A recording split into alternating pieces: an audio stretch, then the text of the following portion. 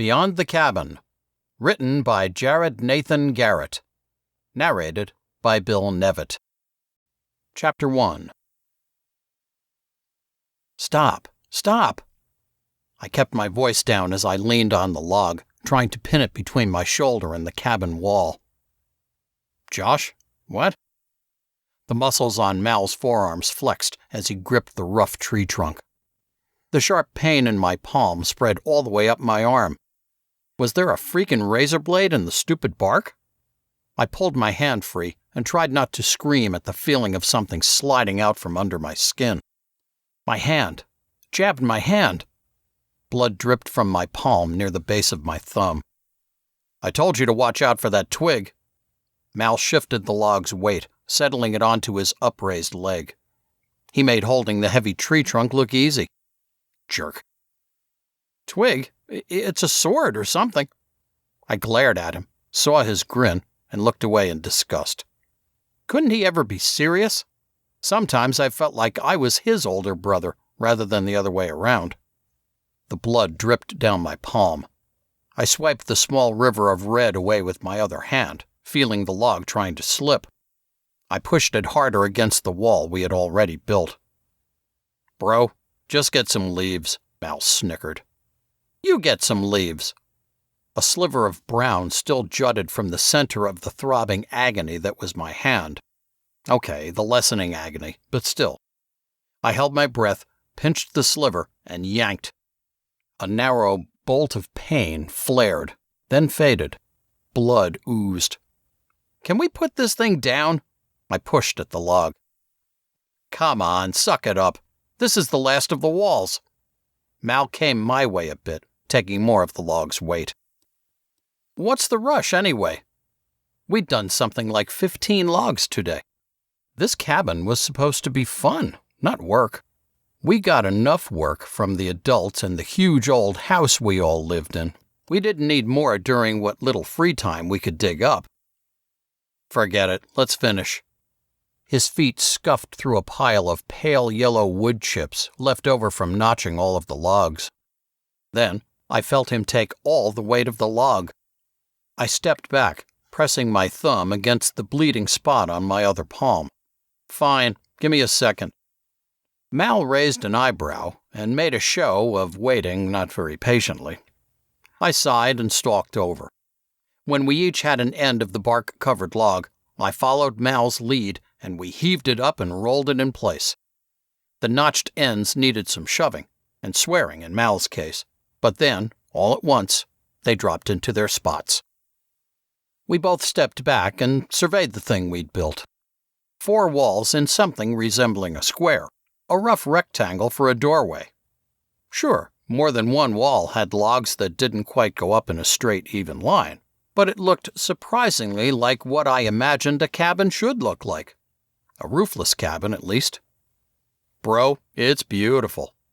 I heard heavy sarcasm in Mal's voice. Yeah, I tried to think of a good comeback, but came up empty. Like usual. The cabin was beautiful. Not pretty or anything, but since Mal had come up with the idea, we'd spent a ton of time together out here in the woods. Away from Miriam. Away from adults who seemed like they enjoyed making our lives miserable.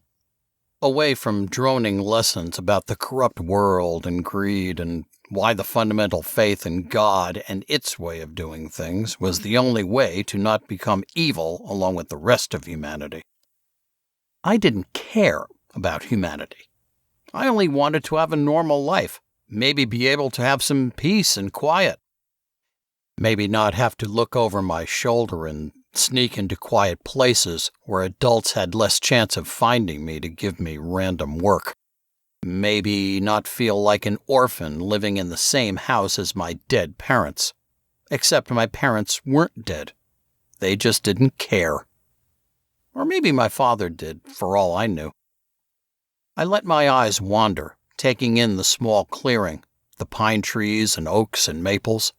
Wood chips and shavings littered the ground, kicked all over during the last few weeks. Clean, green-smelling air filled my nose. Sometimes I could swear the air here in the woods tasted different from the stuff in the crowded house we lived in. We gotta get out of here. I glanced at Mal. What? We have to get back. Had I forgotten something? Was it already time to go back for dinner? Josh, no, he laughed. I mean, out of the faith. Out of this weird, messed up cult. I know, we'll get out. As soon as we can. I looked at his face. I wondered if he looked like his father. Our older brother, Aaron, looked so much like Miriam, it was weird. But Mal looked way different. Did Mal even remember his father? It's got to be sooner. Mal paced, kicking piles of wood bits. He grabbed the hatchet we'd stolen from one of the sheds near the house. I'm going crazy here. I know. He talked about it all the time. I couldn't remember him talking about anything else, except for when we were building this cabin. He hated the faith. I swallowed. Do you remember your father? Mal stopped, his head turning quicker than his body as he faced me. Yeah, I do. He swore. That's the most ridiculous thing. Miriam's always talking about being good, genuine people. Genuine. She loved that word. Almost as much as she loved authentic. But how is her trashing the family we had, taking me away from my dad, and making this cult good or genuine? I mean, Dad wasn't the best, and he sometimes... Mal trailed off. He glared at the sky. Doesn't matter. Point is that this thing is screwed. Aaron's dad left. We don't even know who your dad is. These people spend their days begging for money for some charitable cause I don't even see us doing. I kind of zoned out. When Mal got going, he tended to rant. I mean, I believed him. He was the only one of the kids that hadn't been born in the faith. Except maybe Esther. Nobody knew anything about Esther's family. Family. Yeah. What did that even mean? Wake up! Mal flung the hatchet at the cabin. It bounced off with a metal clang and into one of the piles of branches we made. He started after it. You were off in dreamy land again, and you didn't even have a book. Sorry, I muttered. It's like a superpower. Too bad I didn't have a real superpower. Like flying. If I could fly, I could do whatever I wanted. Nobody could bug me. And now you're thinking about Superman. He tossed the hatchet in through the doorway. No, I'm not. Don't deny it. Mal bumped my shoulder and started into the woods. I let him get ahead of me. It was about a 20-minute walk back to the house. We'd chosen a spot really deep in the woods so nobody would find us or hear us building the cabin. It was going to be our place, our private place, to go and get away from Miriam and Abraham and the rest of the adults. We'll get some rafters on that thing, and then we can figure out a roof, Mal said, his voice sounding like it was almost bouncing off the trunks of the trees around us. He led the way between trees and around bushes, following no real path. We decided not to go the same way to the cabin very often, so that we didn't make an obvious path to it.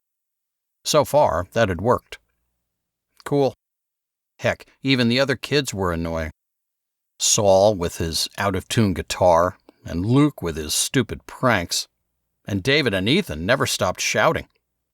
At least the little girls, Sarah and Rachel, pretty much stayed out of sight, along with Mary, although she was older than them, but still younger than me. I'm actually one of the older kids now. Not that anybody cares about that. And when we get out, I'll get a job. Maybe we'll go to Philly or something. Mal snapped a skinny branch off a tree as he walked past it. Or leave the state, like go to Virginia or something. Virginia had tons of horse farms. That would be awesome. Virginia? Seriously? Why would we go there? Mal's laughter trickled back, and I realized I'd let him get kind of far ahead of me. I walked faster. Not even Mal would understand. He didn't read as much as me. Nobody did. Our weekly library trips were the only bright spot in the week, except for out here in the woods with Mal. I told him he should read The Black Stallion. But he'd laughed, saying he already lived in a fantasy, and why would he want to read stories? I gave up on trying to explain a while ago. It was impossible to describe it, the peace and excitement and stuff. Sometimes the books made it worse, though, like Bridge to Terabithia. I still couldn't believe I'd cried so much. But it wasn't because the book was sad. Jesse had been heartbroken, but he had a family, messed up though it was. And his sisters were terrible, but even in the hard times, they were a family. His mother and father had problems too, but I wondered what that would be like, having people like that. We'll get out before we go crazy, okay? I laughed. Too late for you. True enough, he called back, bursting into laughter. At least I had Mal. Chapter 2. Miriam's voice rang off the dark hardwood and drafty windows of the ancient house. I winced.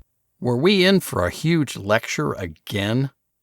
As I stepped onto the landing, I considered going back into my room, not going downstairs. Wow, who was she so mad at? I tasted burnt toast in the air as I crept to the stairs. A weird picture came to mind. Miriam's burning eyes cooking bread until it was charcoal brick. Blinking the image away, I tried to make out actual words. What was going on? I eased down each step, carefully placing my feet on the inside edges of the stairs so they didn't creak as loudly. Although, when you lived in a 120-year-old house, it was pretty much impossible to find a place in it that didn't creak.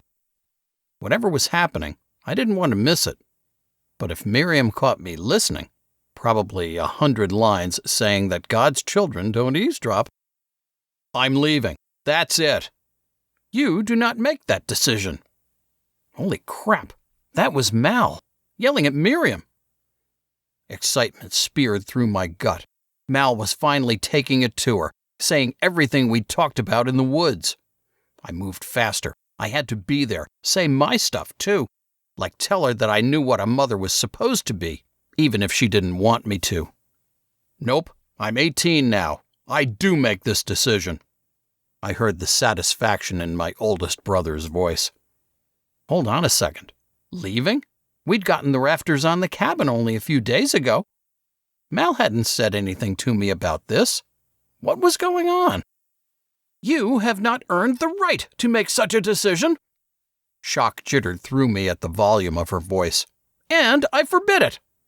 A short pause. Maybe when you're more mature, we can talk again.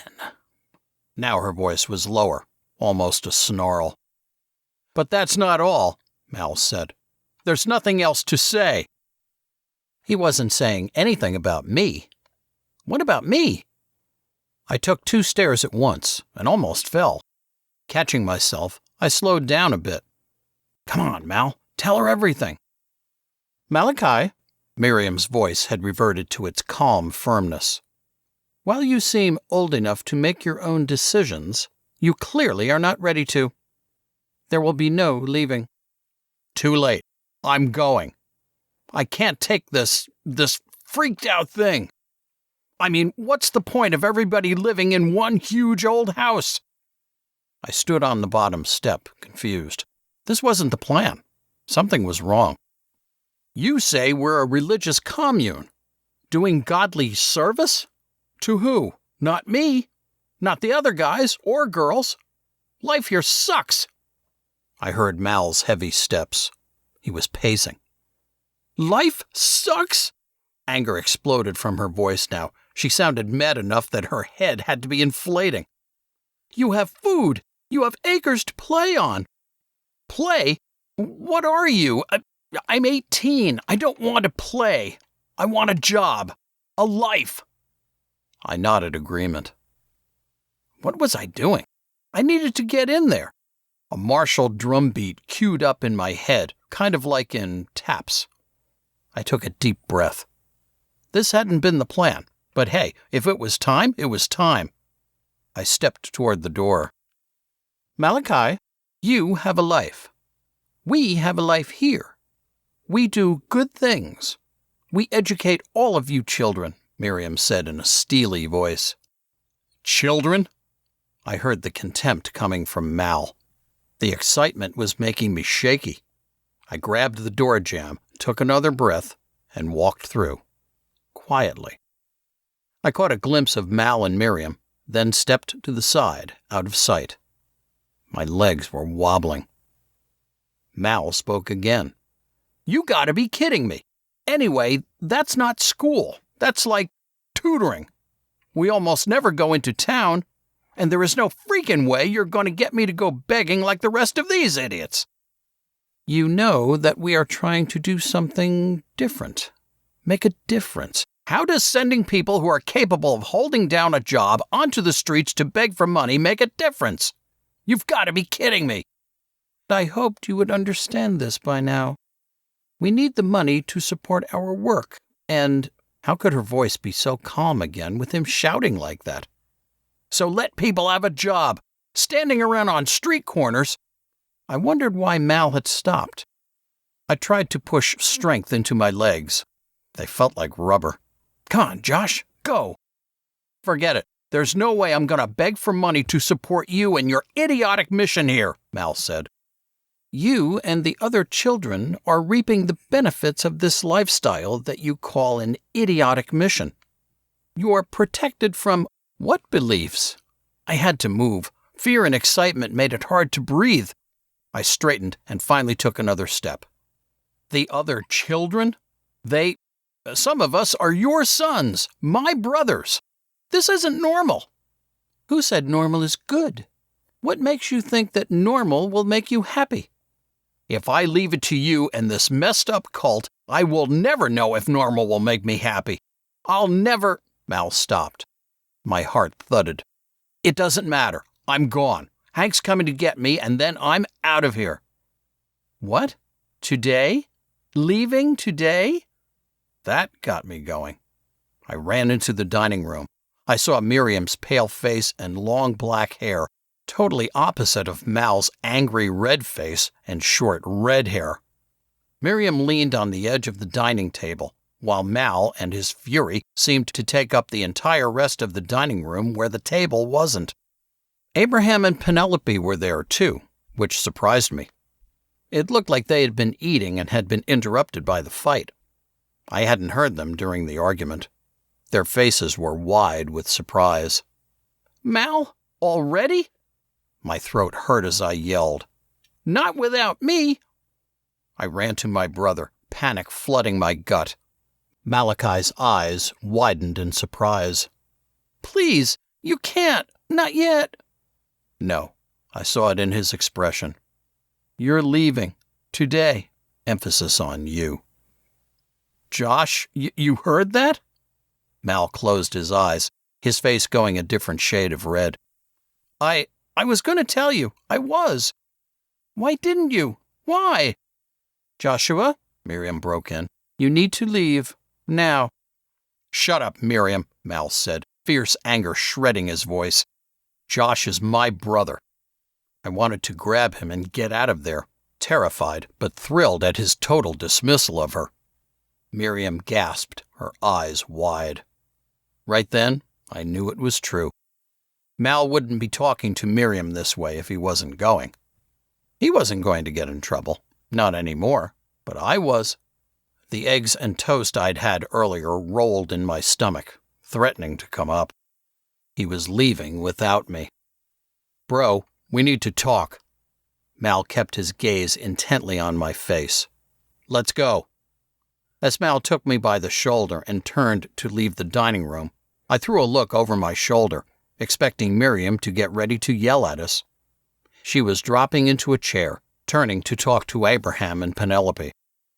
I silently followed Mal out the front door, across the old, warped porch boards and to the gravel walk that led to the driveway. The smells of the Pennsylvania early summer day assaulted me, the sweet grass, the tangy smell of the pine trees. The dust kicked up from the gravel tasted gray. Mal led the way down the hill. Sunlight painted the water of the goose pond white. the reflected dark green of the firs surrounding the pond shimmering as geese swam. I felt like there was a storm in my head. Mal spoke as we walked, but I kept thinking of things I should say, arguments I could use to make him stay for a while. But I couldn't hold on to them for long enough to get the courage to say them. At the bottom of the hill, I sat on a stone bench at the water's edge as Mal talked and paced. I mean, do you even realize how weird our life is? Mal stopped pacing in circles. His expression felt heavy. I swallowed and cleared my tight throat. You've said it's weird. Lots. In the woods. I sound like a moron. But how am I supposed to know what's weird and what's not? Yeah, at the cabin, Mal said. He seemed to notice something. Maybe my twinge at his mention of the cabin. I watched his face soften. Josh, I know. I'm sorry. I followed his movement as he sat down next to me, close enough for me to feel his warmth in the still cool day. Hey, Mal said. Look, I really meant to tell you. I was going to last week when we put the rafters in. Why didn't you? I felt like breaking something. And how am I supposed to finish the cabin by myself? My voice cracked, my throat squeezing shut. I clenched my teeth, holding back the last question. And why can't you wait long enough so I can go with you? Hey, Josh, I'll be around, I promise. His arm, warm and familiar, stretched across my shoulder. I shrugged his arm off. But today? Why didn't you tell me? My voice cut loudly through the bright day as anger flared in me. It felt good, like I was fighting back, taking a bit of control. How could he leave me? I don't know. I guess we were having a good time, and I didn't want to ruin it. Mal seemed to understand how lame that sounded and lapsed into silence. In the quiet moment, a tune from a movie soundtrack played right at the level of consciousness. It was like something from The Mission. High-toned wind instruments were accompanied by some kind of deep-stringed instrument. The notes were quiet, but I remembered the emotional power of the scenes in the movie. Strangely, I noticed that it kind of matched the surrounding Pennsylvania forest. In the silence, I took a mental step back and tried to see the picture of me and Mal sitting on the stone bench. Rippling water, geese honking quietly in the reflection of tall pine trees, Mal's tall body sitting next to what I figured was my small, rounder form. Mal called me stout, but I knew the truth. I could almost see it as if I were watching us in a movie. I mean, Mal said, bringing me back, it's not like I won't come and see you, and Aaron. You're my brothers. And I'll find a way to get you out, both of you. He shoved my right shoulder. These idiots might not care about family, but I do. Idiots is right, I said, nodding, relief cooling me a little. He'll come back for me. It'll be okay. Then why did I feel like life was ending? Like I would be all alone now? I had to convince myself to stop worrying. Miriam's going to be so mad. Total whack jobs, Mal said. Numbnuts, I said. Twits on a string. I burst into laughter. It seemed to loosen something in my chest. I coughed. What kind of string? I asked, taking my normal part and waiting for the final punchline. A jump rope, dipped in tar, burning. This time, the image didn't make me laugh. The quiet music running in my head swelled into a dramatic crescendo, then cut off. The image seemed perfect. I nodded, dipped in tar and burning. And they don't know they have to get off. I'm getting off, Josh. I turned to Mal. His voice sounded like stone. But I'm not going to leave you. I gotta make money, get my own place, and I'll be back for you. Hey, what's going on? Mal and I both looked up the hill. Aaron rounded the side of the house nearest to the decrepit stone outbuildings that sat near the woods at the top of the hill. He jogged down the hill. What happened? I heard Mal's expulsion of breath. Nothing. Don't worry about it. I heard shouting. Aaron's eyes rested first on Mal and then on me. I watched him closely, wondering if my other half-brother would show any emotion here.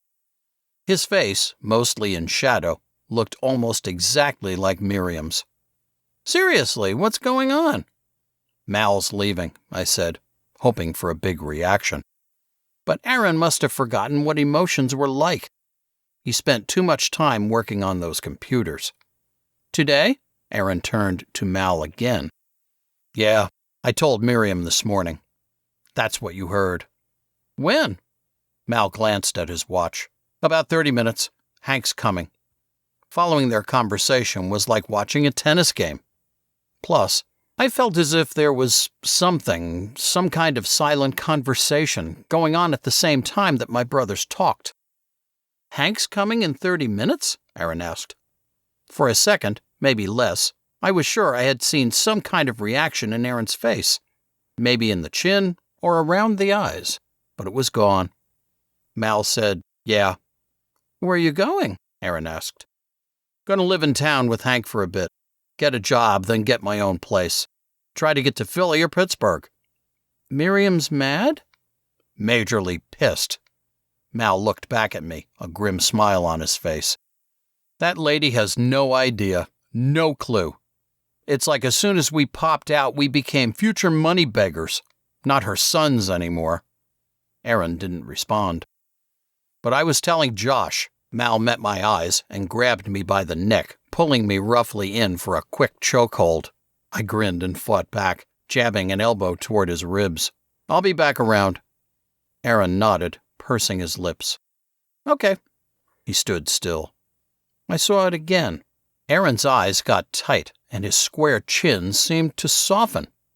But like before, the moment passed quickly. Aaron shrugged and let out a breath. "Well, I gotta get back to it. Computer's acting funny." We watched Aaron turn and head back up the hill. "He's kind of a weird one, isn't he? Our brother," Mal said. "Yeah, it's like he doesn't feel or something," I said. "Right." Mal looked over my right shoulder. "Yeah, but sometimes, there's more going on there." "What? More what? He's a walking computer." "Sure, without the keyboard, but—" Mal turned his gaze to me. "You know what? Give him a break sometimes, okay?"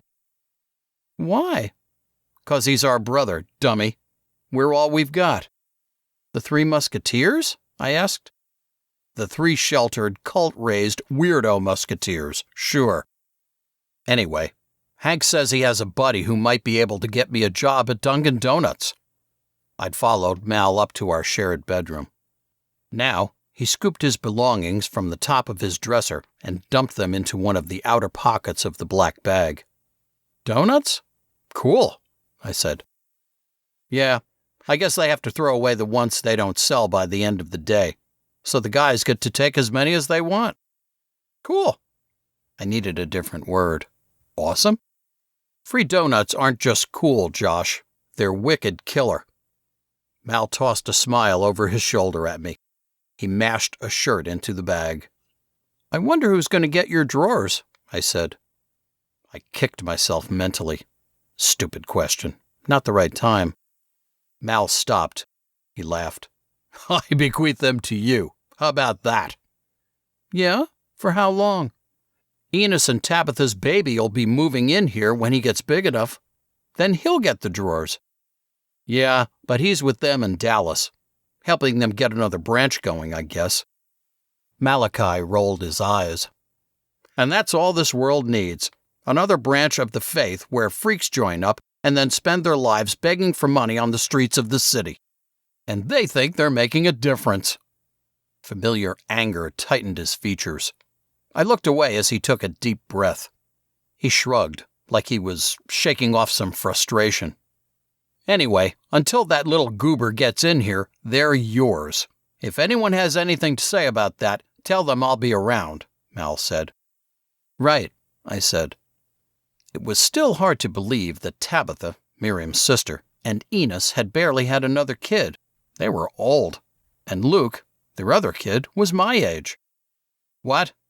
Mal must have seen me shaking my head. Luke's our cousin, Tabitha's our aunt, and that makes Enos our uncle. Mal pushed out his chin and raised a hand. We're all family here, he said, adopting a weird accent. I snorted. But we're all strangers, too, living in the same house. And don't forget the girls down the hall, Mal said, grinning. 4 girls who are kind of like our sisters, but aren't really. So if you think one's cute, you could do something with her, but it would be totally weird. Mal, come on. That's wrong. Mal was laughing now as he zipped up his bag. Maybe so. He hefted the bag. Well, I don't know. Esther? She's actually pretty cute. Esther? Are you kidding? She's the bossiest person in the world. Yeah, but she looks good doing it, Mal said. Hey, bro, she's 17. She's got a great body. Blonde hair, green eyes, no blood relation? That we know of. I burst out laughing. That was the thing. In my head, I could easily admit that I'd noticed how Esther's waist curved so nicely. But it was weird. We had all grown up together in the same house. The girls' room was 2 doors down from the room we boys shared. I had known them my entire life. Every day, there they were. Yeah, that we know of. I still don't know who my father is. Mal stood straight and rigid. And that's the biggest messed up thing about this whole stupid cult. Those grown-ups get together, pop out kids, and forget them. How's that doing anybody any good? His jaw tightened. You don't know your dad, mine's long gone, and Aaron had to ask Miriam who his father was. He swore. What a joke. I know. And it's Ezekiel. That guy's an ass. I had a thought. We don't even look like brothers. Doesn't matter, Mal said. We are. You, me, and Aaron. We're brothers. Same mother, 3 different dads. But hey, half-brothers are still brothers. Mal hefted a smaller bag and held it up. Will you get this? Hank's going to be here any minute. Trying to force away images of life without Mal, I followed him out the door and headed toward the stairs. I caught myself browsing movie soundtracks in my head and pushed the thoughts away. Not now. This wasn't a stupid movie. I followed Mal toward the stairs, but Mal turned suddenly, stopped on the landing, and looked over the railing to the foyer and living room of the huge house. I took a spot to his left. After some silence, I looked up and noticed that Mal had wet eyes. It's not easy, Mal said. What? This, leaving. Then don't go yet. Wait for me. I can't. I'm dying here. But what? Mal turned to me and offered a goofy grin. It's kind of scary. What? What could possibly be scaring about leaving this dumb house? What do you mean? Mal stood there, the black canvas bag in one hand, slung over a shoulder. I stood watching him, wondering if he was going to answer. The smell of burnt toast still lingered in the air. It's going to be different. Here I know what to expect. Boring rules, same thing every day. Out there, though, I don't really know, Mal said, looking back over the rail at the living room, which was dimly lit by the light coming through the south-facing windows. So, different scary? I looked over the rail, too, seeing the 3 drab old couches that took up much of the living room space. Cat hair covered pretty much every surface of those couches. Different from this is scary? Bro, shut up, Mal said, pushing me with his hip and shaking his head. He turned and headed down the creaking stairs. I followed. As I descended the stairs behind my brother, something rose in my chest and throat. My mouth filled with a sour, metallic taste. I took a deep breath and held it, trying to swallow the strange taste. Mal's back, covered by a black t-shirt, rose gently, then dropped with each step. Unbidden, another soundtrack, quiet piano joined by a violin, swelled in my mind. I didn't push it away. Is this the last time I'll see you for a while? You're back? Is this what I should remember? I forced the morbid thought down, but couldn't take my eyes away. In the dim light, I could see Mal's clean-shaven neck and his neatly trimmed blonde hair. Got a haircut from Ruth. Getting ready for the big day. Why did I already feel so alone? I wished I could be mad at him, but I knew how much he hated the faith. And honestly, maybe it would be good for him to not get so pissed off every day. Leaving might be the best thing for him. Sucked for me, though. "What's up? You're all quiet," Mal said. "Nothing." The bag I held bumped into the posts holding the railing up. "Just thinking." "I'm gonna come around. I will." "I know." "Then stop sounding like you're going to a funeral." "I'm not." "That's better," Mal said. At the bottom of the stairs, Mal continued to the front door. "You don't want to say goodbye?" I asked. The moment was coming too fast. "To who?" "I don't know." I shrugged. "Miriam?" "Hell no," Mal said, turning his face to me. She doesn't deserve another second of my time. Besides, I don't think she even cares." "Then why'd she get mad at you this morning?" I asked, knowing the answer. I knew it was cheesy to fall back on our routines, but it felt good. "You know." I never got tired of the feeling that Mal could read my thoughts, that we were close enough to be able to have that bond. "No, I don't," I said, making a dumb face at him. "Say it with me now," Mal said, settling into the routine. We waited a beat, then said it together. "Control." "She's pissed off that she won't have control over me anymore. Hell, she hasn't had control over me for years," Mal said. He bent down to scratch the head of the black cat rubbing itself along his legs. "I'll see you later, Waffen." He stayed there a moment, shaking his head. I heard him mutter, "A cat named Waffen. Unbelievable." He straightened, reaching for the doorknob. "Malachi?" We both turned at the voice. Joan, the only adult who seemed like she had a soul, was crossing from the dining area to the living room, her sneakered feet whispering on the thick gray carpet. She stopped, her small, slightly round body moving forward and backward with each deep breath. "Malachi, you're leaving?" "Yeah," Mal said. "I wish you wouldn't," Joan said. Mal shrugged, making a face. What do you want me to say? I gotta get out of here." "What will you do?" Joan asked.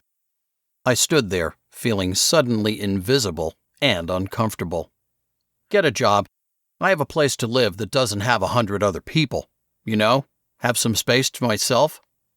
"Are you sure about this?" As Mal answered, I glanced at Joan, who was so short that I was already an inch taller than her. "It's been a long time coming," Mal said. Silence seemed to spread from the foyer to the living room and beyond. I wondered at the quiet house. The adults who went to the city to get donations for the cult's work during the week should have been around on a Saturday. Maybe they were hiding, shocked that Mal would defy Miriam. But the other kids should have been making noise. Saul seemed like he spent every Saturday in the living room plunking at his guitar, but he wasn't around. I'll bet Miriam told someone to keep everyone away so there wasn't a fuss. Jeez. "You weren't going to leave without saying goodbye, were you?" Joan asked. "He's coming back," I said. At Joan's surprised look, I said, "I mean, not for good, but he's going to come around." Mal nodded. "Yeah." "But I still get a hug?" Joan asked. Mal smiled and leaned down, wrapping his long arms around Joan's small form. "Of course." "Good," Joan said, her voice muffled by Mal's shoulder. "You have to take care, okay? Be careful." "I know, Joan. I'm going to be fine." As Joan walked back toward the kitchen, Mal said, "I think she may be the only real human of the whole group of idiot adults." I nodded my agreement and followed him onto the porch. I sometimes wondered why Joan was like that. Not that I minded. I knew I really shouldn't be into hugs or anything like that, but it was nice to have someone actually seem to care. She was easily the nicest of the grown-ups. As Mal led the way down towards the driveway, the Faith's other cat moseyed by, headed toward the stone outbuildings. Sarah's getting breakfast. I figured that the old buildings, off-limits to us kids, must seem like a paradise for ignorant mice, but they were also like a buffet for a cat like Zara. Chewy, running back and forth on his zip line that was fastened to 2 big trees, started barking. 3 cats, 2 dogs, and a bunch of geese in the pond. Not to mention all the people crammed in the house. Sometimes I felt like I lived in a zoo. The car that Chewy must have been hearing appeared. I hurried to catch up to Mal. "That's Hank." Mal pointed his chin at the small green car speeding up the drive. "Yeah. Bro, I have to do this." The car pulled to a stop in front of us. "Yeah." I felt like my thoughts were suddenly frozen. The violins and stuff that had been playing in my head faded. I stared at a rust spot on the hood of the little green car. "Josh." I heard Mal's voice, but didn't really register what he said. "Josh." "What?" I broke away from the sight of the rust spot. I smelled a combination of the old green car's exhaust and the clean, sweet smell of the pine trees around the house. "What?" "I gotta go," Mal said. He gestured toward the car with his chin while a guy as tall as Mal clambered out of the driver's seat. The guy was smoking. "Hey, Hank," Mal called, then turned back to me. "Dude," Hank said, tossing his head at me in greeting. "I gotta go," Mal repeated. "Okay." I tried to say goodbye, but my throat was too tight. I handed Mal the small bag I had been carrying and walked back toward the house. "Josh?" "What?" My brain still felt slow. I faced my brother. I wished he wasn't going. "Where are you going?" "Back in." "Bro, what are you doing?" Mal's arms, now empty, spread wide. I blinked. It was real. Mal was leaving. I had to say goodbye. "He'll be back. He'll come around." I took the few steps back to him and hugged him tightly. Mal's arms wrapped around me and squeezed. I felt strength. I felt hundreds of empty, alone days stretching ahead of me. After a minute, Mal said, "I'll come around, but I gotta go now." I nodded. "He'll come around." "Bro, you're killing me here," Mal said, feigning being out of breath. I stepped back from him. Blood flowed back into my arms. "Sorry." "I'll see you soon." "All right," I said. "I can't talk. I should say something cool. Something to make this better." "Don't worry. It'll be fine," Mal said, opening the passenger door of the car. I swallowed. I remembered I was hungry. "Okay.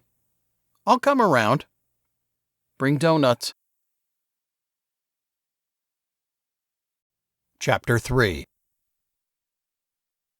The car kicked up small clouds of dust as it rolled down the gravel driveway. I headed back to the rough wooden porch and watched the car disappear into the woods. My stomach reminded me it was empty, so I made for the kitchen. But as I turned, movement caught the corner of my eye, and I glanced toward the woods that Hank's car had driven into. At that moment, Mal leapt from the woods, his arms wide, a huge grin on his face. He'd been kidding. A big joke. My heart surged, and I took a step toward him. I blinked. He was gone. I stared at the spot Mal had leapt from. Frantically, I scanned the open space between the woods and the house. What the heck? I'd imagined it. Or hallucinated, or something. What was that all about? Feeling kind of shaky, I went into the house. Maybe it was a lack of food. Maybe I was going nuts. I slapped together a sandwich and had taken a big bite when I heard Miriam's voice cut through the house. Somehow, she wasn't shouting, but her voice seemed like it would carry all the way to the darkest corners of the attic. Children, come to the living room."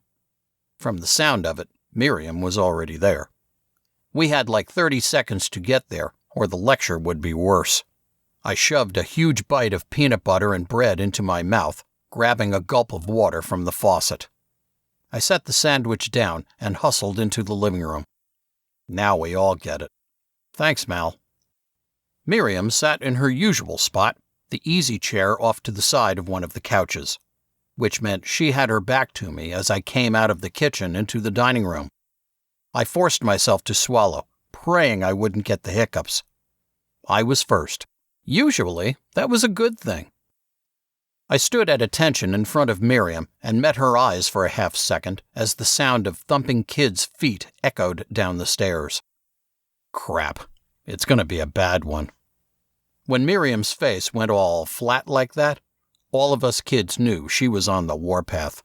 Usually, we tried to stay out of her way. But you couldn't stay away if she ordered you to the living room. Was this what it felt like to have a firing squad aimed at you? Luke, walking fast, took the spot at my left, followed by Saul slipping into place on my right. I avoided looking at him, since I would have had to crane my head up. The kid was tall like his father, Abraham. Is my father tall? I had no way of knowing. I was already as tall as Miriam, but would I get taller than her? Did sons usually get taller than their mothers?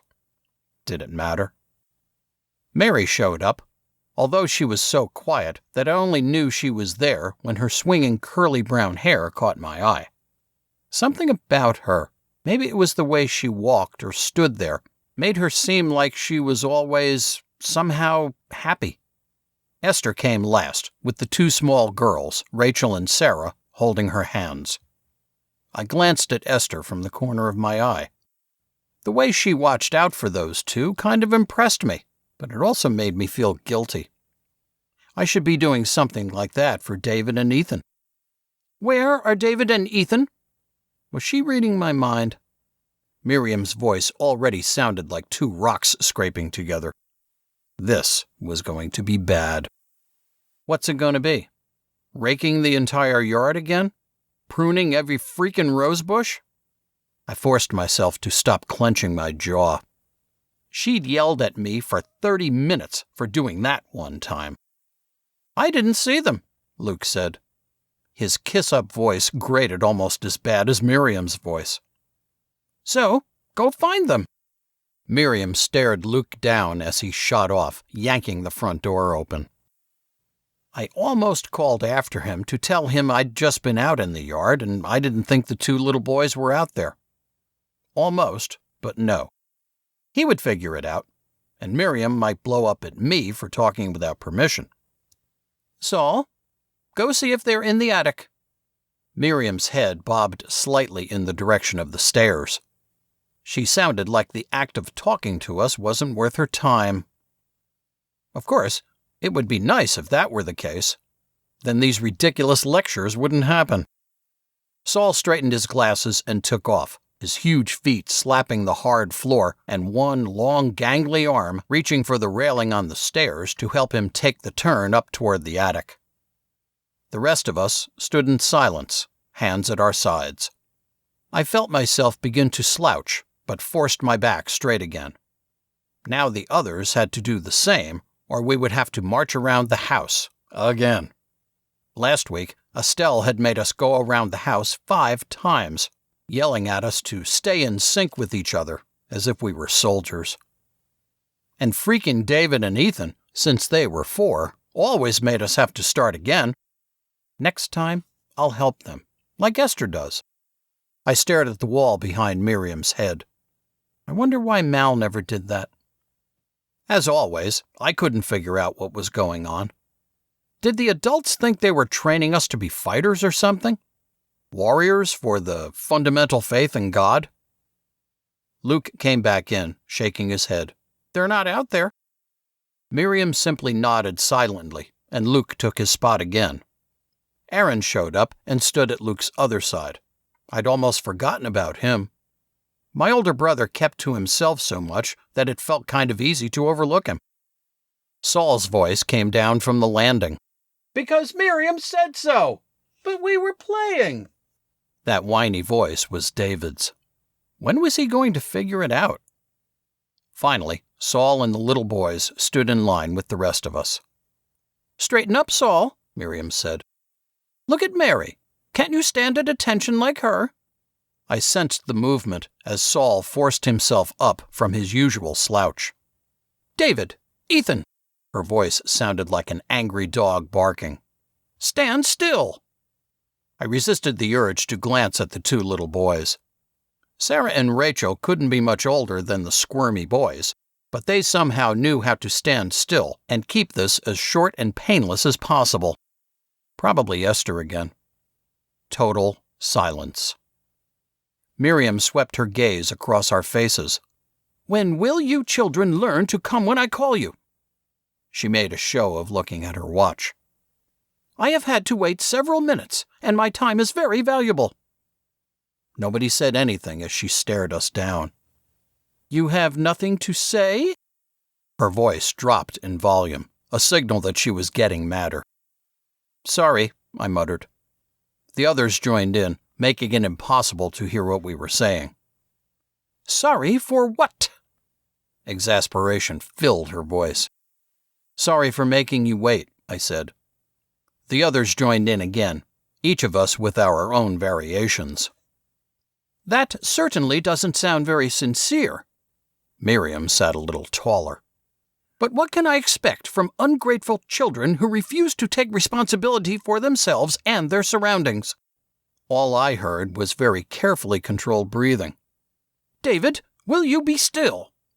Her voice slashed through the space between her and the line of kids. So, what do I do with children who are always ungrateful and disrespectful? She let that sink in as she trapped somebody over to my right in her angry stare. Did you think that you could treat everything you're given with no respect? Do you somehow think I won't notice when your rooms are a pigsty? I had no idea how to respond. Did she want us to answer? I fought the urge to look at the others. Did they know if we were supposed to answer? Standing in this line without Mal felt different, like there had been a tree I could hold on to before, but that now I could fall over any second. Besides, what was she talking about? Our room was clean, or had somebody forgotten to make their bed? Had I forgotten to make sure Ethan did his bed? Maybe Saul had forgotten to help David. Your beds are a mess, in both rooms, and there are clothes shoved haphazardly into your drawers. Most of your drawers won't even close. Miriam glared at us, somehow making it seem like she was looking at everyone at the same time. How did she do that? David, since you cannot be still, you will stand in the corner. No, not now. David jerked back into place. Boys, the bathroom in your room stinks. And girls, your towels are crumpled to one side of the racks. They will not dry properly that way. We stood silently, waiting for what we all knew was coming. Miriam caught my eye, still glaring. We give you all of this. We feed you, teach you, make sure you have a roof over your heads. And you spurn it all and treat it like garbage. She sucked in a loud breath. You are ungrateful and unbelievably disrespectful, and it will not stand. Here we go. Please, not the rose bushes. I felt like I still had a thorn in one of my fingers from the last time. You will make your rooms pristine, immediately. She spoke quickly, maybe thinking we were all about to take off to obey her right away. And, after that, you will wash every window in the house, inside and out. Nobody will stop working until all of it is done. And when it is done, David, you will return to the living room and stand in the regular corner. 30 minutes. You must learn to hold still. Holy piss. I pictured the house trying to count up all the windows in the huge thing. That was going to take forever. And poor David. And you will keep your rooms clean. For all we do for you, you can at least do that, Miriam said. All you do for us? I tried to think of one nice thing that Miriam or any other adult in the faith had ever done for me. Sure, they made food and we had a place to sleep. But wasn't it against the law to not feed kids? She was even my mother, although what did that mean anyway? Was she supposed to, hug me or something? What would that even be like? I shoved the stupid idea away. No, all you do is yell at us and treat us like a cross between slaves and messed up soldiers in training. After what had to be a full minute as Miriam glared at us more, letting her words sink in, she sighed loudly. Rooms first, then windows. Move it. She stood and crossed the living room as all 9 of us made for the stairs. Well, all of us except for Aaron, who headed back to the computer room. I wondered if he was going to help clean windows. The next 3 hours were ammonia and vinegar-scented misery. Most Saturdays, Mal and I would go work on the cabin. But no, he was gone, and I was stuck cleaning windows with foul-smelling blue stuff and tattered rags. By the time we were done, I had a pounding headache from the glass cleaner, and I knew my hands would stink of the stuff for days. As usual, I'd been stuck with David and Ethan. Trying to get them to work sucked, so I made them stick close while I did all of it. Did Rachel and Sarah help Mary and Esther?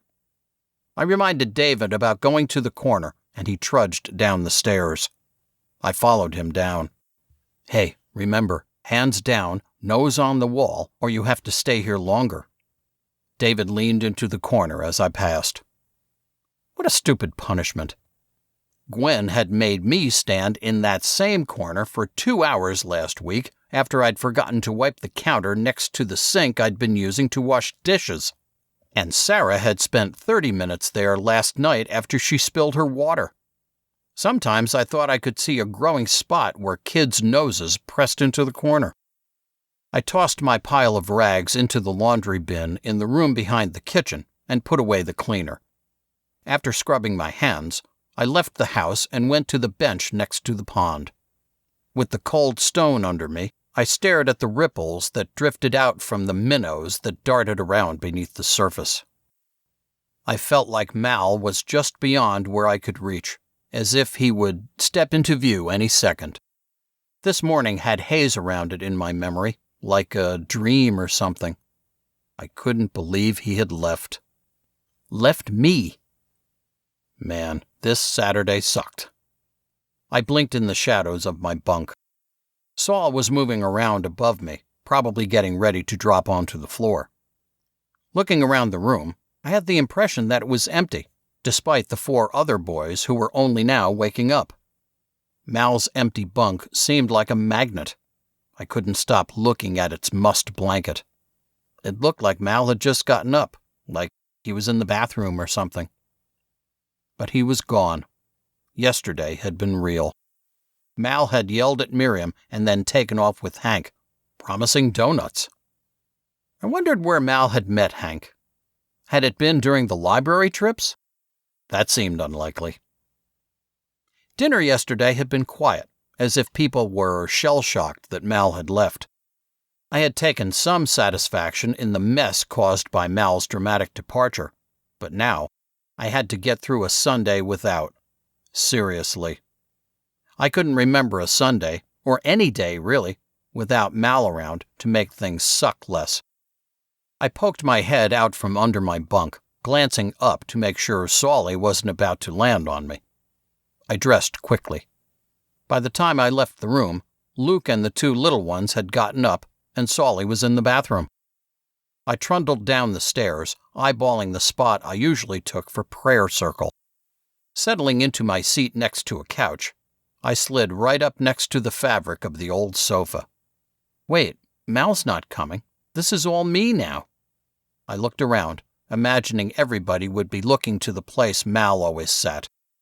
I slid away from the couch, taking up more of the choice seat. Mal's voice came to me in a memory. He had explained very clearly why this was the best spot to park in for prayer circle. You're close to the door, so you can jet as soon as the stupid thing's over, Mal had said, without having to dodge anyone else. And you're kind of low and hidden by the couch, so nobody notices you. Nobody's getting this spot, at least until I can get out of here. I needed my next birthday to not be only my 15th. I crossed my arms and leaned forward onto my knees, waiting for the prayer circle to begin. I heard and felt the rest of the kids tromping down the stairs, with the adults arriving in ones and twos as well, and taking their privileged places on the couches. I only raised my head when I heard Miriam's voice, and I only did this because I'd been yelled at for not paying attention during the daily ritual. "God bless you, brothers and sisters." Already bored, I moved my lips in time to the expected response. "God bless you." "What a wonderful Sabbath day we've been given," Miriam said, standing in her usual place in front of her chair. "A perfect day for our weekly worship. I hope that we can all use this morning's prayer circle to prepare our hearts for this afternoon's celebration. Let us open our spirits to the love that awaits us in Scripture." Not that I was surprised, but not even a word about Mal leaving. She had a freaking heart of stone. With that, Miriam turned the meeting over to Abraham, who read from the Bible.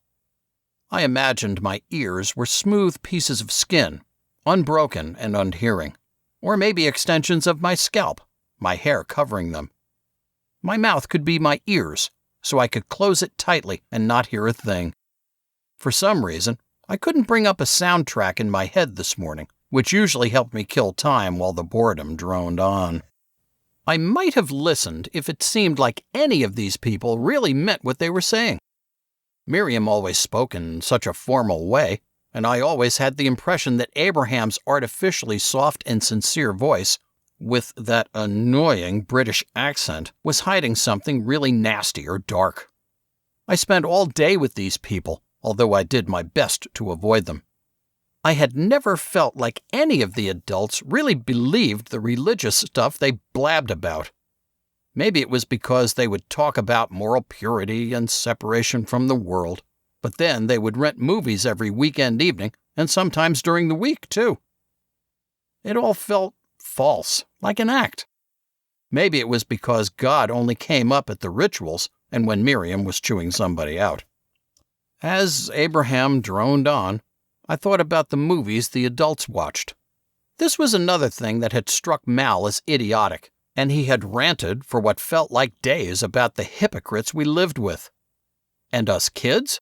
Yeah, they had us and forgot all about us, apparently so they could keep us all safe and free from the harmful influences of the world. But then, they would let us kids watch all kinds of movies too, only forbidding us when the flick was apparently filled with sex. And Mal was right. It didn't make sense if you thought about it.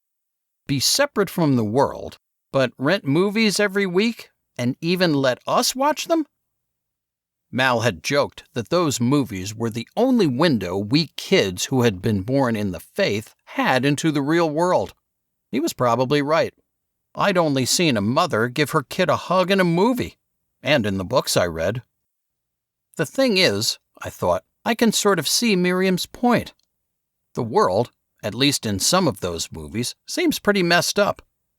But living in a cult, or maybe it's only this one, doesn't seem much better.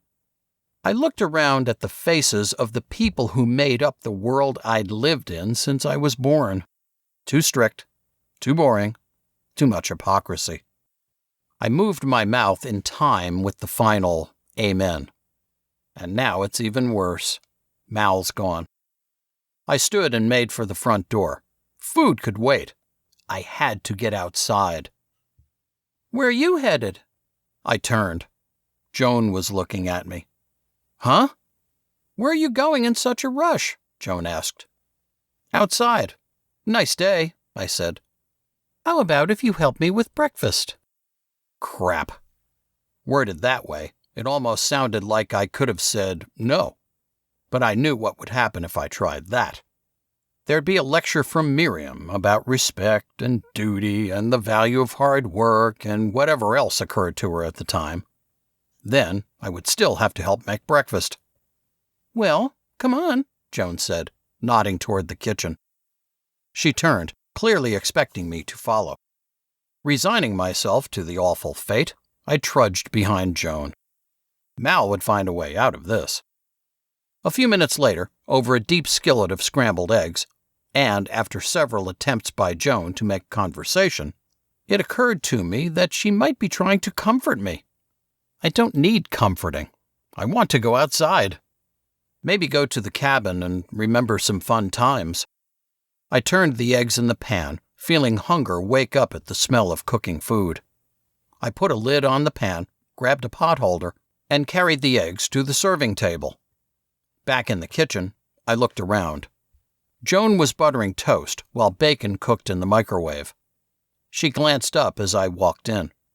"Thank you, Joshua. Why don't you get yourself a plate now?"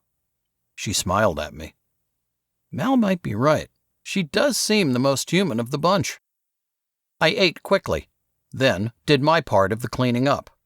Knowing I had to move fast, I darted out of the kitchen area and headed for the stairs, intending to grab a book and go outside, since going to the cabin was out of the question now.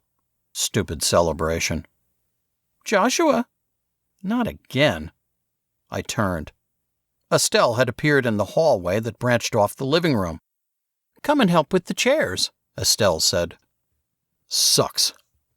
By the time I was done helping Estelle get the celebration room set up, I only had enough time to get changed and come back. I trudged up the stairs. It was insane how much things could change from one day to the next. Mal left, and now I was a slave. How did he do it? I haven't had to help on a Sunday in ages. It had been like a game. A game I obviously had no idea how to play. Mal had always taken the lead in avoiding the work that the adults found for the kids to do. Us against them, Mal had always said.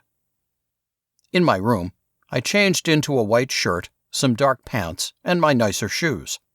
I heard Solly in the bathroom and wondered briefly where Luke was. As I pulled on my shoes, the door burst open and David and Ethan stormed into the room, pushing and laughing. I shook my head at the instant chaos. "Guys," I said, tying my shoes. The two little boys ignored me. "David, Ethan." I waited until they looked at me. They were both 4, but Ethan was much taller than David. "You need to get dressed fast. Remember how much trouble we get in if we're late?" "I know," said David. He trudged to his drawers, followed closely by Ethan. Funny that Ethan was bigger, but David was the leader. "Ethan, I saw your shoes under your bed." I walked through the door, closing it behind me.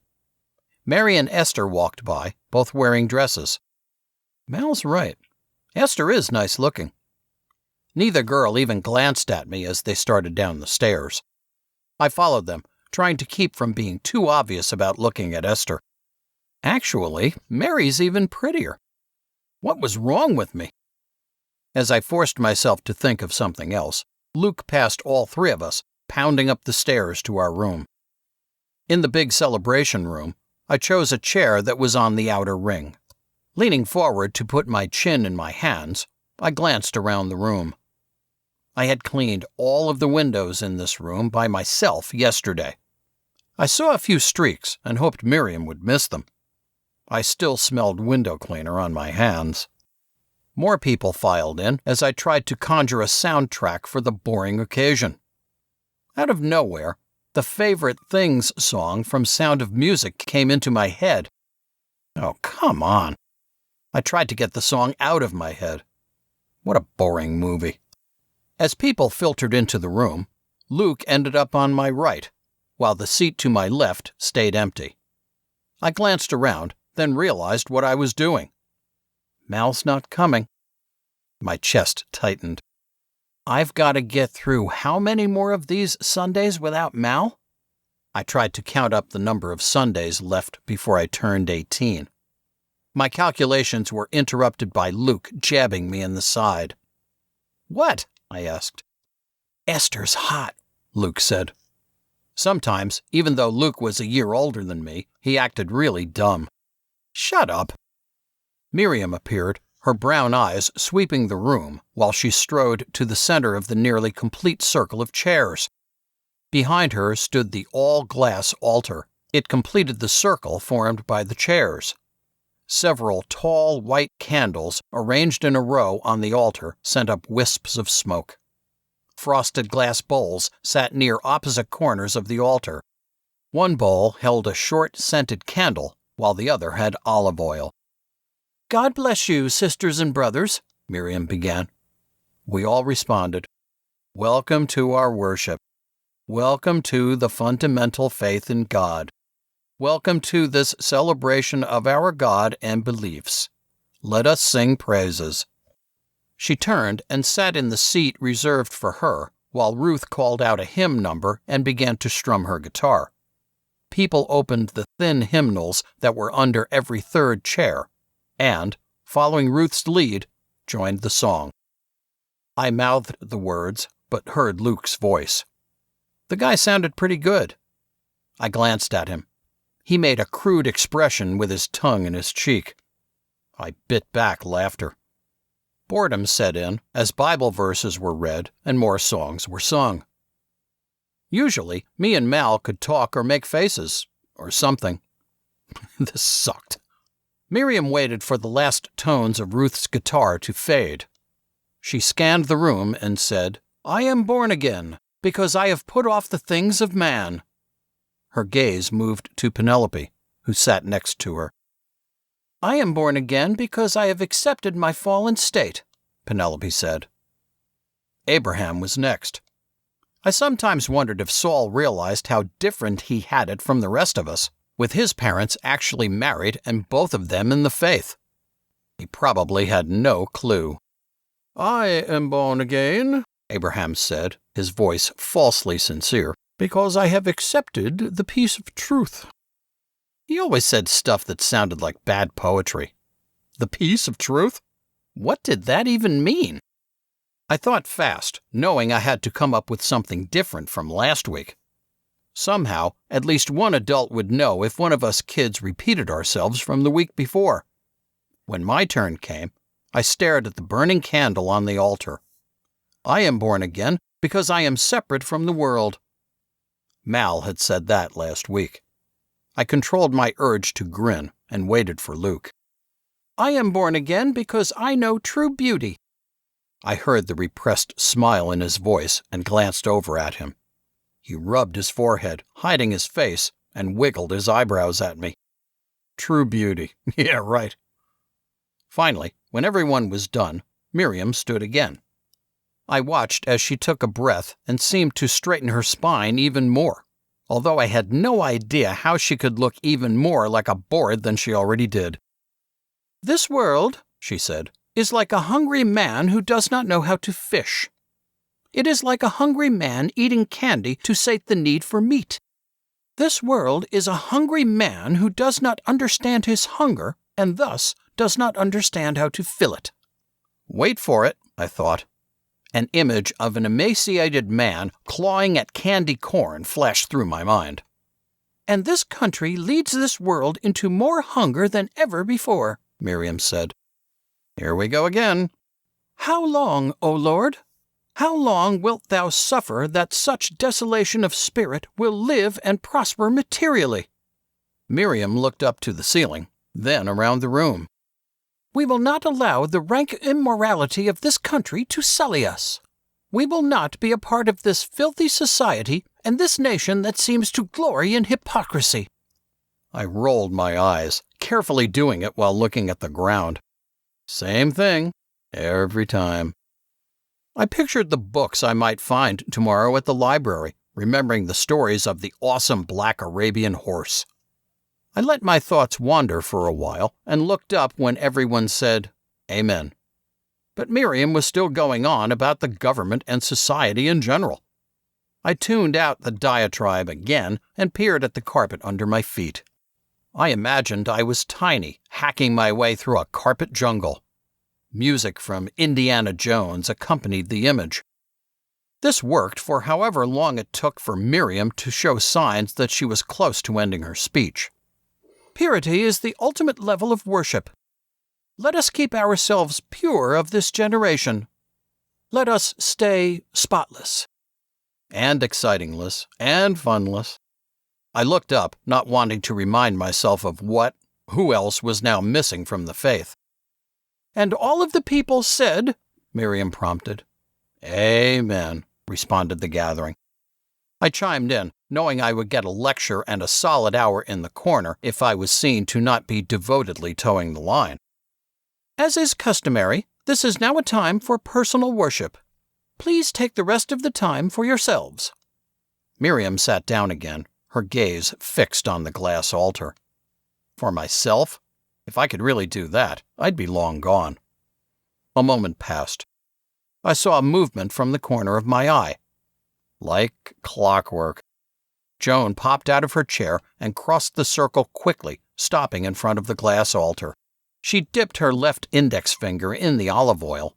Then her right index finger slid quickly through the gently flickering flame of the scented candle. She brought her hands together and bent her head. I wondered if she was really praying, really talking to God, whoever that was. When Abraham, then Ruth, then Estelle and others followed in Joan's wake, each dipping a finger, first in oil, then in flame, I wondered the same.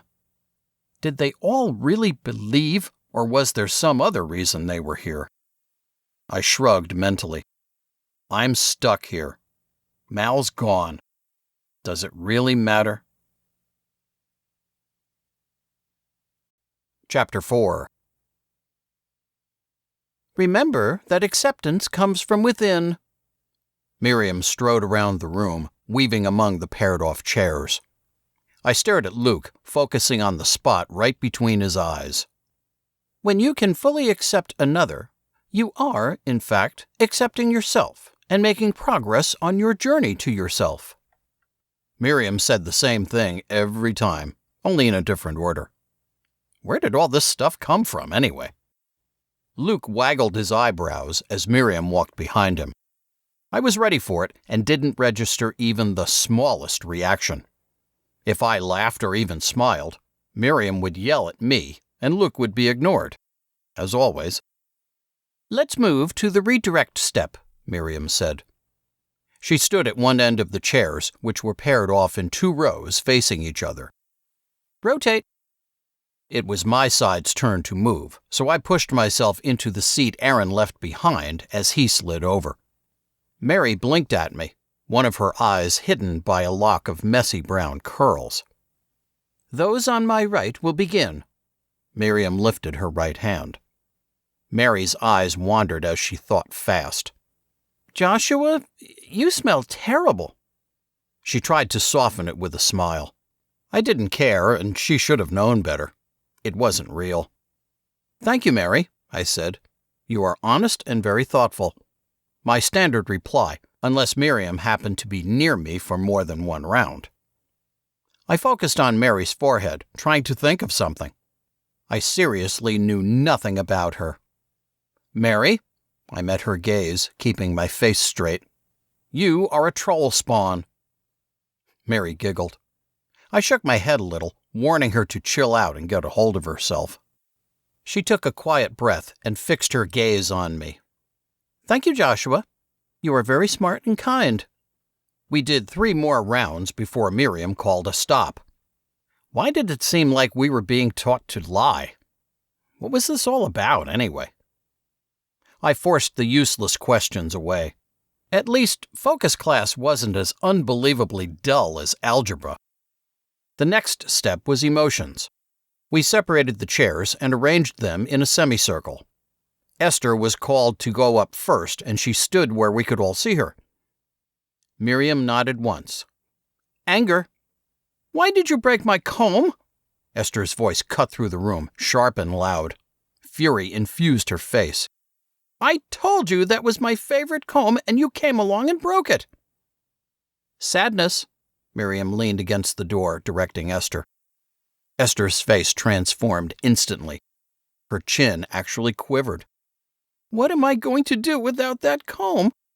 I don't have any money to get a new one. I could have sworn a tear was about to fall. Joy. This continued, and Esther nailed each one. It was as if she had no fear. She had always been that way. If she weren't stuck in the faith, maybe she would be an actress. Joshua? My stomach flipped. Crap. I stood and went to the open end of the semicircle. I sucked at this. Fear? I glanced at Miriam. Fear? That's not an emotion. Joshua, fear. She glared at me. I shook my arms a little, lifting a hand to my mouth and chewing on a finger. No, please no. I heard the sigh in Miriam's voice. Anger. I shouted something about my book being lost. Miriam cut me off. Joshua, stop acting and feel it. Emotions are a choice. I'd been hearing that my entire life, and I still had no idea what she was talking about. She gave me 3 more, and by the time I was allowed to sit, sweat trickled down my spine, and my face was burning hot. Everybody else seemed to have no problem doing the emotions. Well, except for Saul, who stood there shouting at every emotion dictated. He had yell down pat. The sweat on my back had dried by the time focus ended. Classes were dull beyond description, but at least I didn't have to talk to anyone or in front of anyone. After the library trip, I shot upstairs and let my backpack thump to the floor. I pulled the next book in the horse series out and settled back to read. Before I got a page in, I heard a voice from downstairs. Mal? I set the book down and listened. He'd been gone for 3 weeks and I hadn't heard from him at all. I heard the voice again. Mal! I leapt out of my room to the stairs. Mal stood in the living room talking to Aaron. He heard me and looked up. Bro! I wanted to run down the stairs and grab him, but I forced myself to go slowly. Hey, Mal! Ah, a little cooler, I see, Mal said. I grinned. Shut up. He wrapped me in a hug. I held on, maybe a little too long. How's it going? Mal nodded at Aaron. Talk to you in a bit. He pulled me outside. I noticed he blinked a lot in the bright afternoon sun. He led the way down to the goose pond and then to the woods. We talked about his job and this cute girl that came in every day to get donuts for her office. Her name was Tashina. Bro, girls in the city? Way different from here. He barked a laugh that bounced off the pine trees. Huh? I sped up so I could walk next to him. What do you mean? You have to ask? Oh. I felt the blush creeping up my cheeks. Still a prude, I see, Mal said. He was talking kind of fast. He was even walking a little different. Did living in a city with normal people make you walk with a shake or something? Still a perv, I see, I said, grinning. He loved it when I teased back, said it gave me a spine. I was glad when I could think of a good comeback before a week had passed. The best one in the biz! He barked another laugh. It sounded dry, somehow forced. We chatted about donuts and the parties that Mal was going to in Pittsburgh until we got to the cabin. It was as tall as Mal, with rafters that angled up to the middle, where we had fastened a long log with a bunch of nails and screws. Still no roof? He raised his eyebrows at me. You've been gone like 3 weeks, I said. And you've been reading the entire time. Well, yeah. I didn't want to admit I hadn't been out here since he'd left. It felt right to have him here, but how empty would it feel without him? We talked a little more. 3 weeks out of the faith, and he already seemed older, maybe even a little thinner. Before long, he headed back toward the house. Where are you going? I followed him. Bro, sorry, but I don't have a lot of time. I got to see Aaron really fast and hit the road. Me and Hank are going to a big party in P-Town tonight. He walked so fast I had trouble keeping up. Besides, I don't want to be here when the beggars get home. Are there parties every night? I was already out of breath. If you know where to find them. Mal laughed again. I wondered if I would change that much so fast once I got out of the faith.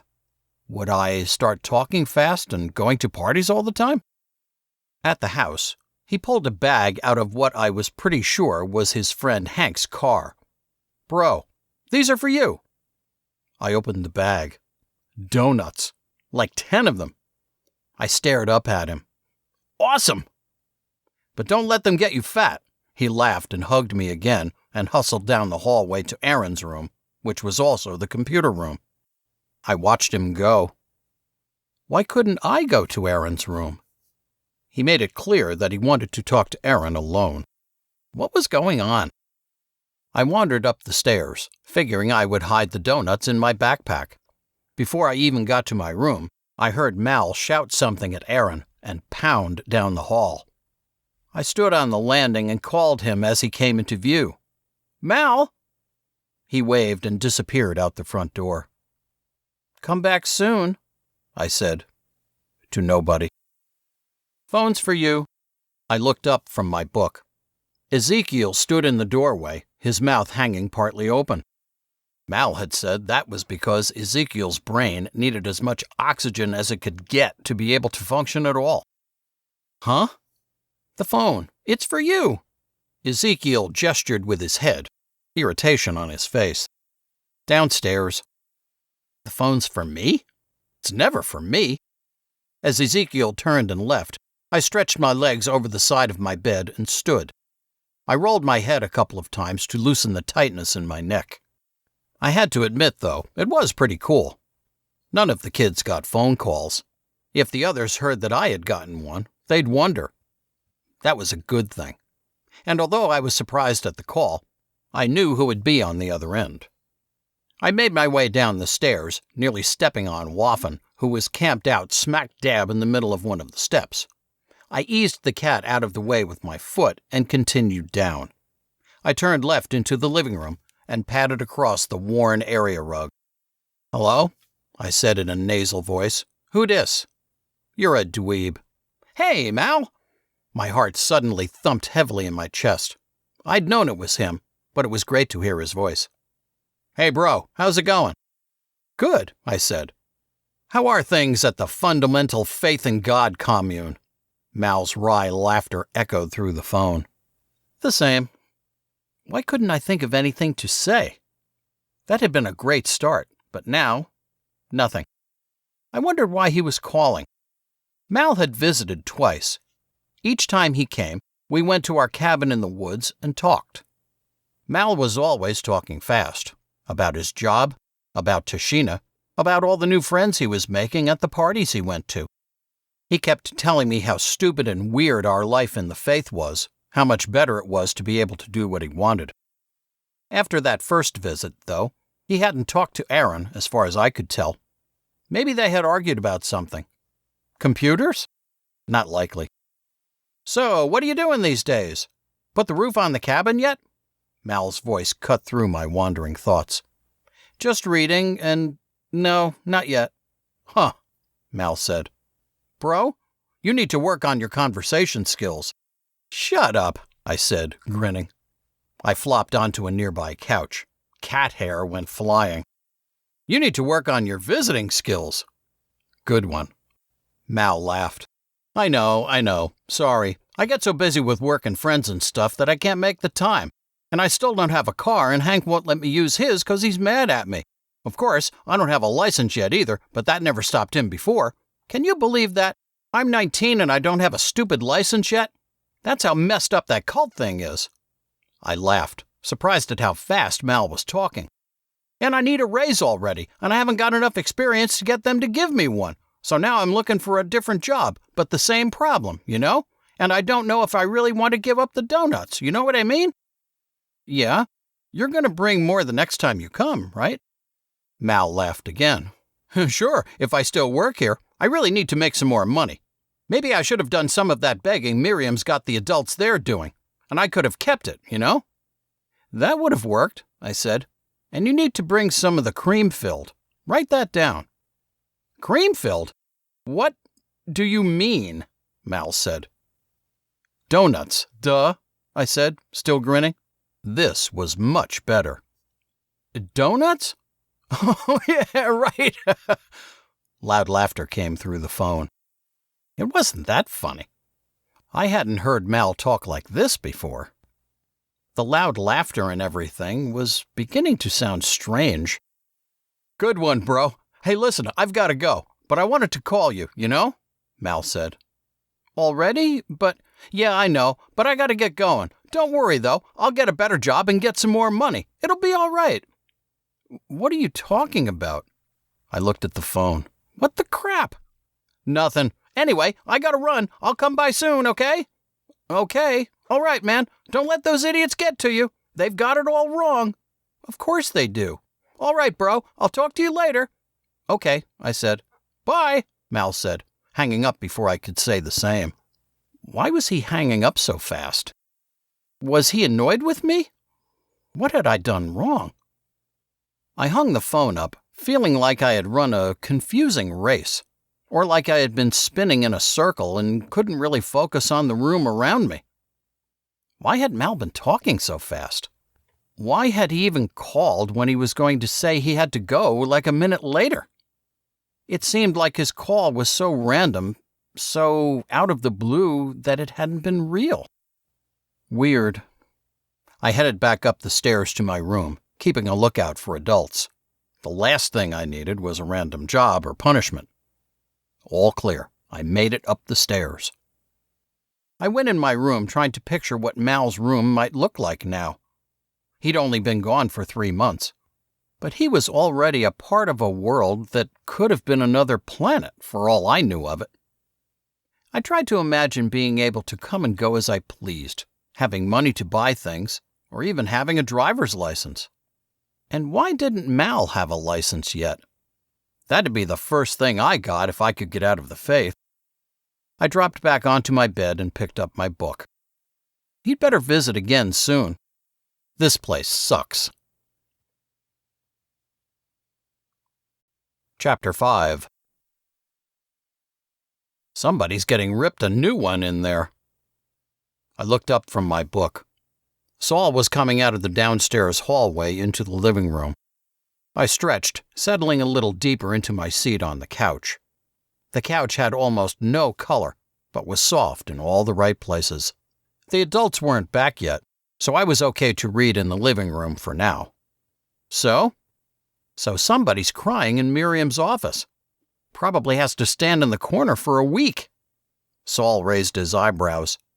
Like bawling their head off. And it's a girl. Why would I care? I asked, irritated at the interruption. Saul rolled his eyes. Fine, don't care. But she'll probably be on the warpath again. He had a point. I nodded, actually a little grateful for the warning. Maybe Saul wasn't all bad. I figured I should get off the couch and go somewhere out of sight to read. Good call. Want to hear something? He lifted his guitar. I held up my book. Reading. You're always reading. You're always playing the guitar, I said. I had to hand it to him. He acted like he really did want to learn to play the thing. Saul grunted at me and walked away. I knew I should get up before Miriam came out of her office all worked up from reaming whatever kid was in there. I had to finish the chapter first. Joshua! The wild black horse raced down the beach, the young man running after him. Joshua! I looked up and let the book drop, pushing Rosebud away from my neck. Why did the stupid cat want to be on my skin? I sat up a little on the couch. Miriam was calling me from her office down the hall. Confused, I glanced around. I hadn't seen anybody come out of there. Who had been in there crying? Which was stupid to worry about. I should have gone outside. Now, I would probably get yelled at for having bad posture while reading. Dread settled into my gut. What? Please come here, Miriam said. Wait, did I do something? Is there some reason I could be in actual trouble? I thought frantically, casting my mind over my actions of the last few days. I don't think so. I set the book down and carefully lifted Rosebud off my chest, where she had been purring while I read. She had appeared soon after Saul left. I set her down gently on the couch cushion and stood. Joshua, come on! I spun and entered the brightly lit hallway. Miriam's face was blank, her brown eyes and black hair glittering in the glow of the bulbs. "Come in, please," she said, leaving her office door ajar and moving toward her desk. I walked into her office, my dread growing, making me feel almost ill. Nothing good ever came of being in Miriam's office. If a kid was called in, they always came out crying, like Saul had reported. I don't care what she says. She's not going to get to me. Not going to leave here crying. "Close the door." I closed the door and faced Miriam. Her office was lit by 3 lamps and a ceiling fixture. It was almost blindingly bright. As I'd done before, I wondered if she did this to make people nervous, to make them think that she could see everything. It didn't work. All it did was give me a headache. "Joshua, please have a seat," she said, gesturing to a chair in front of her desk. She kept saying my name. Always so formal. Obviously, there was nothing I could do to get out of this, so I nodded, walking gingerly across the ornate area rug on the hardwood floor.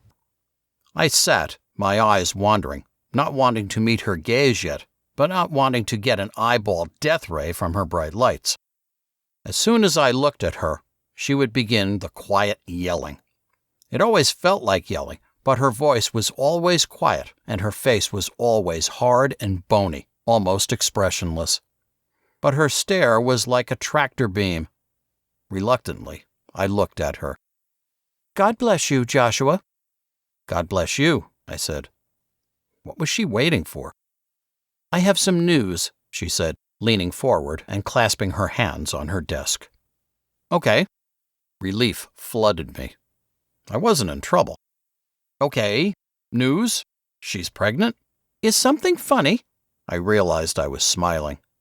Pregnant, right. Carelessly, I met her gaze again. Something in them, or in the set of her face, killed the moment. I felt my smile die awkwardly. I couldn't read whatever it was in Miriam's face, but something was going on. "No, nothing. Sorry," I said, knowing I couldn't go wrong with an apology. "Fine." She arched her head back, stretching her neck and taking a deep breath. I sat on the hard chair. Get on with it. I was reading the greatest book in the world. "Well, you know that Malachi's behavior over the last few months has become, well, somewhat erratic, right?"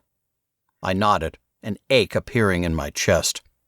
Even though I knew what had been going on, it was still hard to believe.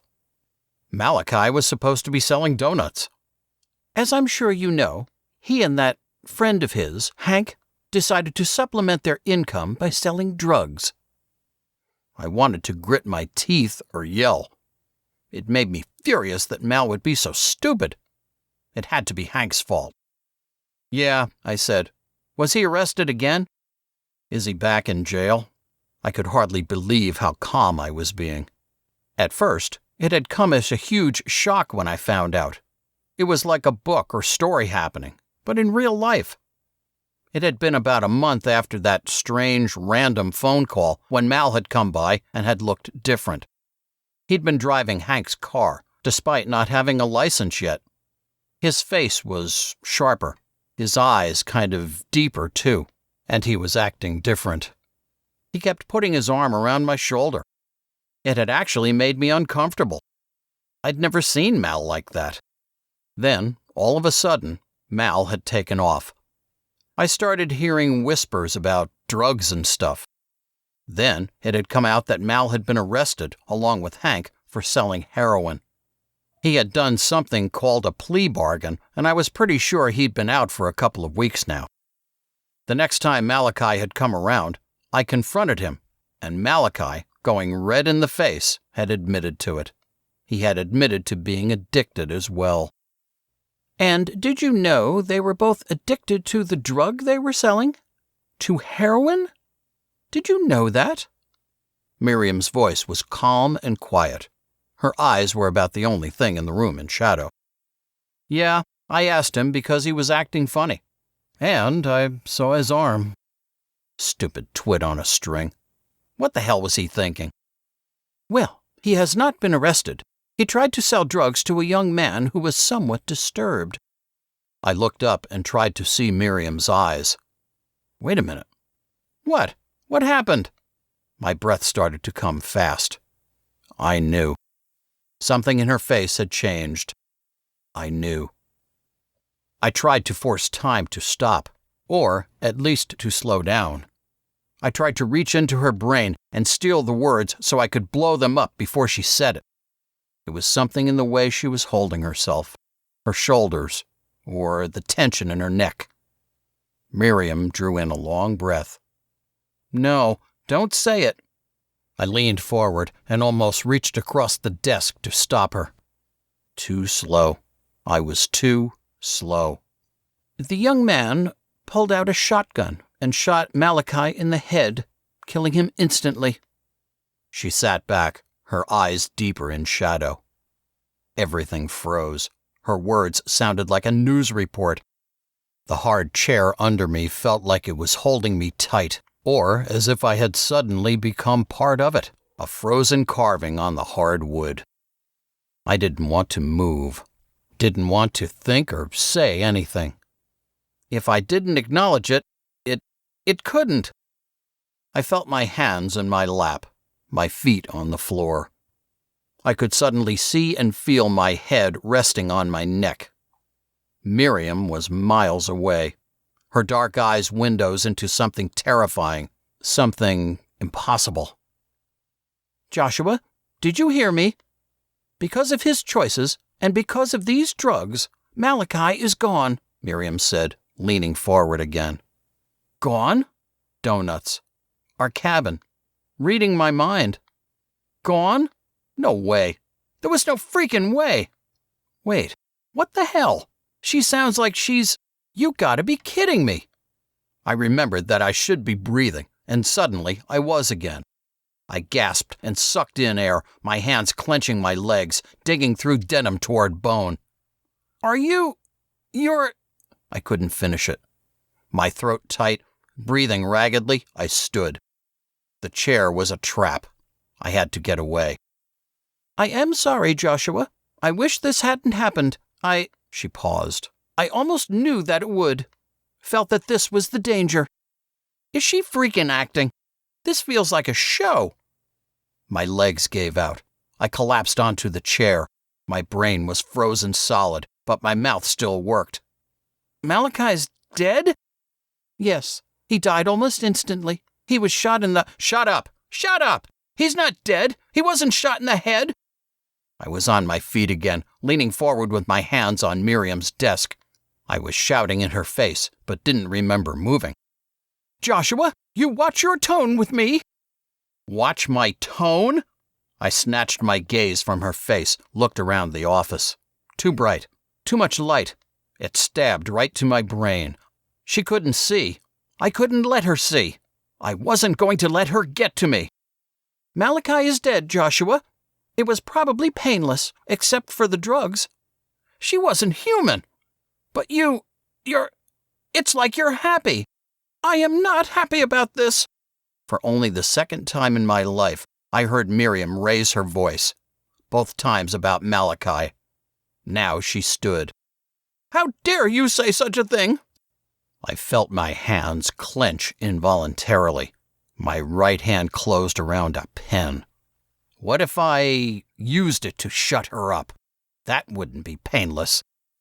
I told him that it was a bad idea to leave. I knew that this could happen. I knew it. He didn't listen. Miriam leaned on her desk now, too, her face inches from mine. Her breath smelled of ash and piety. He didn't listen, and now he is dead. I almost felt like she wasn't even talking to me, like she was talking to hear her own voice. I fell back, dropping the pen. My hands, then my arms, and then everything began to shake. I squeezed my teeth tight, relishing the pressure. I had to get control. I stepped back, bumping the chair and almost tripping. I turned and pushed the chair away, then looked back at Miriam. My mother. And you're happy about it. You think he had it coming. Joshua, you watch what you say to me. This is terrible. Miriam took a deep breath, her long face framed by her glistening black hair. In another second, I knew I would be on the floor, curled up, my bones breaking. Not gone, not dead. Another flash. I knew what would come next. She's going to say that we can learn from this, that it can be a lesson. I kicked the other chair. He's dead, and all you want to do is say why you're right. My brother! I had to get out of there, find the cabin, wait for him to show up, and say it was all a big joke. Miriam nodded, her angular face hard in the blinding light of her office. He is dead, yes, and this is terrible. We must try to learn from this. I sucked in a breath of jagged spears. Knew it! I kicked the still-standing chair again so it fell with a clatter. Your son! I shouted, spinning and going for the door. Yes, my son that would not listen, my son that— I was running by the time I slammed her office door behind me. It felt good and right to use all my strength. Maybe the door cracked. Maybe the whole house cracked. It could fall down right now, crushing all of us. The world would be better. I ran down the bright hallway, stumbling into the living room. In a flash, I was outside, running down the hill to the goose pond and picking up speed. I couldn't get air. My chest felt like I'd been kicked, like by a horse, and crushed. Air stuttered in and out, my vision clouded, and I was suddenly dizzy. I fell onto the stone bench and squeezed my eyes closed, knowing that it was coming. A raging burned inside, seeking release. He's dead. I couldn't let Miriam see me cry, couldn't let her have the satisfaction. She was happy. She tried to teach me a lesson. I swore at the rippling pond. I wanted to punch the bench so hard it would break. For a second, I felt like I could. I slammed my fist into the stone, pulling the blow slightly before it landed. Still, the impact hurt my knuckles. The pain felt good. He's dead! Mal's dead! Not coming around! I still had trouble breathing. Gone. He was gone. Clenching the sides of my head, I hunched forward. The shakes came stronger, nearly enough to snap me. I heard the sound of running. Scrubbing my face, I spun and saw Joan, little round Joan, hurrying down the hill, almost rolling. I gasped a laugh at the absurd image. I wondered why I heard no music. Joshua, she said, her breath coming loud. Oh, Joshua, I just heard. As she approached, I saw tears streaming down her face. Joan sat next to me and threw her arms around me. Joshua, I'm so sorry. Something inside me cracked. I raised my arms and held Joan tightly. The crack widened as I squeezed. The raging fire began to erupt inside me.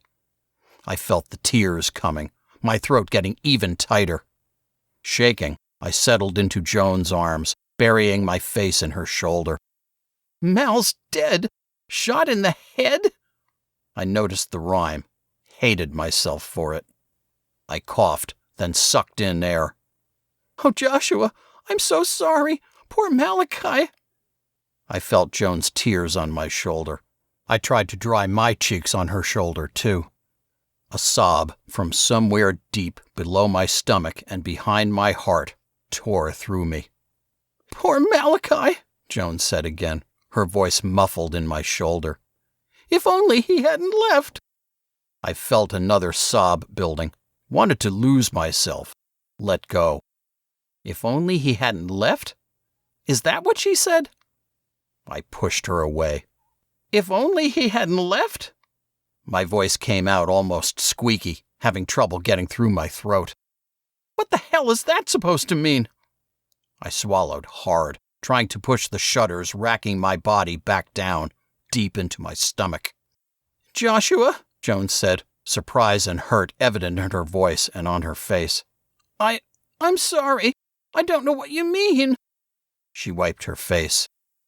I looked over her shoulder, saw Esther erupt from the house and start down the hill. From 50 feet away, I could see her tears. They're not going to see mine. Go away. Nobody understands. Nobody even wants to try to understand why he left. I pushed Joan away and stood. Go away. I don't need you. Joshua, Esther shouted from the hill. Please, I'm so sorry. Please let me talk to you. No. I used my sleeve to clean the weakness from my face. No, stay away. You don't get it. None of you. I turned and ran, skirting the goose pond and diving into the welcoming shelter and cover of the trees. Chapter 6. I finally saw it through the deepening shadows spilling from the Douglas firs and other trees. The cabin seemed taller without Mal in it. With 4 walls and no roof, it seemed emptier too. We could have done a better job on the doorway. The jagged-edged rectangle sloped to the left, proving that even Mal had trouble controlling the chainsaw he'd stolen for us to use. The doorway faced a small clearing. Trees and brush surrounded the other 3 walls. I went in, noticing the shadow-dappled floor and walls. My cabin. Now, only mine. Tools lay scattered on the dirt floor.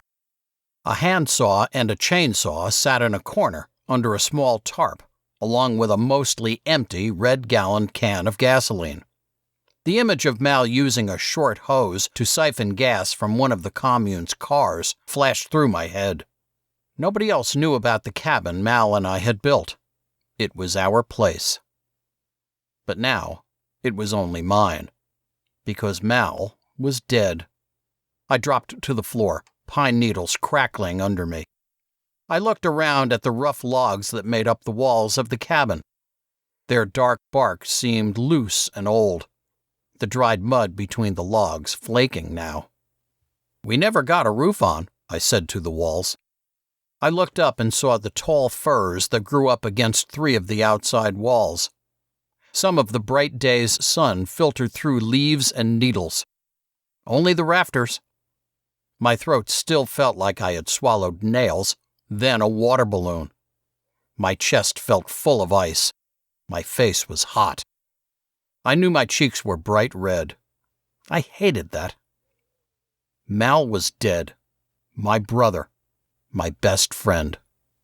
Long minutes passed.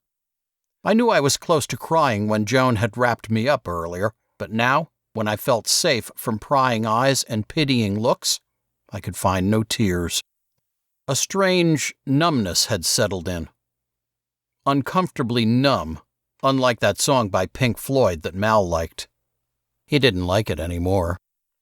Can you like music in wherever you go? Or is that it?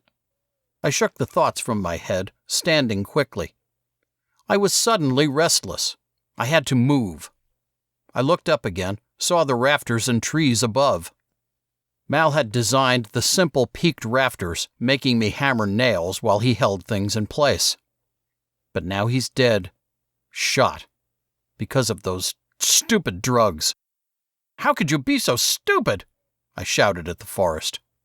My voice echoed flatly against the walls of the cabin. Why'd those cops have to let you out?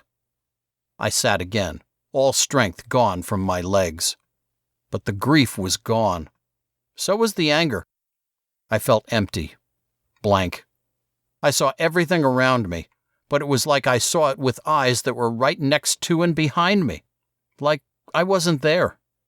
I swallowed the lump from my throat and stared at the ground, the empty, blank ground.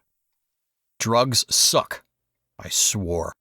Screw you, Mal, and screw drugs. I'd thought I was empty, but saying that made something come loose in me. I tightened down on it. The image of what Mal might have seen in his last second kept flashing in my mind. I tried to make it stop, but it wouldn't.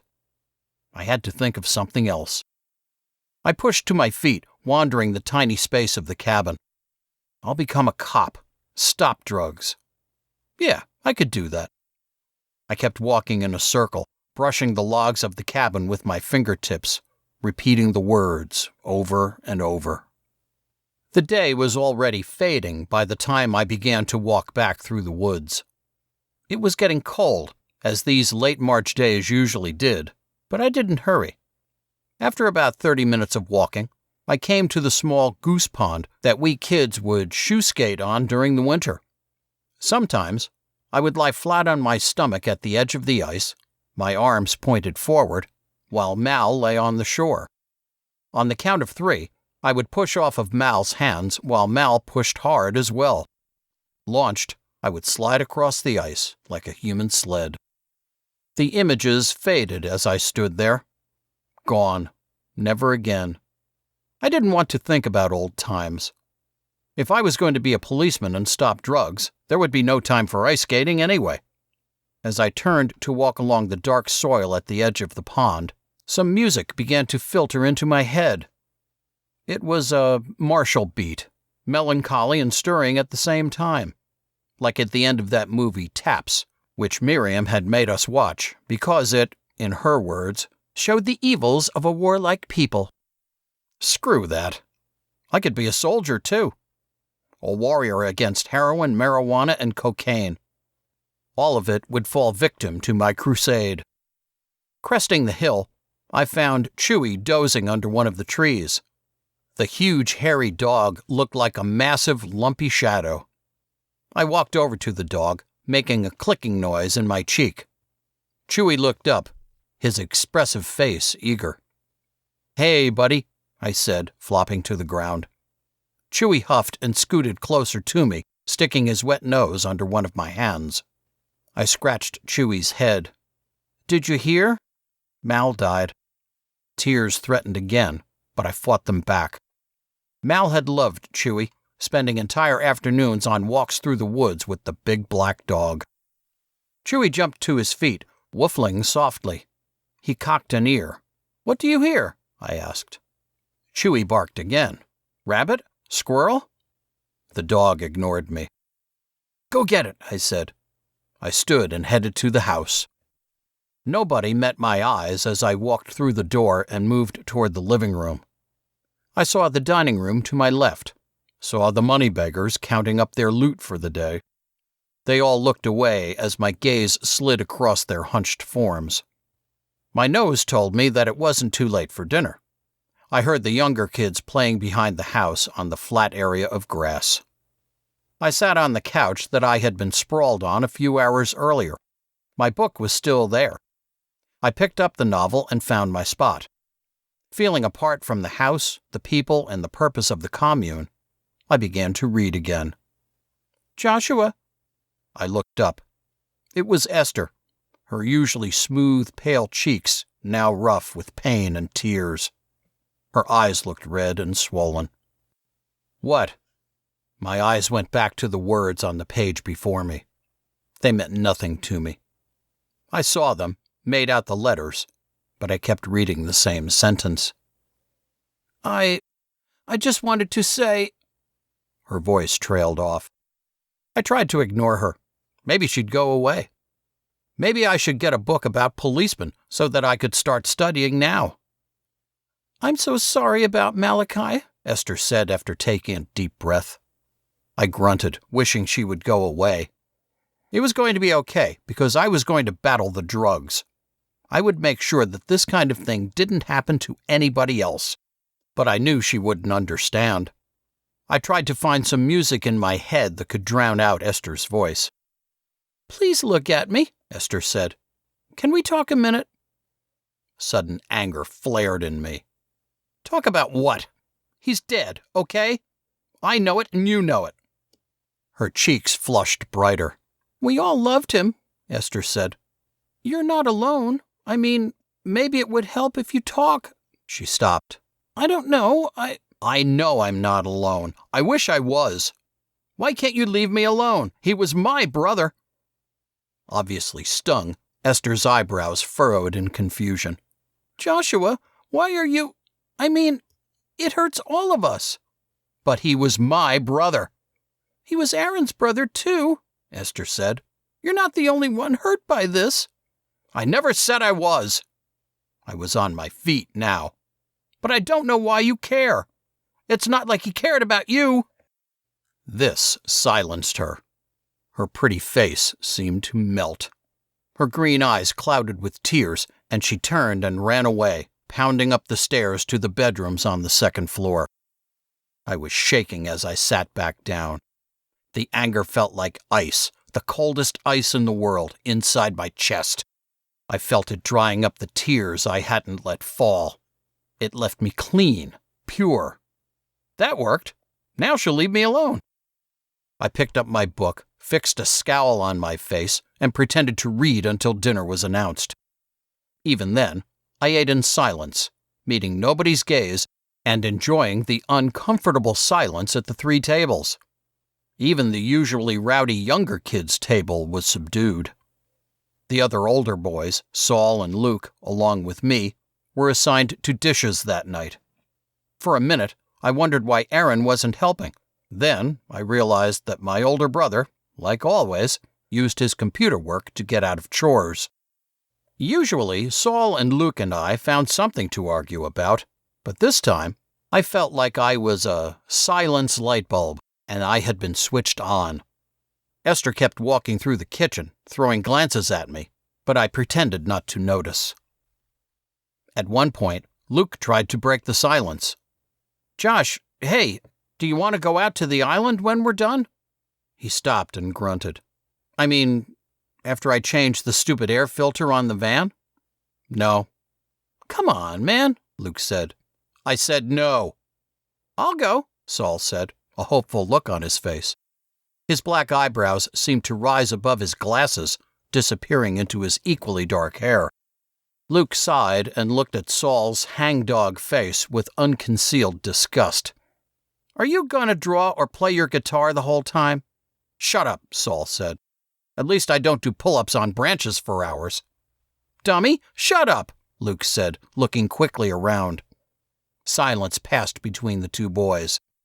Luke's thin face set itself in a cold look at Saul. "Fine," Luke said. Saul glanced at me, a question on his face. I tried to ignore him while I dried dishes, focusing on a dripping plate in one hand and a drying towel in the other. "You coming?" Saul asked.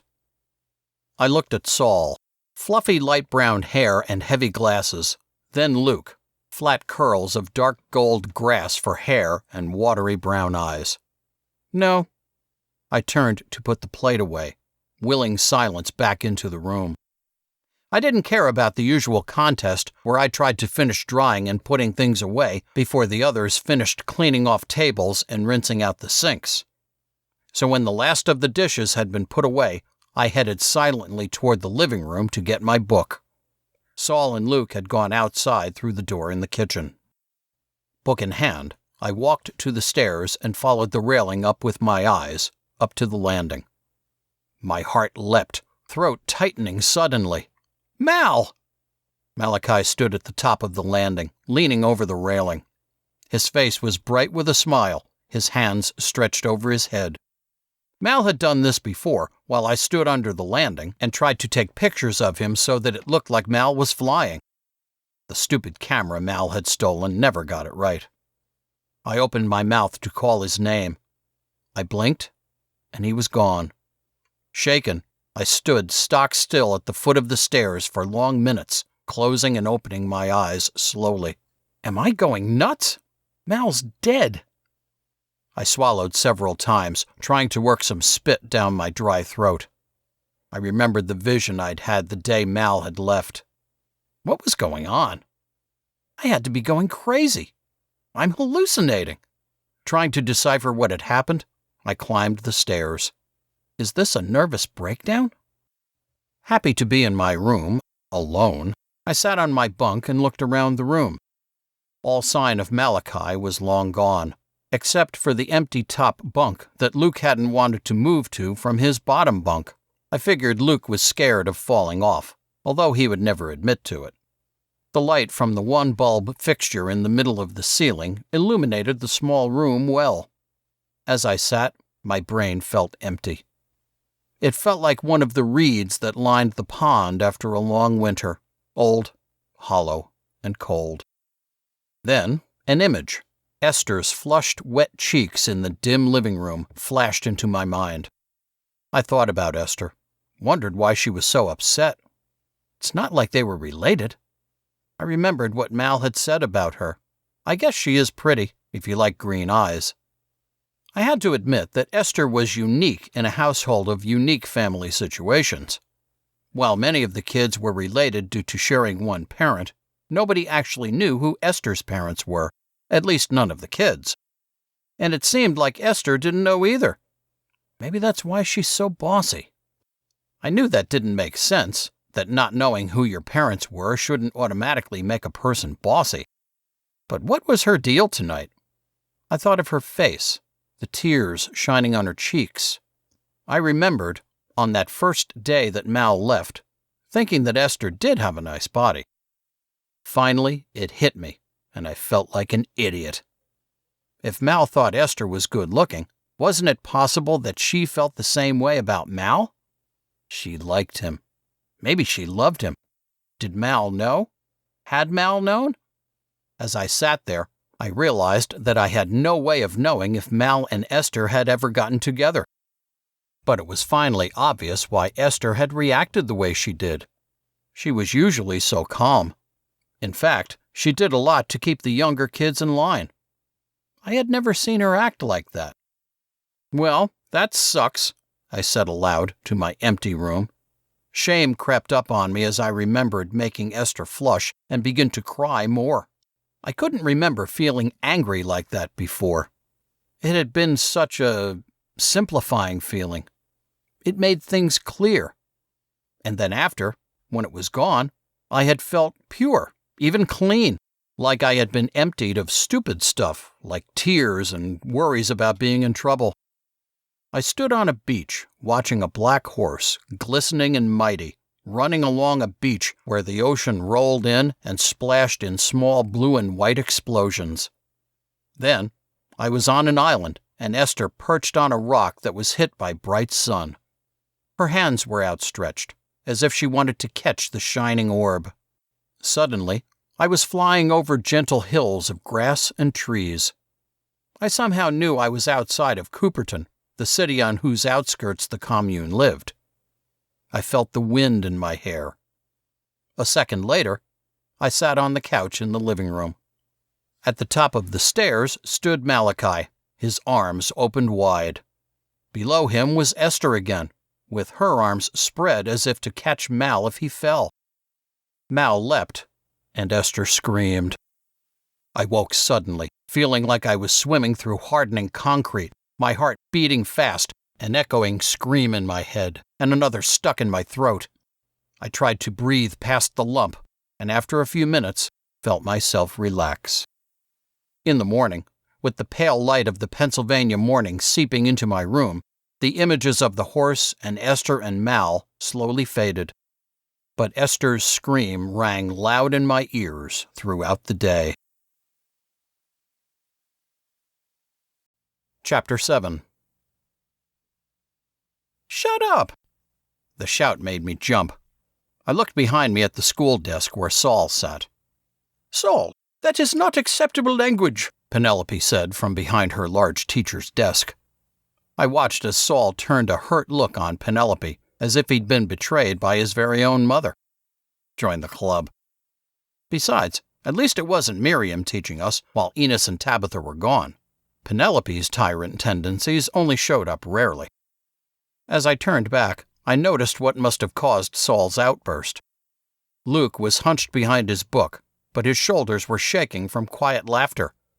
Luke's desk was also behind mine, and only a few feet to the right of Saul's. It was obvious Luke had been egging Saul on until Saul finally lost it. This was one of Luke's specialties. Jerk.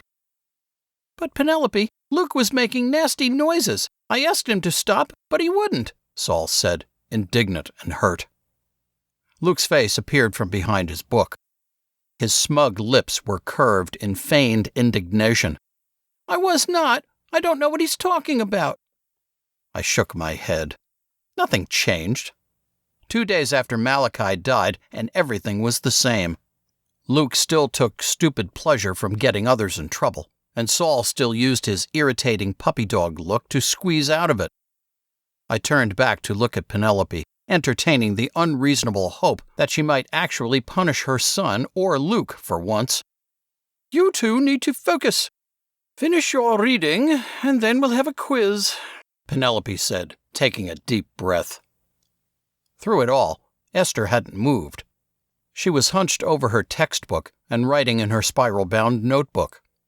It was like she hadn't even noticed what was going on. We sat in one of the 2 schoolrooms on the top floor of the Faith's house.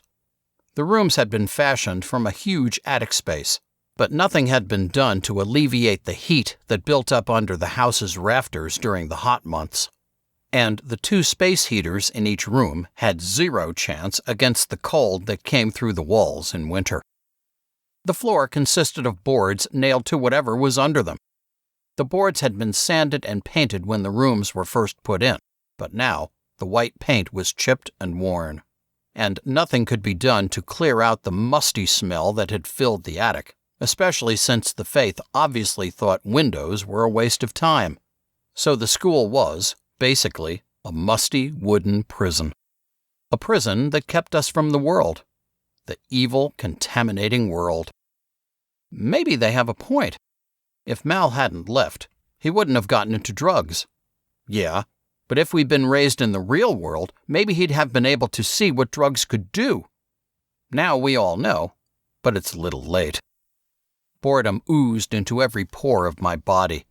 Like usual, I destroyed the others on the math quiz, but somehow Luke came in second, where Esther usually placed. What surprised me even more was that Esther was actually nearly the last to finish. I knew she had more advanced equations, but she was usually not too far behind me. Mary, the youngest at age 13, as always, came in last. When the final class came to an end in the middle of the afternoon, I leapt to my feet. "In a hurry, Joshua?" Penelope asked. I shrugged and headed for the door. This Saturday, tomorrow, would be Mal's funeral. Then he would be cremated. I had heard rumors that Miriam was going to scatter the ashes on the goose pond. I didn't approve. That'll be great. The geese will eat him. I'm sure that's what he wanted, to be crapped out all over Pennsylvania. As I passed Esther's desk, I glanced down. She was hunched over her notebook, writing. What the? She's got Mal's name written all over that page. I kept walking, kind of embarrassed at what I'd seen. Going down the stairs, I shouldered past the 4 younger kids who were in the other class. At the second-floor landing, I turned toward my bedroom. I thought about all the kids in the cult. Why do they keep having kids, anyway? They shuffle us off to the school upstairs and make the idiots who can't make any money teach us. In my room, I sat on my bunk. I scanned the other beds in the room, thought about all the people living in the same house. Were the other kids supposed to be like my brothers and sisters? It never felt like that. It felt more like an orphanage, like we'd been abandoned into the same cult our parents had joined. I mentally counted all the kids that had been brought into or born into the cult. 12. How many of them know who their father is? Did that even matter? How would I know? I was an orphan of the fundamental faith. Irritation filled me. What is the point of this idiocy? Saul walked in, the neck of his guitar leading the way. I ignored him, settling back in my bed. Can you believe Luke? He's such a jerk, Saul said. You'd think you would get used to it, I said. It's like he wants to get me in trouble. This is a surprise? You act like we haven't all grown up in the same house for our entire lives. I rolled my eyes. We know everything about each other. I read, Luke exercises on the island. You kill our ears with that guitar and draw. I flopped back into my bed. It's all stupid. Saul, as usual, sounded like a whiner. What's the matter with you? Jeez. I sat up, fast. What's the matter with me? Are you a moron? Tomorrow we're having my brother's funeral, dummy. I headed for the hallway, not wanting to deal with the moron. But we're all like brothers. It's like we're a huge family. Not by choice. I spun, feeling my chest rise and fall as I tried to control my breathing. You didn't choose Malachi, but you can choose to stop being a jerk, Saul said, his tall frame hunched over his dresser drawers. You're a moron. Malachi was the only cool person here. You're a freaking idiot. I'd choose Malachi over you any day. I clenched my jaw and fists. I felt like I could punch a hole right through Saul's stupid face. You're the idiot. You think we should all bow to you because your brother got himself shot, Saul yelled. It's none of your business anyway, you twit. I took a step toward Saul. One more word and you're gonna get it. You call names and think you're the best. You think you're so smart, Saul said, throwing his words over his shoulder. Too bad Malachi wasn't smart. I lunged and grabbed Saul, my vision red. Pure fire blazed in my stomach and chest so hot that Saul had to see it in my eyes. I took him by his shoulders and spun him around. I slugged him in the stomach and grabbed his collar. Don't you ever talk about my brother that way! Suddenly, I felt tears coming to my eyes. I spoke through closed teeth.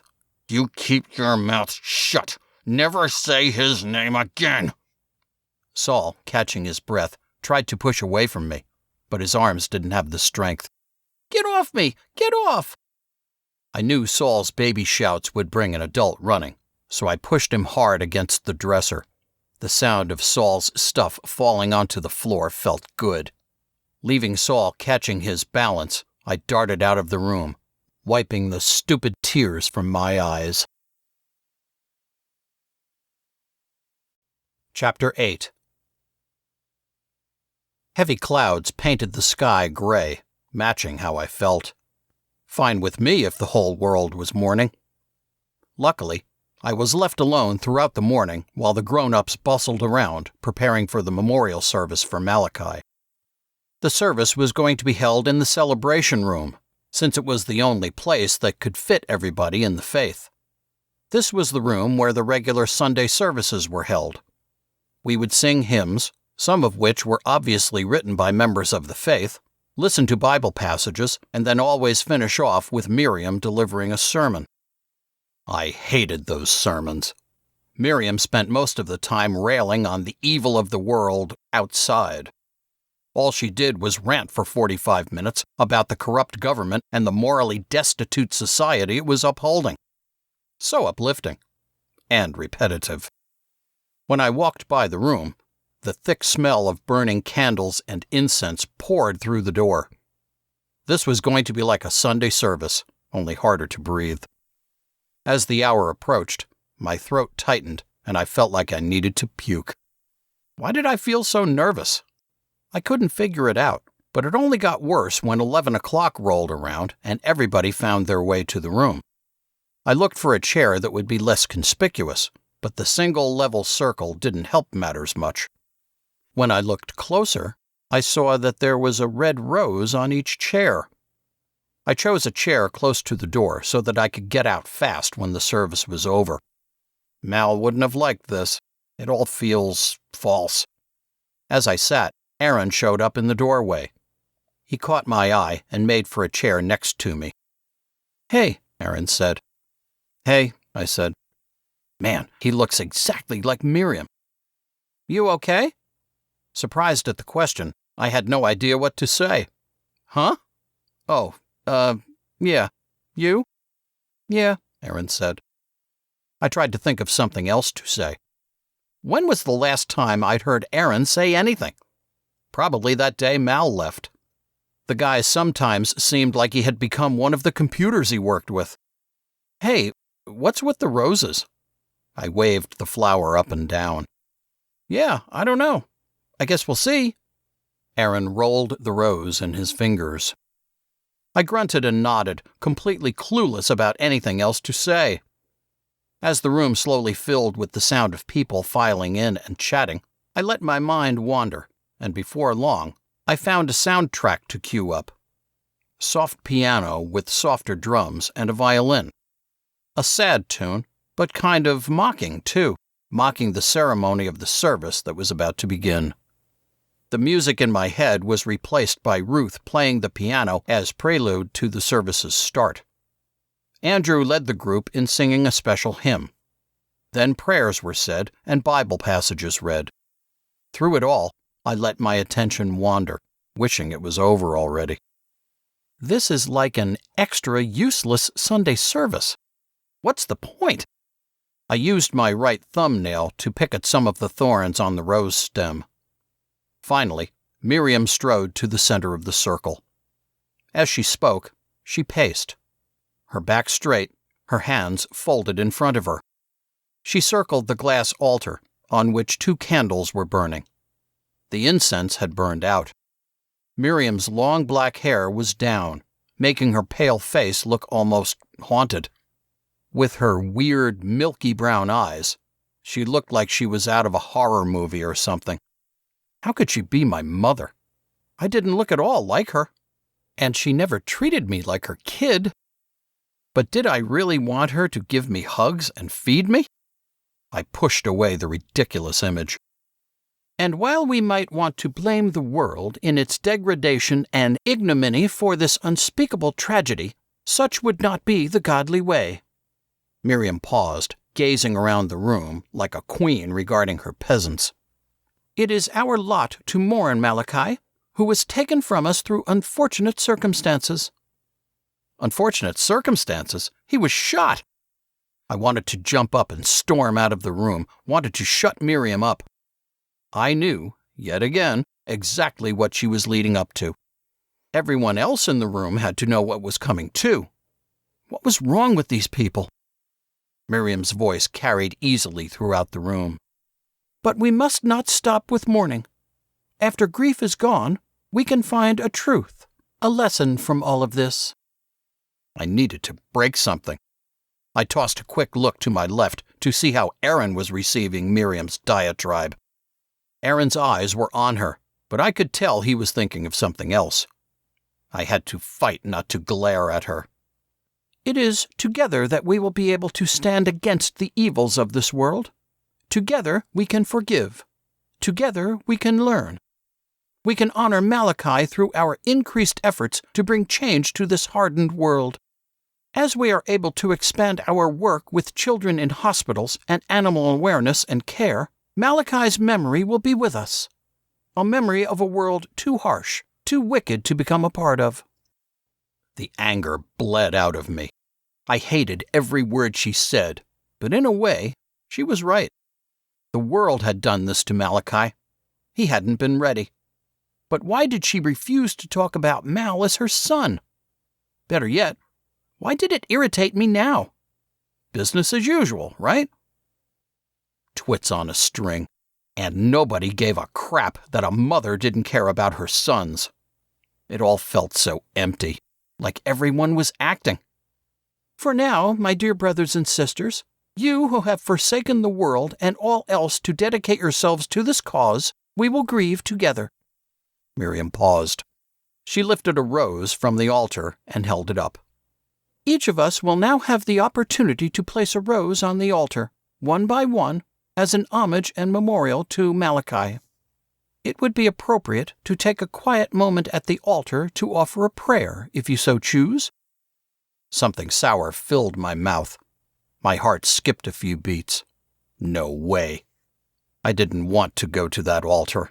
Didn't want to have everyone's eyes on me as I went through the motions dictated by Miriam. Worst of all, I didn't want to have the being up there mean something to me. I didn't want to give Miriam that victory. Miriam turned to the altar. She lowered her head and closed her eyes, slowly placing the rose on the glass top of the altar. A while passed as the angles of her face glowed sharply in the glittering light of the candles. Then she straightened and spoke. Please, any here who would like to place their rose on the altar, come forward one at a time. She walked, although it seemed like no part of her body moved, to an empty chair reserved for her, and sat. I jerked in surprise at movement to my left. Aaron strode to the altar, paused for maybe a second to place the rose and lower his gaze, and then turned and walked back to his chair. What was he thinking? Didn't he know Mal would have been mocking this thing? It almost felt like a betrayal. Trying to appear casual, I glanced at Aaron's face. Was he sincere in what he'd just done? If Aaron felt anything now, it was impossible to tell. His face was as blank as a computer screen. Joan was next. She stood at the altar, hands clasped tightly and tears streaming down her face, for several minutes. When she was done, she walked back to her place, making no effort to dry her eyes and cheeks. As the procession continued, people who I had hardly ever seen talking to Mel, taking long seconds at the altar. Are they really praying, or are they all just doing what Miriam expects? Is it for real? I wanted the gestures to be sincere, but I couldn't stop thinking that the tears were not really for Malachi, but because the service seemed to call for them. It was as if crying was what you did at a memorial service, so everybody was crying. I felt empty, and I needed to get out. As the service went on, people walking quietly to the altar, I noticed that several people were throwing strange, nervous glances my way. Then, Penelope's gaze stayed on me, even as Saul went to the altar and took far too long to say a prayer. Finally, it occurred to me that people were wondering if I was going to go up. I thought about it. Not a chance. Even if I'm the only one who doesn't. From the looks of things, it was entirely possible I would be the only member of the faith not to go up to the rose-strewn altar. That was fine with me. I imagined that the delicate and precarious-looking altar would fall down if I put my rose on it. Can't have that. It'd ruin the moment. In spite of the moment, I had to fight the smile that wanted to stretch across my face at the image of the altar collapsing, hot wax and red roses flying everywhere. As Ezekiel walked solemnly to the altar, I looked around the room. Only a few people remained who still gripped roses in their hands. Esther was one of them. She held her rose so tightly that I could see her knuckles gleaming white. Tears sprouted from her eyes, washing down her soaking wet cheeks. She wasn't even trying to hide it. Wasn't she worried everyone would suspect something? I kicked myself for not figuring it out before.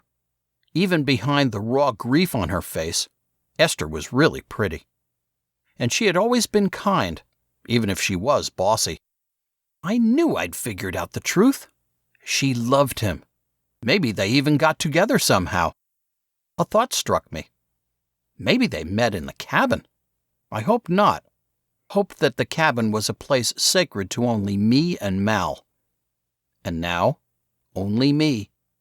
The music that had been playing softly through my mind swelled dramatically before fading to a simple violin playing a tune similar to Amazing Grace. Esther stood, taking her place in front of the altar. She held onto her rose for longer than the others.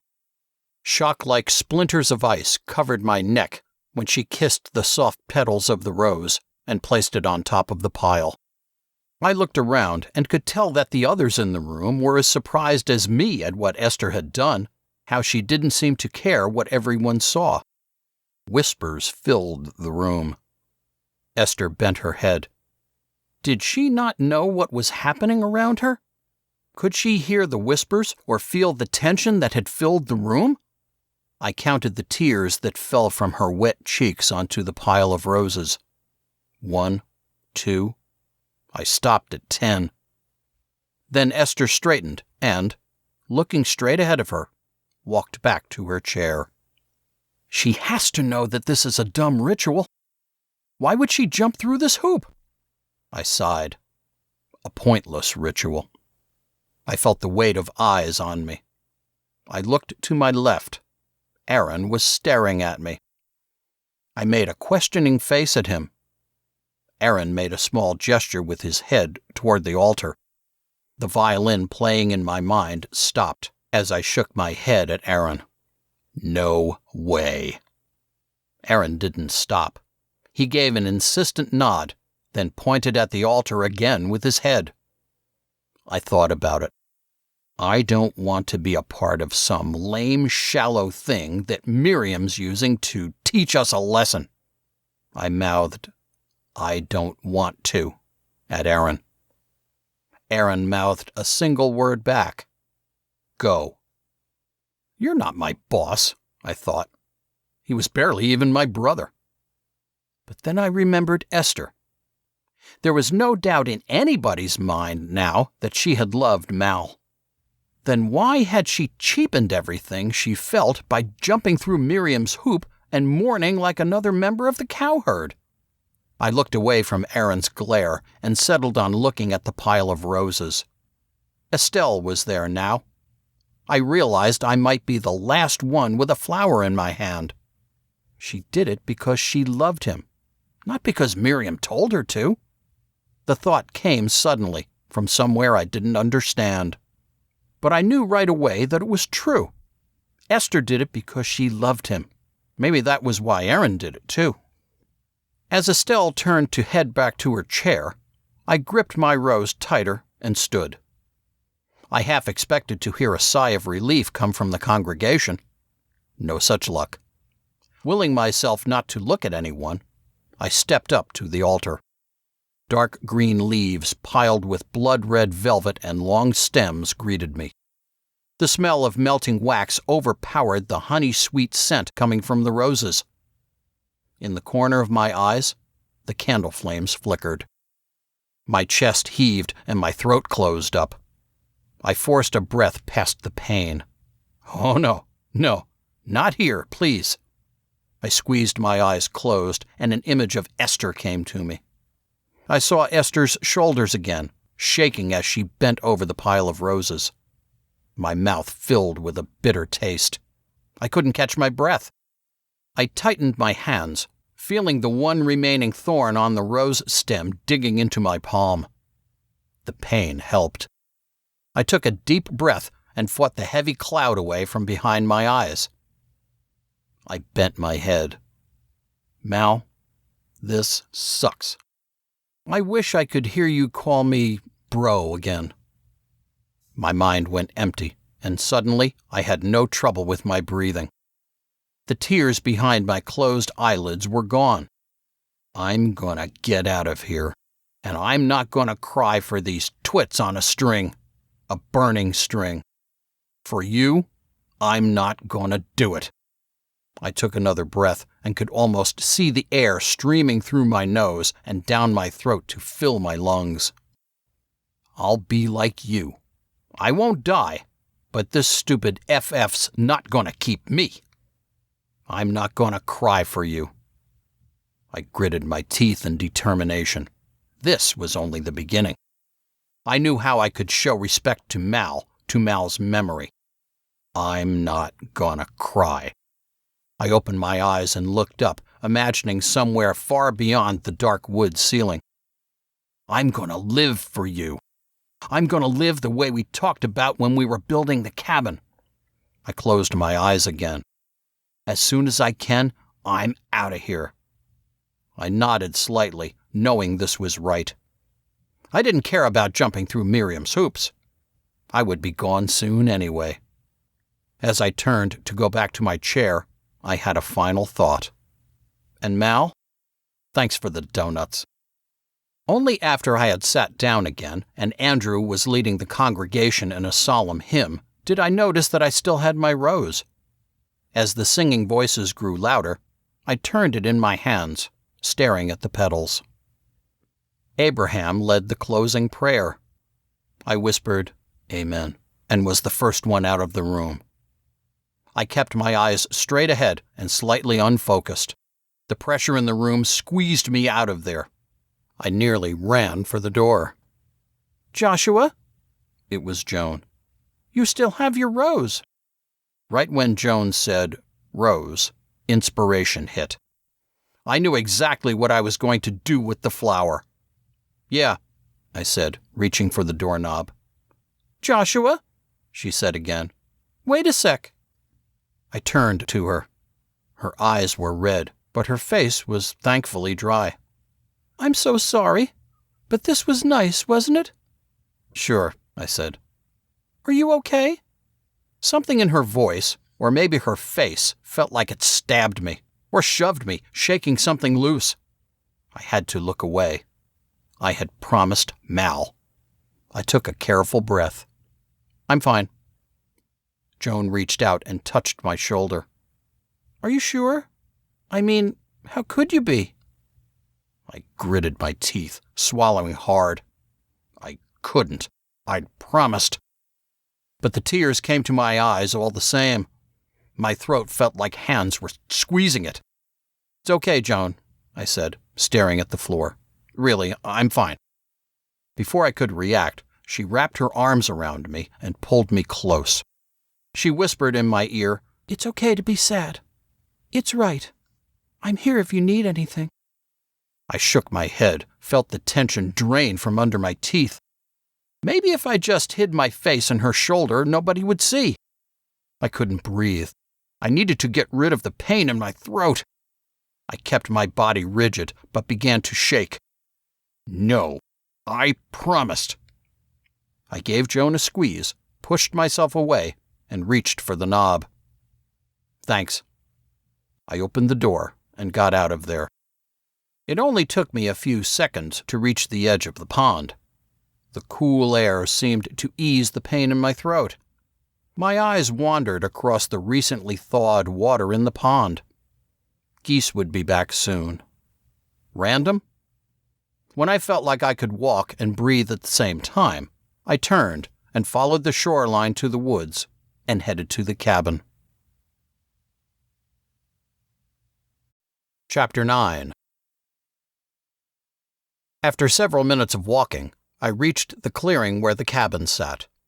It had weathered the winter pretty well, with only a few gaps showing where the mud between the logs had fallen out. Gotta put a roof on this thing somehow. I stood at the edge of the clearing for a second or two, taking in the picturesque view of the hardy cabin surrounded on all three sides by tall trees. We made this. I actually did some of it. The heavy, woody taste and smell of early spring filled my mouth, slightly beating back the bitterness of the awful memorial service. Glancing at the trees, I saw small buds on the maples and elms. I went into the cabin, quickly finding a rusted hammer with a rough handle. I chose an empty corner of the cabin and knelt. Using the claw of the hammer as a pickaxe, I dug through the hard dirt of the cabin floor in that corner. The work felt good. Before long, I had a hole about 4 inches deep and a little longer than the rose I'd taken from the memorial service. I tossed the hammer across the cabin, back into the pile of tools, and took a few slow breaths. Okay. I picked up the rose and cradled it in both hands. This may be lame, but it's better than making that stupid pile bigger. I lifted my gaze and saw the gray clouds through the naked rafters. Mal, I don't know if you can hear this. I bet you can. I've seen you a couple of times since you died. I mean, I know it's not really you, and I don't think I'm going crazy. Oh, geez. It's just weird. I shook my head. Okay, that really was dumb. Sorry. I had to do this right. I kicked my brain into gear. This is my memorial. Your memorial. This is our cabin. I wish you hadn't died. My breath caught somewhere in my chest. No, I already said I wouldn't. So I'm going to bury this rose here. I'm sorry I didn't help you more, but I'll finish the cabin. I searched for something good to say, something that would finish it, something that would work in a movie or a book. After a minute of silence, I shrugged and put the rose in the shallow trench I'd dug. I pushed dirt on top of the rose, covering the dark green and the red velvet petals. That's a good idea. I jumped in surprise. I spun to face the doorway, my heart thudding. Esther stood in the doorway of the cabin. A thought flashed. So I guess maybe she and Mal must have met here. I shook the thought away. What are you doing here? That sounded bad. The anger in my voice seemed to make Esther step back. Hurt shot across her features. I wanted to talk to you. Why not Aaron? He's older. Esther made a confused face at me. But he doesn't talk. Even though you say terrible things, he just speaks computer and science. I don't get him. The sudden anger in my gut disappeared. She noticed it too. I stood there in silence, wondering who was supposed to speak next. Anyway, Esther said, her mouth tight, I didn't know if you knew, if Mal had told you. Told me what?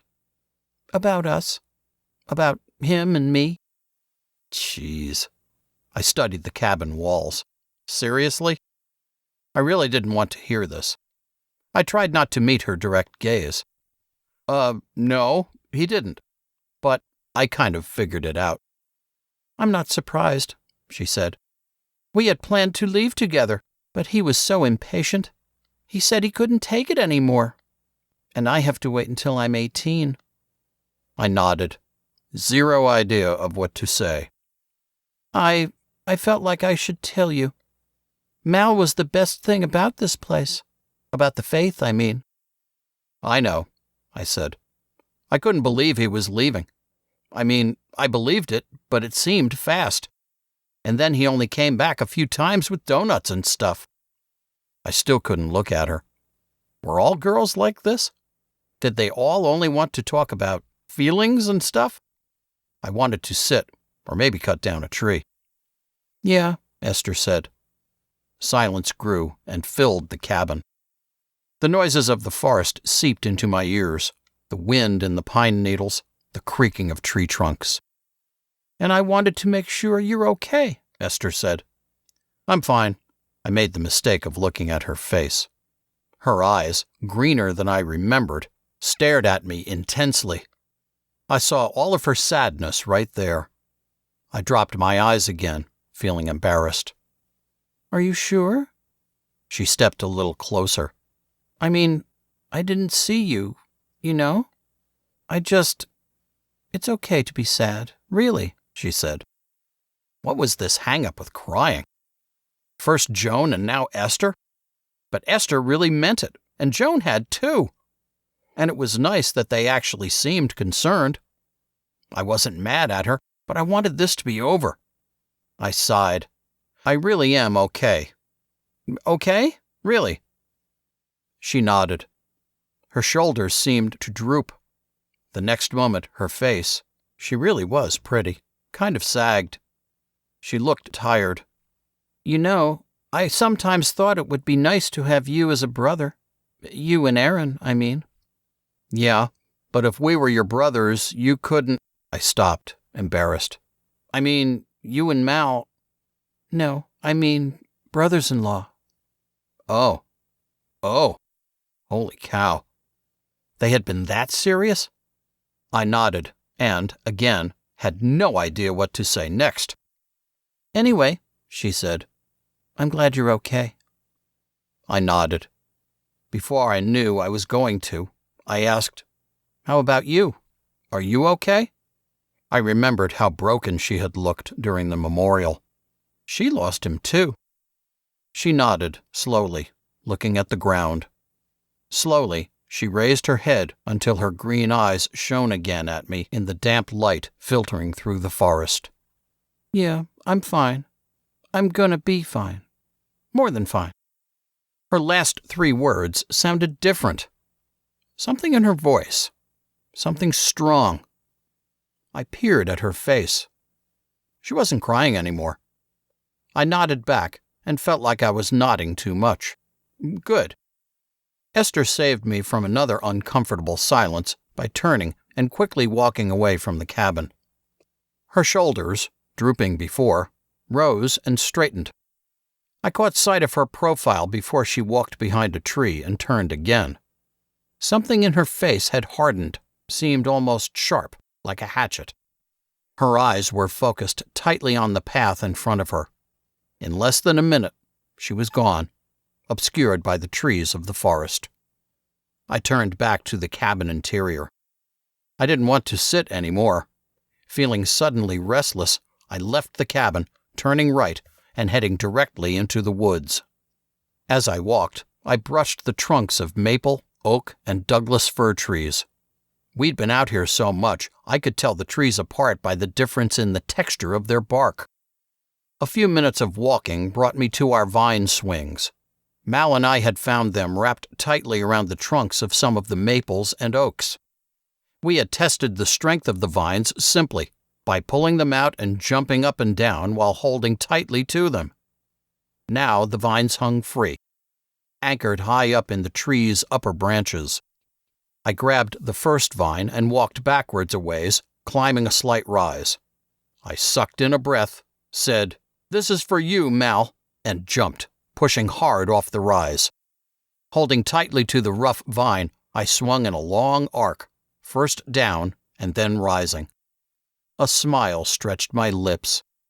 "Yeah!" I shouted, reaching to grab the next vine as the first one propelled me upward. Swinging like an insane monkey, I shouted at the top of my lungs. The wind whistled in my ears, and the air in the forest filled me. It had taken some doing to arrange the vines so that me and Mal could do this. The old Tarzan show we'd seen had made it look easy, but the truth was that if you jumped from a swinging vine to a vine that was hanging straight down, you weren't going to get very far.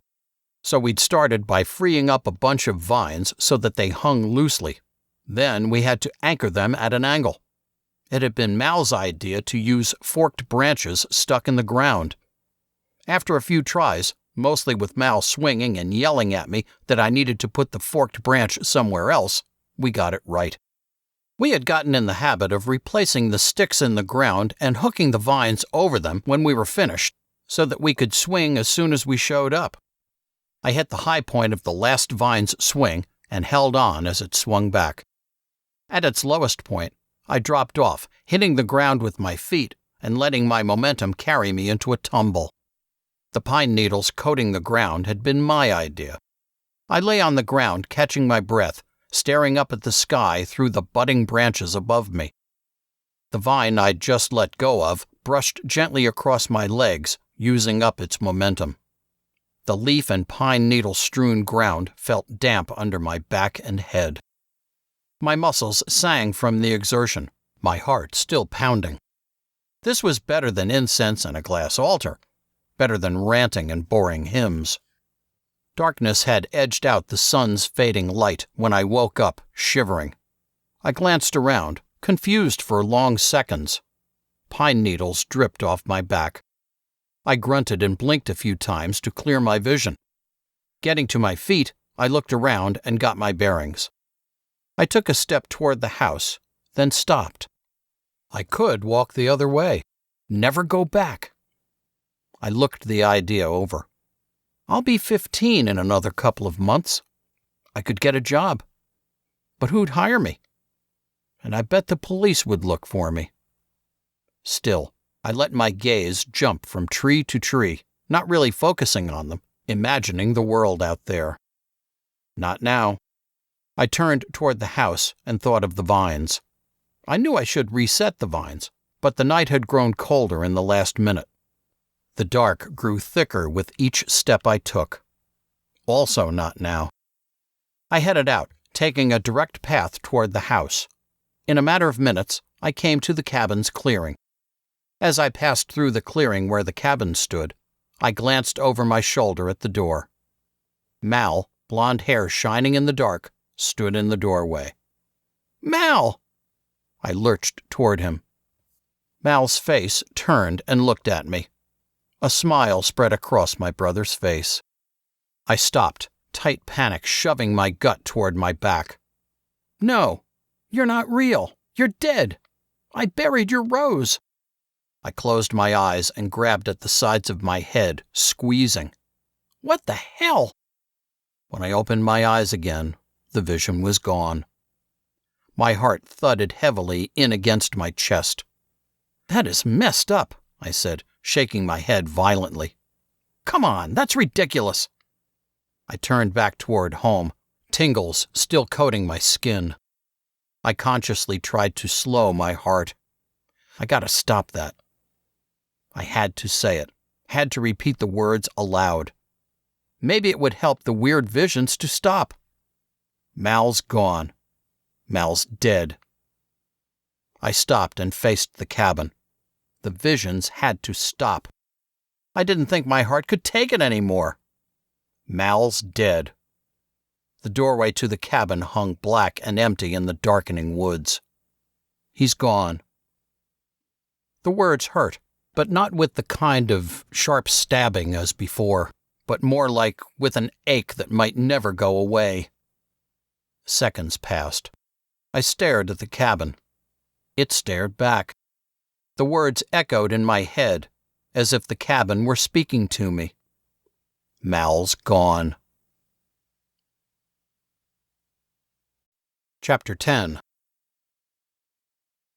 "Hey," Saul said, "where'd you go yesterday?" I looked up from putting my pants on. We had to hurry or we'd be late for the Sunday morning prayer circle. "Huh? Me?" "Yeah, duh. People were looking for you." "I was just out." "Out with a girl?" Luke said, his smirk wide. "Shut up," I said, although that might have been nice. "You guys are nasty," Saul said. "Thank you, sanctimonious Saul," I said, "for your lovely judging." "You guys have no morals," Saul said, pushing me out of the way so he could get at his drawers. "Shut up, Saulie," Luke and I said together. We exchanged a look and burst into laughter.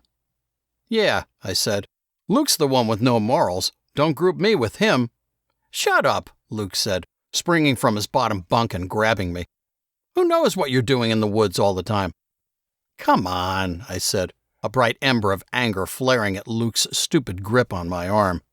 I tugged my arm free from Luke's stupid hand. "And making a gym out of trees isn't messed up?" I headed for the door. Moron. "What'd you call me?" Luke shouted, lunging for me and getting hold of an arm again. I tried to casually shrug him off, but Luke was pretty strong. "A moron. Try reading sometime. Do you even know how?" "Jerk." Luke pushed me and followed as I stumbled. I wasn't worried. We scuffled all the time. I stepped back when Luke pushed me. I planted a foot against a dresser. When Luke charged me, I lowered a shoulder and pushed off the dresser. We came together with a dull thud. Laura and Ezekiel's irritating little dog, one room over, started barking. In seconds, Luke and I were on the ground, each trying to pin the other.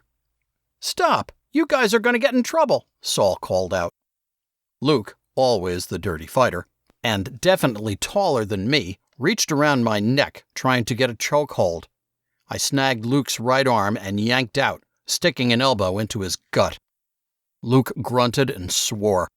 He jerked his arm free of my grip and slammed his forearm into my neck and began to tighten his grip. I caught my breath at Luke's blow, the bright ember of anger I felt earlier fanning into a flame. "Freaking idiot!" I wiggled and got my left elbow into Luke's gut. This is the problem with Luke. He doesn't know how to hold back. "Luke! Moron! You want me to bang my head into your face and break your stupid nose? Let go, dummy," I said. My voice sounded rough to me. The dummy was actually cutting off my air. "No, you don't tell me what to do," Luke shouted. "Moron!" I pushed hard with my left elbow into Luke's stomach, but not as hard as I might have. Then I squirmed and got my hand on Luke's right arm. Jeez, I'm having trouble breathing. "Luke, stop it!" This guy deserved a beating. He had zero restraint, but he was strong, too. "Shut up! I'm beating you like always." "You wish. I could destroy you, but I know what restraint means." A bright, furious thought followed. Maybe this once I should give you what you deserve. I got a hold of one of Luke's fingers and bent it backward. Luke shouted and swore again. "Stop! You guys have to stop," Saul said. "I got this," I said, trying hard to fight down the urge to break Luke's stupid finger. "I got you," Luke retorted. I bent Luke's finger back more. He gasped and his arm loosened. All at once, Luke pushed away from me and stood. His pale face flushed red, and he was breathing hard. "You're lucky I'm sick of this." I stood, stretching my neck and catching my breath. "You're an idiot. You don't care if you hurt someone." "So what? Of course not. I won," Luke said. "Dummy, you're going to hurt someone," I said. "That's the point," Luke said. "You're still a moron." I turned back to the door. I kept my eye on Luke as I headed out. Luke laughed, his mood changing fast, like it often did after a fight. He reminded me of a puppy. "You're the moron. Just be glad I didn't kick you in the nads." "At least I have nads," I said, leaving the room. Luke's laughter followed me out. That guy's going to end up in jail. I wondered how a person could be so unaware of what he was doing. Luke was a strange one. Why did he fight so dirty, like he wanted to kill you, then, right after, start laughing with you? He was a weird guy, all in all. There were times I walked into our room and would find Luke so engrossed in a National Geographic that he wouldn't even notice me. But then, he would spend hours on the island doing push-ups and stuff. And his father was Enos, who everyone knew was a moron. Being honest, I had to admit Luke was pretty smart, too. I guess Luke's life sucked as much as everyone else's. At the bottom of the stairs, I hung a left into the living room and found an unobtrusive spot to sit in while the prayer circle droned on. In a couple of minutes, everybody had gathered and the morning ritual began with a song. I sang along, easily remembering the words. This one was called a chant, which I guessed made sense since we sang it 3 times. Not that I had any clue what the song was supposed to mean. Contact reaching to the stars, through the spirit of the night. Knowledge, power, and unity. He is the way to life. As we repeated the chant, I looked around the room, seeing the place where Enos and Tabitha usually sat. Estelle and Ruth were there now. The kids all sat in the same area as me, since it was out of the way and we didn't get chairs. Most of them looked as bored as I felt. It was during breakfast that somebody first asked the question. Sarah's voice cut through the hubbub of the mealtime. "Where's Esther?" I looked around. Good question. I hadn't seen Esther at the prayer circle, something that the kids made sure never happened. Nobody wanted to stand in the corner for an hour. Conversation quieted as everyone tried to spot Esther. She wasn't around.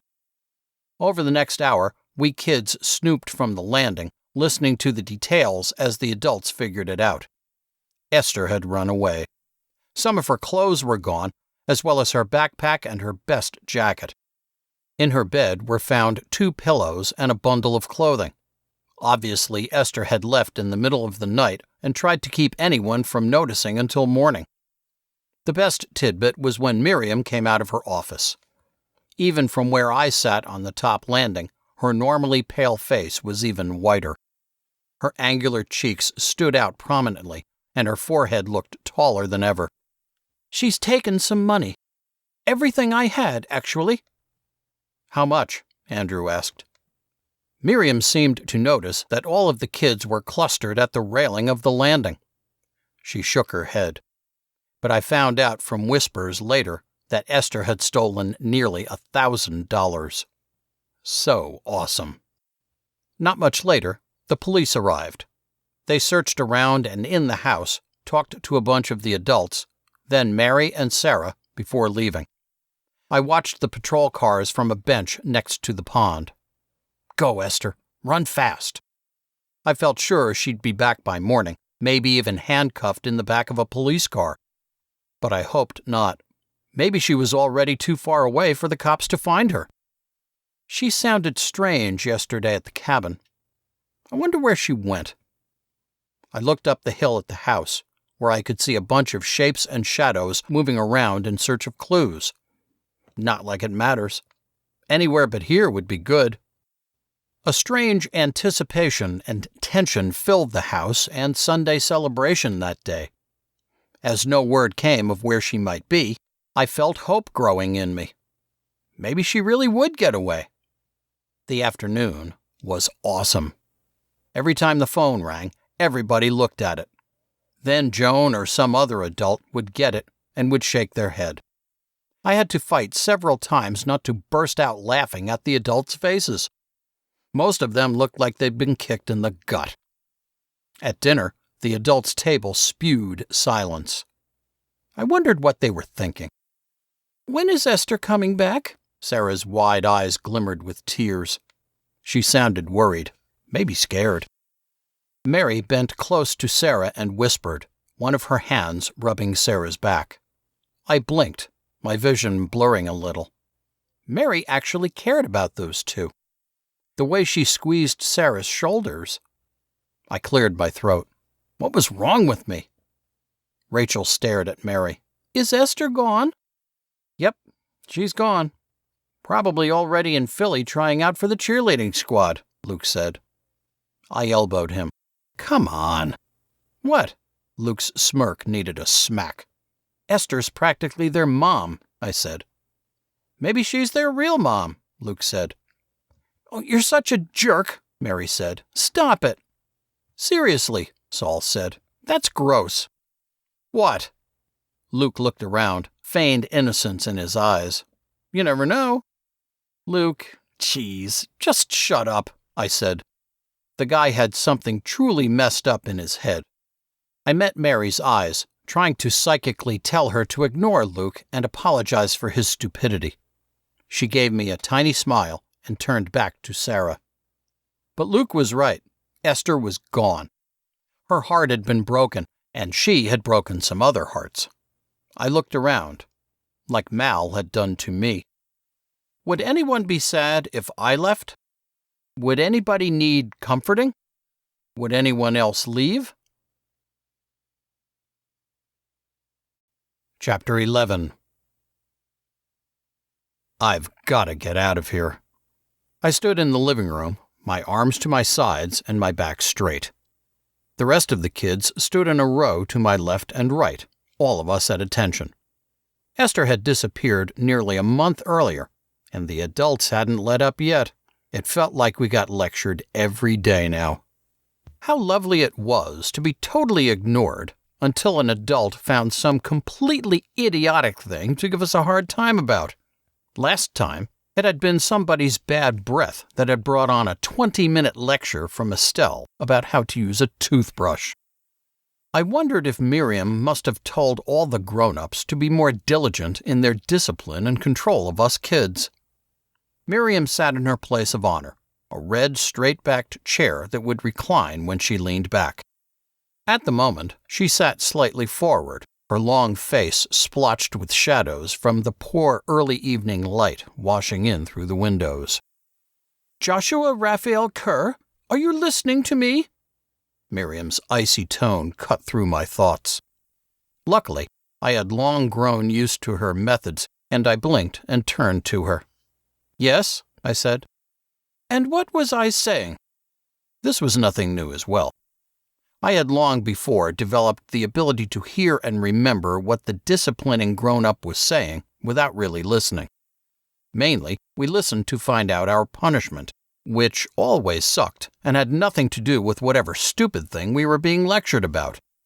Our bodies are temples, and we need to show respect for them by cleaning them regularly, I recited. Miriam fixed a look on me. "Please don't make the punishment be too bad. What else could we clean in the house? And when was I going to be able to get back to the cabin?" "Yes, showing respect for our bodies is a way we show respect to the deity." Miriam's eyes swept across the line of young people. I followed her look with my thoughts. "Yeah, look at Ethan. Good. He's 4. Doesn't wipe very well after the bathroom." I blinked slowly, wishing I had the courage to tell Miriam how stupid she sounded. "Now David. Good. Poor kid's 4, too, and can't stand still very long. Take a little longer, and you'll be able to chew him out extra for fidgeting and not showing respect, while keeping all of us here in your dumb firing squad." Then she could make us all paint the porch or wash every freaking baseboard in the house. No, that had been last week. My knees still gave me a twinge sometimes after that. "Now, the next point is the proper use of shampoo and conditioner," Miriam said. Caught totally by surprise, I barely held back a snort of laughter. I forced myself to keep still. Any bad reaction and the punishment would be doubled. Luke wasn't so lucky. He openly laughed. Miriam's head whipped to Luke, standing at my left side. "Luke, is there something funny?" At the first butt-kissing word, I knew that Luke was on his game. "Oh, no. I'm sorry, Miriam. I really didn't mean to laugh. I was trying hard not to, but Saul was making faces.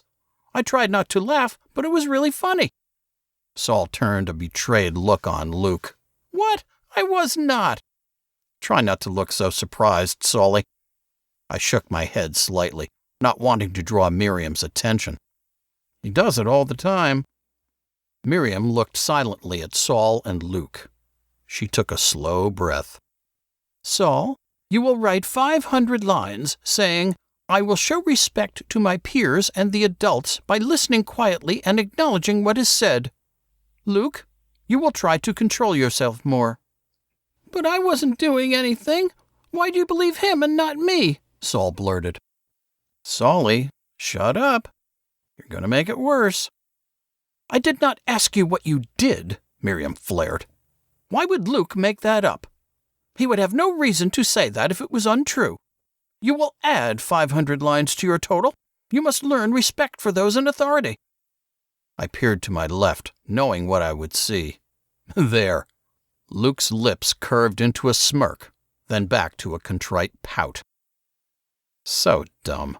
Of course he has a reason to make it up, Miriam. He's a professional liar, and he doesn't want to get in trouble.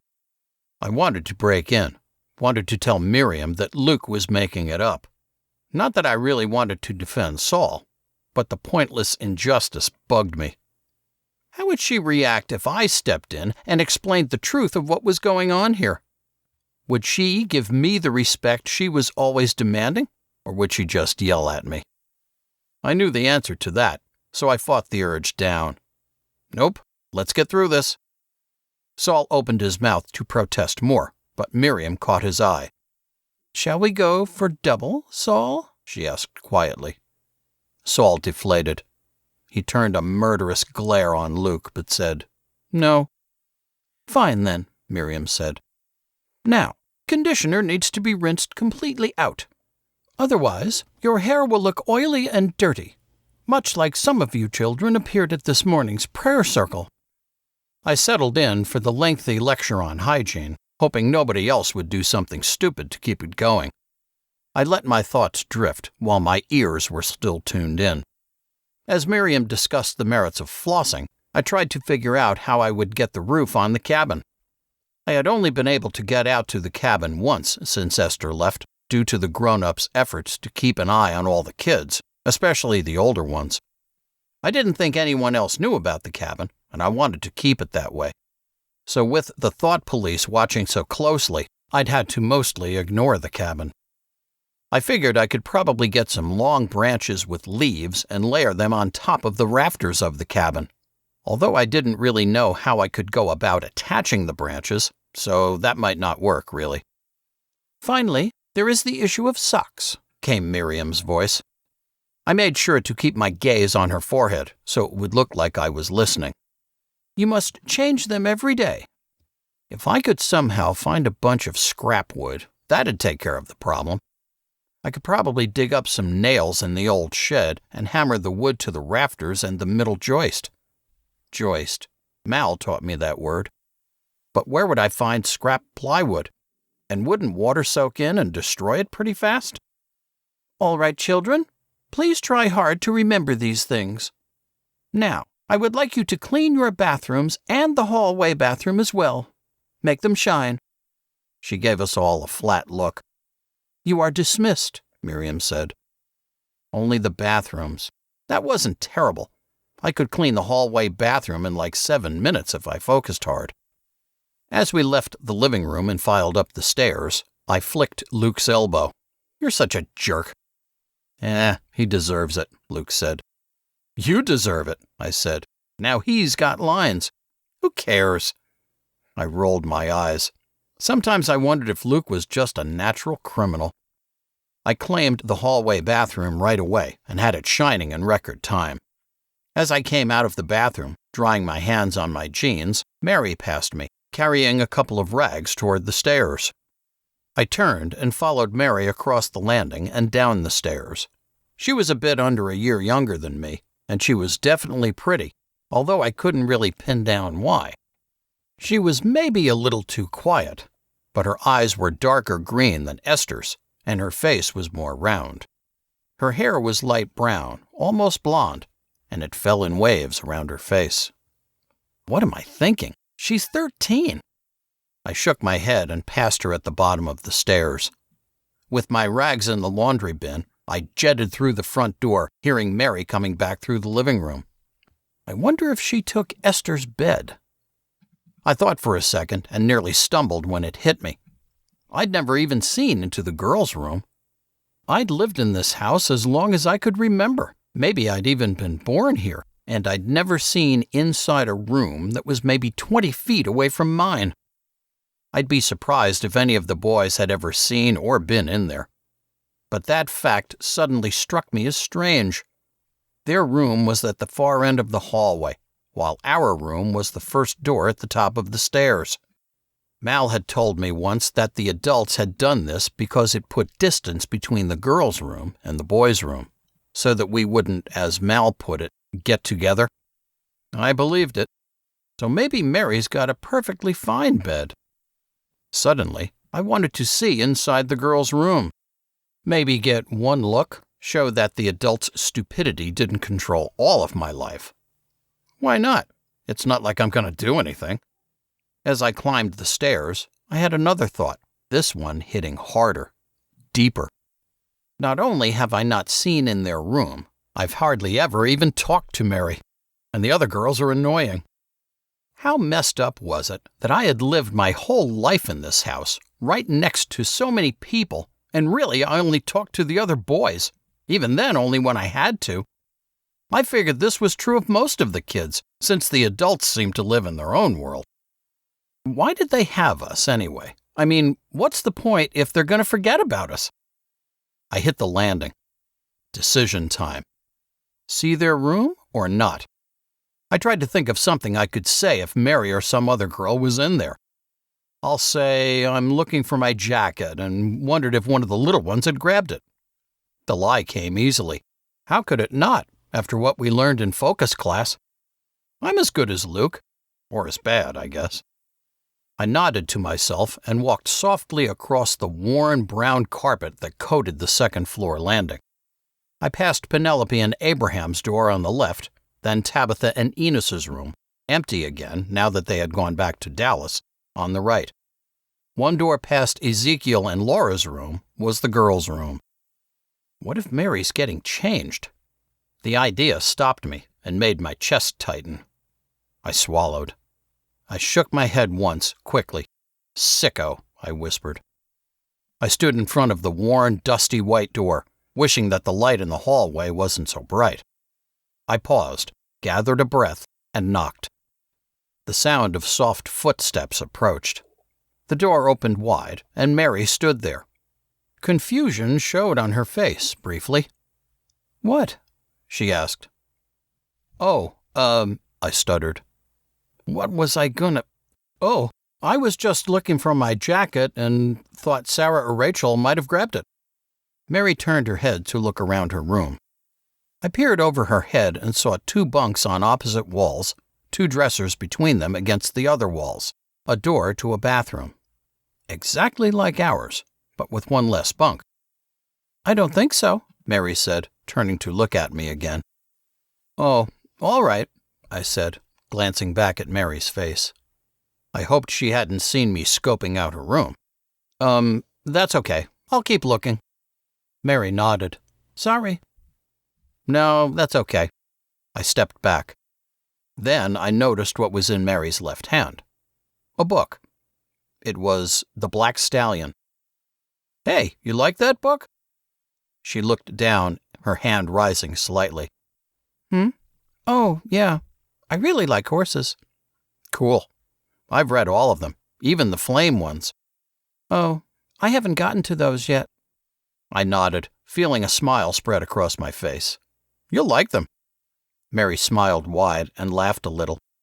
Thanks, I think I will. I really want to have a horse sometime. Me too, I said. I sound like an idiot. Now I was grinning like a moron and fought it down.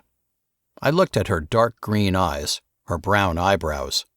I shifted, not sure where to look as the silence grew. I said, looking above Mary's head.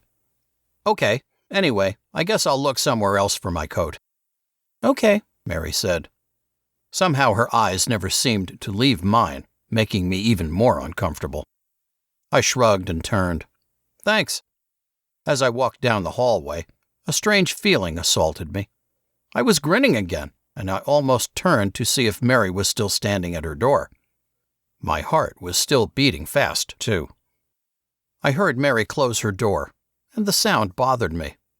I wished she were still standing there in her doorway, her pretty green eyes following my dramatically lit form as I walked toward my room. Did she ever hear music in her head? I queued up a soft, almost melancholy piano between my ears. I really need to stop that. It's so dumb. I opened my door, not really knowing what I should do for the rest of the day. Winter had come back 2 days ago, so outside was too cold. Plus, I had read all of my library books. Big deal, I'll read one again. As I stepped into the room, I caught sight of David on my bed. It was obvious the little guy was about to leap from my bed to his own bed, which was about 4 feet away. David, I shouted, what are you doing? David looked up guiltily at me from the shadows of my bottom bunk. Nothing. This one's dumber than Ethan. I looked at the 4-year-old moron. Nothing? Right. Get off my bed, now. No, David said, his eyebrows and mouth turning down in a scowl. David, I said, get off, now. I don't wanna. And you have to say please. Stupid little freaking dumb kid. My thoughts grew murderous as I stomped over to my bed. I grabbed for David, but the little freak dodged. David, off! Next door, Prince began to bark. Stupid little dog. How could Laura like that overgrown rat? You get off, David shouted, fear and anger in his eyes. I stepped back, surprised a little. He was afraid of me? I forced myself to calm down a little. I'm not on, dummy. I lunged and finally got a hold of David's skinny arm. I yanked hard, knowing I was being too rough, and David came flying off my bed, landing hard on the floor. The little punk started to cry. Through his blubbers, David yelled at me, You're a jerk, I'm tellin'. Fury exploded in me. I was just trying to stop the little idiot from hurting himself, and now he was crying like a little baby. I clenched my teeth in anger and crouched in front of the sprawled kid. You tell, and I will seriously hurt you. A part of me wondered if I really could do something like that, remembering in a fraction of a second that I hadn't been able to hurt Luke even when he was strangling me. No, I wouldn't really hurt him, but he couldn't tell on me. I'll break your leg. Why did this dumb little idiot have to be such a whiner? Why couldn't he have parents to watch over him? I grabbed David's arm again. Did you hear me? I'll break your leg if you tell. As I said the words, I felt anger so strong in my arms that I knew I could snap the crybaby's leg easily. It'd be like breaking a branch, but my skin crawled at the thought. No, you won't. You'll get in trouble, David shouted. You shut up, and I will. You better shut your mouth or I'll do it right now. My face was hot, and I felt myself shaking. I squeezed the little kid's arm. Did you hear me? You tell and I'll do it right now. You'll do what right now? The sudden, deep voice from behind me sent tingles from my neck into my scalp. I jumped up and spun around. Abraham stood in the doorway, his long, graying black hair framing a face that looked like Saul's, only older. Joshua, what will you do? I tried to think fast, but the anger seemed to have frozen my brain. He said he was going to break my leg, and he was hurting my arm." David had scrambled to his feet and was now scurrying toward Abraham. A twinge of guilt caught at me as I watched the fear in David's eyes. "What?" Abraham's brown eyes went from David to my face. "What did you do to David?" At this, Abraham raised one of his long arms and gestured for David to come closer. Abraham draped his arm over the small boy and crouched lower. "David," he said, "now what did Joshua do?" I stood there, trying to figure a way out of the trouble I knew was descending on me. Stupid little kid. I was just trying to keep Davy from hurting himself. That was it. "No, I didn't mean to hurt him." "What's that?" Abraham asked, his gaze moving back to me. "David was going to hurt himself. I got scared and I grabbed him. I guess I was too rough, but I was worried." It was true, even if I felt like I was lying. I knew my voice was sincere enough, too. Abraham stood up straight, his arm still draped on David's back. David turned a baleful glare at me, his eyes filled with tears still. Jeez, I didn't want to hurt him. I stopped and tried to figure out why I had gotten so mad so fast. "Joshua, I heard too much of what happened here to be able to believe that, and I'm distressed to see how skillful a liar you are," Abraham said. "I'm not lying," I said. "David," Abraham looked down at the little boy with a benevolent smile, "you go find Joan and tell her I said you could have a cookie with milk. That'll make you feel better." As David dashed to the door, Abraham turned back to me. "Joshua, you will need to come with me." "But I didn't do anything," I shouted. But I sure wanted to, didn't I? "And you need to control that anger," Abraham said, his mouth going tight and thin in rebuke. "Now come with me." Why couldn't he listen? I wanted to smash something, yell at him, but I knew I couldn't. I hadn't even done anything. I'd been trying to stop David from breaking his leg. As I followed Abraham down the stairs, I wanted to snap the railing off. From discovering that Mary read awesome books to some kind of serious punishment in less than 10 minutes? Lovely. We walked through the hallway to Miriam's too bright office door.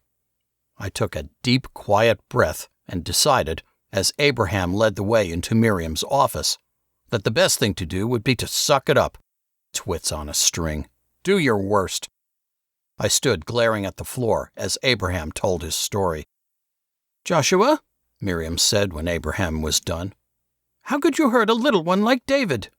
He is too young to understand what he does, so it falls to those of us who should be mature to be gentle with him." I lifted my gaze to her face and nodded, trying to force my face into an expression that resembled penitence. "I'm afraid this cannot go unpunished.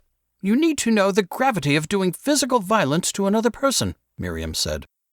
Did other people outside of the faith talk like that? I tried to keep my expression blank, but she must have seen something in my face. "Joshua Raphael, you aren't even listening to me, are you?" "No, yes, I am," I said quickly. "I can see that the seriousness of what you might have done if Abraham had not stepped in has not penetrated your conscience yet," Miriam said. "No, it has. I'm sorry," I said, stumbling over the words. Her tone was unmistakable. She was working herself up to something. "Not enough," she said. Miriam and Abraham exchanged looks. "Listen closely now. You will write 2,000 lines, and you must have them done before this week is over. That means by Sunday." 2,000? She can't be serious. Nobody had ever gotten that many lines. That's a punishment that fits the crime," Miriam said, "and you will be spanked." Spanked? Brush or spoon? I wasn't even sure which one to hope for. 14 times for how old I was. Fear hit me like a kick in the gut. What? I tried to stop, or at least I knew somewhere that I should try. But 2,000 lines and being spanked? No way. What crime? That little idiot was going to break his leg. I stopped him. I had to get out of this. "Joshua, you watch your mouth." Joshua, that is no way to talk, Abraham said, sharing a look with Miriam. I'm telling the truth. He was trying to jump from my bed to his. He's lucky I came in when I did.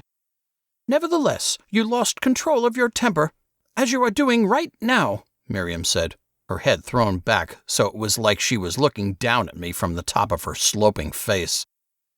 But I didn't do anything. And you are speaking disrespectfully to us right now. That makes it worse. I snapped my mouth closed and swore mentally. Sometimes I wanted to throw her formality right back in her face. Abraham could use a couple choice words, too. So, first a spanking here, and then you will write 2,000 lines. They will read, I must control my temper at all times and in all places so that I will represent God in a more perfect fashion. I ran the words through my mind, and my mouth took over again. What? That's huge! You will do it, and you will control that mouth, Miriam said, her voice louder. I felt the hole I stood in getting deeper. I didn't care. This is stupid. This is beyond unfair. You are also expected to do the dishes after the adults eat, for a week, Miriam said. This service is to teach you respect for those who do so much for you. So much for me? Who the hell is she kidding? My cheeks burned. An image of the archangel Michael smiting the third of the hosts of heaven suddenly came into my head. I'd like to smite you. It burst from me in a shout. Do so much for me? You do nothing for me. You keep me trapped here. You keep all of us trapped here. You were happy when Mal died. Joshua, you shut your mouth, Miriam said, her voice almost as loud as mine.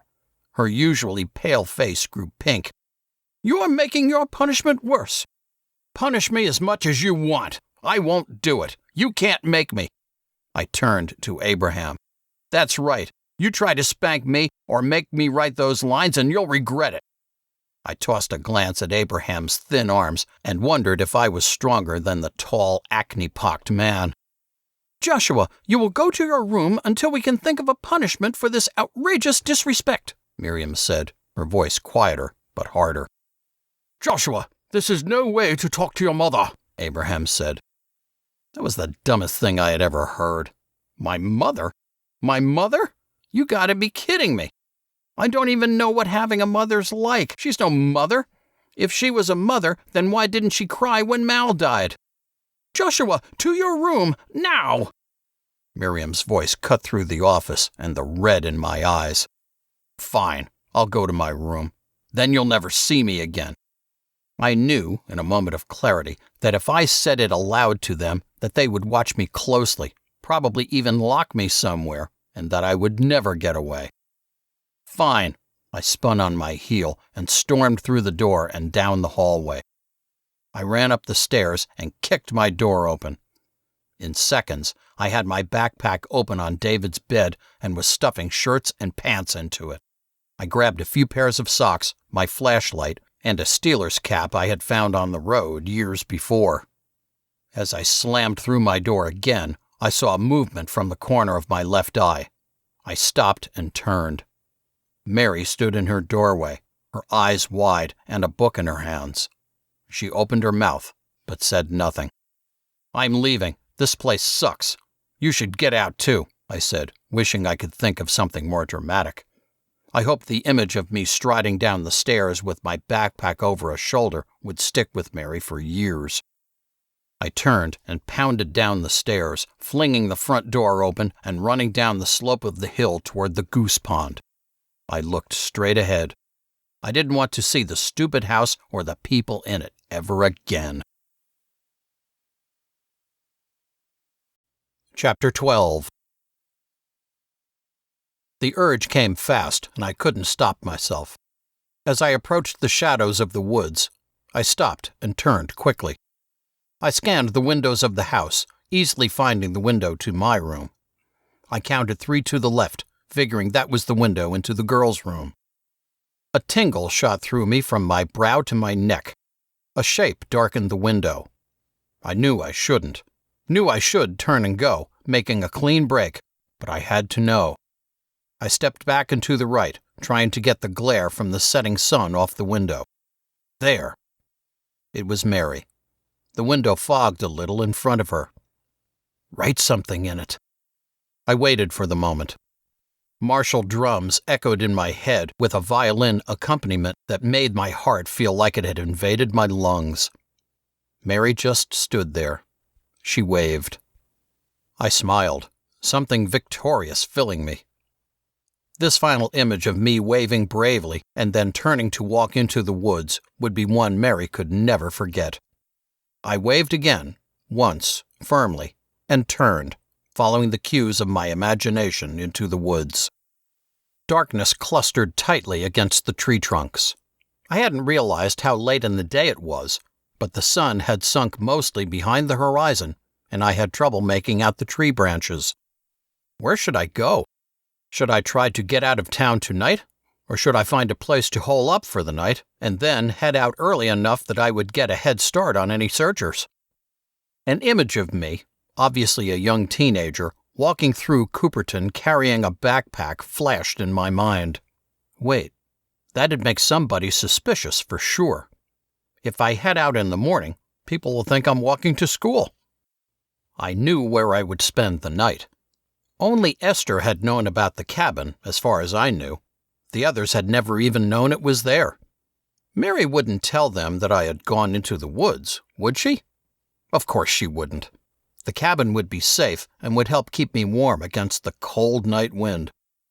As I walked, I tried to make out the trees as they swayed in the wind, the elms creaking as if they would crack apart at any second. I kept moving, running through my plan. All I had to do was get out of the state safely. The cops would never think that me, an almost 15-year-old, could get out of Pennsylvania without getting caught. But they didn't know that I was willing to do whatever it took. They didn't know that I had read Hatchet and other books about surviving in the wilderness. I figured I could make at least 30 miles a day, maybe even more if I walked extra fast. I could be across the western border of Pennsylvania in a week, maybe 10 days.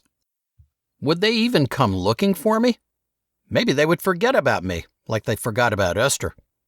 Nobody ever even talked about her anymore. They had even stopped talking about Mal right after that stupid memorial service. They were probably getting used to losing kids left and right. I put my weight on a tree as I stepped high over a fallen sapling. The Douglas fir's rough bark pressed into my palm, a little sap sticking to my fingers. I had a thought. Maybe some of those grown-ups will get the right idea from Mal and Esther and me. I smiled in the gloom of the woods. That's right. Some of us aren't scared of leaving and making a life. A real life. I wondered how far Esther had run. Was she okay? I thought back to that night at the cabin. She had seemed like she must have had a plan. Maybe she had found out who her parents were and was going to meet them. Maybe she was already with them. By now, Esther was probably going to a real school, making friends and already forgetting about the fundamental faith and all the people who had made her life miserable. I hoped she wouldn't end up like Mal. Of course I wouldn't. I sat on a low branch, suddenly empty of energy. I would never try drugs, not in a million years. Why did Mal do it anyway? Didn't he know better? No way I could do that. How could I? After what happened to Mal, it would be like betraying him. No, I had to remember him, honor him. He'd made dumb mistakes and... I felt like I'd been slugged in the throat. I grabbed the branch I sat on and shook it, forcing myself to ignore the explosion that wanted out. No, I wasn't going to give in, ever. Not to any kind of weakness, especially drugs. I was still going to be a cop, or maybe even an FBI agent. As I entered the clearing where the cabin stood, another thought came to me. Would I have trouble getting into a school without parents? Did I need some kind of ID? Maybe I can find someone who I can pay to act like a mother or father. I had no money. I could get a job, but who would give an almost 15-year-old without a family or home a job? Big deal. I would figure it out. I could steal money if I had to. Besides, I knew I could fake my way into a school, forge a signature. I would live on the street if I had to. I set my backpack in the corner under the tarp that we had nailed to 2 inner walls of the cabin. One night here, and tomorrow I'm gone. I sat reaching into my pack for a couple more shirts. It was already getting chilly. I'll get an early start. I dug around in my pack and was surprised at the rumble in my stomach. Crap. I had left right before dinner. Geez, I should have had at least waited until after we ate. I could have at least grabbed some food with nobody noticing while everybody ate. I mentally smacked myself. I could sneak back and get some food. No, they would be watching for me. I couldn't go back. I dug through my backpack again. I clicked on the flashlight I had pulled from my bag and opened my book. They'll never see me again, I said to the dark of the cabin. I'm never going back. Chapter 13. My neck felt like a bent, throbbing iron bar. I blinked and pushed myself up, my wrist complaining. I'd fallen asleep while leaning on my hand and reading. I eased my head into a few stretches, trying to work the pain out of my neck. Something small and wet hit my face. I shook my head and tried to focus. It was raining. I burrowed deeper into the corner, trying to use the old tarp that was nailed to the logs above my head as a roof. It wouldn't help if the thing had developed a bunch of holes. I closed my book and tucked it into my pack. Shining the flashlight around the interior of the cabin, I watched as raindrops flashed through its beam to splash onto the dirt floor. I licked my lips. I should have at least grabbed a cup or a jug of water. I craned my head forward so I could get my tongue into the downpour. In seconds, water drenched my face and hair. I swallowed what I'd caught in my mouth. What time was it? I needed a watch or something. Should I get going? I swept the beam of the flashlight around the cabin. No way. It was raining too hard. A drop landed on the top of my head. The tarp. I looked up, moving the flashlight's beam so it lit the way. A small pool had already formed in the sag of the tarpaulin, maybe 2 feet above my head. Man, if this gets harder, I said, looking around for a stick. I'm going to get drenched. Finding a branch that looked about the right length, I braced it up under the tarp, giving the old plastic a peaked roof. Rainwater spilled off the makeshift roof to splash onto the already muddy ground and run in rivulets away from me. This corner, luckily, looked like it was an elevated spot in the cabin. I had the high ground. I glanced up at my plastic roof again. With the branch acting as a tent pole, the rainwater still landed on the tarp, but now it ran off without having a chance to bleed through. I pulled another shirt out of my backpack and folded myself into it, doing my best to not get it wet. I'd forgotten my jacket. What hadn't I left behind? A little bit of planning might have helped. Cracking a big yawn, I wondered again what time it was. I figured that I'd been sleeping for an hour or 2. People had to be wondering where I'd gone, maybe even looking for me by now. Good. And the rain was going to work in my favor. Nobody would want to go out and search for me. Fine by me. Maybe they were grilling all the other kids. Maybe they had Mary on a chair right now and were asking her when she had last seen me. I wondered if she would break, then realized that they had no reason to grill Mary any harder than anyone else. Nobody had suspected Mal and Esther, and there was no way anybody knew about me and Mary. Oh, for heaven's sake, me and Mary? She's 13. Okay, almost 14. Besides, we'd said maybe 10 words to each other, and my imagination was already having a field day. Our ages didn't matter. I was being stupid. I laughed at myself. All those dumb dramatic poses, and they probably flew right over her head. I wondered what she would say if I told her that I had a soundtrack going through my head for most of the important events in my life. She'd probably giggle and ask me what I was talking about. I stretched a foot out into the falling rain, watching the drops hit and splatter off the hard rubber insignia on the side. I switched off the flashlight and let the faint light carried from the sky by the raindrops provide my illumination. Sometimes I thought I must be the weirdest person around, which was saying something in the fundamental faith. Seriously, what kind of a moron would have soundtracks running in his head? I sat there, letting my thoughts wander. I remembered the day Mal had hatched the plan for this cabin. Then, I realized I hadn't had one of my Mal visions in a little while. Thinking about it, I realized that the last vision I had was probably the night that Esther left. Except for the dreams, of course. I wondered what Aaron would say if I told him about Mal and Esther. "Doesn't compute," I said aloud. He'd brush it off and keep fooling around with his machines. Sleep poked at the back of my eyelids.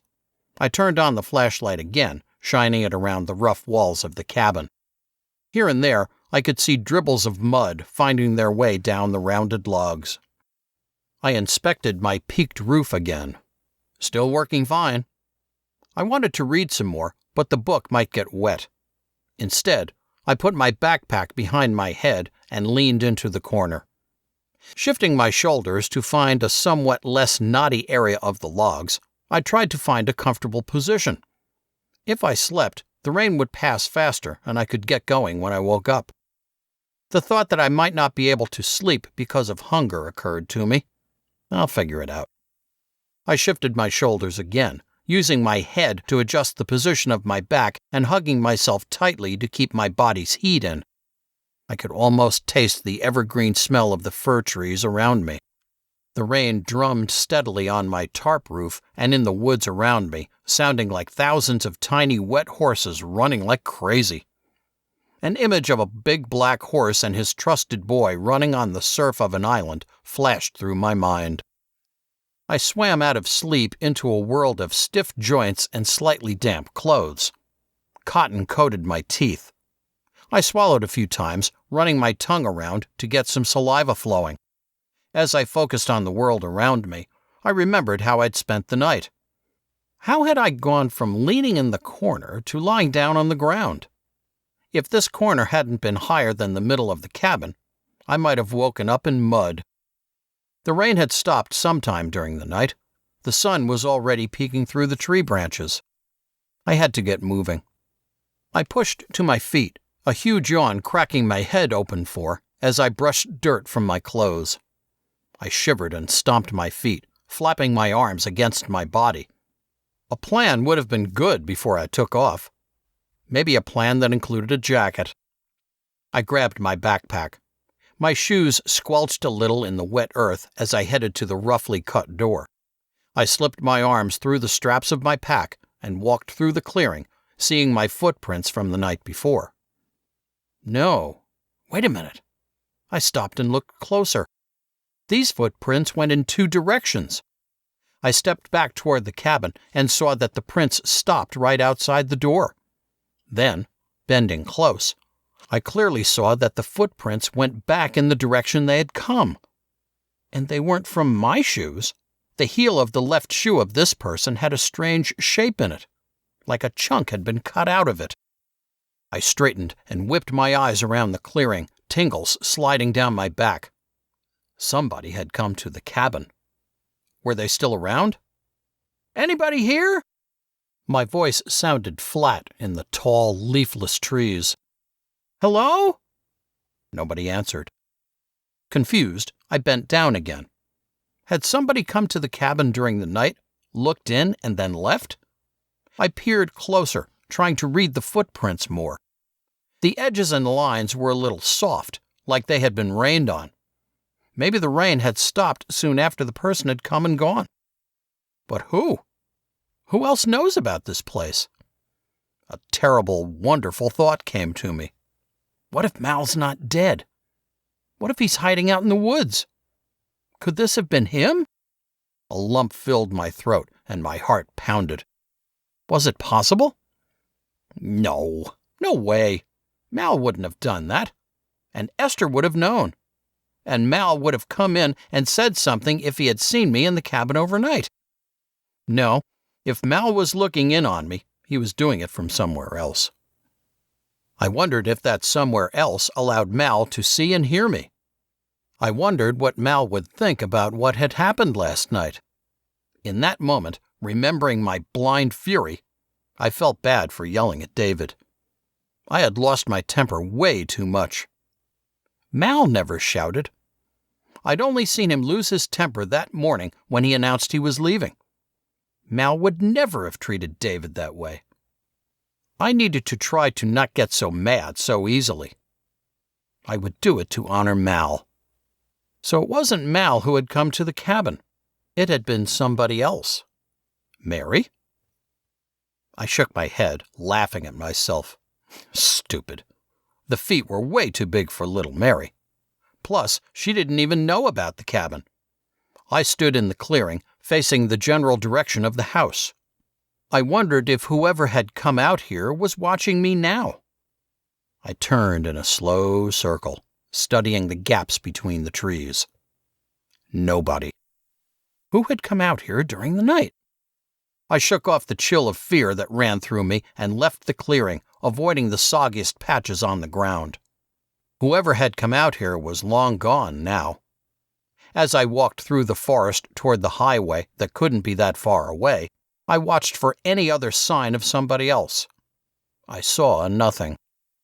20 minutes of dodging trees and brush and jumping a tiny creek later, I knew I wasn't lost, but I felt like I might be soon if I didn't get my bearings. I knew that the pike lay somewhere in this general direction. Whenever we went to the library or came back, I was pretty sure we circled this big patch of woods before turning onto the small road that led to our driveway. But shouldn't I be there by now? My stomach grumbled, squeezing like a convulsing hand. I walked faster. Maybe someone in Cooperton would give me something to eat. Or I might be able to find that bakery we'd once gone to in order to pick up some day-old bread. I kept walking, stopping regularly to listen. Each time I stopped, I felt like my mouth got drier and my stomach squeezed tighter. Maybe I should have gotten a drink at that creek.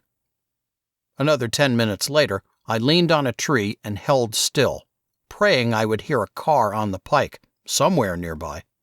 My hand felt jittery on the rough bark of the fir tree. If I didn't get something to eat or drink soon... I let the thought go. I needed to keep moving. A sound came to me through the trees, like a long, harsh sigh. A car. On a road. Within a couple of minutes, I could finally see the long strip of gray running east-west and the occasional car. By the time I made it to the road, the sun hung at least a hand's length above the woody horizon. 7 o'clock? I had no way of knowing. What if a car stopped and someone asked me what I was doing? I'd figure it out. I turned right and headed toward Cooperton, keeping to the edge of the gray asphalt. I walked fast, wanting to put as much distance between the faith and me as possible. Before long, I heard a car coming up behind me. I glanced back. I didn't see the car yet, so I ducked off the road and crouched behind some trees. A small white car flashed by. I waited and listened. I didn't hear anything, so I got back to the road and broke into a jog. Questions kept surfacing in my mind about how I was going to eat and where I would end up and how I could stay off the radar. I pushed them all away. For now, I needed to get off this road and find a place to hole up in Cooperton.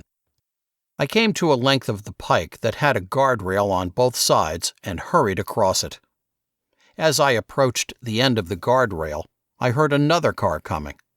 My chest tightened. Nowhere to go. I leapt the guardrail, falling maybe 6 feet and landing on a sloping bank and twisting my right ankle. Grabbing at the pain, I clenched my mouth closed to keep myself from shouting. Stupid. Lances of fire stabbed from my foot up through my leg bone. I staggered to my feet and groped my way up the bank. At the top, I looked both ways. No cars. I leaned on the guardrail and worked my right foot in circles. It felt like a small rabid creature was biting my ankle with every step for the first 100 feet or so. This is going well. I pushed myself forward. Try not to break a leg next. Slowly, the twinges faded to a throbbing ache. I rounded a gentle bend, limping, and saw the first couple of driveways that marked the edge of Cooperton. I pictured the first intersection where I would turn left and then left again to get to the bakery. My stomach rumbled, and I forced myself to go faster. "Hey there!" Alarm shot tingles up and down my spine. I spun, stumbling as the new movement made my ankle complain painfully. Across the pike, set back from the road, stood a large house. A man in the front yard, whom I hadn't seen through a thin row of trees, stood at his property line. He was looking right at me. I swallowed. Great. I forced a smile. "Hi." I turned to keep walking. "Where are you headed?" I glanced around. Focus. Remember focus class. I willed my body to relax and turned back to him. "Keep it simple." "School. Missed the bus." The man looked at his watch. "The bus? You sure you missed it?" He cocked his head, his brow drawing down. "It's only 7:20. I swore to myself. "Really?" I forced a totally fake laugh. "My watch is broken." I kept going. "Still, might as well walk the rest of the way." "Everything okay?"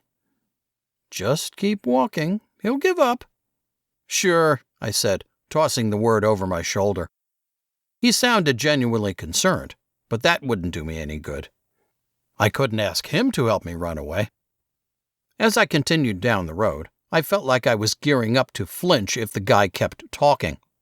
Luckily, he didn't say anything else, and I didn't dare look back to see if he'd lost interest or if he was watching me.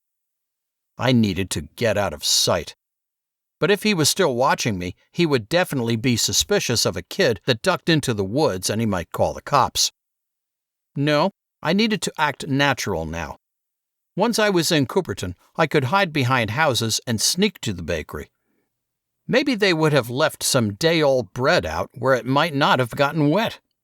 And I could maybe go to a gas station and get water in the bathroom. Plus, if the bakery didn't have anything I could eat, I could probably slip something into a pocket at a gas station. If I got caught, though, that would be the end of it. Would jail be better than the faith? I didn't get a chance to think about the answer to that question. As I cut across Broad Street and into a parking lot, aiming for the small shopping center that had the bakery, I heard tires screech and saw movement out of the corner of my eye. I flinched, stumbling on my hurt ankle. A police car jammed to a stop in front of me. The passenger window was open, and a lady cop leaned toward me, most of her obscured by shadow. "Joshua Kerr? Stop there, please." Chapter 14. A second passed. My heart glued itself to the inside of my chest. Nope. I took off, darting toward the shopping center. If I could get into one of the stores, I could hide. The cop shouted after me. My ankle gave out before I'd taken 3 steps. As I hit the parking lot, skinning my hands, I wondered how they'd found me so fast. It must have been that guy. And if Miriam had already called the cops about me taking off, it wouldn't have been hard to figure out who the kid wandering down the pike was. I tried to get to my feet, but the lady cop had me by the arm and was bending over me. "Are you okay?" "I'm fine. Just let me go." She pulled me to my feet. "I'm sorry, Joshua. I can't do that." "I'm not Joshua Kerr," I said. "I'm going to school." She smiled at that. "Nice try, kid. We got your description from your mom." I tugged my arm free. "My what? I don't have a mother." She almost took a step back, surprise on her face. "What? What are you talking about?" "I don't have a mother. Whoever talked to you isn't my mother." What am I doing? This isn't going to do any good. I thought fast. Was it possible I could explain things and be taken away from the faith? Would the cops decide that the Faith was doing terrible things to me and the other kids and arrest Miriam and the other adults? What if I could convince this police lady that the Faith was doing awful things? What would she do to me then? Would she make me go back? "Joshua," the lady cop said, "don't be ridiculous. Your mom, Miriam, called us last night, saying you had left the property and might try to run away." "I told you I don't have a mother."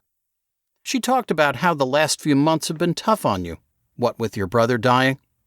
The cop tried to guide me to her car. "Your parents are worried about you." I planted my feet, my ankle almost giving out again. "He didn't just die, he was killed," I said. "And Miriam might have given birth to me, although that would require her to be human, but she's not my mother." I stared the cop down. "And I really don't have parents. None of us do. I've never even used that word." The cop focused in on my face, obviously confused. She opened the passenger door of her car and surprised me by sitting in the seat, turned toward me. "What do you mean by that? None of you has a mother?" Her expression softened a little. "None of who?" I felt the energy go out of my body as if a bunch of tension had dissolved. I wanted to curl up on my bed and sleep the rest of my life away. "None of any of us. They don't care about us. I don't even know why they had us."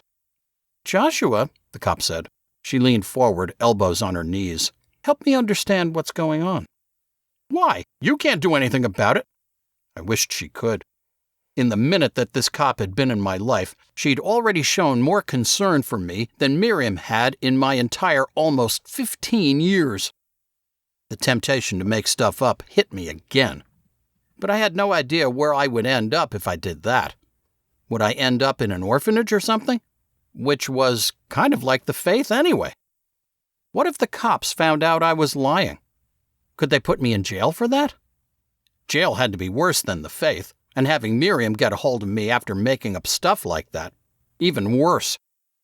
"I don't know," the cop said. I looked at the tag on her uniform. L. Ambler. Officer L. Ambler. "Maybe I can help." "You can't. They don't break any laws, at least that I know of." I glared at her. "You tell me. Is it against the law to not give a damn about your kids? How about hypocrisy and manipulation? Is that against the law? Are you going to arrest them?" I didn't feel like standing anymore. I dropped to the pavement and crossed my legs in front of me. "Well, I can't be sure about any of that." Ambler leaned back again. She studied my face and seemed to be pondering something. "Why don't you tell me more? You look like you could use something to eat." My stomach rolled at that, my throat suddenly bone dry. Okay." She stood and offered me a hand. "Here, let's get you cleaned up a bit and get some food in you. Then I'll call it in." Then she would take me back. Maybe the asphalt would open and swallow me, or maybe I would stick to it, glued permanently. Of course, then I'd have to take my pants off to get loose. The image almost made me smile.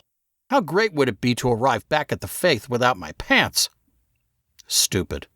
It would look stupid.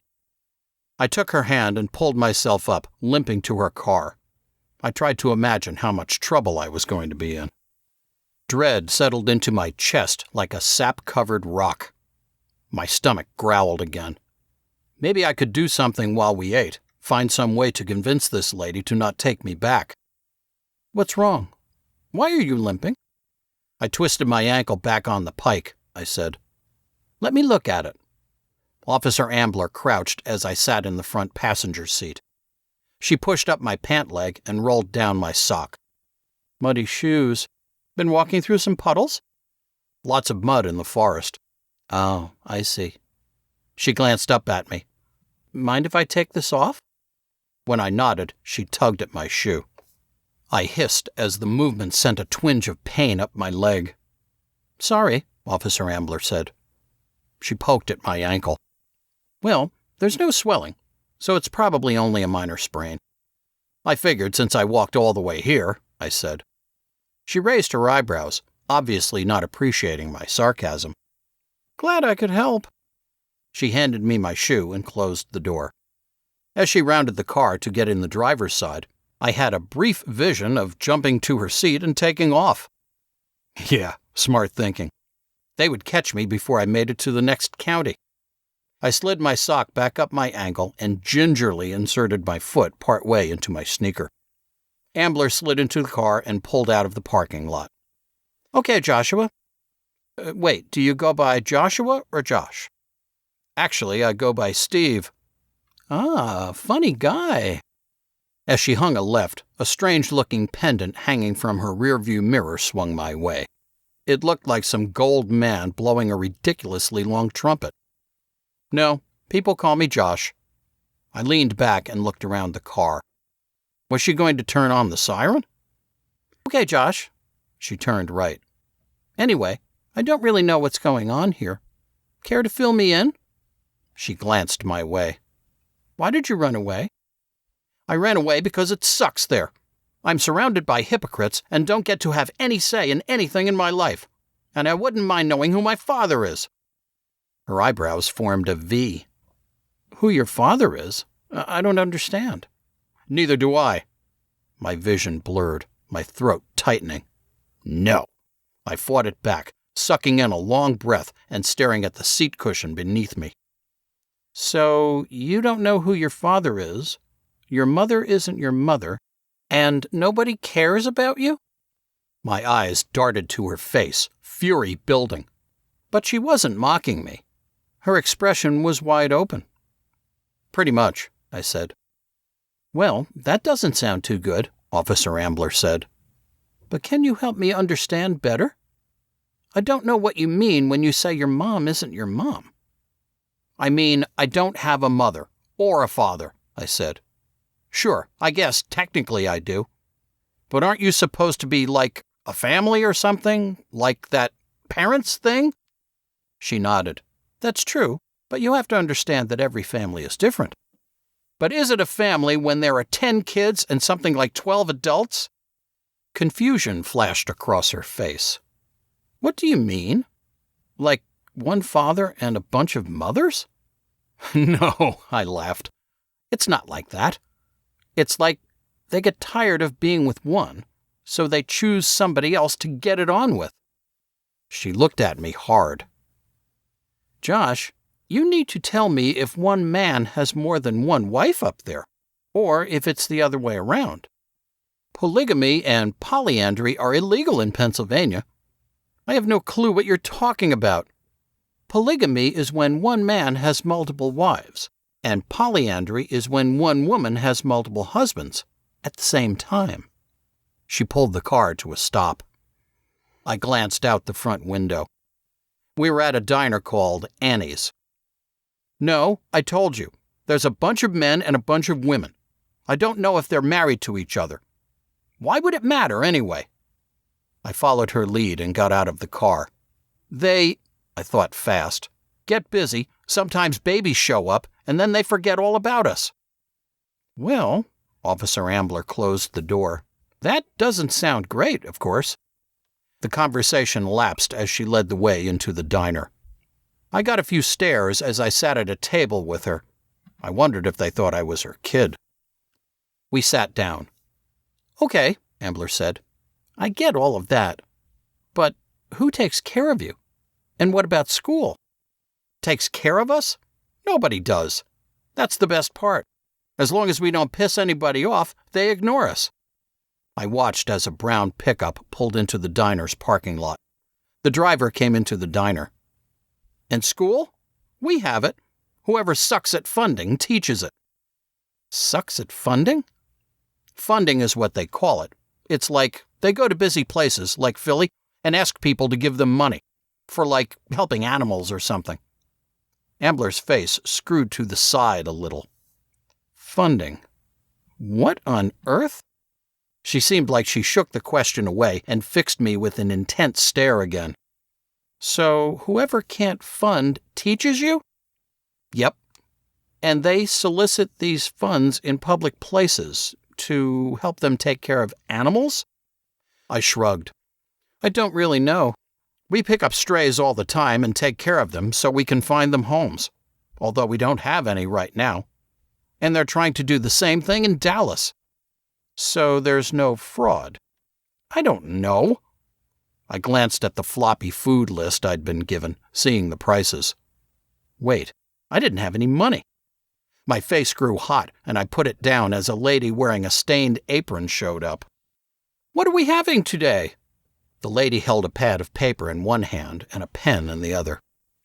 I'll have OJ and short stack, sausage on the side, Ambler said. I swallowed. May I have some water? The lady in the apron frowned at me. That's it? I looked down, sweat dotting my forehead. What else was I supposed to say? Would Ambler get rid of her? He'll have a country breakfast, sausage and bacon. Bring him and OJ too? I watched Ambler as she finished. Coming right up. The apron lady took off. I don't have money for... I needed to get out of here. If I hadn't left my backpack in the police car, I could have just tried to make a run for it. Josh, it's okay. My treat. Ambler smiled at me. You're too skinny anyway. She didn't look away as I nodded my thanks. Have you ever been to a restaurant? I let my eyes wander the place. Most of the tables were full, and the sound of conversations, so different from breakfast at the Faith, filled the entire space. No. I'll be darned, she said. I glanced back at her. She was staring at me. What? They really keep you sheltered up there, don't they? Why do your parents do that? My parents? It's not my parents. I already told you I don't have parents. Miriam's my mother because she gave birth to me. That's all. I don't call her Mom. Seriously? Now she was looking at me like I was some kind of alien. What was her problem? I'd already told her all of this. Yeah, seriously, big deal. And I don't know why those people are in the Faith. Maybe because they're stupid. The Faith? That's what you call it? Yeah, short for... She cut me off. Fundamental faith in God. We know. She laughed at my expression. We know there's a cult thing going on up there, but have never had any reason to worry about you all. It's still a free country, after all. I laughed. Really? For who? Something changed in her face as she got what I meant. Josh, will you tell me what you mean by being ignored? I mean, you're skinny, but obviously healthy. And smart. I shrugged again. I don't know. I guess they don't ignore us, since they're always yelling at us and punishing us for stupid things, but... I stared out the window, watching cars drive by. This was not where I thought I would be, sitting in a diner, talking to a cop who actually seemed to care about what was going on in my life. I wished this would last longer. But what? She leaned forward, her hands clasped. It's like we're their enemies, like they're watching us, waiting for us to screw up so they can yell at us. The apron lady came again, bringing water and juice. I gulped the water down. And is yelling all they do? Ambler sipped her juice. Do they ever hit you? Well, sure. I drank some orange juice, shocked at how sweet they made it. We get spanked sometimes. Spanked? How could she possibly not know what that meant? Yeah, you know, when you get smacked on the butt. Her eyebrows drew down tight against her eyes. Does this happen a lot? Does it injure anybody? Where was she going with this? Not really. Mostly they make us clean the house as a punishment. But spanking happens every few weeks, I guess. And it hurts to sit for a day. But I've never been injured. I don't think. Ambler pulled a small notepad out of a pocket in her shirt. She wrote fast and looked back up at me. Well, I don't know if that's illegal. Child abuse is, unfortunately, kind of a hazy thing. If it can be shown to be reasonable discipline... She took a swig of juice. I'm just saying that I don't know if there's anything I can do, but I'll check into it. A sliver of hope poked into me. Could she actually help me? Help the other kids? And what did reasonable discipline mean? The apron lady brought our food, and the smell nearly made me crazy.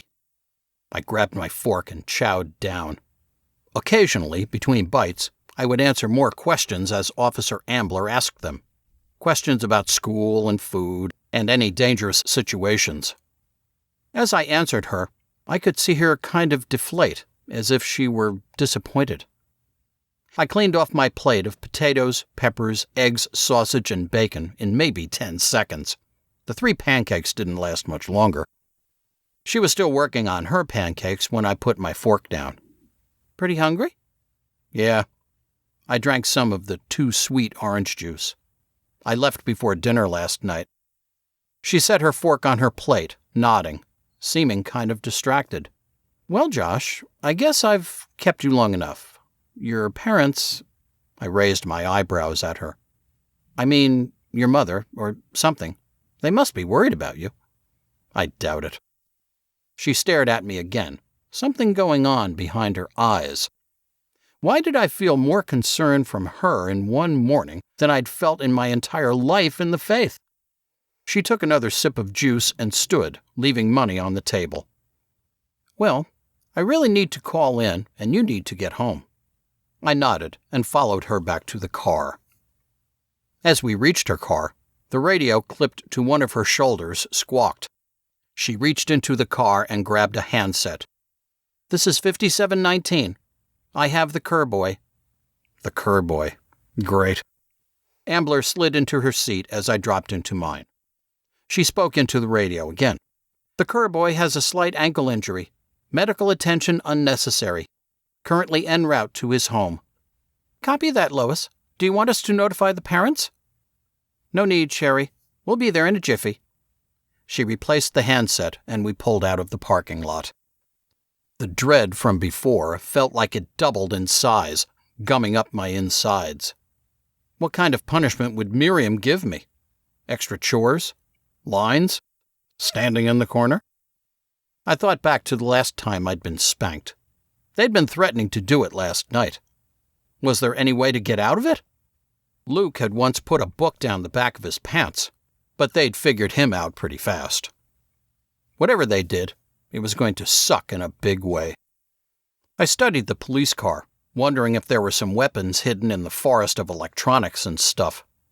I felt Ambler glancing over at me a lot. What did she want? I had to say something. "So, why aren't I in the back seat?" "That's for suspects," Ambler said. "Are you a suspect?" "I guess not." "Plus, I didn't want to make your family think you did something wrong. It sounds like you have it difficult enough." She slowed the police car and hung a left onto the road that led to the Faith's house. I glanced at Ambler, seeking her expression. She wasn't making a joke. I also had no idea what to say next, so I just sat there as a steady stream of trees flashed by. Before long, we broke from the trees and the house came into view. I dropped my gaze, wishing I could appear in my room or something and not have to face Miriam and whoever else was waiting to ream me. The car stopped. We sat in silence. This was going to be bad. "Look, Josh," Officer Ambler said, "you're obviously unhappy about something with your life, but you need to remember that you're never as alone as you might think." What was that supposed to mean? My expression must have told her I didn't understand. She pointed up, to the sky beyond the roof of the car. "Somebody up there is always looking out for you." What? God? Who was that supposed to be, anyway? I nodded. Okay. I let my gaze wander to the wide expanse of slowly greening grass, the edge of the woods, the goose pond, and then to the house. The house that had something like 20 people living in it. I was surrounded by people I'd known my whole life, but I was completely and totally alone. I opened the car door and stepped onto the driveway. Bracing myself on the car, I hung my backpack on a shoulder. Ambler came around and took my arm. I shook her hand away. "I'm fine. You can go now." "Actually, I can't," she said. "I need to see you safely back into the custody of your family." She dug into a different pocket in her uniform. A hot laugh stumbled out of me. "My family," I snorted, "whatever that means." Ambler caught my eye with kind of a sad expression. "Josh, I want you to keep this." She handed me a piece of stiff paper. It had her name and her phone number, along with the number to the police station. I met her eyes. "Why?" "In case." She looked at the house. "Okay. Call me if anything bad happens. I want to help." "Okay." I pushed the card into my back pocket and shifted my backpack a little. "Good." I followed her to the door. She rang the doorbell. "It doesn't work," I said. She gave me a flat smile and knocked. The door opened. Miriam stood there, the light of the morning seeming unable to break into the dimness of the Faith's house. "Oh, thank God," Miriam said. She reached for me. My skin crawled, and I flinched as she touched my right shoulder. "Miriam Kerr?" Ambler asked. "Yes, officer, I'm Miss Kerr." "I'm sorry for what you've gone through," Ambler said. She pushed me forward gently, squeezing my left shoulder. "I guess you and Josh here have some talking to do." "We certainly do," Miriam said. Something in her voice made me want to sneer and shout. What a faker. She sounded so sincere, except she had never sounded like this ever in my life. I felt like she was practicing the redirect step from Focus. She pulled me into the house, and I put a hand on the doorframe to keep myself from stumbling. They didn't need to know about my ankle. They would probably use the injury as a teaching moment or something idiotic like that. "All right," Ambler said. She caught my gaze again. "You take care, Joshua." She turned toward her car. "And please don't run away again." "I won't," I said. And I wouldn't. At least not so that I could be caught. The next time I did this, I would have a foolproof plan, and I would be gone forever. I wanted to watch Officer Ambler drive off. She would probably smile and wave or something. But the second Ambler got in her car, Miriam slammed the door closed and let go of me, taking a step back. The mask of concern had completely disappeared from her angular face. "Joshua Raphael Kerr, do you have any idea what you've done?"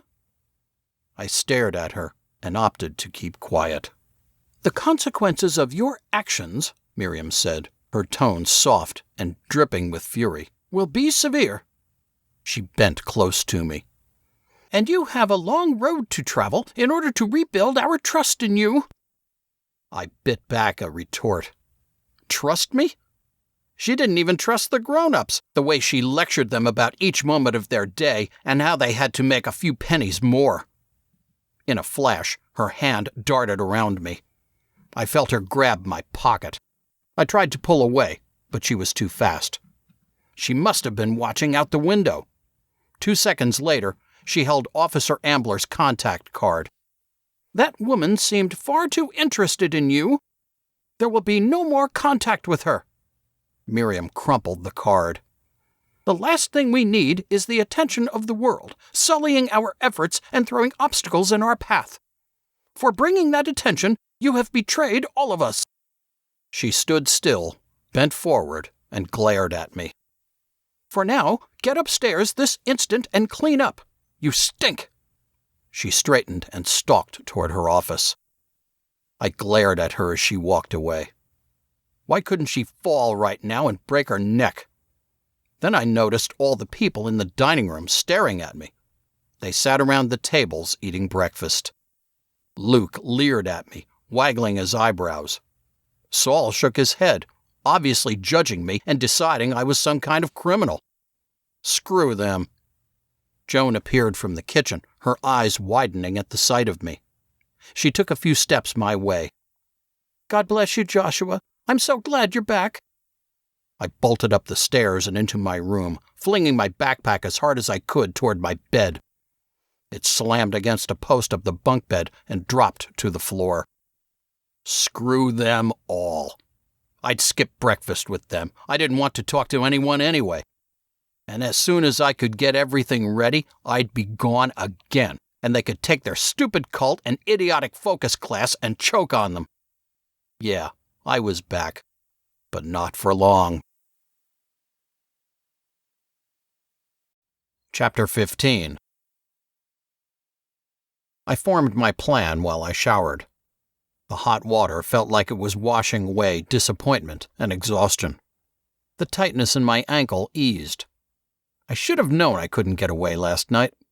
I'd been too angry, too quick to make the decision. Now I would have to be on my absolutely best behavior for a while, and when the grown-ups got tired of watching me all the time, I could really start preparing to get away. I would use the cabin as a storehouse. As I scrubbed shampoo through my hair, I figured I could probably snag a can of food from the pantry every day or two. We had canned beans and noodles for lunch all the time. I could maybe take peanut butter, too, if I was careful. As I toweled off, I realized that I would need money as well. Since Esther had stolen that money from Miriam, there probably wasn't much chance of being able to get my hands on the cash Miriam kept in her office. Maybe I could find a way to grab $1 here and there while the funders weren't paying attention. I pulled some fresh clothes on and tossed my mud-crusted things from yesterday in the laundry. I'll find a way. I'll watch them, and I'll find a way to get some money. Grabbing my backpack, I extracted my book, cringing at the dampness in the pages. I set it carefully at the foot of my bed to let it dry, then dumped my flashlight out of the backpack and hung the pack over a doorknob to dry. I had to get money. The only way I was going to get far enough in time was if I took a bus or something. I would need to find out if Cooperton had a bus station. Maybe I could get on the computers when Aaron wasn't around. I chose another book from the pile on my dresser and flopped onto my bed. My stomach rolled and grumbled, but I ignored it. I wasn't going to make it easier for them. They would have to come to me to hand out a punishment. Opening to the first page, I tried to ignore the fear that kept trying to convince me it might be better if I turned to stone right now. Jerking awake, I blinked, seeing two shapes standing in the doorway. As I took a deep breath, I blinked fast, clearing the fuzz from my vision. When had I fallen asleep? Miriam led the way into my bedroom, Abraham not far behind. I pushed to a sitting position and fought to keep the fear from my face. Miriam's eyes had no expression at all, but Abraham looked furious. This was going to be bad. "God bless you, Joshua," Miriam said, her voice quiet and harsh, like two rocks sliding against each other. She waited. "God bless you." Each word felt like a dull knife sliding through my chest. "Do you understand the gravity of what you've done?" I tried to look away, but she held my gaze. Abraham's loud voice cut me off. "Do you have any idea how stupid you've been?" I nodded. My throat closed, allowing only space for breath, not words. "Do you have anything to say for yourself?" Miriam asked. I finally got my eyes to move and kept them centered between the two adults. I forced the words to come out, although they sounded squeaky. "I'm sorry." "You're sorry?" Abraham said. "That's it? You're sorry? You were gone all night. We searched everywhere, didn't find you, and had to call the police." Miriam's hand went to Abraham's wrist. He sucked in a breath as if she had cut him off before he could say something more. His pockmarked face, already red, grew a darker shade, but he closed his mouth. "Joshua," Miriam said, "we want to help you. We know it's been a rough time, with Malachi gone and everything, but we can't help you if you continuously make these awful choices." "Miriam, come on," Abraham said. "The police were here, for crying out loud." "Abraham!" The word sounded sharp, like a sword. Abraham clammed up. I loved the expression on his face, as if he'd swallowed a pill bug. Miriam turned back to me. "As I said, we can't do anything for you if you always make rash, thoughtless choices that bring serious consequences. We want you and the other children to enjoy your life and education. We want you to find value in your service to God and the faith." My brain finally kicked into gear, and I had to bite back a retort. Something about how it was never about what I wanted. "Do you understand what I'm saying to you?" Miriam said. "Yes," I nodded. I felt her winding up for the big punch, the uppercut that would make any life miserable for probably years. I forced a penitent look onto my face. I could do the redirect step, too. I'm really sorry. A few seconds of silence passed.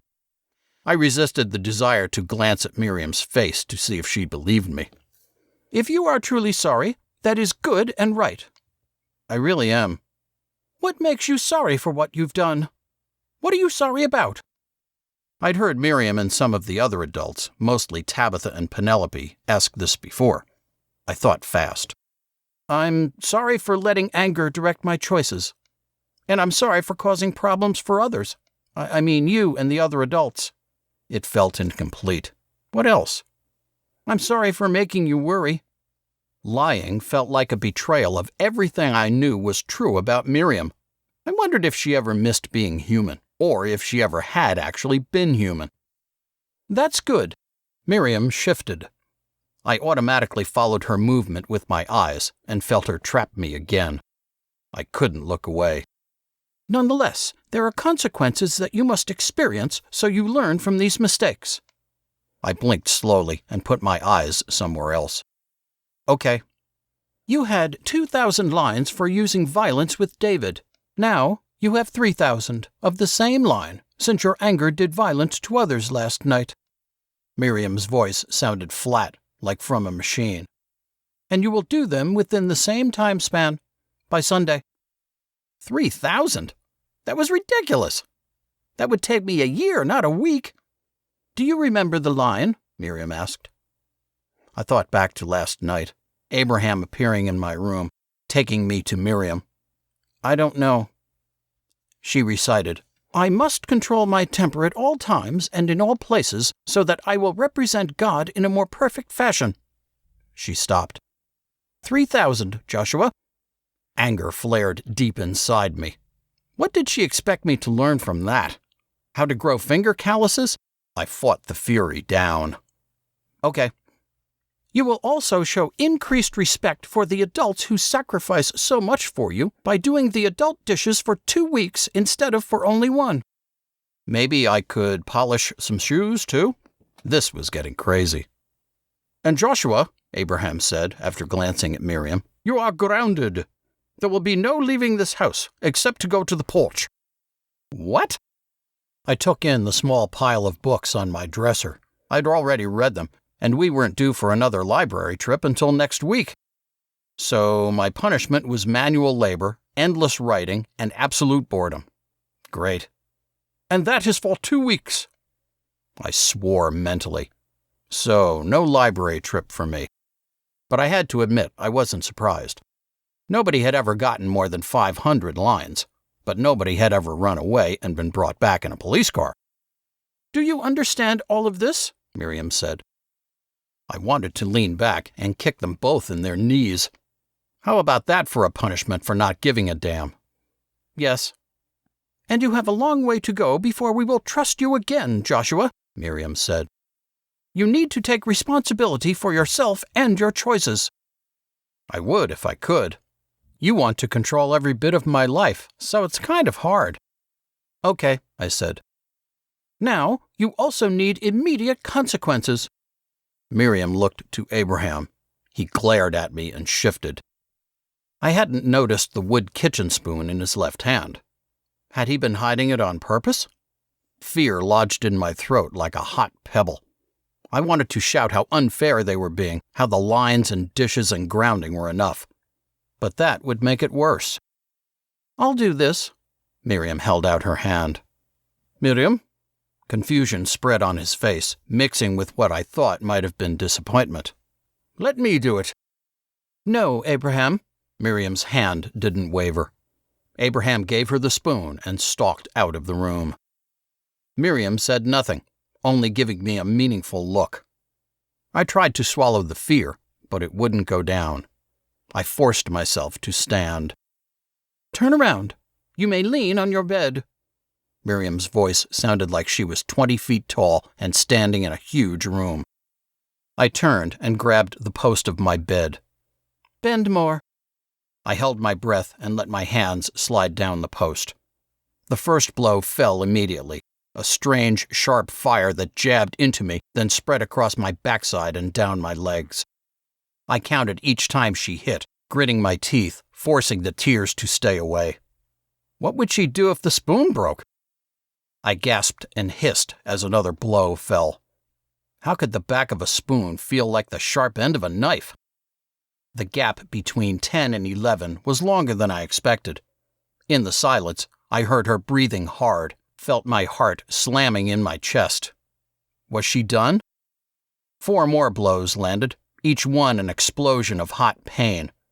I realized my cheeks were wet. I stayed bent over, keeping my face hidden.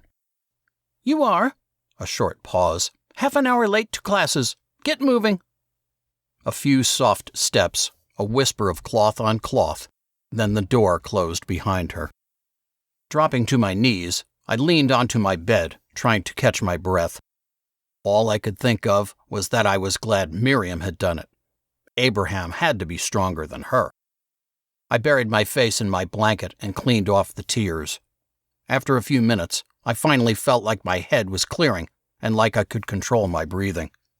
14, nearly 15, and I still cried. The last time Esther had been spanked had been years ago.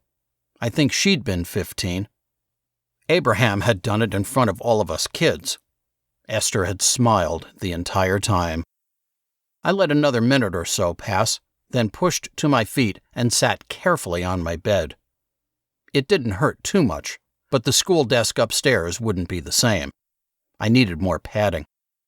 Had this been what Officer Ambler had been talking about? Getting spanked? If I still had her card and I called her, would she be able to help? Help what? What could she really do, anyway? Put everyone in jail? The faith had been around forever, and as far as I knew, nobody from it had been tossed in jail. I dropped my jeans and pulled on another pair of underwear, then a pair of shorts, pulling my jeans back up. Maybe that would help me sit. As I headed for the door, I realized I'd been forgetting the worst of it.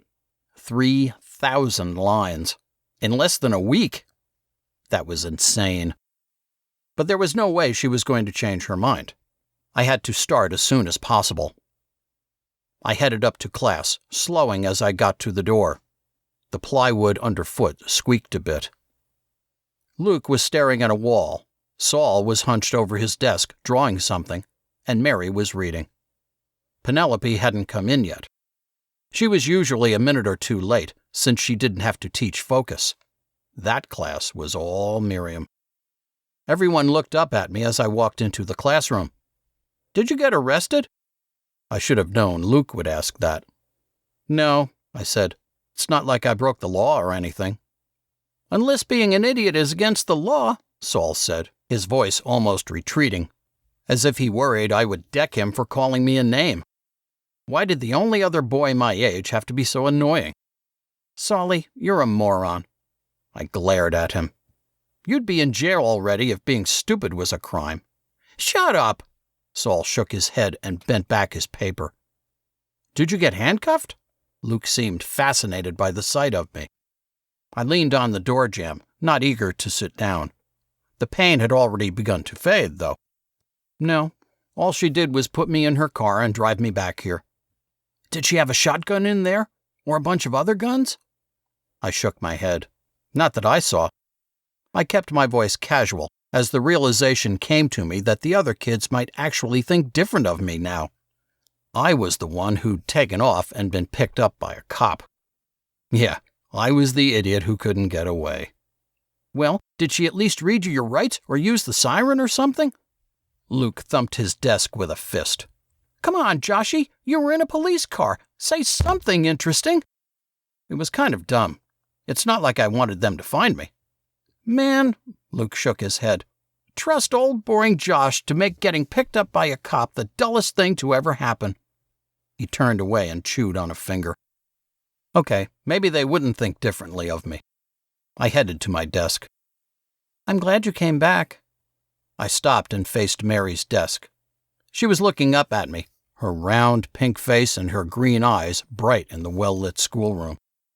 "What?" I said, unsure of what to say. Oh, I mean, Mary smiled. I know you didn't want to, but I'm glad you got caught. She kept her voice low. My face was suddenly hot. Why was I smiling so goofily? Oh, thanks. She smiled again and turned her attention back to the book on her desk. I got to my desk, glad Saul was so caught up in whatever he was doing and that Luke had already zoned out. I felt like an idiot. She was 13, 14 a couple of weeks after I turned 15. My eyes slid back to rest on Mary's head. Her wavy brown hair shook slightly each time she moved her head to look at a new page. I tried not to think about the way she had smiled at me, but I was glad she didn't think I was a moron for getting caught and being brought back in a police car. Saulie, shut up, I said, Saul's incessant humming finally penetrating my mind. You shut up, Saul said absently. I'm working. Working? Yeah, Saulie was an artist. Fiddling around with the guitar Abraham and Penelope had given him 2 Christmases before did not make the idiot an artist. I had to admit, though, he could draw pretty well. Just keep it down.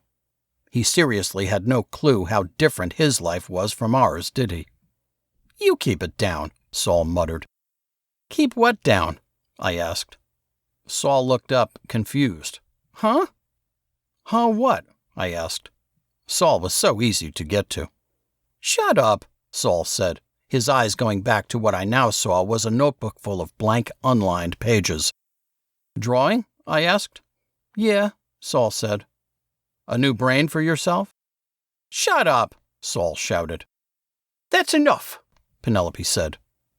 I turned to watch her as she walked across the plywood floor to her desk. Sometimes I wondered how they had gotten that big desk up the narrow stairs. Penelope stood at the enormous teacher desk, looking at me for something like an hour. Josh, what you did was very wrong. I figured it was best to keep quiet.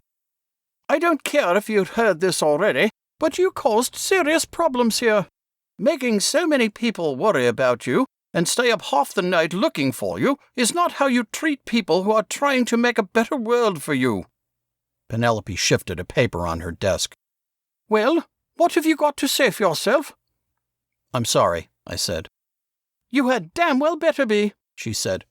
The last thing we need is for the police to think we are doing something awful out here, what with Esther running away, and then you. She huffed and glared at her desk. But you don't seem to care about the good we're trying to do here. Now she looked at me. You were incredibly thoughtless and selfish. I nodded. All the good they were doing? Begging for money? Keeping us trapped here? And for what? But I shoved the thoughts aside. I know. I am really sorry. I knew I sounded sincere. I hope your consequences are serious. Penelope sat in her chair. All right, let's pick up where we left off. My butt twinged as I reached into the cubby under my seat for my books. While leaning over, I caught Mary's eye. She smiled and unobtrusively wagged a finger at me, as if I were a bad dog. I grinned at her, realizing that she was the only one who actually seemed glad to see me. Better than nothing. Chapter 16. Penelope stared at me. Joshua, was that you? Her accent made her sound extra appalled.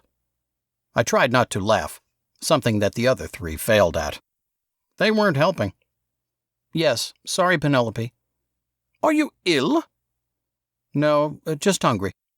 Geography had been fine, but as her lecture on essay structure had droned on, it seemed like my stomach had decided to let me know that my breakfast in the diner hadn't been enough and lunch needed to show up fast. Penelope glanced at her watch. Well, try to keep your hunger under control for 15 more minutes, please. Okay. Finally, lunchtime came. I darted from my seat and led the way down to the kitchen. I was on lunch duty today anyway. While Luke grabbed fruit cups and stacked them on the counter next to a pile of plates, I slathered peanut butter and honey on week-old bread. The green spots were easy to trim off. Josh, slow down, Luke said. Unless you're making a counter sandwich, too. Shut up, I said. Sounds like he's hungry enough to eat the counter, Saul said, snickering. You shut up, too. I pressed all the sandwiches closed and grabbed 2 of them, a plastic plate and a fruit cup. Come and get it. Little kids thundered past me as I made my way to the table, gobbling one of the sandwiches on my way. I carefully eased myself into a chair. I had finished my first sandwich by the time the others showed back up, taking their usual spots. I shoved a chunk of sandwich in my mouth and noticed David staring at me. What? I sounded like a dying yak. Why are you eating so fast? David took a tiny nibble from his sandwich. He always said he hated bread, that it made his mouth itch. Whiner. I'm hungry, I said, this time a little clearer. I tore the plastic top off the fruit cup and dumped half of it into my mouth. Nobody else said anything during lunch, which suited me. I didn't need Luke doing his best to make me feel more like a Nimrod about running away. Even as the few non-funding adults filtered in, eating whatever they had scraped together, the room stayed pretty quiet. When I was done, I immediately set to clearing the dishes. I needed to get started on those idiotic lines. Hey, Ethan yelled, I'm not done. Then eat, I said, putting the little kid's plate back down. You eat, Ethan said. I did. Shaking my head at the kid's infantile behavior, I went back to work. These next 2 weeks were going to be really lame. I was going to have to clean up both morning and night, and still on my regular lunch days. Usually the girls and boys traded off on cleanup duties. This was the boys' week for breakfast dishes, and the girls had to do dinner cleanup. Most of the time, I preferred breakfast duty to dinner duty, since it seemed like there were fewer pots to scrub. But 2 weeks of cleaning up after both meals was going to be lame, especially since the adults always made a bigger mess than the kids.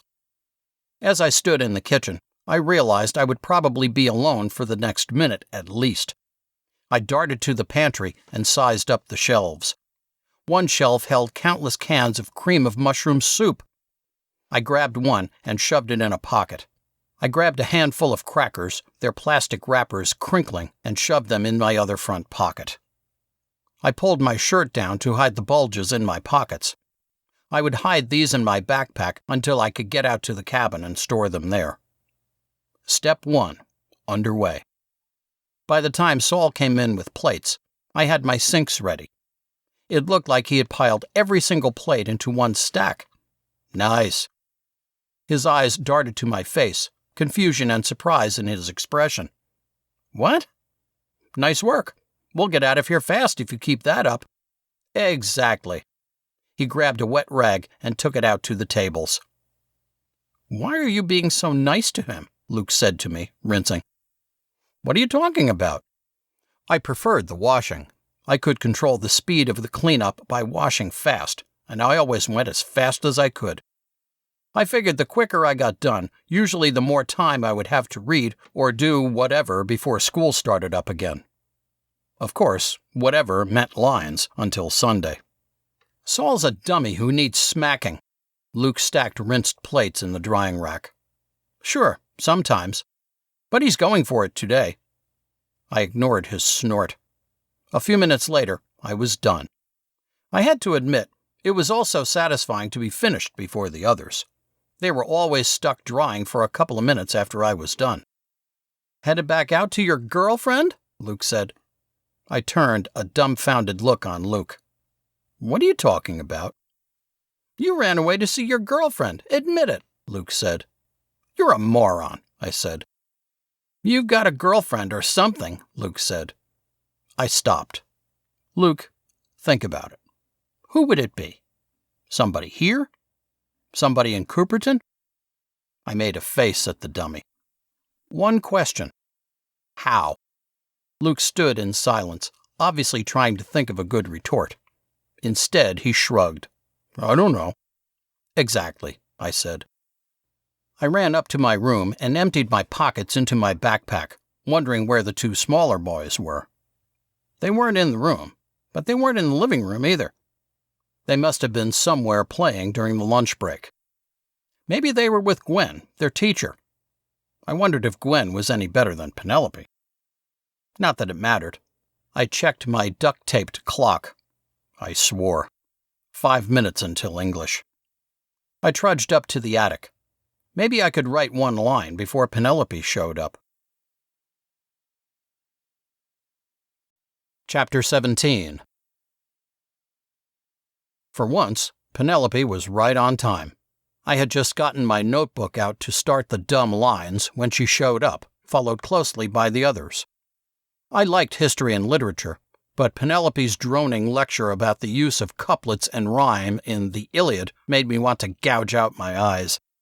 All I could think about was getting started on the ridiculous lines. This needed to end soon. We finished the day with math, like usual. Today was algebra, though, instead of geometry. Evil, useless algebra. It was like a code or a language that Penelope didn't really understand herself. She had been warning us that the next year's algebra would be even harder, which made me wish I had a time machine I could use to go back and strangle whoever invented coefficients. I tried to stay focused on the explanations Penelope was giving, but the stuff didn't make sense. Plus, sometimes her British accent grated on every nerve. Finally, with an audible sigh of relief, Penelope checked her watch and closed her book with a snap. "Okay, that's enough for today," she said. I closed my book quickly and stuffed it in the cubby under my desk. Time to see how fast I could write.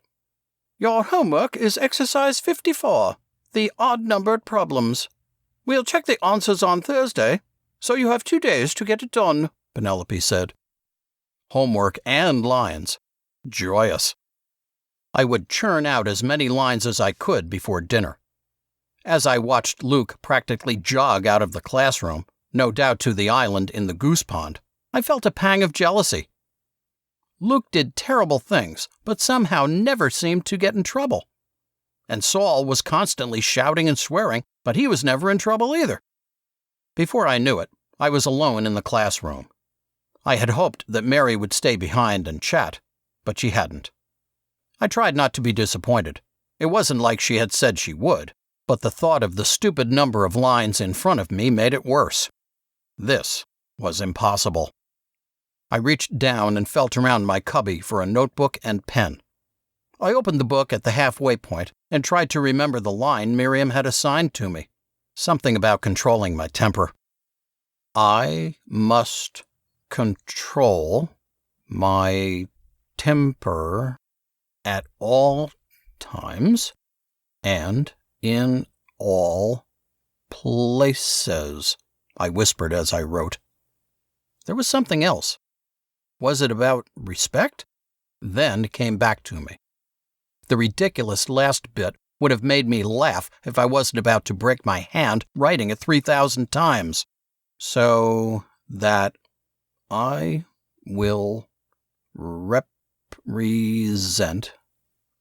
God in a more perfect fashion. How does God care about fashion anyway? I asked, numbering the blank spaces in the notebook. This sentence was massive.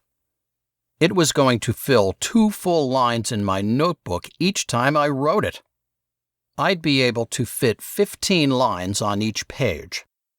That meant I would fill, I did the math in my head, exactly 200 pages. This was like medieval torture. I shook my head, writing I at each numbered line that I had already made. When I had a page of I's, I moved to the next word, must. If I did a page in 10 minutes, it would take me 2,000 minutes to finish. That was something like 34 hours? Torture. I had to go faster somehow. I sat back, mentally scrolling through soundtracks for this ridiculous afternoon irritation. Finally, I came up with a song I'd heard during a commercial. Something about life being a highway. After 3 pages, my fingers throbbed. I looked up, imagining Mary coming through the door to the classroom, her small mouth turned up in a smile, and her green eyes glowing. She would walk up to me and what? I let an image flash into my mind. My heart beat a little faster. Okay, that was dumb. I looked down at the ink-filled pages. 3 pages, and I was only on number 46. And it was obvious I was writing the lines the efficient word-by-word way, instead of doing an entire sentence at a time. If Miriam saw that, she might make me do it again. I decided to write the numbers for all of my lines. I bent to this task, forcing a bubble of irritation away. Just get it done. Halfway through, my mind had gone fuzzy. I wondered if I skipped 1 or 2 here and there, whether Miriam would notice. I decided she wouldn't, so I skipped from 1054 to 1057. By the time I was in the 1500s, I was skipping 10 at a time. With the numbering finished, I figured I had skipped over 200 lines. I prayed Miriam wouldn't notice. Most of us kids had seen her receive a set of lines before and glance at them before throwing them away in plain view of the person who had 10 seconds earlier finished the punishment. So stupid. Serve her right. She'll never know. Next, I wrote 1 complete sentence per page. This should break up the pattern of my word-by-word approach to the torture. I looked up from writing line number 1895. A good year, I guess. I had the feeling that it was getting late, that the dinner hour was approaching. My stomach rumbled, long done with the 2 sandwiches I ate at lunch. Yeah, that was it for today. I figured I'd written about 200 of the ridiculous sentences. I was saving Davy from being a dummy. I closed the notebook on the curling pages I'd been working with and put the pen inside the coil. Maybe I could try and get up here early in the morning to do some more. I had to do something, because I couldn't see myself getting another 25 hours or more to finish these things by Sunday. I wandered out of the classroom, the plywood cool and smooth under my bare feet. I might get some time after dinner, but my hand hurt too much to write any more tonight. No, first dinner, and then reading. I had thumped down the top step before noticing who was coming up. Mary looked up, surprise in her eyes. I stopped, my heart suddenly beating fast. My mouth felt like leather. "Hi," Mary said. Hi," I said. "I was coming to tell the little ones that dinner's ready. I didn't know you were up here," Mary said. "Did you tell them?" "No. I had work to do, so I was in the classroom." I sounded like a moron. Mary made a face. "Homework?" "No. Stupid lines." "Lines? For what?" "For shouting at Davy. He was going to break his leg and I stopped him. So, of course, I got in trouble," I said. "How many?" Mary asked. I wondered if her neck was hurting from looking up for so long, like my own had hurt this morning in the cabin. Was that really only this morning? 3,000. "What? 3,000?" Mary smiled, then laughed. "You're kidding, right?" "Nope." "That's ridiculous." "Yes, it is." "You got 3,000 lines for shouting at Davy?" "Yeah." I realized that this didn't make any sense, so I confessed. "Okay, well, I was threatening to break his arm or leg or something, and Abraham heard. Then I yelled at both of them. Then I ran away and got brought home by a cop." "Yelled at both of who?" "Oh, Abraham and Miriam," I said. "You yelled at them?" Mary asked. "Yeah." Shame and pride fought in me. Defiance was good, right? Mary looked at me in silence, the light from the single bare bulb overhead throwing soft shadows on her face. "Do you want help?" "Help?" "With the lines." Warmth hit me when I realized what she was saying. I'd never imagined she would offer to help me write lines. That would be cool, but I think Miriam would see the difference." "But she doesn't even look at them. She throws them away," Mary said. "Well, she does look at them for like a second," I said. "Besides, I skipped like a couple hundred of them in my numbering. She'll never notice. It's almost 200 pages. That's as long as a book. I know. Silence stretched. Well, if you want help, tell me, Mary said and smiled a little. Maybe I can imitate your handwriting. My face felt sunburned again. Why did her smile do that? But I smiled back. I don't know. I've got pretty bad handwriting. Me too, Mary said. I wondered what I was supposed to say next. Well, I guess it's dinner time. Oh, yeah, Mary said. I have to tell the little ones. They usually play in their classroom. She started up the stairs again. I stepped down a few stairs. I pressed myself to the wall to let her by. She turned and eased by me, her shoulder brushing my chest. Sorry, she said. I couldn't speak. My throat felt like it was full of paper. As she went up, I turned and headed down, sweat breaking out on my forehead. So that's where Davy and Ethan are during the day. Mystery solved. Then I smacked myself mentally. I could have told them. She didn't have to go all the way up. I was already there. I shook my head. Sometimes I could be a real dummy. The next thought brought me up short. Then she wouldn't have touched me. Maybe I'd been smarter than I thought. I stopped by my room to grab some socks and to put on my shoes on my way down to dinner. After a noisy meal, I wasted no time in getting to the dishes. Finally, after what felt like hours scrubbing pots and adult plates, I dried my wrinkled hands and headed toward my book. But when I got to the room, freaking Ethan and David were in the middle of some ridiculous game of pretend.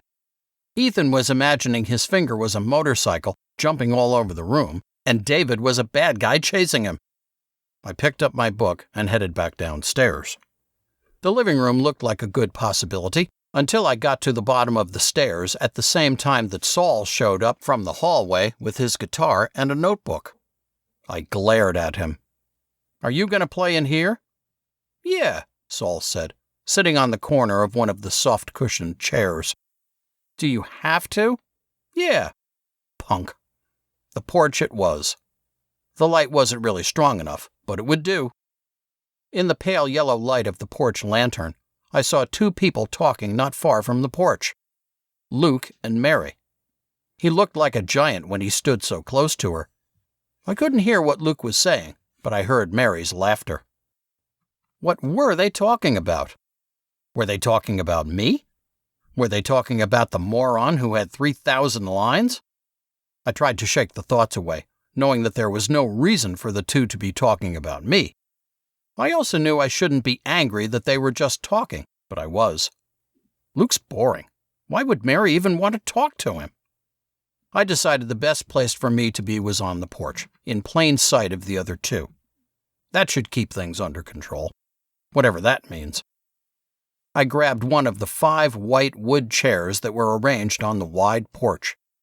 I hauled the rocking chair closer to the porch rail, not caring about the noise I made.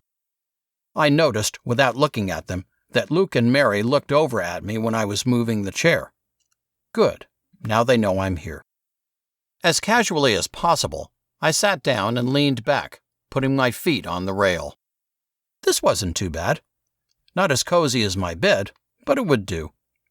The chilly air on my skin felt refreshing. I cracked my book open, picking up with the flame-colored horse thundering down a mountain. Loose dirt flew from its flying hooves. Movement made me look up. Luke walked past me, going into the house. Mary was stepping from the gravel walkway onto the porch. Hey, I said, my dumb anger from before long gone at the sight of her smile. Hi, Mary said. I noticed that in the illumination of the porch's lantern, her small nose seemed almost pointy. She looked a little like an elf. Which one's that? She asked. I held up the book, showing her the cover. It's a good one. You'll like it. Mary smiled, one hand wrapped loosely around the smooth, round post connecting the porch to the ceiling. Good. I smiled back at her, wishing I could think of something else to say. Did you finish? Finish what? I asked. Those lines, Mary said. Oh, no way. I had to do the adults' dishes, too. Between the lines and the dishes, I'm going to be at it all week. Are you sure you don't want my help? I wish, I said. But she'd see. She'd know I didn't do it. Girls have different handwriting. I caught myself wishing she would offer to help with the dishes. But she wouldn't be able to anyway. This was the girls' week for the kids' dinner dishes. How nice would it be if the adults cleaned up after themselves? Mary looked away for a minute, out into the deepening dark of the Pennsylvania night. Her profile was even more elf-like, despite her soft, round features. She looked so delicate. What if you asked Luke? I sat up straighter, gripping the book tighter. What? Did you tell him? Did she really betray me like that? No, of course not, Mary said. She looked back at me, her brows furrowing. It's not his business. Angry at myself for suspecting her, I smiled quickly. Oh, good. 'Cause, yeah, it's none of his business. I don't know if Luke would help anyway, Mary said. He lives in his own little world. No kidding. She looked into the dark beyond the porch. Did you know he wants to play football? Who? Luke. All that time on the island? He heard about how you can get a scholarship to college if you get on the football team. What? Where had Luke heard that? That's interesting. I hope it works out. Mary glanced at me. Don't tell him I told you. He'd be embarrassed. I nodded, a little hurt at the secret they shared. Dummy, she just told you. Nobody said anything. I wished, again, that I could think faster. It dawned on me that I'd never really had to take part in a conversation. Mal was always the one who kept our conversations going, and I never really cared about talking to anyone else. Mostly, I'd been happy if people would leave me alone. Well, I finally said, yeah, anyway, Luke probably wouldn't help. Or he'd want me to pay him or something. Mary nodded. Or something. She waggled her eyebrows and made a face that was an almost perfect imitation of Luke's customary leer. I was so surprised that my laughter burst out too loud. I swallowed it back as quickly as I could, embarrassed, but then joined in when Mary's smile dissolved into high-pitched peals. I found my head completely empty again as our laughter faded away under the brightening stars. Mary helped me again. Her face grew serious and a little hesitant. You read out here a lot, don't you? Yeah, especially at night when the little ones are being insane in the room, I said. Why not in the living room? I snorted. A big one's making noise in there. Who? Mary asked, laughter playing at her mouth again. Solly, playing his guitar again. She laughed, then stopped quickly. Oh, he's a very devoted artist. Her mock-serious face broke into laughter again. For a second, I had worried that she was serious. Relieved, I laughed with her again. Why couldn't I just relax? Mary grew quiet again. She seemed to have something on her mind. Her gaze fell on the hill leading to the pond. The illumination from the porch spilled less than halfway down the hill, so that the light from the stars in the clear sky reflected off the pond. Without looking at me, she spoke again. So, would you mind if I read out here with you? I was so surprised by her question that I didn't know what to say. She wanted to read with me. That meant that she didn't think I was an idiot. She filled my silence. She must have been getting used to it. I mean, I usually read in my room, but Sarah and Rachel play and then go to bed early. And I've seen you reading out here, but I didn't want to intrude. She didn't talk like 13-year-olds in books talked. In books, 13-year-olds were kids. Mary wasn't a kid. At least I didn't think so. Not a normal one, at least. Seriously, though, what was normal? I realized she was waiting for me to answer. No, yeah, I mean, sure, that would be fine.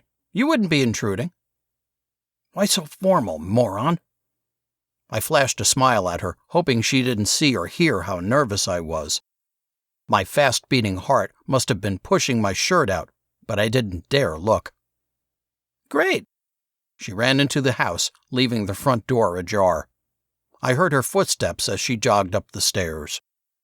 I looked around the porch. Which chair would she take? Should I move one closer to me and the rest of them farther away to give her the right idea? Would she take that wrong? If she took it that way, would it be the wrong way? By the time I had decided not to do anything with the chairs, Mary was back, her book in hand. She walked quickly to the rocker a few feet away from me. Her lips stretching slightly, she pulled it closer to where I sat. "More light," she explained without looking up. I said nothing, certain that if I opened my mouth, my dry throat would betray me with a frog's croak. As she sat, leaning back and putting her feet up on the railing, she looked quickly over at me. She smiled again. I blinked at what seemed like light coming from her face. I had to force myself not to stare. Saying nothing more, Mary settled back and seemed to somehow become completely absorbed right away. It took me much longer to finally get back into my book.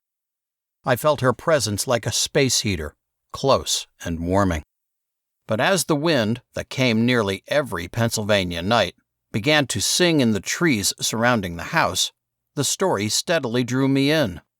The sound of a brush stroking softly over a horse's flanks replaced the sound of cricket songs and creaking trees.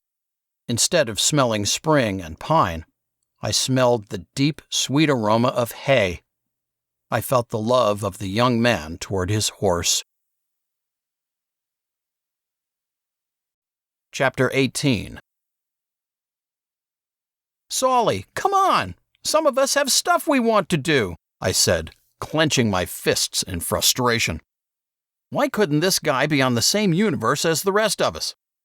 "I don't care," Saul said. He plunked a dish down on the counter next to the sink. "Could you at least bring more than one plate at a time?" Luke asked, joining with me against Saul like he usually did. All of us kind of hated him sometimes. He was spoiled out of his mind, obviously. "Maybe," Saul said, shrugging. He turned around and moseyed out of the kitchen and into the dining area. "Man," I said, "sometimes I want to slap that guy right upside the face." "Nasty," Luke said. "Then you'd get artist on your hands." I made a face at him. "Better than pimples." Luke glared at me and looked around, seeing nobody nearby. "Hey, you want to come to the island before school?" "Nope." I washed the platter Saul had brought in. Got other stuff to do. "It wouldn't hurt you to do some exercise," Luke said. "I get exercise." I handed the suds-covered platter to Luke to rinse. "What?" Saul asked, sloping into the room with a pile of bowls. We'd had grapefruit as an extra treat this morning. Exciting. "Nothing," I said. "What are you talking about?" Saul demanded. "Your face," Luke said. "Shut up," Saul said, glaring at Luke. "What? You asked a question and now you want us to shut up? Demanding, are we?" I said. "You guys are jerks," Saul said, banging the stack of bowls down next to me. "You're a dipstick," Luke said. "At least I'm not stupid," Saul said. Luke turned and pretended to lunge at Saul. Saul skittered back. "Just do your job, Solly," I said, putting the bowls in my warm, soapy water. "And hurry up."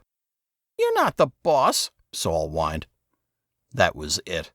Solly needed to get slugged. I pulled my hands out of the water and shook them once. I spun and stepped quickly to Saul, grabbing his shirt. "No, I'm not the boss, but you better go faster or I'm gonna beat the snot out of you." "Get off me," Saul shouted, pushing at me. "Do the job." I swallowed the last word a little. I didn't need to get in worse trouble, so I let Saul go and nudged him toward the door. "Boys!" came a shout from the dining area. It was Joan's voice. "Settle down!" Saul glared at me while I clenched and unclenched my fists, anger burning hot in me. Man, sometimes this guy pushed it too far. But I kept my mouth shut and my hands to my sides. No way I was going to get more lines to write. "Clear the stupid table, Saulie," Luke said.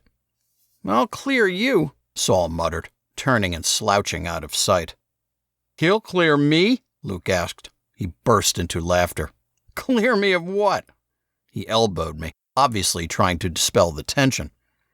"Of air filters or carburetors, I guess," I said, turning back to my work. Luke laughed louder. "I wish. Maybe he could clear you of those dumb horse books." "Shut up, Luke," I said. "What a dingbat. They're not dumb." "They're kids' books," Luke said. "They're good," I said. "I don't see you reading them. How would you know?" "Silly stories, man. Stuff about volcanoes. Now that's the good stuff." I glanced at Luke, sure he was joking. But there was no normal, mocking leer. Weird guy. From the heat in the classroom, I could tell that the sun was shining outside. Even though math class was geometry, I felt like it would never end. I wanted to get outside and feel the sun, at least for a little bit, and even if it only was on the porch, before getting back to work on the lines. Stupid lines. I looked across the room. Mary's head was bent low, close to her notebook. Every once in a while, she would look up and appear to be listening to Penelope talk about angles and degrees. I wondered if she was actually listening or if she was doing something else. Maybe she was doing what I'd seen Esther doing. I imagined the heart shapes, my name and Mary's name. Get a hold of yourself. I turned my attention back to Penelope, willing her to check her watch. Minutes, that felt like hours, later, Penelope called an end to school for the day. I was up and out of my seat in a flash. I thumped down the stairs to the second floor, then down to the first. I had been right. Bright sun greeted me as I opened the front door. There was still a chill in the air, but it felt great. I wandered to the side of the porch that still had some sun shining on it. I took a deep breath of cool, green-tasting air. Buds sprouted from tree branches. Thready, pale grass pushed up through the brown thatch. I took it all in. Yup, best time of year. Not only because my birthday was coming up. Birthdays were about the only fun thing the Faith did. They were always a big deal, with cake and ice cream and skits. The girls always wrote and performed a song for the birthday person, sometimes convincing one or more of the boys to participate. I knew it was dumb, but I couldn't stop imagining what the song they were going to do for me would be about. Last year, they had sung about my old denim jacket that Esther had always teased me about because I wore it everywhere. With Mary leading the songwriting this time, since she was the oldest girl, maybe it would be different. I knew that it wouldn't be sentimental or anything, but maybe she would slip in something that only I could understand. I'm an idiot. I headed to the opposite end of the porch, looking out over the pond. I dropped into the nearest chair. Suddenly, an image flashed into my head, accompanied by a voice. Sitting on the bench late last summer, the morning Mal left. "Twits on a string," I muttered, remembering the conversation me and Mal had that day. I felt the front door open before I heard it. "Nice day, huh?" Saul said, his guitar slung over his back and a thin canvas bag in one hand. He came up behind me. "Sure." Without looking at me, Saul leaned his guitar against the chair and sat down on the chair next to me. "What are you doing?" I asked. "This is a good place to draw," Saul said, pulling a pencil out of his bag. "Are you kidding me?" I said. "Right next to me? Back off." Saul shrugged. "There's space. Don't be a pig." He was right, but seriously, why couldn't he find somewhere else? I stood, not wanting to get into it with him. Just ignore him. But I couldn't leave it at that. "Are you trying to be a jerk?" "I'm just drawing." He flipped open a nice-looking notebook. "And you can't find somewhere else?" Saul finally looked up. His long, pale face stretched into a forced smile. "This is fine, thanks." Unbelievable. You're doing this on purpose. I needed to leave. Now. I kept imagining myself snapping his guitar over my knee. This couldn't end well. I took a step toward the front door. You're being a jerk. "You're the jerk," Saul flared. "You think you can boss everyone around. Well, you can't." I got it. Solly was getting back at me for this morning with the dishes. Obviously, I'm not the boss. Keep going. Just leave. I reached for the door. "Then don't act like it. Ever since Malachi died, you want everybody to treat you like you own the place." Saul? Pure fury erupted in my gut. I told you not to talk about him. Part of me knew I should get inside, fast. Much more of me wanted to flatten him. "You can't tell me what to do." Saul kicked the chair I'd left. "You could at least try to not be a jerk and butt in when I'm sitting there. I have a right to sit here too. There are chairs for both of us." You know you wanted to piss me off. Don't act like you want to sit with me. Why did he have to be so annoying? I wanted to grab his stupid guitar and precious drawing pad and fling them all the way into the pond. "You're just selfish. You think you're in charge, and you think you can do whatever you want." That'd be you, dummy. I took a step back toward him. I knew I was going to get more lines. I knew I'd get in trouble, but Solly was being ridiculous. Saul stood, getting in my face. "Stop calling me a dummy. You're always calling me that." A tear fell from Saul's left eye. "You're the dummy." "Back off," I said, pushing Saul hard. What was he doing crying? As Saul stepped back, trying to keep his balance, I grabbed for him, seeing it all the instant before it happened. The back of one of his feet hit the leg of one of the chairs, and he fell. Putting out his hands, Saul bumped his guitar. The neck of the guitar slapped part of the chair with a loud crack. Saul's eyes went wide. He jumped to his feet, cradling his guitar. "You broke it!" He swore at me. "There's a crack!" You broke it. Stop getting in my face. I felt bad, but at the same time wished the whole neck had torn off the dumb thing. I turned away and made for the door, wanting to get out of there before the burning in my chest exploded. "You're dead!" Saul was putting his guitar carefully on a chair. Then he looked up and lunged toward me. "Stop it!" I shouted. "I'm gonna kill you!" Saul screamed, tears on his cheeks. "You broke my guitar!" "It's fine. It's not broken," I yelled back, bracing myself. Saul tried to tackle me, but I held strong. I pushed at Saul's chest. He fell back, breathing hard. His pale face was mottled with fury. "Quit it, Saul," I shouted, a knot of fear in my stomach. Saul was stupid enough to actually try to hurt me instead of just burning off the anger for a bit. But Saul had lost it. He leapt at me, swinging his fists at my face. I ducked and stumbled back.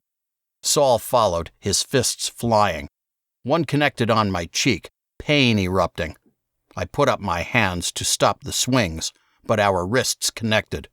Both of us shouted in pain. My vision glowing red, I swung with my right fist, aiming for Saul's gut. Saul tried to dodge, but he couldn't move fast enough. I connected. Saul gasped, the wind obviously knocked out of him. Fury built in me, but I fought it back. This had to end before I killed him. I stepped in and curled a foot around the back of Saul's left leg. I pushed. Saul went down. "Stop!" I took a ragged breath. "You're such an idiot!" Saul, sitting on the ground and hunched over, swore at me again, his breath catching. "You broke my guitar! You're gonna pay for it!" "No, I'm not. And you broke it by getting in my face." My throat hurt from shouting and the fight. I turned away again, sick of the sight of him curled on the porch floor. But my anger was too high. I knew I shouldn't, but Solly picked the wrong time. Mal dies and I somehow end up with a ridiculous number of lines? Not a good time. My mind went blank. I turned back. I tried to control my breathing, but it felt like my heart was beating in the place where my lungs needed to be. Keep away from me! I kicked at Saul, pulling the kick right before it hit. I felt the toe of my shoe dig into Saul's side. Saul yelled in totally unconvincing pain and began to cry more. I should have kicked him hard enough that he'd fly over the railing into the gravel bed. I wished I was Luke at that moment, knowing Luke wouldn't have pulled the kick. That was why Saul never got into fights with Luke. Joshua Raphael Kerr! I jumped, surprised by the incredibly loud voice. I spun. My heart stopped and then sank into my stomach. Miriam was standing outside the front door, her long black hair streaming in the breeze. How much had she seen? You come here this instant! She screamed. I had never heard her yell so loudly. Not even when I had yelled at her after she told me that we could learn a lesson from Mal's death. I knew she had missed everything until the kick. Of course. As I approached her, I kept my eyes down. What in God's name are you thinking? Miriam demanded. I said nothing. The red flame was gone. It was going to be 5,000 lines now. What were you doing? Why would you kick Saul like that? Yep, she saw the kick. Not Saul attacking me. Not Saul hitting me in the face. With my luck, I probably wouldn't even have a bruise as proof. You get up to your room and don't leave until I call for you. Do your lines while you wait, Miriam said. I began to move past her. Joshua, look at me! I stopped and turned, raising my gaze to her eyes. Don't you have anything to say for yourself? Was this how mothers talked? Was she being a mother or a cult leader? Did she even know how to be a mother? I looked away from her, feeling like some deep, dark hole in me had appeared as the fury of the fight went away, like a cavern or huge abyss that would never be gone. No. I am disgusted. I am appalled. Go to your room and do your lines. Somebody will come for you later. I turned again and went inside. Looking up the stairs and beginning the climb, I saw Luke on the landing. What happened? Luke asked. Me and Saul were fighting, but Miriam only saw me kick him. Once again, he's scot-free and I'm in trouble, I said, trying to force a smile. That sucks. Yeah, gotta go to the room, I said. Luke nodded. All right, I'll keep people out. Sometimes Luke was halfway decent. I walked past him and closed the door. Wait, I had to do lines. I considered whether I really should. Deciding that now was as good a time as any, I turned back and opened the door. Luke, halfway down the stairs, looked back in surprise. What? Gotta get something, I explained. I ran up to the schoolroom, got my notebook and pen, and returned to my room. Luke had disappeared. The house, much of it in deep shadow, was quiet, like it often was during the afternoon. It didn't seem like there were 4 little kids and 5 teenagers in the house. I corrected myself. No, not everyone was in the house, and the 4 little ones were upstairs. I wondered briefly where Mary was, deciding she must be in her room. Probably reading. Or maybe working on a birthday song. I settled back in my bed. Where had all this stuff with Mary come from, anyway? I sat there for a few minutes, my mind strangely free of ideas. Why did all of this seem so empty? I felt like something more than Mal was gone, but that it was something that had never been here. I pulled my knees up and, using my thighs as a desk, began to write. Chapter 19. I heard the heavy footsteps coming up the stairs. Had to be Abraham. When my bedroom door slammed open, my guess proved right. Abraham's eyes were slits, his breathing heavy. "Who do you think you are, you little bully?" Fear ignited in my stomach. I'd never seen Abraham so angry before. The tall, skinny man had always seemed more or less serene, even when he was chewing a kid out. I don't know." "You shut your mouth," Abraham yelled. He turned and closed the door, then turned back to look at me. "You stand up when I'm talking to you." I pushed out from my bed, swallowing. I stood. Abraham moved fast. Suddenly, I felt myself falling to the side, landing on Davy's bed, and then rolling onto the floor. Half of my face felt like it was on fire. I opened my eyes and looked up. Abraham stood over me, his right hand open. "How do you like it? How do you like it, Joshua?" he whispered. The quiet tone sent shivers through me. I scooted back against the wall and tried to stand. Abraham took a step forward. I didn't even see the blow coming, but suddenly I felt like a horse had kicked me in the stomach. Throbbing pain erupted in my middle. I couldn't breathe. I coughed, gasping for breath. I looked up. What was he doing? Abraham stalked closer. I felt a release. My pants grew warm and wet. Humiliation spread through me, spilling out in tears. The ribs on my left side shattered under a heavy blow. I struggled for a breath, hiccuping. Blows rained down on my body. A noise like extended thunder filled my head. I felt myself fall on Davy's bed, saw Abraham's red, sweating face inches away from mine. Abraham said nothing. All I heard was the noise in my head and thumps and high-pitched keening.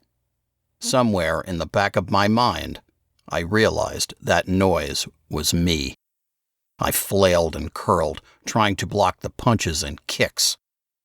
The beating lasted for what felt like hours, but Abraham didn't say another word. My ribs felt cracked, my chest bruised and split down the middle. White blankness filled everything behind my clenched eyes. Nothing. I felt nothing. I tried to roll over, keep my legs closed to hide the large wet spot.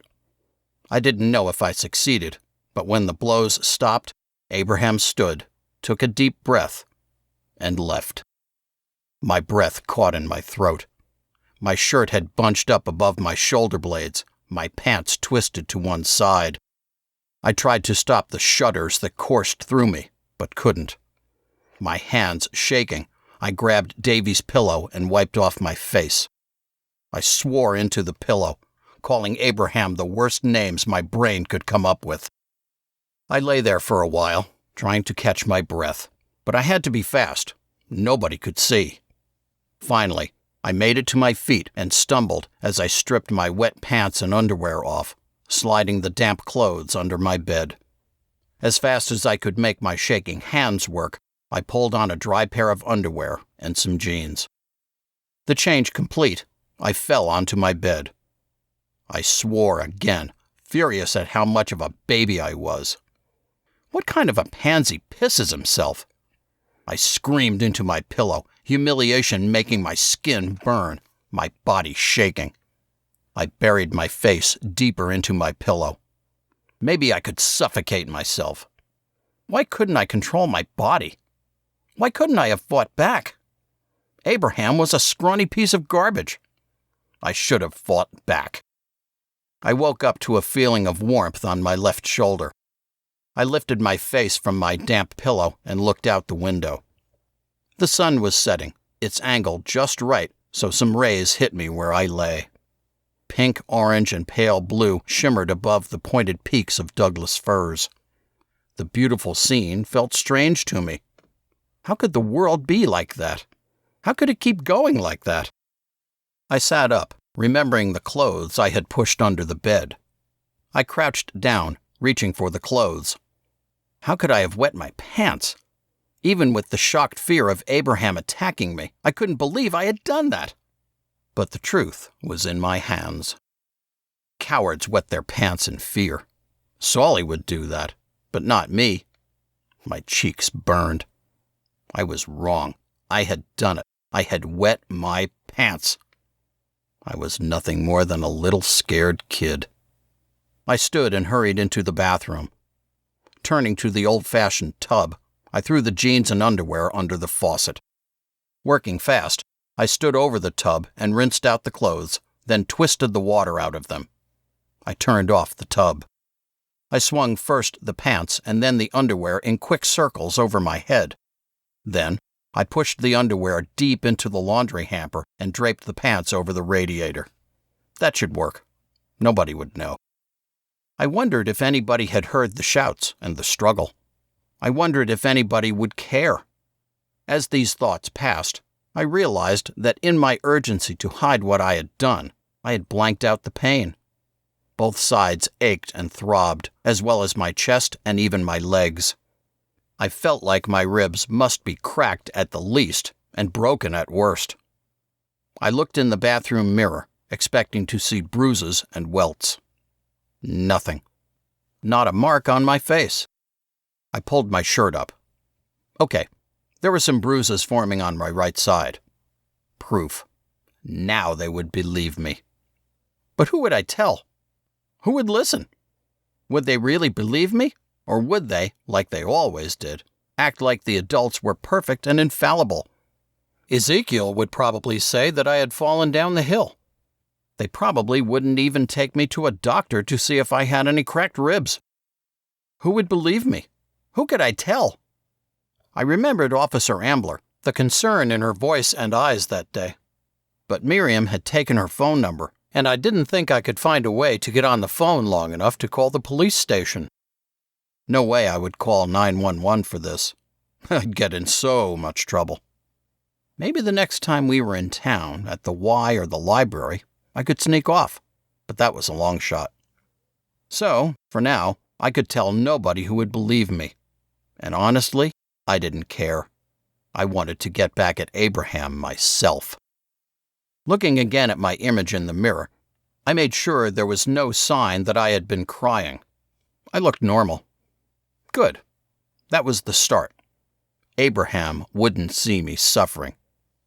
I would act like the beating hadn't hurt, hadn't even affected me. Then, when the time was right and I had the perfect plan, Abraham would pay. I walked across my room. As I passed Davy's bed, I noticed that the bedclothes were a complete mess. I straightened the sheets and blanket. I turned Davy's pillow over to hide the snot and tear marks. Briefly, I realized that I was hiding the evidence, that I was covering up for Abraham. No, I was making a plan. Abraham would never see it coming. After thinking about it for a minute, I decided that I was allowed to leave my room for dinner. I headed downstairs, following the noise to the kids' table and sitting down in my usual spot. I didn't even look over at the adults' table. With every bite I took, I thought of a new name for Abraham. Chapter 20. Josh, pass the salt. Why couldn't I use my spoon to eat my peas? It didn't make sense that Gwen had taught us, in our manners class, that you only use a spoon when eating from a bowl. I shook my head. I tossed a glance at the adults' table. Nobody was looking. I was going to use my spoon. Josh! I looked up, turning to the loud voice. Wake up! Pass the salt, Luke said. Oh. My throat made it hard to swallow, and the single word felt like a razor sliding up it. I passed the salt down to Luke. What's up? Saul asked from my left. I ignored him. Josh, I'm talking to you, Saul said. I gave Saul my coldest stare. So what? Why are you always so rude? Saul asked. I went back to ignoring the jerk. The spoon was much more efficient for the peas. As I chewed my last bite, focusing only on my plate, I felt like somebody was looking at me. I straightened and glanced over at the adults' table. Nope. Abraham was talking, waving his hands like he always did, animatedly with Ezekiel. I turned back to my table. Mary was watching me. I tried to smile at her, but couldn't. I was kind of glad. I didn't want anybody to know about my feelings. whatever those feelings were. I didn't think I could be in love with her. I really didn't know her. But I kept having images of her smile and eyes flash in my head. I looked down at my plate again. She was pretty, and she obviously liked me, but was that just as a friend? And I had to admit to myself that I had no clue how to do anything, either as a friend or as more, despite the fantasies I sometimes had. Sick of sitting in the noise-filled dining area, I pushed my chair back, the legs scraping on the dark wood floor. I threw my silverware on my plate and grabbed my dishes. I jerked a little as a twinge ignited in my side. The pain had seemed to fade while I was sitting, but moving killed. At least I could breathe without wanting to scream. I tried to hide my hiss of pain and went into the kitchen. I started filling the big sink with water, squirting lemon-scented dish soap in when it was half full. I turned to my left toward the stove. Another shock of pain cut deeply into me from my side. Maybe there were some ribs cracked. I sucked in a breath, feeling heat rising up my back and through my neck. Letting out the breath gently, the pain faded some. I reached for a couple pots, figuring I would get started on them while the adults were still eating. Moving as carefully as I could, I lifted the crusted pots, turning my face away from the smell of aging crusted-on food. I stopped before I got back to the sink. Mary was standing inside the kitchen door with her brows drawn down in a V. "Are you okay?" Sudden terror made me seize up. I couldn't tell her. She couldn't know how skinny, lame Abraham had beaten me up. How I hadn't done anything but cry and curl up and wet my pants. I licked my lips, trying to work up some spit. I croaked. "Sure, fine." I stepped quickly to the sink, trying to keep my face straight as the pain of a bruise on my left leg cut up through my middle. "Are you sure?" Mary asked. Without facing her, I said, "Yeah, I'm fine." I submerged the 2 pots into the big sink. Just wanted to get this going now and be done quicker. I breathed shallowly, hoping that my heart would slow down and the pain in my ribs would lessen. I didn't hear her move, but suddenly she was standing to my right. "I'll help," she said, rolling up her sleeves. I turned and saw her wavy brown hair, the profile of her nose and mouth, her long curving eyelashes. A sudden feeling hit me in the gut. I couldn't believe her fearlessness. And she was actually thinking about me, trying to help me. I blinked quickly, getting rid of the mist in my eyes. She was too nice. She was going to get us in trouble. "Oh, that might look weird, but thanks." Mary looked up at me, concern and confusion on her face. She opened her mouth, then closed it, seeming to shrink a little. She looked down. "Okay." She turned and crossed the kitchen to the other sink. She began preparations to work on the kids' dishes. I'm a complete dipstick. I knew her feelings were hurt, knew that I had done it. But I was right. We kids, in the adults' eyes, were basically supposed to be obedient, personality-less robots. And we had basically lived up to that expectation, since everybody pretty much wanted to stay off the radar so we could avoid lengthy, pointless lectures. As far as I could tell, nobody was really friends with anybody else. Sure, it was kind of odd that with 8 kids in the same house, none of us were really friends. I didn't even consider Aaron a friend. I guess maybe that was strange, but it was a fact. Not like it was going to change. Life sucked already. Why make it worse with lame friendships and crap like that? I had to wait a few minutes after I finished washing and drying the pots before the adults finished. Joan brought a stack of plates in, followed by Gwen and Penelope. They smiled gently at me. Was that supposed to be sympathy for the Nimrod who had run away and been picked up by the cops? Or was it sympathy for my punishment? Either way, the sympathy sure didn't translate into them helping me. Why would they? They had a human dishwashing machine. I made my way through the piles of plates, platters, and silverware, wondering why these people even wanted to have kids. Were we all accidents? What was the point of getting married and popping out a baby if you basically gave up the kid to the stupid group when we were 3 years old? And it wasn't as if marriage was a big deal either. Tabitha was at least Enos's second wife and maybe his third. And Miriam had given birth to 3 sons from 3 different men. All of this while, at the same time, they made every effort to keep the boys and girls as separate as possible. And they went on and on about the corrupt physicality of the world. Yeah, right. What was the point, anyway? As I dried dishes, I came to the same conclusion I always came to when I thought about this. They were basically trying to raise more members of the faith so they could have more workers. Not me. I was getting out. I would grab another can or 2 tonight, maybe some matches. Mary had the faucet going still on her side of the kitchen when I got done. She was still washing plates. She was moving pretty slowly, actually.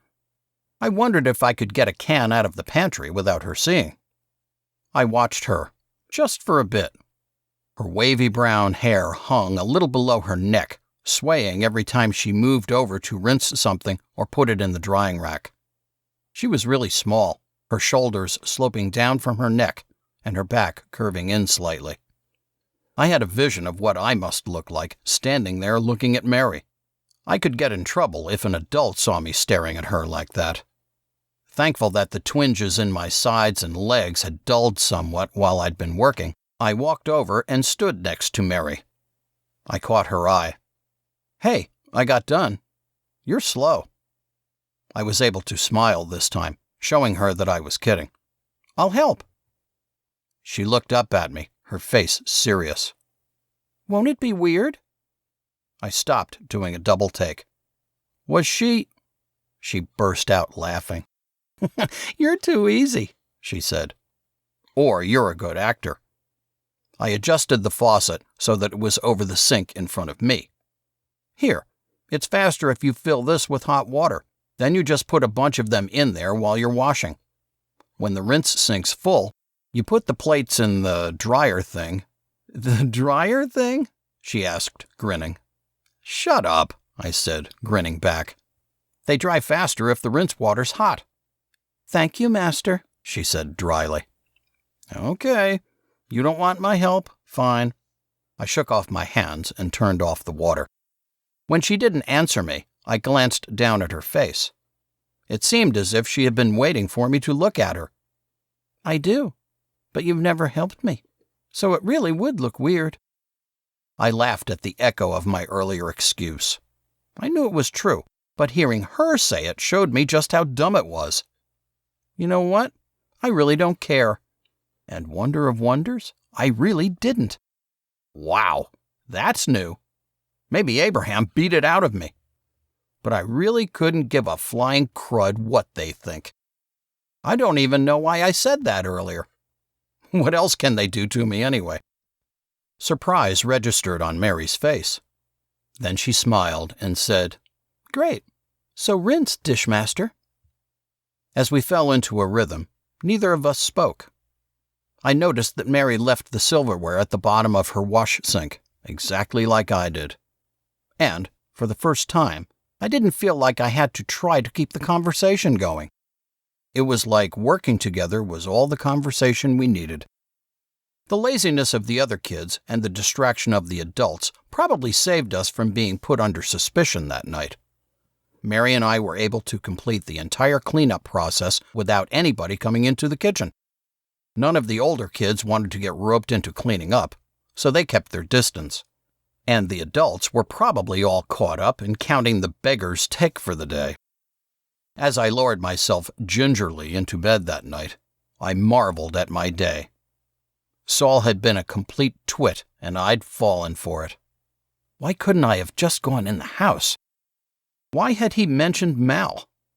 Couldn't he freaking shut up? Then, of course, Abraham. I left the thought incomplete. But after all of that, I'd gotten to spend the last hours of the day next to Mary. First the dishes, and then reading in the cool night air on the porch. I should have been doing lines, but I didn't want to. I would find time. Out on the porch, we hadn't talked much, but I didn't care. I had simply gone to my room, found my new book, and then gone outside. Mary showed up about a minute later. The routine felt amazing. It was like the sun had risen twice that day.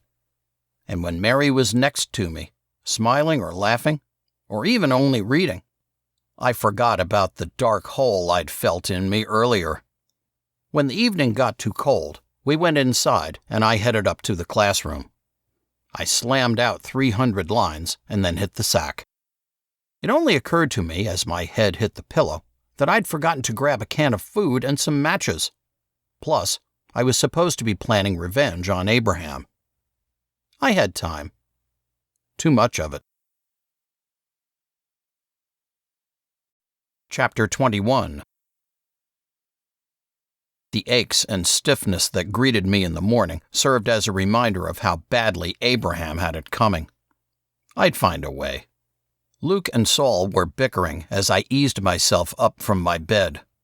Ethan and David were still asleep, like usual. Aaron, comfortable in the office downstairs, no doubt, was probably long awake, tapping away on his beloved keyboards. My brother would make an appearance at prayer circle, eat breakfast, come to focus class, then disappear again until lunch. No classes beyond focus for him, for some reason. I began to lift off the t-shirt I had slept in, but then remembered the bruises on my chest.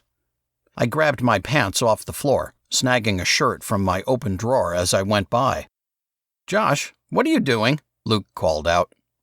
"Taking a shower." I stopped, turning an exasperated glare on Luke. "It's none of your business anyway. What the crap?" "I was just wondering if you were pulling a Saulie." Luke reached out and slapped Saul across his irritatingly broad shoulders. "Little girl won't get undressed in front of the boys."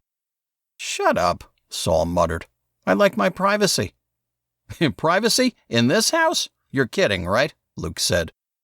He pulled his shirt up, exposing his narrow waist and completely shapeless chest. "Doesn't exist. We see everything," he cackled. "You're an idiot," Saul muttered. Shaking my head at them, I went into the bathroom. Before I could close the door, I heard the leer in Luke's loud voice. "Man, I heard Laura and Ezekiel the other night. Talk about no privacy." I rolled my eyes and locked the door. That guy's mind was constantly in the gutter. I drew the curtain around the old tub and turned on the shower to make it seem like I was already standing under the water. I pulled off my shirt, breathing through my teeth. Man, I could barely move my arms.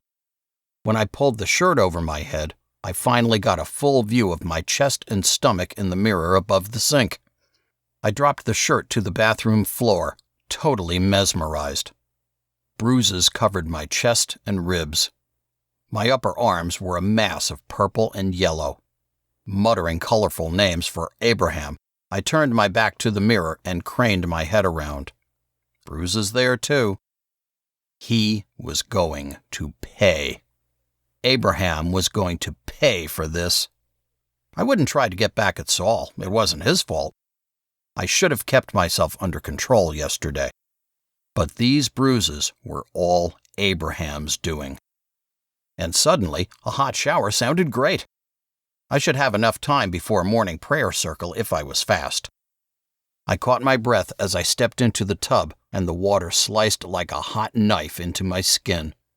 As the water cascaded over my body, slowly beginning to ease the pain in my body, I seethed. That guy was going to get it. I didn't know how I would do it, but this was ridiculous. I could hardly move. But this anger felt different. Not ember red like what had made me want to destroy Saul yesterday. It felt like ice. It felt like control. It was better than the fire.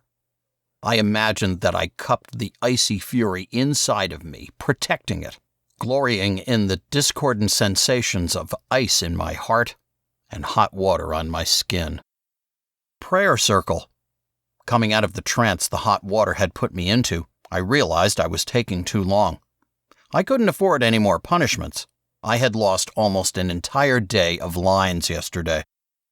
The struggle and pain of getting dressed built the cold anger that nestled deep inside me. I imagined it was a frozen ball of power right in my core. I would draw on that power when the time came. I just had to make the right time. I thumped down the stairs, peering around the rail to see if prayer circle had begun. Miriam was walking in. Perfect timing. I hoped my bruises faded quickly so I wouldn't have to take so much time every morning to get ready. My luck would run out and I'd get chewed out for being late. I looked around the room while moving my mouth as if I were singing the first chant. Freedom from the human game, freedom from the mind. In service of the purpose lies freedom for the soul. I sometimes wondered exactly what the human game was supposed to be anyway. As I panned the room, I realized that even Tabitha and Enos sat on the couches. They must have gotten back from Dallas the night before. They sat in their soft chairs, looking around as if they were returning heroes. They must have done something down there. Last time they came back, they were all depressed. The reason for Tabitha and Enos's pride was made pretty clear. As you have all seen, Tabitha and Enos have returned. Before we read from Scripture, we would like to announce their success. Miriam, standing in the middle of the circle, stepped over to her chair and sat. Tabitha? Tabitha stood. She looked like she could be Miriam's washed-out twin. Tabitha's hair was slightly lighter than Miriam's, and her face was not as pointy. She's my aunt, I thought. Whatever that's supposed to mean. I'll keep this short. We found somebody who lives in Dallas who will be able to work with us to get the new branch going. She will arrive tomorrow, and we will accept her during Sunday's celebration. Her name is Luciana. Tabitha nodded and sat down. Abraham began clapping first. I knew this because I'd been watching the jerk from the corner of my eye. He was such a faker, acting all sweet and supportive. But inside, he was a bullying dirtbag. Everybody else, clearly oblivious to Abraham's hypocrisy, began clapping too. Miriam let the applause go on for a minute, then stood. It is, of course, exciting to be welcoming a new member to our fundamental faith in God. However, the occasion also merits great reverence. So let us include in our prayers the plea that we will have the blessing from the Most High when we accept Luciana on Sunday. After that, it was business as usual. The Bible, another song. Ezekiel read a poem. It was dumb as usual. The third and last song. I joined the throng hurrying to the dining area. During breakfast, I was glad that none of the kids tried talking, as usual. I wouldn't have minded talking to Mary, but that would have raised eyebrows like crazy. I wasn't so lucky in the kitchen after breakfast. Luke kept trying to goad me into picking on Solly, but I really wasn't interested. Luke finally gave up, saying, "Geez, you're a jerk today." Like always. I didn't take the bait. Finishing before the other boys, like always, I headed out. "Joshua," Joan said, coming from the hallway. I looked at her, trying to keep my face flat and discouraging. "Are you all right? You've been so quiet." "Fine," I said. "Are you sure?" I glared at her. "Of course I'm sure." I turned away and walked quickly out the front door. Why couldn't people see when a person didn't want to talk? What was wrong with these people? I nearly stopped, realizing I might be able to tell Joan about what Abraham had done. She would see the bruises. Would she believe me? If she did, what could she do? I had no idea. No, forget it. Getting him back was up to me. Out on the porch, I noticed that the day was overcast and chilly. It didn't matter. I couldn't really spend any time on the boring porch anyway. Stupid lines. I turned and trudged up the stairs, figuring I'd get some done before school started. The classroom filled with the noise of people stowing books and heading for the door. Penelope had been mad at me and Luke for not doing the algebra homework, but I figured I had a pretty good excuse. So I let the rebuke slide right off. I had to do it before Tuesday, so I had plenty of time, as long as I got those lines done. I slapped my textbook closed and shoved it under my chair. When I straightened, pen in hand, the room was almost empty. Mary was slowly putting things away. She was so obvious. Not that I minded. As Penelope finally left the room, Mary raised her head and looked at me. "Lines?" she asked. "Yup." "Lame." "Yup." We smiled at each other. I looked down, opening my notebook. By the time I got these done, I'd never be able to forget the dumb sentence. I said each word aloud as I wrote my first line of the afternoon.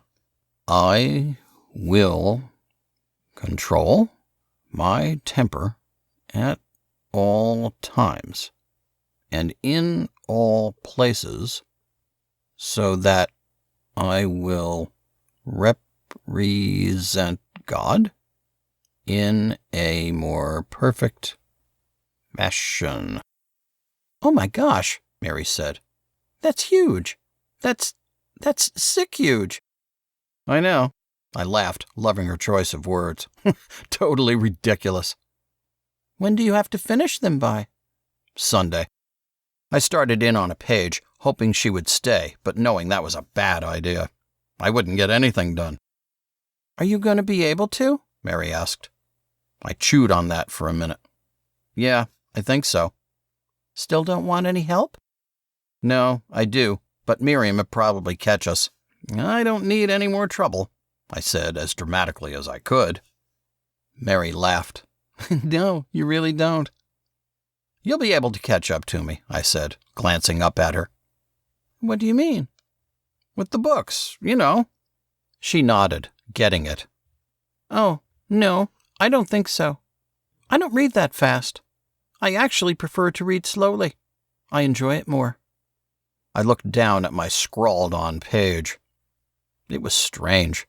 2 weeks ago, I would have never imagined I could talk to Mary like this. "That's pretty cool," I said. "You're the one that reads fast," Mary said. "Yep, I like to find out what happens." I began to write again. "Oh, I better let you work," Mary said. I grimaced, but she was right. "Yeah, sorry." I wished I could program my hand to keep writing while I talked to her. "See ya." Mary headed out. Yeah. I kept my head down, but watched her as she walked out of the classroom. Sighing, I focused on the page in front of me. "Gotta finish a fat chunk of this now," I said to the classroom. I queued up a mental soundtrack, wishing I had a radio or something and one of Mal's CDs. Heck, I could even take one of the classical music CDs that Miriam kept in her office, as long as it wasn't slow piano stuff. I wrote as fast as I could. I came out of my writing trance something like 2 hours later when my pen ran dry. My right hand ached, especially the fingers where I held the pen. When I stood to stretch, I realized that my whole body still ached, but at least it didn't hurt quite as bad as it had in the morning. I glanced down at my notebook. Pages filled with my scrawl curled from the pressure of my pen. 1,080. A bit over a third done. "That'll do," I said to the empty room.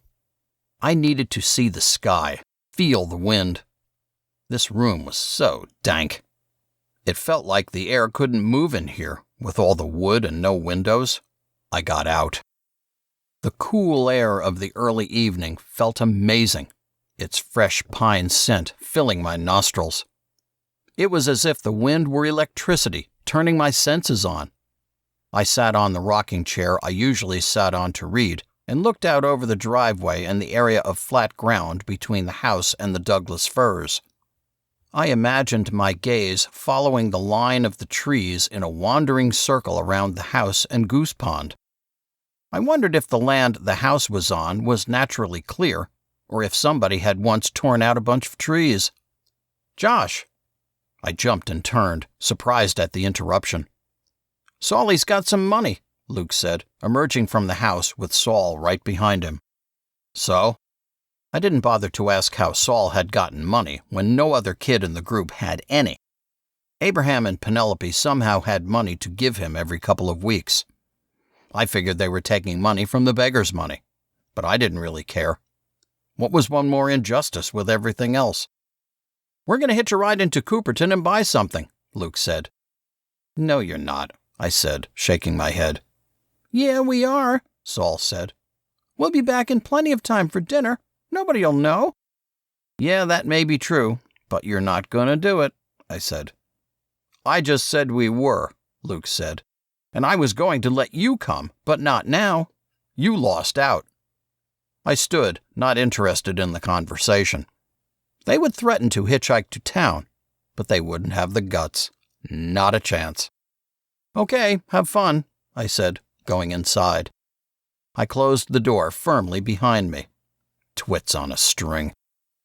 I let my vision wander around the living room, my gaze settling on the clock. It was Thursday, so the beggars would come back about 6 o'clock.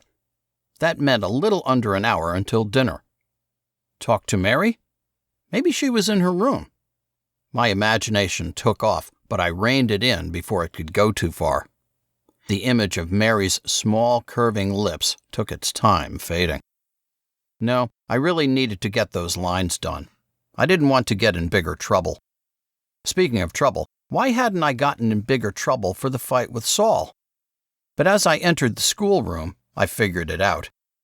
Abraham must have said he would give me a punishment, and Miriam must have let him. Did she know that Abraham had decided my punishment should be him punching and kicking me? I stopped at that, standing in the middle of the schoolroom floor. Did Miriam know? Did she let Abraham do it? Or worse, did she tell Abraham to do it? I doubted that. Abraham had been completely out of control. I wished Mal were around. I could have told Mal what had happened. Then Mal would have destroyed Abraham. Mal may have been tall and kind of skinny, but he was strong. But then, Mal had often said that, for a kid, I was pretty strong. I had never really listened to Mal, but I had nearly beaten Mal in that arm wrestle a few weeks before Mal had left.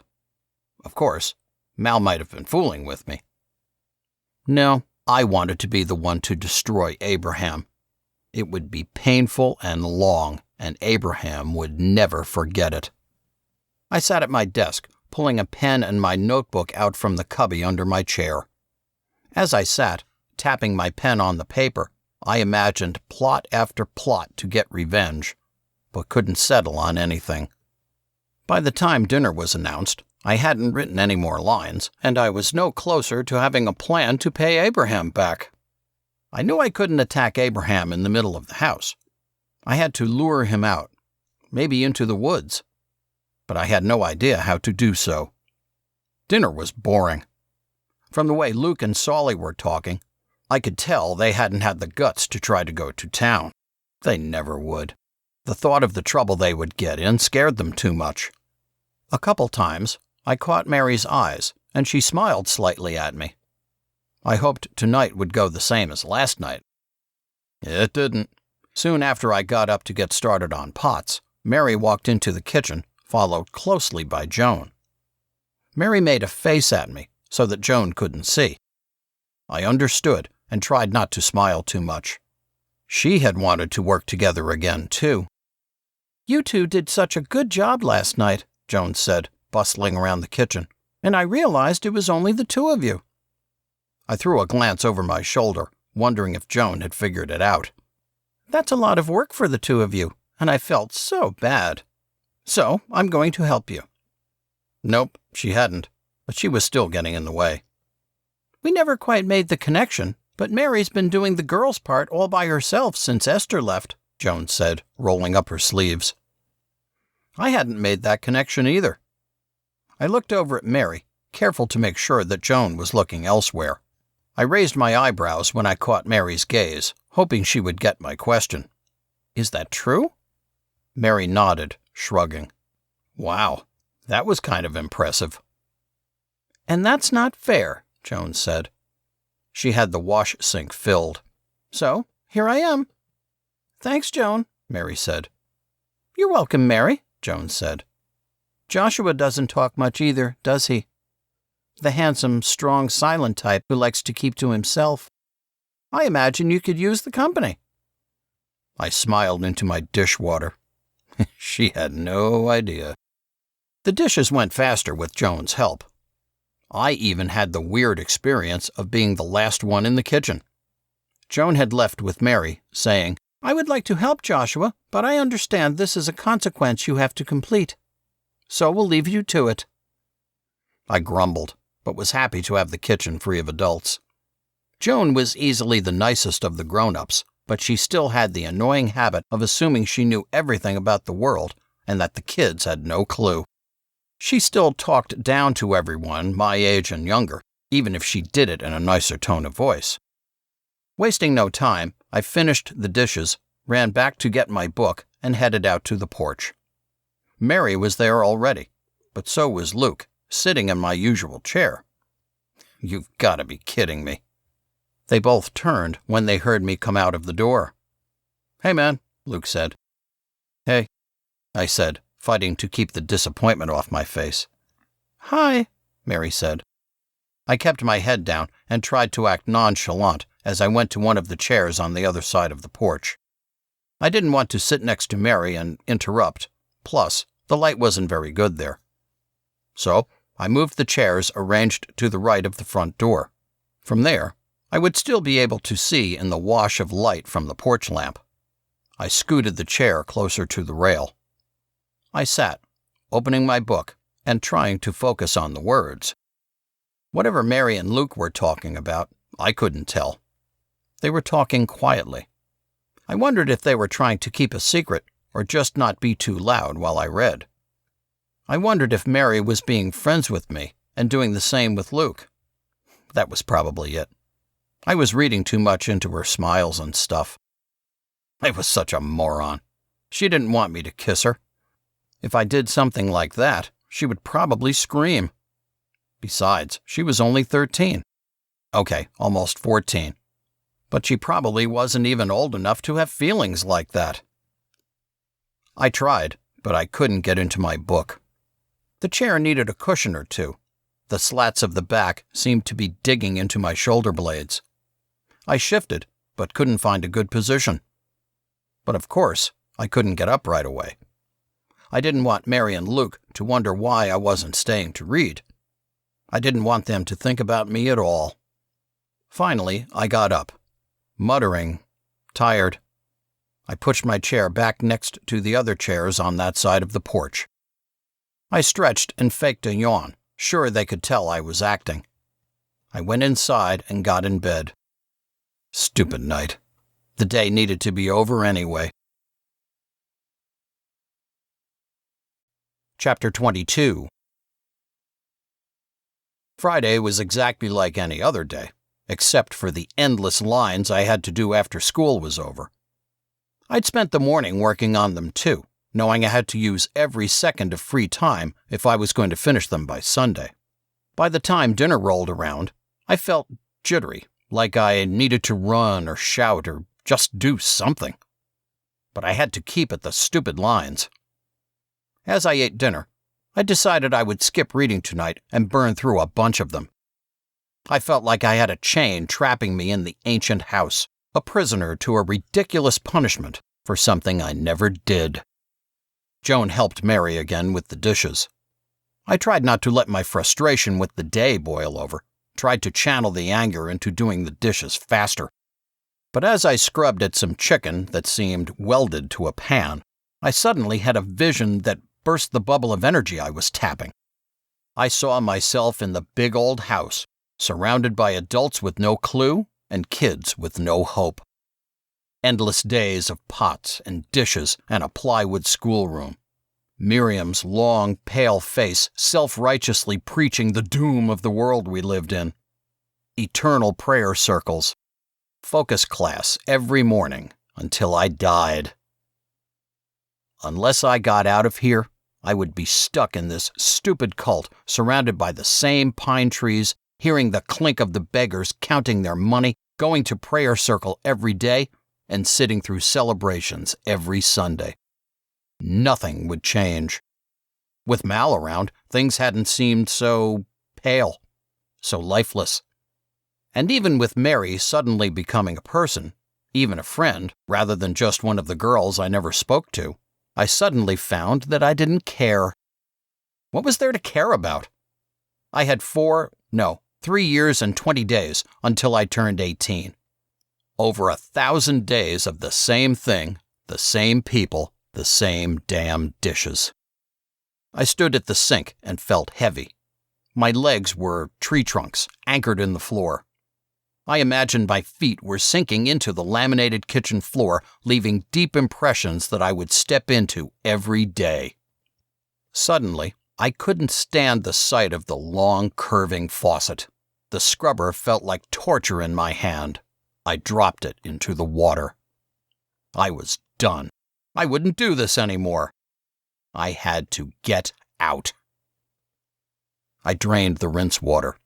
Somebody else would have to finish the job because I was done. I had to get the hell out. 1,000 days of this was too much. One more day was too much. Get out to where? I'd been through this a couple of days ago. I couldn't leave. I wasn't even 15 yet. Besides, I had nowhere I could go. Plus, if I didn't finish the dishes, I'd get in trouble. Not if I left, though, and actually got away. I couldn't get in trouble if I wasn't around. I watched the soap-filmed rinse water disappear down the drain. The drain made a sucking noise, as if it was taking a greedy drink. I couldn't go. I had to finish these dishes. What else could I do? Not a damn thing. I looked over my shoulder at Mary and Joan, standing side by side. Joan was talking and laughing, while Mary washed, quietly. I wondered if Mary felt the same way, if the other boys had the same feelings. What about the grown-ups?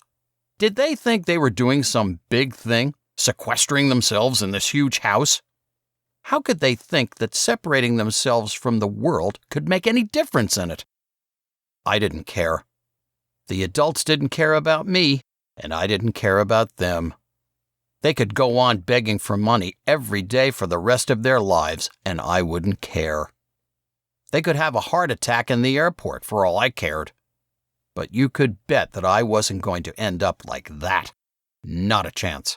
I'd be gone as soon as I could finish my preparations to get away. Maybe I could celebrate my 16th birthday somewhere else. That was all I could do. I turned the rinse water back on, my mind emptying as the sink filled. Dishes, school, prayer circles, and celebrations. Every day and week, the same thing. The same people. I imagined the deadening images were invisible water flowing out of my ears. If I didn't get out of here this next time, I would have to wait until I was 18. 3 years and 10 days. In a blank haze, I finished the dishes. As I turned away from the sink, I tried not to think about how I would be right back in the same place in the morning, and then again tomorrow night. I swept my gaze around the kitchen. Once again, Joan and Mary had finished before me. I wished I could feel surprised that nobody had come to help me with the huge job of cleaning the pots and the adults' dishes. But the truth was that nobody cared. It was like living in such close quarters made everybody live in their own little world, where they couldn't be bothered by anybody else. I darted into the pantry and grabbed 2 cans. On my way up to the classroom, I deposited them in my backpack. Every day a little closer. I'm getting out of here. The wood stairs to the attic schoolroom creaked and bent slightly under my feet as I went back up to work on my lines. The door on the right, the one to the smaller kids' schoolroom, was closed, but I heard voices. I turned into my classroom, assuming the little kids were in there playing, like Mary had told me they did. I sat at my desk, reaching for my notebook and pen. I glanced at my right hand, my middle finger. There was a lump of callus there. I rubbed it with my thumb. It was hard and smooth. 1,050 to go. If I did 1 per minute, I would be done in 17 hours, give or take. I knew I was going faster than that. I figured I had about an hour and a half before I had to be in bed. An hour and a half. Gonna get 250 done.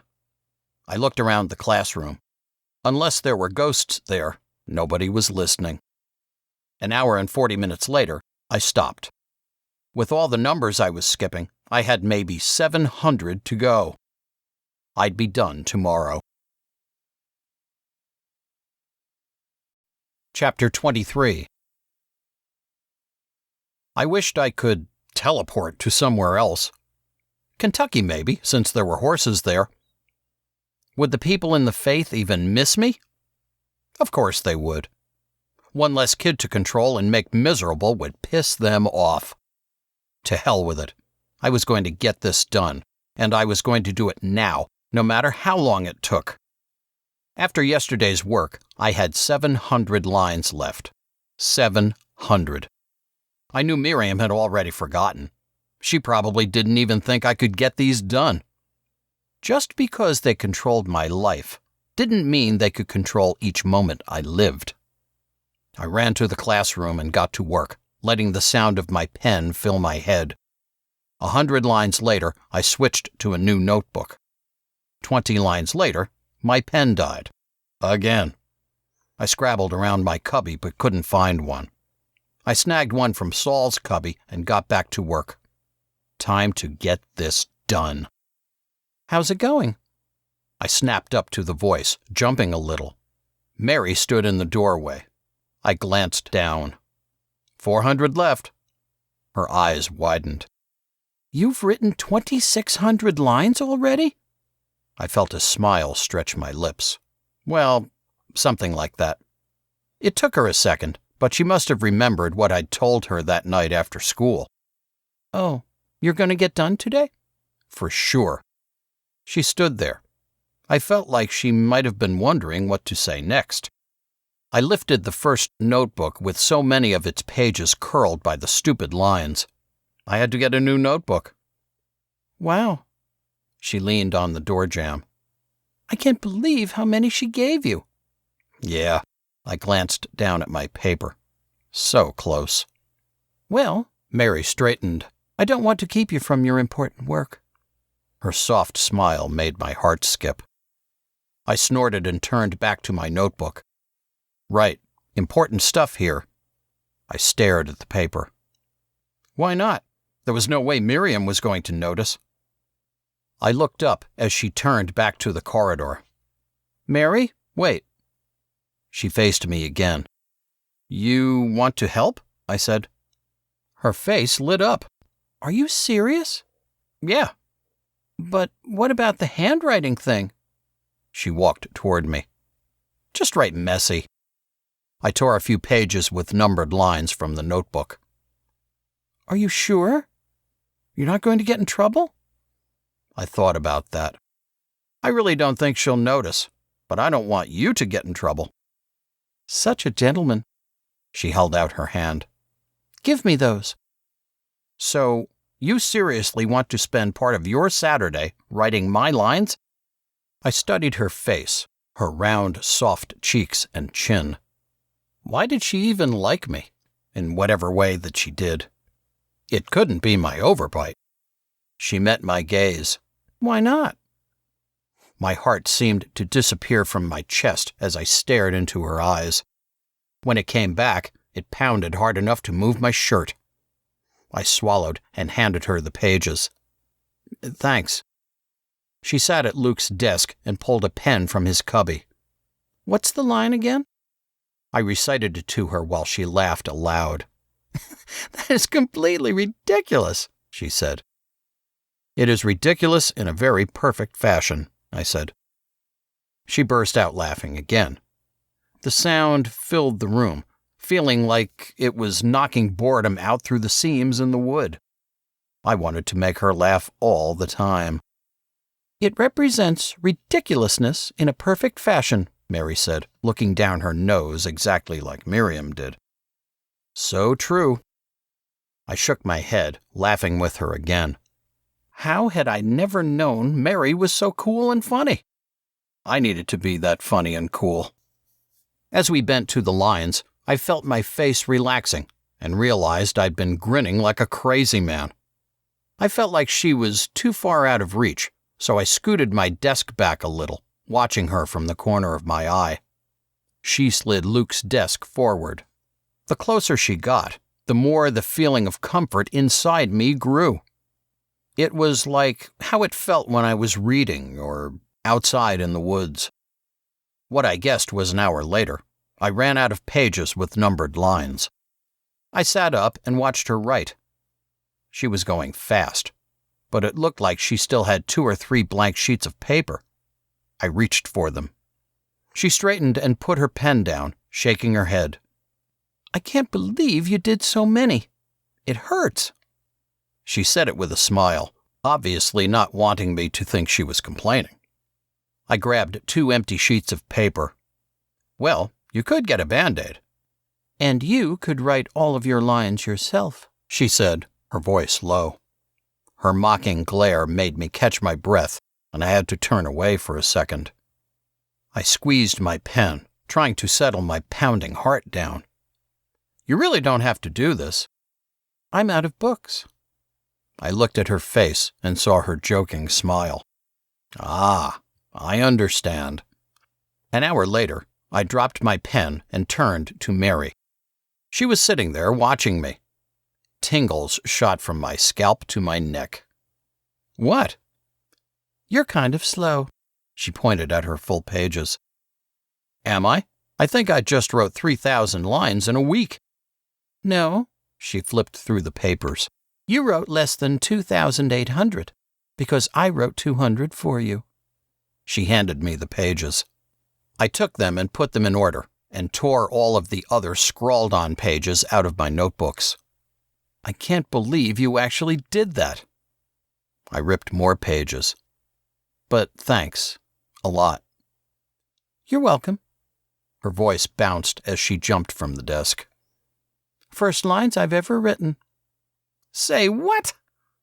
I tried to straighten the huge pile of pages, but totally failed. Leaving the notebooks on my desk, I led the way to the door. I was going to take these to Miriam right now. "I've never had to do lines." I stared at her. "What? Everyone does lines." "Lines are for when you get in fights." Mary flipped her hair and bobbed her head to one side, fluttering her eyelashes. "I don't get in fights." "Or you don't get caught." Her eyebrows lowered. "No, I don't get in fights. Fighting is stupid." I opened my mouth to retort, but had nothing. "Yeah, you're right." We got to the stairs, and I let Mary go down first. "You might try the whole not fighting thing," she said, her voice bobbing up toward me. "But what if I like this huge callus on my finger?" "Hey, if you want freakish fingers, keep fighting." She stopped on the second-to-last step and turned. "But seriously, don't. Okay?" There went my heart, disappearing again. "Okay. And seriously, thanks." "You're welcome." She reached the landing and glanced over her shoulder at me. "Maybe I'll see you on the porch." I stood there for a long minute, watching her walk toward the stairs to the living room, knowing my mouth was half open. My cheeks felt like someone had taken a torch to them, and sweat seemed to be coming from everywhere. "Yeah." I kept my voice to a whisper. "See you on the porch." As I crossed the landing, an idea hit me. Too late. I should have written her a message like, "The fundamental faith in God is a ridiculous excuse for a religion." She would have never seen it, I said to myself. Too late. Maybe next time. Except I couldn't fight. Mary didn't want me to, and I knew I shouldn't. I found Miriam in her office, like usual. After knocking and hearing her call for me to enter, I went in. She was just sitting there, doing nothing. I wondered briefly what she was always doing in here, but I realized I didn't care. "Here," I said, putting the stack of pages on her desk. "What is this?" Miriam asked, raising her eyebrows. "The lines." She had forgotten. But if I hadn't done them, she would have remembered, and chewed me out more, and probably given me even more. Of course, Miriam said. She picked up the papers.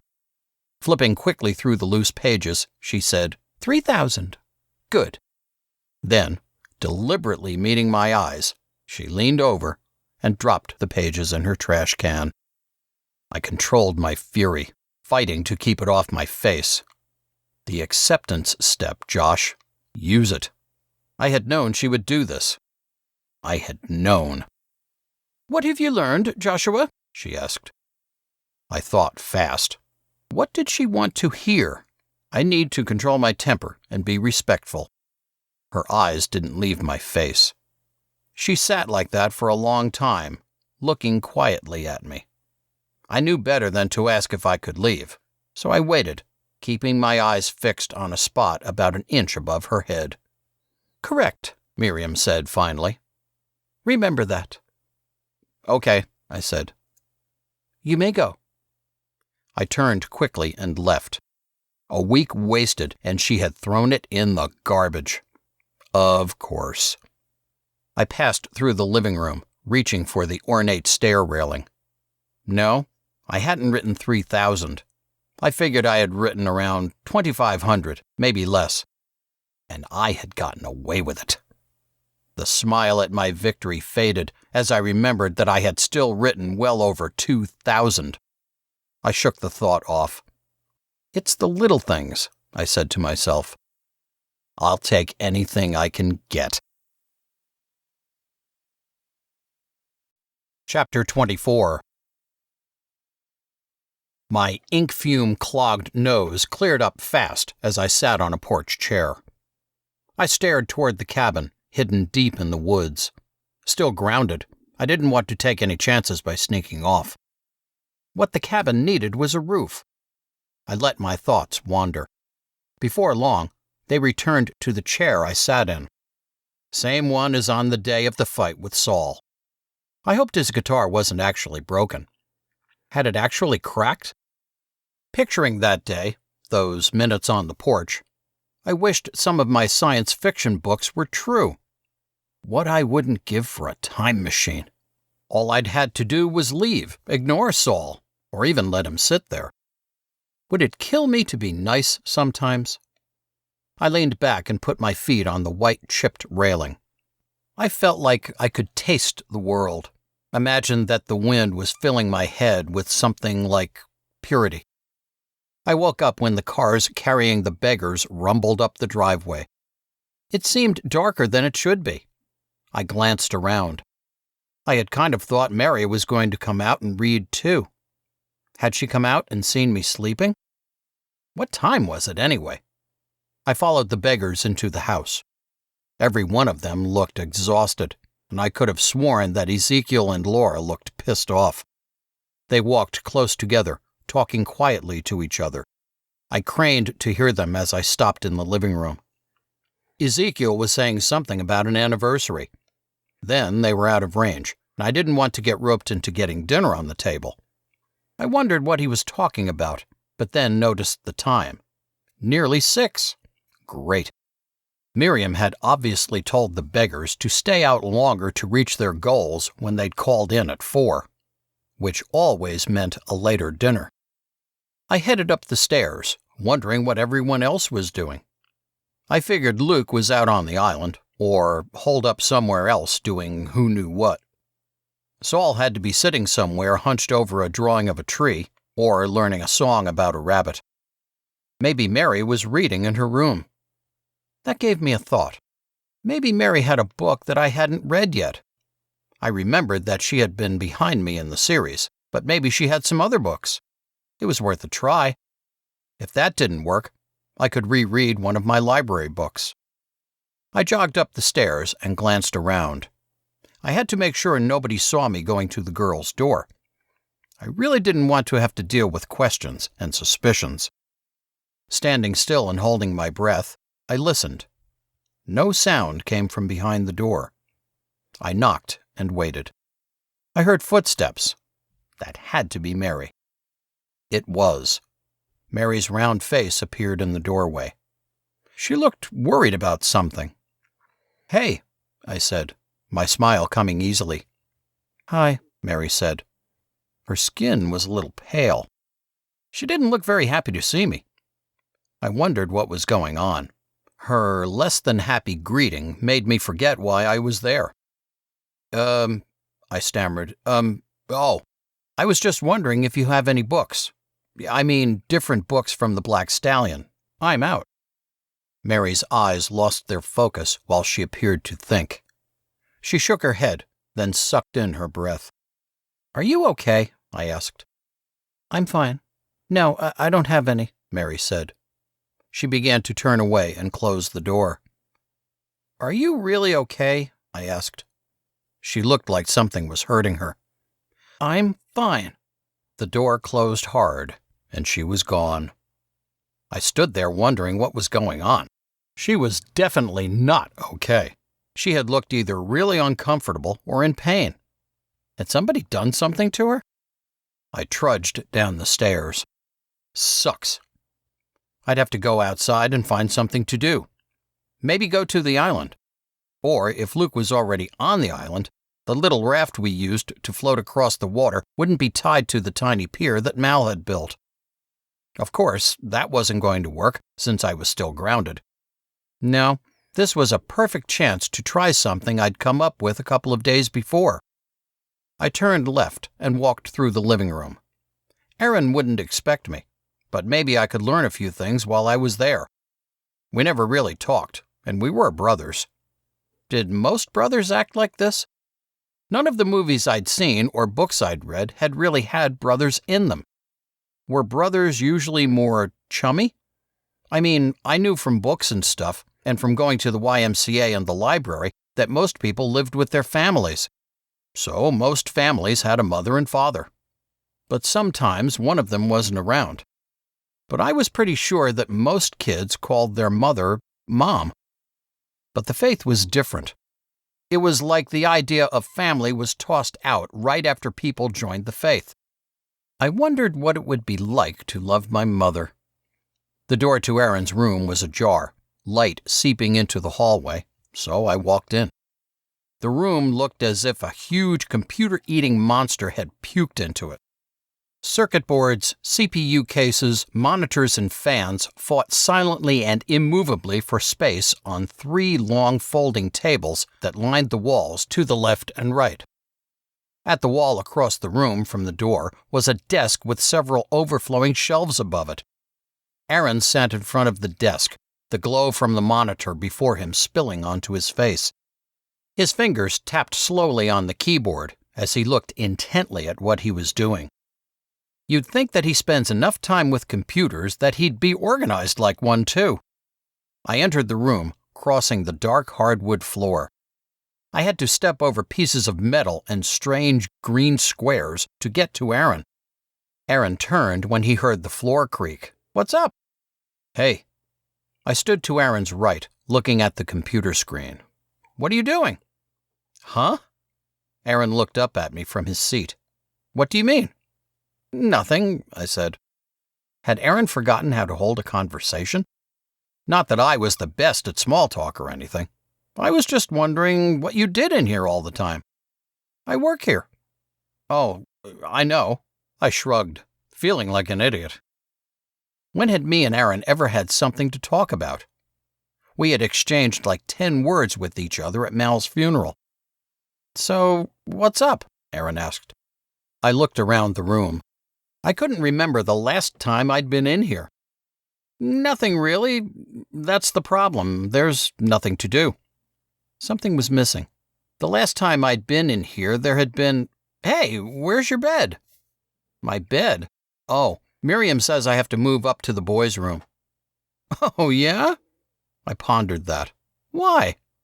I turned from the screen to be able to see Aaron's face. Aaron shook his head. "I don't know. She says I have to.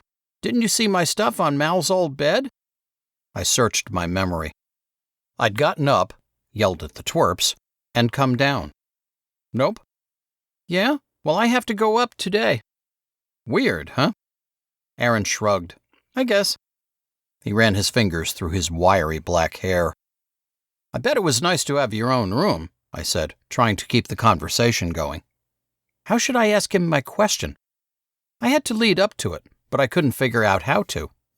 I guess, Aaron said. His attention reverted to the computer screen.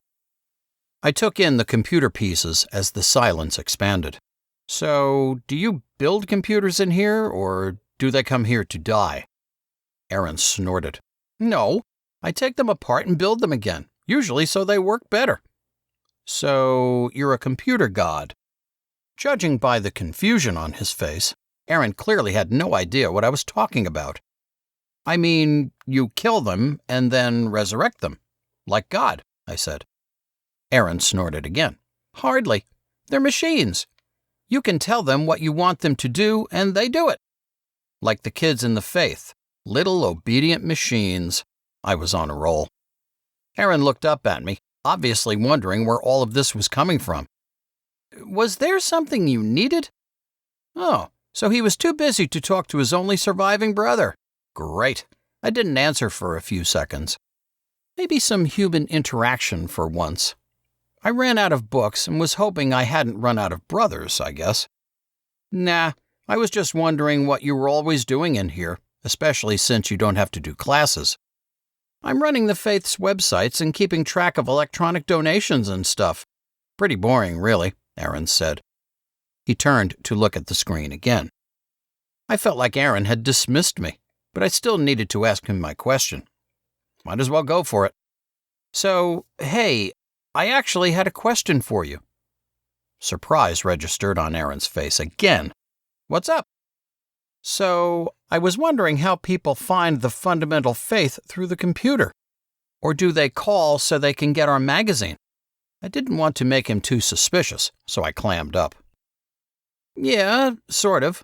I mean, there's the internet, and you can search for pretty much anything on it. Aaron's eyebrows came down a little.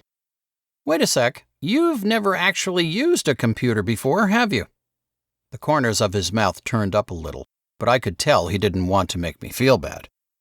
Well, sure, at the library to find books, but that's just the catalog, I said. Okay, so you at least know what a mouse is. I gave him an exasperated look. Of course I do. I'm not an idiot. Fine. Sorry.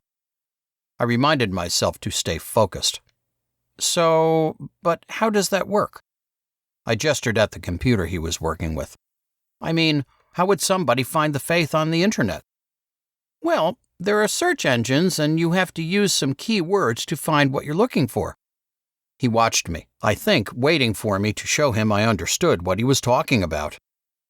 Okay, like when I search for the Black Stallion on the computer catalog at the library. I stole a quick glance at the computer screen. It looked like he was writing a letter or something. Yeah, exactly like that, except the internet searches all over the world for your keywords, and when the funders meet people, they give them pamphlets or cards for people to use to find us online. I worried that he might start figuring out what I was getting at, so I thought of a stalling question. How does that work, anyway? Aaron gave me a strange look, glanced at the computer screen, and turned back to me. What do you mean? I pointed at the screen. How does that computer find all of that information on the internet? He laughed. First of all, that's not the computer. That's a monitor. He pointed under the table. That down there is the computer. That box thing? What was he laughing about? I never got to use the Faith's computers. Just because he got to use them all the time didn't make him the smartest person on the planet. Yeah, he barked another short laugh. The box thing. Oh. Did playing with computers all day make you a big jerk? So how does it search? Well, every computer that connects to the internet has a thing called an IP address, which is like a house address, and the internet is like the world. So a computer uses its IP address to identify itself to the world, or the internet, and then it sends packets of information out and uses browsers to search for keywords. He lost me at packets, but I hid my confusion and nodded. Cool. I kept my gaze on the monitor. So, if you wanted to say, like, find the history of Cooperton, Is there stuff on the internet that could help you with that? Another thought occurred to me. Or, if I wanted to make sure I had read all the books in a series, could I figure that out? Sure. Aaron's fingers moved fast on the keyboard. I thought back to the only times I'd used a computer, at the library, and wondered if I could ever type that fast. He clicked on one of the results that came up on the monitor, and a bunch of text and images appeared.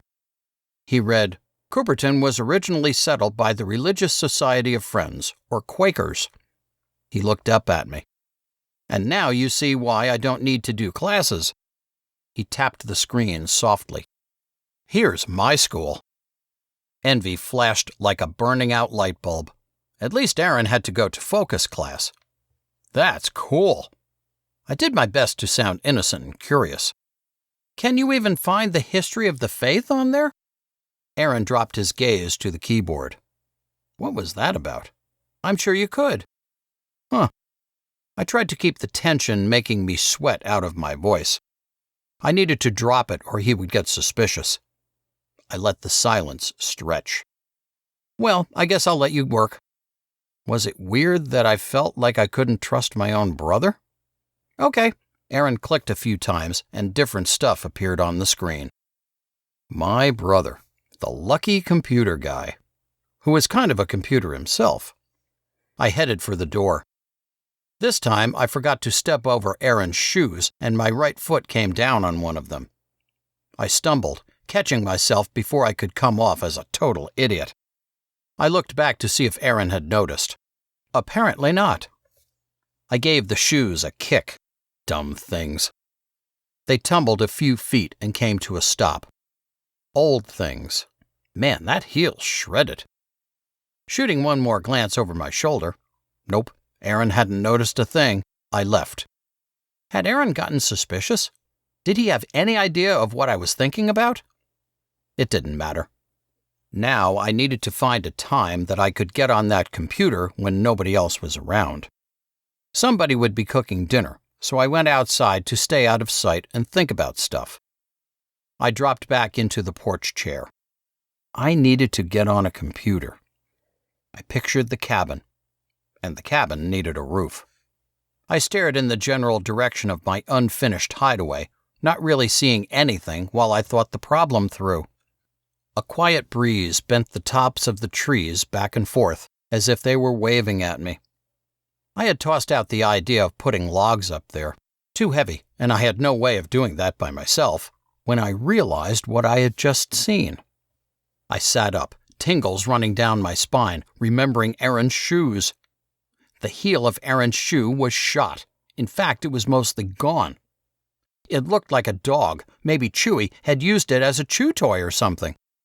I imagined the shoes on Aaron's feet. Fixing the image in my mind, I saw what I had missed. The messed-up shoe was the left one, like the footprints of whoever had checked on me that night that I had spent in the cabin. No way! Had it been Aaron? Why would Aaron check on me when nobody else would? Why would he go out in the rain to check on me, then never say anything? I looked around, letting my senses expand outward. The beggars were back, and dinner would be ready pretty soon. I had maybe 20 minutes. Would anybody notice if I left the porch? Come to think of it, who even knew that I was grounded? Only Miriam and Abraham. Abraham was counting his loot, and Miriam was in her office. If I was fast and careful, I could get into the woods without Miriam seeing. Besides, she might have already forgotten about grounding me, knowing her. I crept to the front door and listened, hearing the clatter of the beggars. Nobody would see me. I took off down the porch stairs and across the driveway. Chewy, tied up at his tree, jumped to his feet and wagged, his tongue lolling out of his slobbery mouth. I ignored him, knowing that if I paid him any attention, he wouldn't let me leave for hours. The trees swallowed me. I circled down toward the pond, angling in the general direction of the cabin. Would the prince still be there? I didn't think so, but I had to check.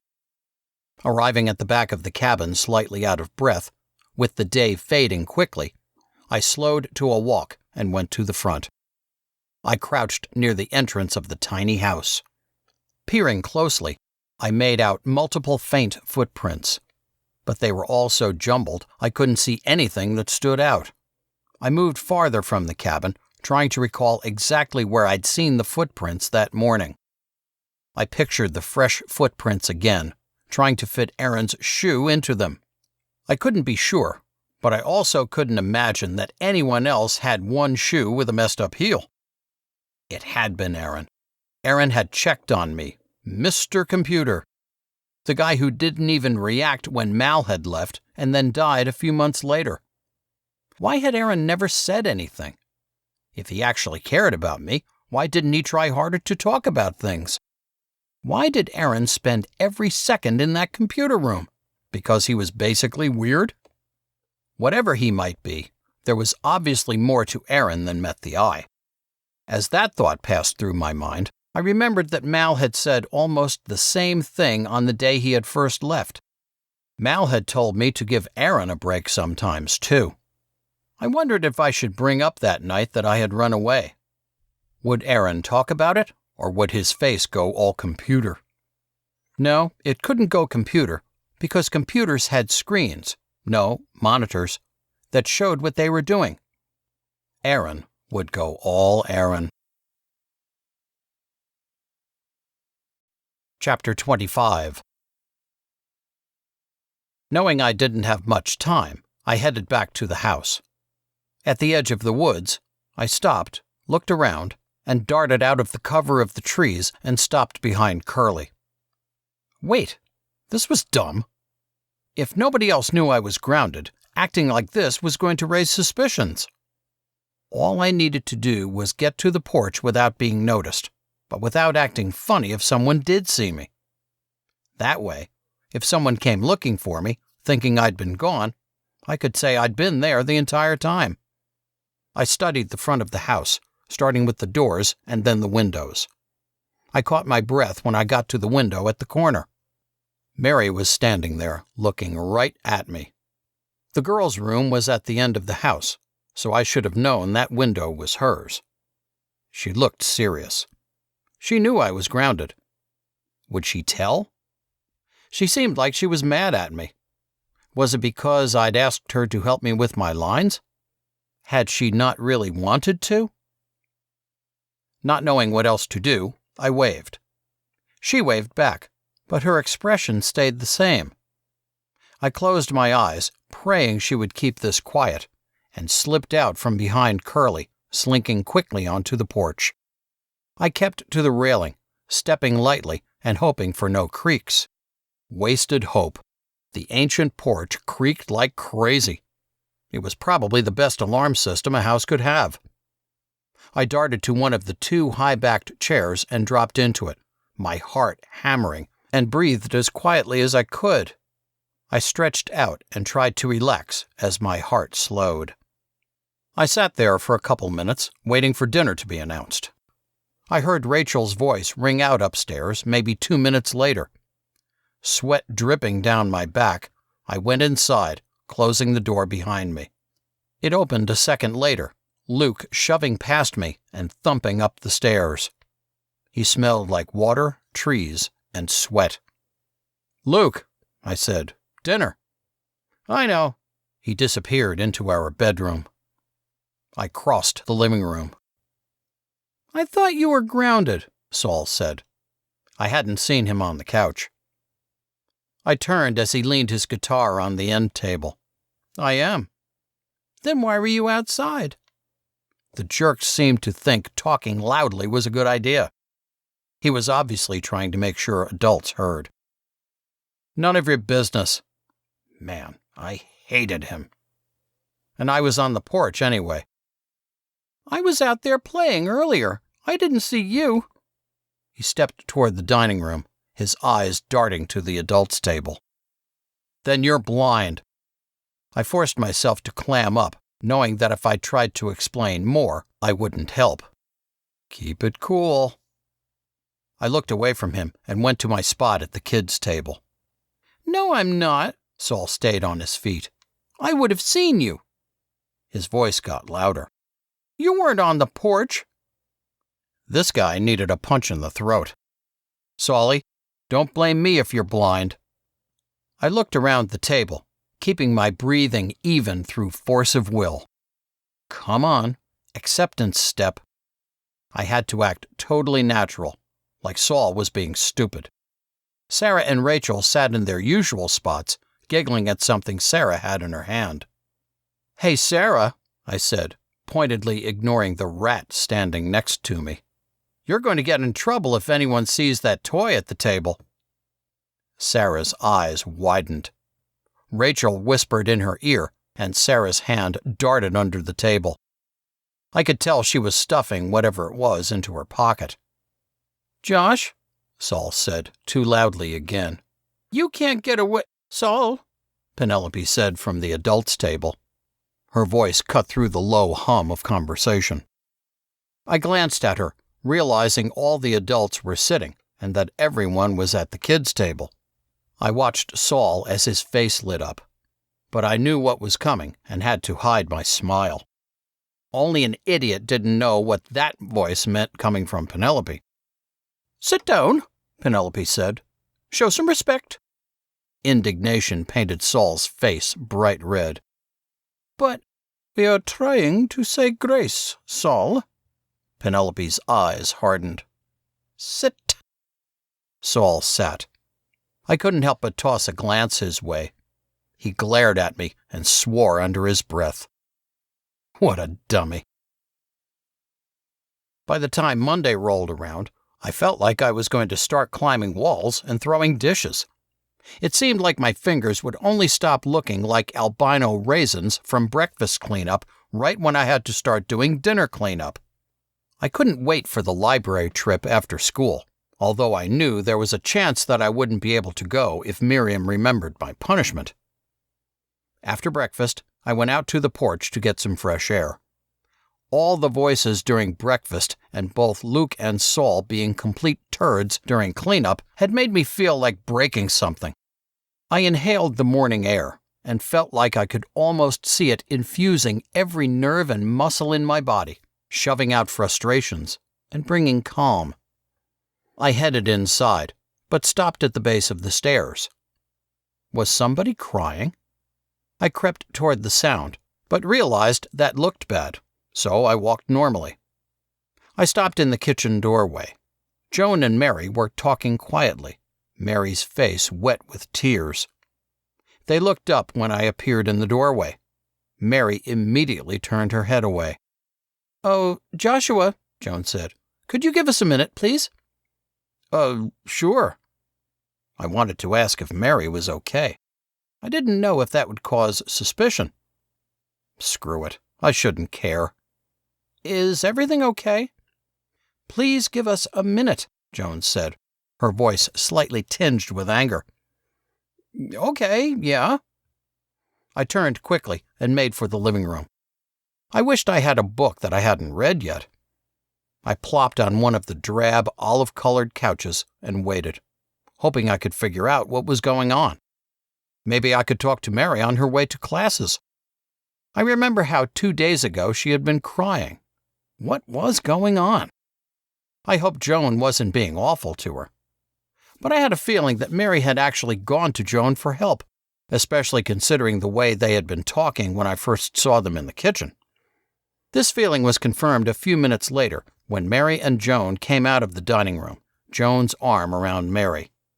Relief filled me when I saw that Mary's face was dry and clear. "Thank you, Joshua," Joan said. I nodded, catching Mary's eye. She smiled at me.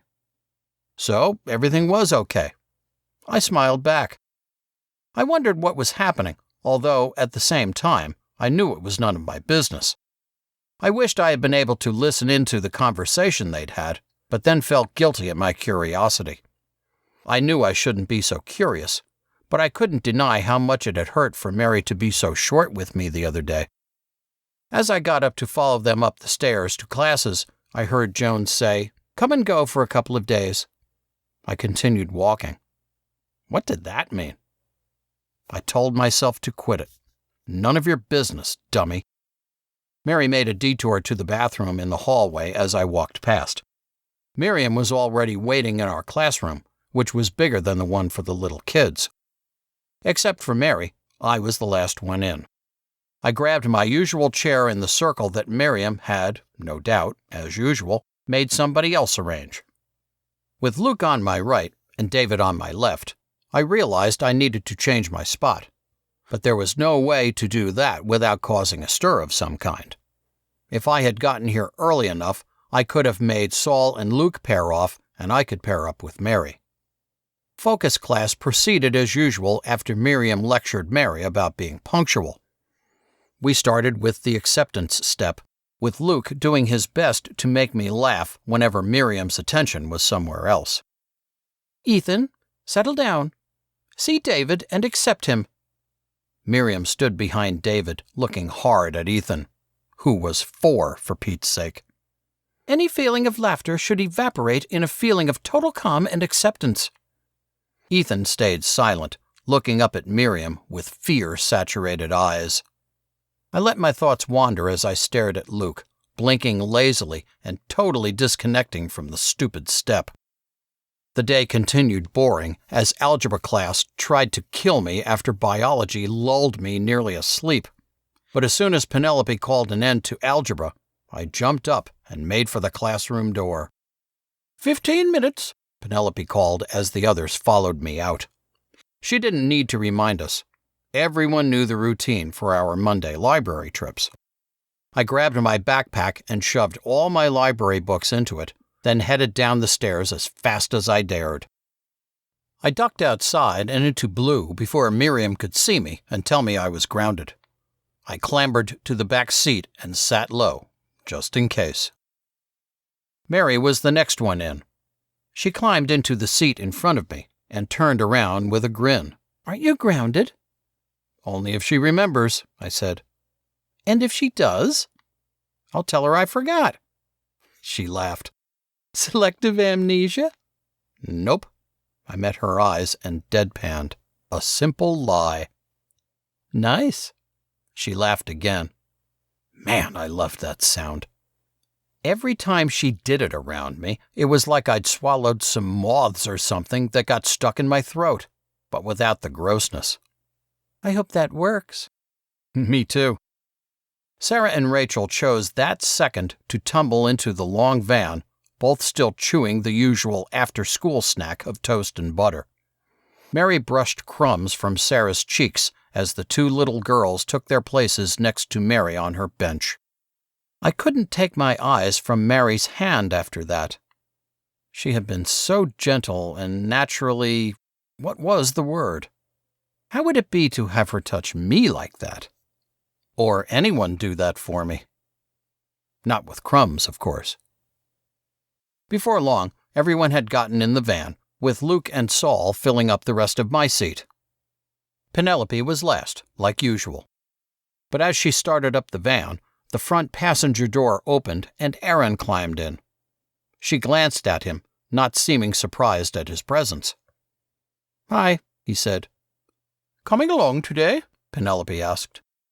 "Yeah, need to figure out some code stuff."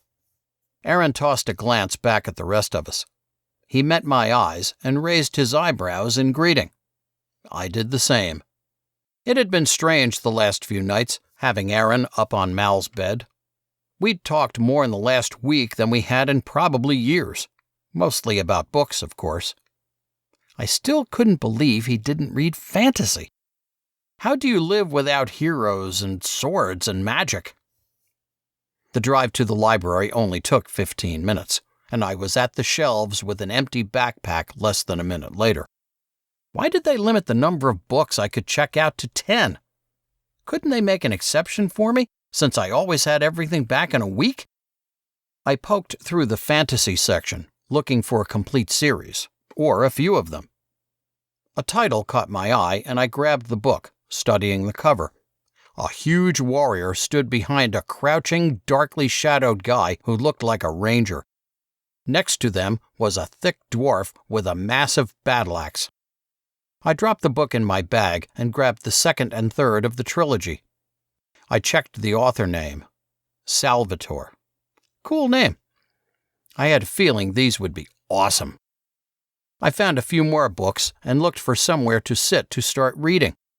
Some of these people took way too long to pick their books. I almost ended up with a solid 20 minutes to get started on my first one.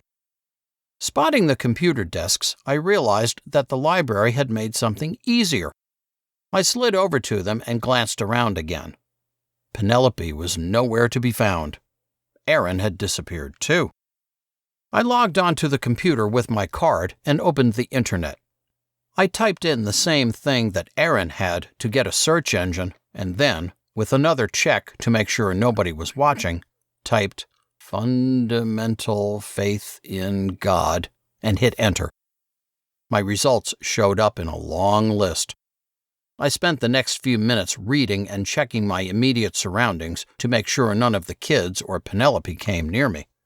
As I read about the history of the cult I was in, I felt like some kind of plant was growing in me, pushing my insides toward my skin. Scientology. What was that? And I'd heard the word schism before, but I didn't know that the faith had gone through one. Did any of the other kids know any of this stuff? Suddenly, I felt like the computer screen was sucking me in, taking over my entire vision. A month and a year had caught my eye. May, the year I was born.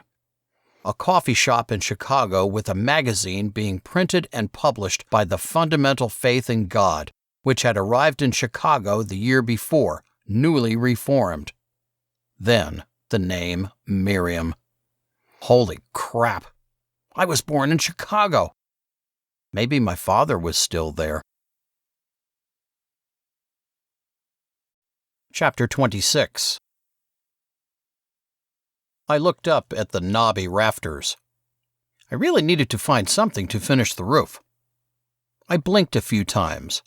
My eyes felt like they were stretched out and dry. No surprise when you stay up all night reading. But how do you put down a book like that? I'd opened it almost as soon as we'd gotten home and had only put it down for dinner and cleanup. Mary came and read on the porch last night, and we had maybe said 2 words to each other. All I remembered was her giggling at how I couldn't stop reading. I dragged my attention back to the cabin. I had wanted to pick up the next book in the trilogy, but had felt like I needed to kick a wall or two as well, which meant I needed the cabin. It had only taken a minute to slip into the woods without being seen after classes ended. I looked around the interior of my small house. I still had a hammer, but would need nails if I was going to use wood.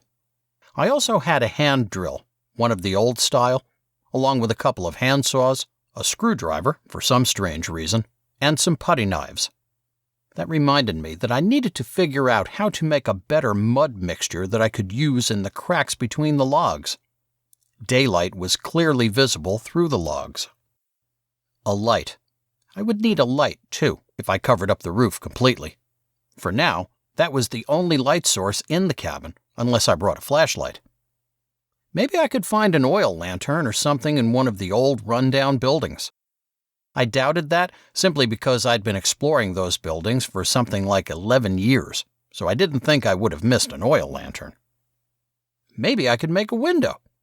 The more I thought about it, the more I wondered why I hadn't thought of that before.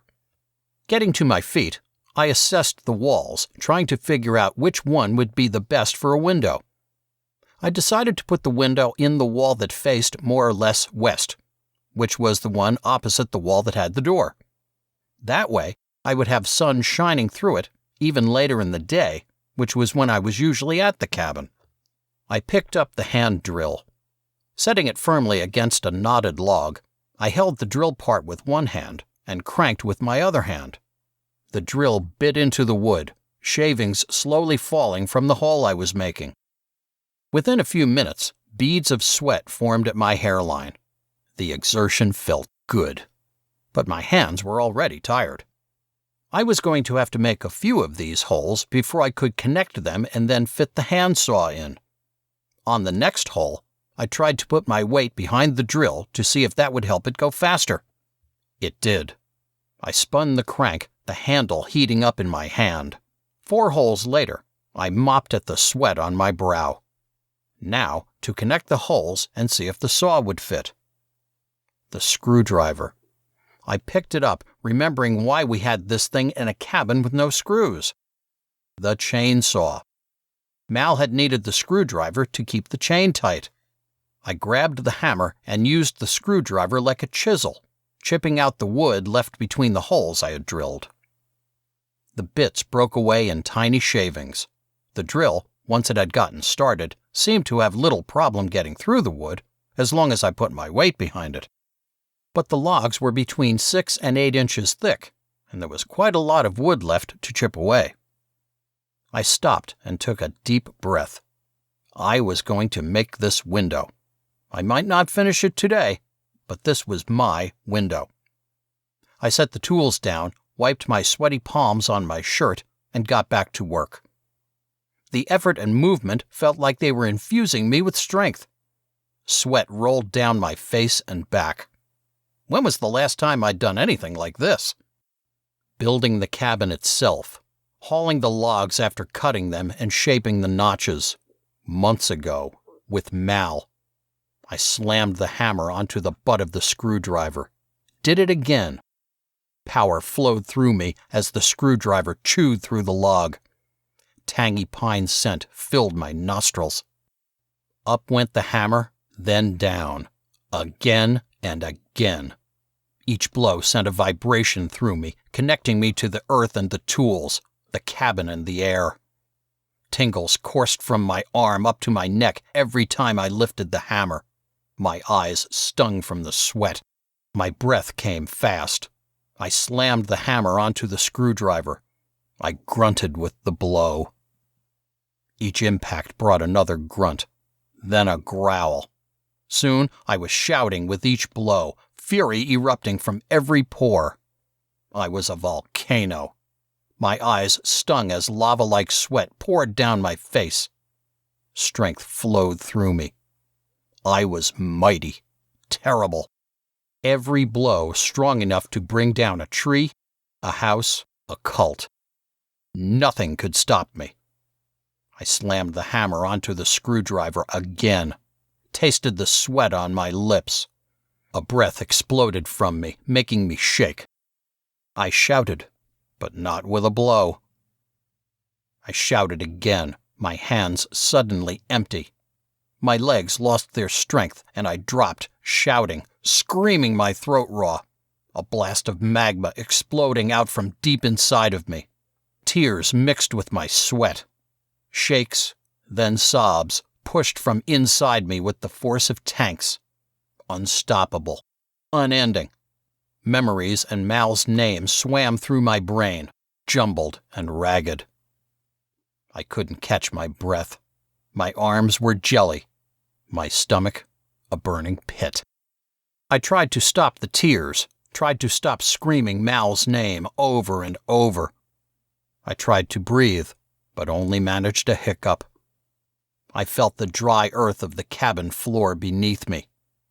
Felt bare, helpless, alone. Why me? Why had I been left alone? I curled so tightly into myself that I thought I might break. Alone. I was alone. Mal had left. Then he was taken. Stolen. Murdered. For 1,000 more days, maybe more, I would be alone. Alone in this cabin, alone with the memories of a brother who got himself killed. Alone with 20 other people living in the same house. Empty. I was empty and alone. I didn't know how long I lay there on the cabin floor, but I knew that if I tried to stand, I would fail. Every part of me felt jittery and empty. My eyes felt crusty and swollen. My stomach muscles hurt. My ribs ached. I realized I was shaking. The dirt under me suddenly felt frigid. I pulled myself into a sitting position. I looked around the cabin. It was as empty as my life felt. If cabins could feel, if they could talk, Would this one say it was lonely, despite being surrounded by its oldest friends? Probably. I shook the thought away. But you're not alone, I said, patting the wall I leaned against. You're all I have left, really. Left of Mal, at least. Although I felt embarrassed at what I had just done, I couldn't help but think that it was a good thing only the cabin had seen me like that. Maybe it was good, I said, a hiccup breaking through the last word. But I can't do that again. I have to stay strong. I nodded to myself. Despite the exhaustion and shakes that still ran through me, I felt like I was a dirty riverbed that had been cleaned by a fresh rain. Refreshed. Spying the handsaw, my mind leapt back to what I had been working on. I still wanted a window, and I still had time to work on it today. I picked up the saw and slid it into the slot I had made. Plenty of space. I shoved the saw forward, then yanked backward. Wood dust gathered in a small but growing pile at the base of the wall. New sweat beaded on my forehead. The work felt even better now.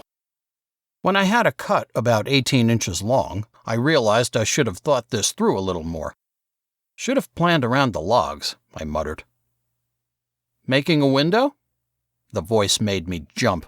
I spun, leaving the saw stuck in the cabin wall. Aaron stood at the door.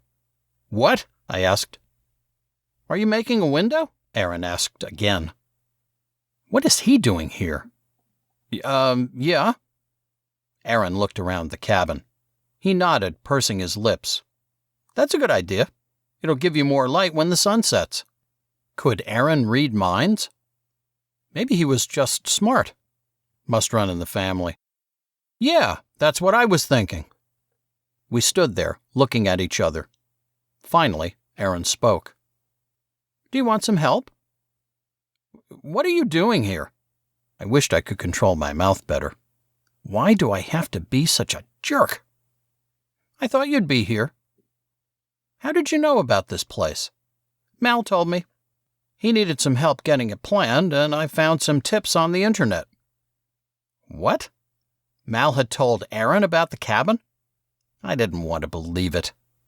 I had thought this was a secret place for only me and my oldest brother. Then Esther showed up, and now Aaron was in on it? I didn't know what to say next. I almost didn't trust myself not to come off as more of a jerk, no matter what I said. Besides, Aaron was my brother. Maybe it was okay. So, do you want some help? Aaron asked. No, I want to be left alone, thank you very much. I stopped, trying to find where that thought came from. Do I really? A second later, I knew the answer. Yeah, that'd be great, I said. My arms are getting kind of tired. Aaron smiled. Cool. I guess I needed a break. Sometimes I feel like I see computer screens and code in my sleep. He stepped into the cabin. I put some distance between the wall and me and pointed at the saw. Do you want a cut? Sure, Aaron said. He inspected the cut that I had made. This will work better if we plan around the logs. Irritation flashed through me.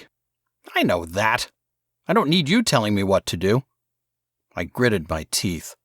Stop being a jerk, dummy. Yeah, I realized that. I was thinking if we, did 3 logs on each side, we could push them out. That way, we wouldn't have to cut down the length of any of them. Right, Aaron said. Hand me that drill, and I'll start doing holes on this side. I gave my brother the drill. I remembered the shoes and looked down. I knew it. Aaron's left shoe had that chewed-up heel. It must have been him that night. Aaron got to work right away, but he didn't have much gas. After a couple minutes, he wiped his forehead. Man, sitting all day doesn't prepare you to drill holes through tree trunks, does it? Maybe not, I said. Here, I'll drill. Then we can take turns sawing. Aaron gave me the drill with a small smile. I realized that this was the first smile of any kind I had ever seen on Aaron's face. I thought it would be a bad idea to mention that fact. But I couldn't stop myself from bringing up the shoes. I noticed your left heel's kind of messed up. Yeah, Aaron said. Chewbacca got it once and did a number on it. I'm surprised he didn't eat the whole thing, I said. No kidding. So it was you, wasn't it? I said. I turned when Aaron said nothing in response. Me what? Aaron asked. That night that I took off, I was running away, but you knew I would be here. I didn't know, but I thought you might be. I hoped you'd be here, Aaron said. And you came out here and checked on me. Then you went back. I began to drill again. How'd you know? I saw your footprints in the mud in the morning. Your heels kind of recognizable. Aaron laughed. You're like Davy Crockett or something. I laughed too. It's not very hard when Chewbacca's eaten part of your shoe. It kind of leaves a mark. In the mud, too. We both laughed at that. I had never heard Aaron laugh and couldn't help but notice how it changed the way my older brother looked. Instead of looking severe, like Miriam, when Aaron laughed, he looked like the kind of guy you would want to spend time with. Neither of us spoke again for a while. The rhythm of the work acted as conversation. When one of us got tired, it was easy to say so by stepping back first from the drill, then the saw. Working together, we had the second cut finished in maybe an hour. It's getting late, Aaron said, as he stepped back from the saw, shaking his hands to get the blood flowing again. Yeah, but we can finish this, then get back. Sure, Aaron said. But first we have to fix your sloppy cut. This last sounded almost careful. What? Did he not know how to tease somebody? I knew I had to make sure I answered right, knew that I couldn't say something stupid. Well, I guess we could use a computer to figure out what went wrong. Aaron laughed.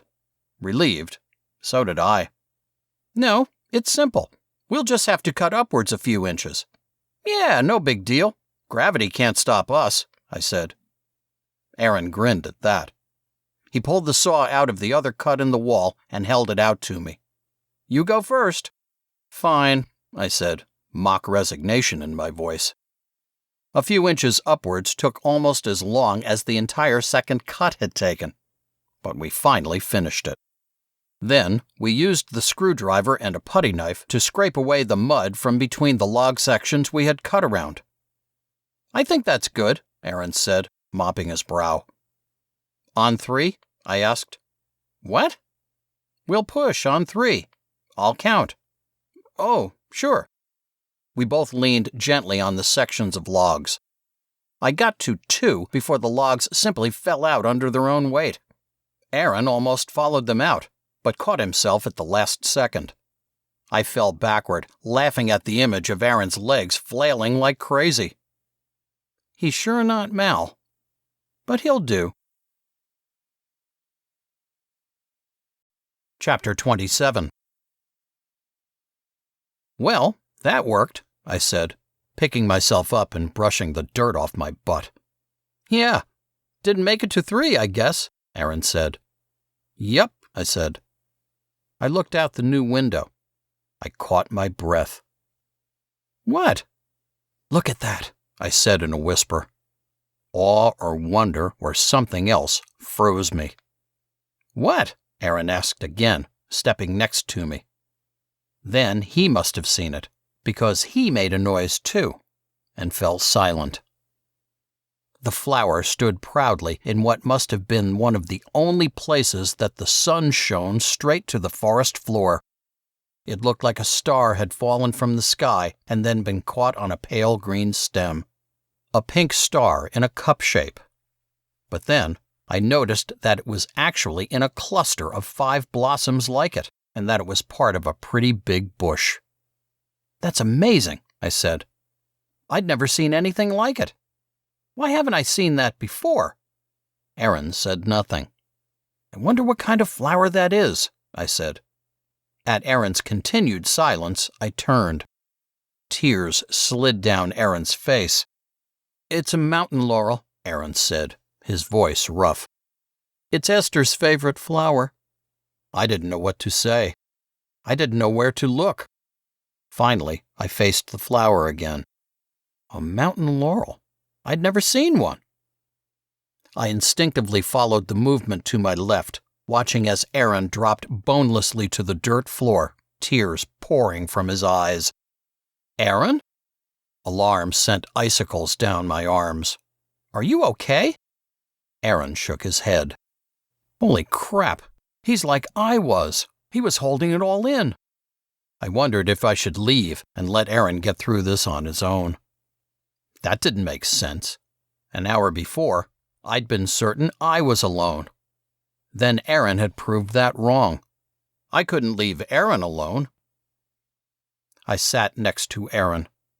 I fought my fear back enough to put my arm on Aaron's shaking, hunched shoulders. His sobs seemed loud in the cabin, loud enough to reach the house. At my touch, Aaron looked up. His eyes red. He said, "Why'd he have to die?" He coughed and sucked in a breath. "It sounds so stupid. It's like those dumb movies. But why did he have to die?" I said nothing. I tried to think of a good answer to that question, and all that came to mind were the words of Miriam's diatribe about a lesson we could learn. That was not why Mal had died. No way. No way. I thought I'd been emptied out earlier, but I couldn't stop more tears from falling. I don't know. We'll never know, will we? An image of the rose I buried came back to me. I remembered the glass altar top covered in roses. I saw Esther's face, red and wet, but somehow unafraid and proud of it. Grief seeped from me in a small stream, nothing like the torrent that had dropped me earlier. I went to wipe my eyes, wanting to stay strong so that Aaron had someone to depend on. But then a thought came to me, and I stopped. Did that make any sense? Yes. I have to let him do this for me, too. I remembered the rose again, remembered Esther's words. It's okay to be sad. All this time, I suddenly understood. It had been fear that had kept the feelings inside. Instead of being strong for Malachi, I'd been a coward. The knowledge hit me hard, making me jitter. I'd been living in fear of showing my true self, what was really inside, to anyone and everyone. I was a coward. All at once my body was cold, my face hot. Shame at my fear made me feel sick. I leaned forward, clenching my stomach with my free arm and wishing I could go back and do it differently. I felt like puking. Aaron coughed again, obviously trying to get himself under control. He wiped his face with his shirt sleeve, then squeezed his eyes with his fingers. Sorry. I had no idea how to respond to that either. Doing a great job being here for Aaron. Couple of basket cases. Me too. It's okay, Aaron said, clearing his throat. Really? I said, trying to force the shakes away. My breath caught somewhere in my chest. I did this already. I wiped my face with my hands, blinking fast to clear my eyes. And I did it loudly, right here. That was you? I looked up. What do you mean? You mean a little while ago? Huh? Oh, yeah, I said. I heard you when I hit the woods. I thought it was like a mockingbird or something. I snorted. A mockingbird. Great. I laughed at the image. It was dumb and embarrassing, but hilarious.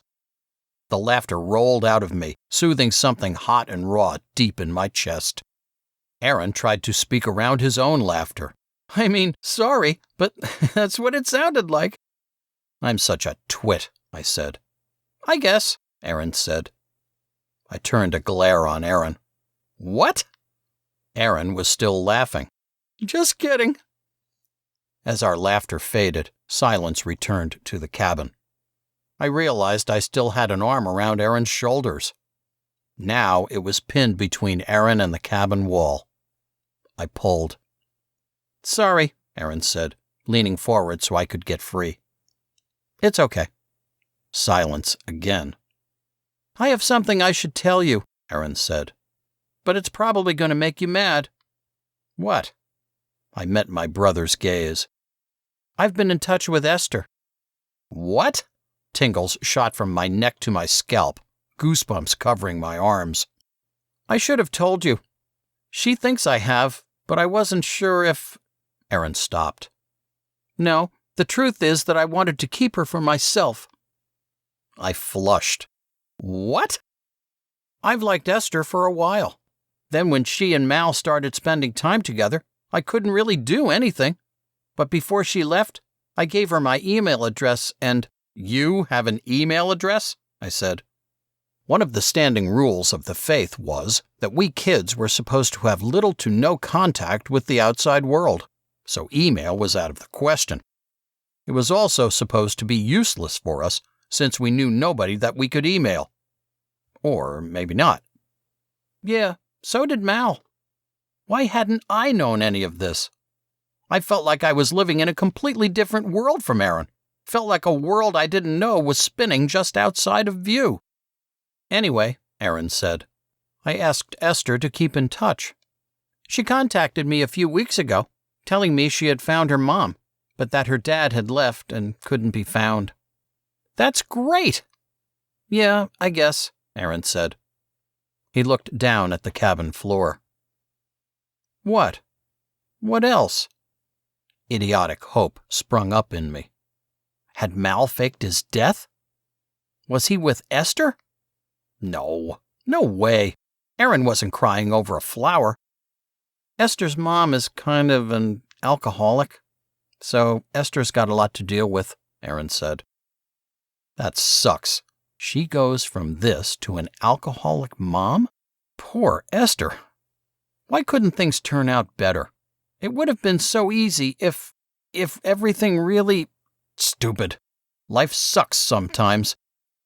But she's happy, Aaron said, even though it's hard. She's heard a lot from her mom about how the faith started. Something didn't make sense. Wait, if both Esther's mother and father were out of the faith, why was Esther here? She said something about that, but it's obvious she doesn't want to talk about it. It sounds like her mom and dad had a fight with Miriam. Then, one day, they were gone. They left a note saying they'd be back for Esther, but obviously they never came back, Aaron said. But how could she want to be with a mother that left her? I don't really get it either, but she's there and says she's happy, Aaron said.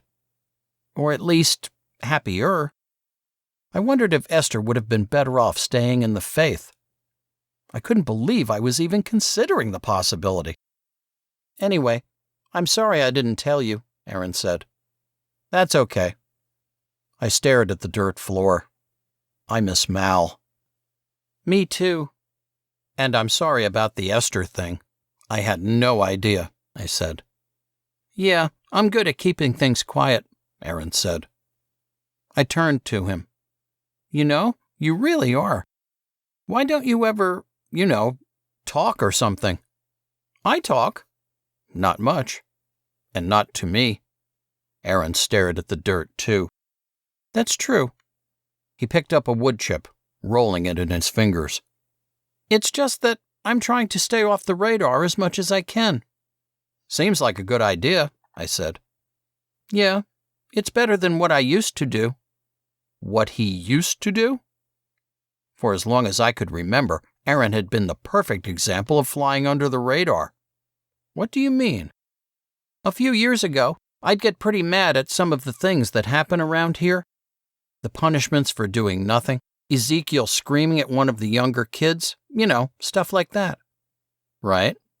But then I'd get in trouble, and it turned out I was making it worse. So I realized if I let everything roll off, I could make it through until I'm 18. Then I'll be gone. So I started learning about computers so I could get a good job when I leave. So Aaron was planning on getting out, too. This made me feel better about my own plans. But it sounded like Aaron knew exactly what he was doing. So, are you leaving as soon as you turn 18? Yep. I'll be ready to go the next day. Wow, That fast? It's been a long time coming, Aaron said. Mal had said the same thing on the day he'd left. Fear pushed the words out of me. But you have to be careful. Mal said the same thing, and I know, Aaron said, turning to meet my gaze. I think maybe Mal wanted to get away so bad that he tried to use the drugs to help him. Maybe he remembered what life was like before Miriam brought him into the faith, you know? I nodded. Yeah. But I have a plan. I'm not going to do anything stupid. Do you think the others feel the same way? I asked. You mean the other kids? Yeah. Aaron sat quietly for a bit. I guess. He shrugged. I mean, if life was just boring, maybe not. But we can't have friends outside the group. How Mal managed to get with Hank, I don't know. And we all get punished if one person does something stupid. And we get lectured about shampoo and socks and everything else under the sun. And don't forget that there's a cat named Waffen. Can you believe that? I said. What about it? I read in our history textbook that the Waffen SS was a group of elite soldiers who originally started out as bodyguards for Adolf Hitler, I said. Aaron snorted, a disbelieving smile spreading across his face. You've got to be kidding. Seriously, and they were elite also because they were extra racist and stuff. I can't believe it, but I'm actually surprised. I mean, I knew some of these people were missing some screws, but whoever named that cat has problems. You know, I said, chewing on each word before I said it, it's kind of like the people who join the faith are people with screws loose in a way that the world can't tighten. So they join the faith and then try to impose their screw looseness on us. And they give us no choice in the whole thing, and they expect us to love them for it or something. Yeah, Aaron said. It's like we're being groomed to take over the faith and continue the work. But what if we don't want to? It's like Miriam never even imagined that could ever happen. Did you hear what she said to Mal when he left? She said they educate us, we have acres to play on. I mean, looking at it like that, it sounds fine, I said. Aaron broke in before I could continue. But it's not. Choice is kind of important. Being able to see the real world helps too. It'd be nice if we could go to the library when we want, too, I said. And maybe having families would be nice. I guess, Aaron said. I mean, what is a family anyway? I mulled that over. I have no idea, really. In my books, it usually sounds great, but I don't really get it. Aaron nodded. Right? And in the faith, everything's about control. I stared at my brother. That was exactly what Mal had said. They control who we can have as friends. They control what we learn in, Aaron paused to make a face, school. He grinned a little. Of course, not for me anymore. He continued. They control as many seconds of our day as they can. It seems like they want to control what we do today so that we will do what they want down the road. Any real choices that most people can make, we can't. But that's not all of it. It's like there are two sides, the kids and adults, I said. We always have to be on our guard so that we don't offend one of them, because if we do, the whole group of grown-ups comes down on us. It's like a battle or a war where we try to stay out of sight and off the radar, and the adults try to show how much they're in charge. I don't think it's supposed to be that way. Yeah, but the worst is that there are like 10 of us living in the same house, Aaron said. I had no trouble understanding that when Aaron said, us. He meant the kids of the faith. And we should be as close as family, whatever that means, but we're sometimes friends and sometimes mortal enemies. Like when Luke purposely gets somebody in trouble, or if an adult sees part of a fight, it's no use trying to tell your side of it, because they jump to conclusions and there's no chance at anything like real justice, I said. Then Abraham beats the crap out of you. Chapter 28. I only realized what I'd said after the words were out of my mouth. I wasn't sure if I should look at Aaron, or the dirt, or laugh it off.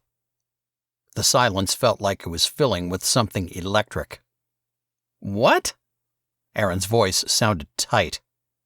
I felt him staring at me. I didn't want to get into it. Shame and anger filled me as the images came back. The fear, the wet pants. I swallowed hard. "Josh, what are you talking about?" I wondered if I should tell Aaron about what happened. Would Aaron believe me? I still had a few bruises to prove it. And what would we do about it? Aaron put his hand on my shoulder. "What happened?" What would it hurt? I didn't have to tell Aaron about my pants, about how much of a chicken I was. I had a fight with Solly. Miriam saw only the last second when I kicked him. I got sent to my room. I tried to figure out a way to say it without sounding like a baby. I guess Abraham has some fatherly protective instincts because he came up later and let me have it. "Are you saying that Abraham hit you?" "Yeah, but that's nothing new. Ezekiel spanks the little ones all the time and slaps most of us on the head when he gets mad." "But if it was nothing new, you wouldn't have said anything about it."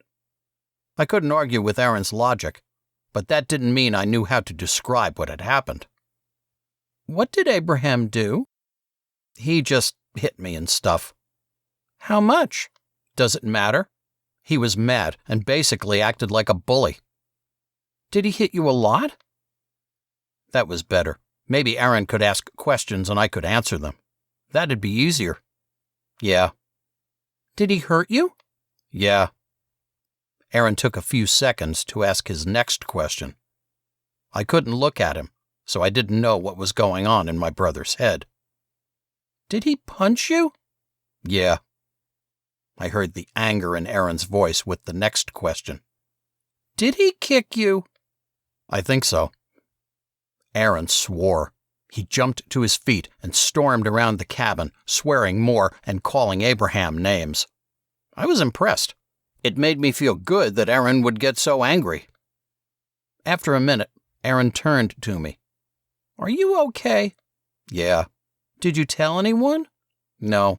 I don't think they'd believe me." "Did he leave any marks?" "You could prove it." "Some bruises, but it's still my word against his." "You're right. They wouldn't believe you," Aaron said. He swore again. Then he made a visible effort to compose himself. "But you do, right?" Aaron sat next to me again. "Of course I do." "I'll get him back." "How?" "I'm still figuring that out," I said. "You can't fight him," Aaron said. "Yeah, but I could make him disappear in the woods," I said. Aaron burst out laughing. I turned to him with a grin. "No, really. I could find a way to get him in here, dig a trap with some sharpened stakes, and nobody would ever hear from good old Abraham again." "Sounds simple enough," Aaron said, shaking his head. "But I've never seen Abraham come into these woods." "True," I said. "The truth is," Aaron said, "I don't think getting him back would do any good. He'd find a way to get you alone and do it all over again." "Not if I did something permanent." Aaron fixed me with a dry look. "Ha ha. I'm only kind of kidding." "Fine, but you're going to take the high road because you're not like Abraham." "Not if the high road means I take it and let him get away with it," I said, a flash of anger warming my face. "No, I know," Aaron said. "That's not what I meant." "Then what did you mean? Forgive him? Not a chance. He's a bastard, and he needs to know it." "I don't know. Like maybe you show him he doesn't scare you. That he has no control over you, type of thing." "I'll think of something." I dragged my heel through the dirt. "Don't do anything that makes it worse." "I won't, all right? Jeez." "I'm just saying that I think that if we control our choices instead of letting the stupid things the faith or the grown-ups in the faith control what we do and our reactions, it's like we're winning," Aaron said. I wanted the conversation to be over. I was going to think of something. Abraham had to pay for what he had done. I get it. You have to let me know if it happens again, Aaron said. We'll figure something out. It won't happen again. I felt the fury in my voice. Not a chance in hell would it ever happen again. Good. Silence filled the small space between us. It expanded to fill the cabin. I looked up. So, do you have any idea about how to get a roof on this thing? I pushed to my feet. Aaron stood too. He looked up. Tree branches? I shook my head, mentally thanking Aaron for being willing to change the subject. Nah, I don't think that'd work. Water could still come through. We exchanged a few more ideas, but didn't come to any solutions. Finally, Aaron said, Well, I probably should get back to the computer. Something's going on with the payments page. Miriam's kind of upset. Cool, I said. Hey, what do you think Miriam would do if we started calling her Mom? Aaron snorted. She'd probably quietly tell us that it shows more respect to call her by name. Yeah. Did you ever notice that almost everyone's got a Bible name? Hard not to, Aaron said. Do you think Miriam changed her name when she got this whole thing started? Aaron nodded. Yeah. I wonder what it was before. Me too, I said. Aaron headed to the door of the cabin. Oh, he said. Remember what I said about the choice thing? Yeah. We can choose not to be alone, too, I think. Okay, I said, unsure of where Aaron was going with this. So, we'll talk again, okay? Right. Aaron nodded, shrugged, and left. I watched him go. That changes things. I surveyed the cabin. I remembered how alone I'd been an hour before.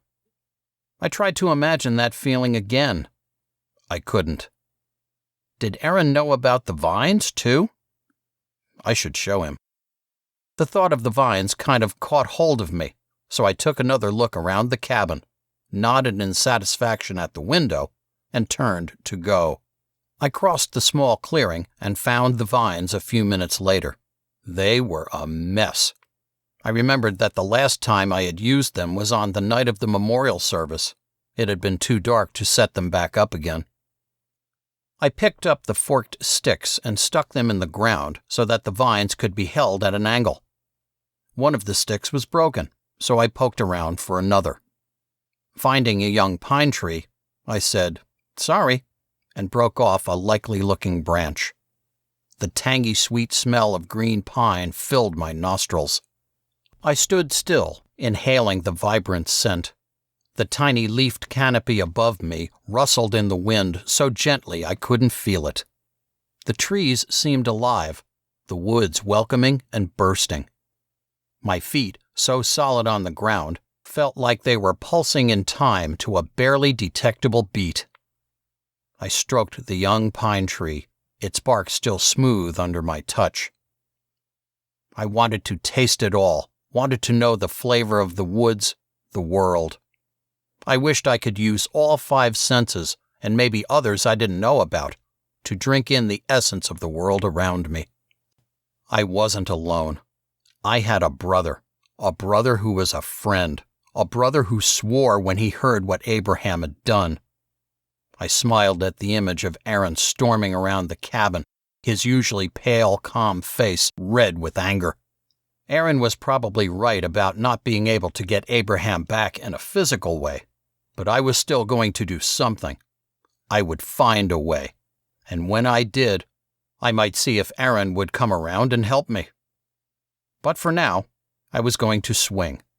I broke the branch that I'd taken from the tree and made a small fork. I finished setting up the vines. I grabbed the first one and climbed the slight rise at the starting point. Gripping the vine tightly, I pushed off. Wind whistled through my hair and in my ears. I caught the next vine. I missed the third, and, for a frozen second, felt like I was floating. Then I fell to the ground, banging my right elbow and shoulder. Grinning, I set the vines back up in a hurry and grabbed the first one again. I wouldn't miss it this time. I took a deep breath, then whooped as loud as I could, the sound straining out of my chest, making my throat shake. I pushed off hard. I imagined my shout echoing up through the tall tree trunks, bouncing off branches and leaves, startling squirrels and deer, and dispersing in the clouds. At the apex of the last vine's swing, I leapt off. I felt as if I caught an updraft, felt like the gentle wind caught and lifted me. By my fifth time, I knew I needed to get back. I dropped and, breathing hard and my cheeks hot, hit the ground at the end of the vines and stayed there, flopping onto my back. I had to tell Aaron about this place. The guy had to need breaks from the boring computers, and vines would do the trick. I rearranged the vines and headed back toward the cabin. When I got there, I looked up at the empty roof again. Tarps, I said. That was it. I could stretch tarps across the rafters, nailing them down tightly. I hurried back toward the house, hungry for dinner and eager to see if the Faith had some tarps I could make off with. Maybe Aaron would help me put them up. Chapter 29. Isn't Mary's birthday coming up? As I wandered out of the classroom, I glanced at Mary's neck. She was bent over, stowing books in the cubby under her desk. She'll be 14, which meant my birthday was only a couple of weeks away. 15. 3 years until I turned 18. I wasn't going to wait that long. Last night, after poking around a little in the attic storage area looking for some tarps, I had been able to grab 2 cans of noodles and sauce. Today, I would go to the cabin and deposit them there in the hole I had dug and covered with a dirt-encrusted board. But I also felt the burning need to finish the roof of the cabin. Maybe there were tarps in the old outbuildings. Did Miriam even remember that I had been grounded? It was funny, or not really, that we could be totally ignored for pretty much our entire day outside of classes, but do one thing against the rules, or run away, and they noticed you and brought you back in line as hard as they could, before forgetting you all over again. I stepped onto the porch and hauled myself to a stop. Mary was sitting on one of the porch chairs. "Hey," I said. "Hi," she smiled. The world slid into a brighter place. "Everything okay?" She nodded. "Sorry about the other day." I wondered if she was going to explain what was going on. I nodded. "It's okay." I waited for her to say more, maybe tell me what had happened. I know we went to the library on Monday." She scratched at the peeling paint on her chair. "But I looked, and I think I might have a couple books that you could borrow." "Hey, great." Had she been sick or something? I forced the questions away.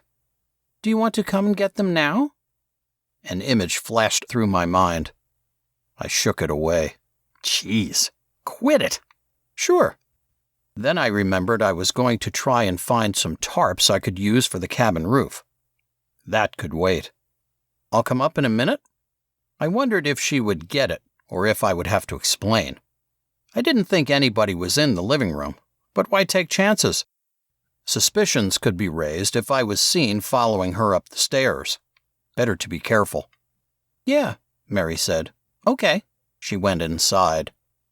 A few minutes later, I knocked on the door to the girls' room. Mary opened it. "Do you want to come in?" I blinked.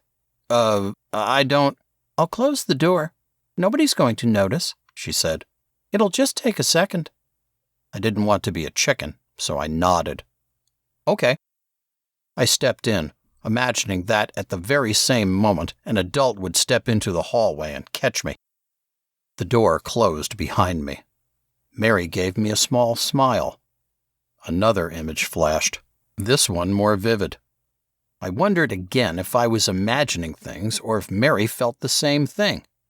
This might be my chance to find out. I pictured coming up behind her and saying her name.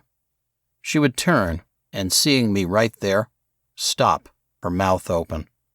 It could happen so quickly, but it would change us, change everything. Here, she handed me a book. I blinked, feeling myself blush. I tried to will the heat away from my cheeks. Oh, hey, great. Mary sat on her bed. Sorry again. She pursed her lips. It's been a weird couple of days. I shrugged. No, it's okay. She opened her mouth as if to say something, but then stopped. What? I asked. My heart was going crazy in my chest. Her bright green eyes held mine, then moved away. I'm glad you came to look for your jacket. I was a bit slow, but I got it, remembering that day. Oh, yeah. Then I understood what she meant. Holy smoke, I felt a grin try to stretch across my face, fought to control it, and lost. Yeah, me too.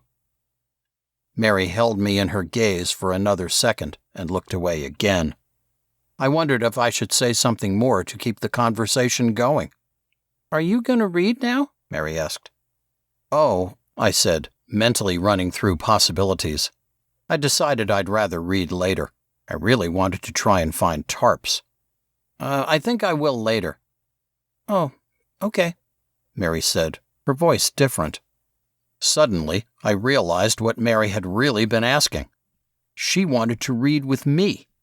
But if I changed my mind, would I come off as silly or desperate? I was going to go to the outbuildings. I have this thing I'm trying to do, and I need to find some old tarps, I explained. Mary turned to me again, a question on her face. What for? I almost told her about the cabin, but stopped myself. Maybe later, but not yet. For now, I wanted to keep it a brother place. Nothing big. I just need a couple tarps. Maybe I should tell her instead of avoiding the question or lying. No, not now. Do you want to come? Mary thought about it. Sure. Cool. I turned and opened the door. Careful, Mary said. I nodded at the reminder. This is so dumb. It's not like we're doing anything. Can't even go in each other's rooms? I peered into the hallway. It was clear. I heard a voice downstairs in the living room or dining room, but nobody would see me. I stepped into the hallway. I'll see you out there. I glanced back at Mary. She was smiling at me again. My heart skipped a quick beat. I'll see you out there, okay? I paused, meeting her eyes again. Okay, Mary said. I slipped through the hallway, down the stairs, and out the door. I turned right when I got outside, circling around the side of the house and heading toward the run-down outbuildings. The rough old plaster covering the exterior walls seemed like it had flaked off even more since the last time I had been there. I figured the extra damage might be due to the younger kids following their destructive tendencies. As I got closer to the buildings, my mind wandered back to Mary's room. There had been a few seconds there when she was smiling at me. A realization hit me so hard that I almost stopped walking. I tried to think back to the last time I'd had a soundtrack running through my head while something happened. I couldn't remember. Not in the cabin, not when talking to Mary. Not even earlier this week in the woods when everything had seemed so full and vibrant and delicious. I wondered what that meant. Maybe I should try to bring the soundtracks back. Was I becoming someone different? I tried to think of what might have made me stop letting the soundtracks run in my head. But I was still me. No clue. Maybe I forgot. Maybe I didn't need them anymore. I pulled the rusty sliding bolt back, opening the faded wood door of the main outbuilding. Light spilled through the two windows whose glass panes had long been destroyed, illuminating a long, low room. More daylight came through multiple gaps in the decrepit ceiling. A wall of paint cans, rusty and filled to varying degrees with what must have been dried blocks of unidentifiable paint, filled fully a quarter of the main room. Ancient gardening and farming tools rusted the remainder of their days away next to another of the rough stone walls. Piles of debris, some as tall as me, filled the room, making footing treacherous. Dust covered everything. I felt mildly surprised to see that the dust on what could be seen of the floor appeared undisturbed recently. I could have sworn other kids came in here to explore and stay out of sight and out of mind of the adults. I got to work, hoping Mary showed up soon. Almost on cue, the door creaked open, and Mary stepped carefully into the big, dim room, looking around. "Hey," I said, waving dust away from my face. "Hi." "Sorry for the mess." She laughed. "You've really let the place go." "Been busy with those stupid lines." Her expression grew serious. "Oh, yeah. How did you ever get them done?" "Did them all myself. Painstaking hours of writing." I grinned at her. My hand may never be the same. "All by yourself?" Mary's eyes squinted a little in mock anger. "Yep." "Really?" "Well," I said, swallowing past some fresh tightness in my throat. Where had she come from? Why had I taken so long to realize how great she was? Why did she care about stupid me? I had a bit of help. "You mean magnificent, fantastic help, I think." "It was pretty good." She took a step closer, staring intensely at me. My stomach did a somersault. "Just pretty good?" I stuttered, but managed. My mistake. It was awesome. Could she hear my heart slamming against my chest bone? A lazy smile stretched her cheeks. "That's what I thought." Of course, Miriam chucked them in the garbage. "So dumb." Mary nodded. She came close enough that I could have reached out and touched her cheek. "No kidding," I said. Even in the dim light, I could see her eyes. They almost glowed. I felt like every muscle in my middle was trying to wriggle free. The silence felt charged, almost expectant. I stared at her glowing eyes. She looked away. "Did you find anything?" "No, but I only started looking a minute ago." I felt like I took my first breath in days. Mary looked around. "Where should I start?" I spread my arms out, forcing myself to be cool. "I'll start here." I pointed at a few piles nearby. "You want to start over there?" "Sure. Tarps, right?" She picked her way across the floor. "Yeah." "How big?" Bent toward my pile, I forced my thoughts to the task at hand. "I guess it doesn't matter. Anything should work." "What's this for again?" "Just something I'm working on in the woods." This was dumb. Why not tell her? She was helping me. "I'll show you when it's done." Mary's goofy smile was obvious even across the dim room. "A secret?" "No, it's not a—" "Josh and Mary are married." Both of us whirled to face the door. David and Ethan stood in the doorway, laughing and jumping up and down, kissing and hugging and— "Shut up," I shouted, fury instantly filling me. The little jerks were going to ruin everything. "We don't have to," Ethan shouted back. "You do if you don't want me to—" I stopped. No. I couldn't threaten them, couldn't let my anger win every time. Besides, Mary was right there. "You're not supposed to be in here," Ethan shouted. "I'm telling." Tingles of alarm shot up my neck. Mary and I would really get in trouble if the grown-ups found out we had been in here together. I felt like I could almost see myself from behind. I imagined I was a puppet master, controlling myself. I kept my voice calm. "No. Hey, Ethan, David. Why would you tell?" "You're not supposed to be in here," Ethan shouted again. "You're right," Mary said. She stepped closer to the little boys, throwing a glance my way. Her expression seemed to say, "Let me handle this." Ethan looked surprised that Mary had agreed with him. "Usually, we're not supposed to be in here, and I'm glad you know that you should tell if you see one of us in here." Where was she going with this? I watched the little boys. They seemed as confused as I felt. But they weren't tearing off to tell the nearest adult yet, so that was something. "But we were told to come in here and look for something," Mary said. She turned to me. I got her meaning. "Yeah, Miriam," I said, invoking the name of the adult that scared all of us, "told us to find something in here." "Find what?" David asked, his curiosity obviously aroused. "We'll get in trouble if we tell you," Mary said.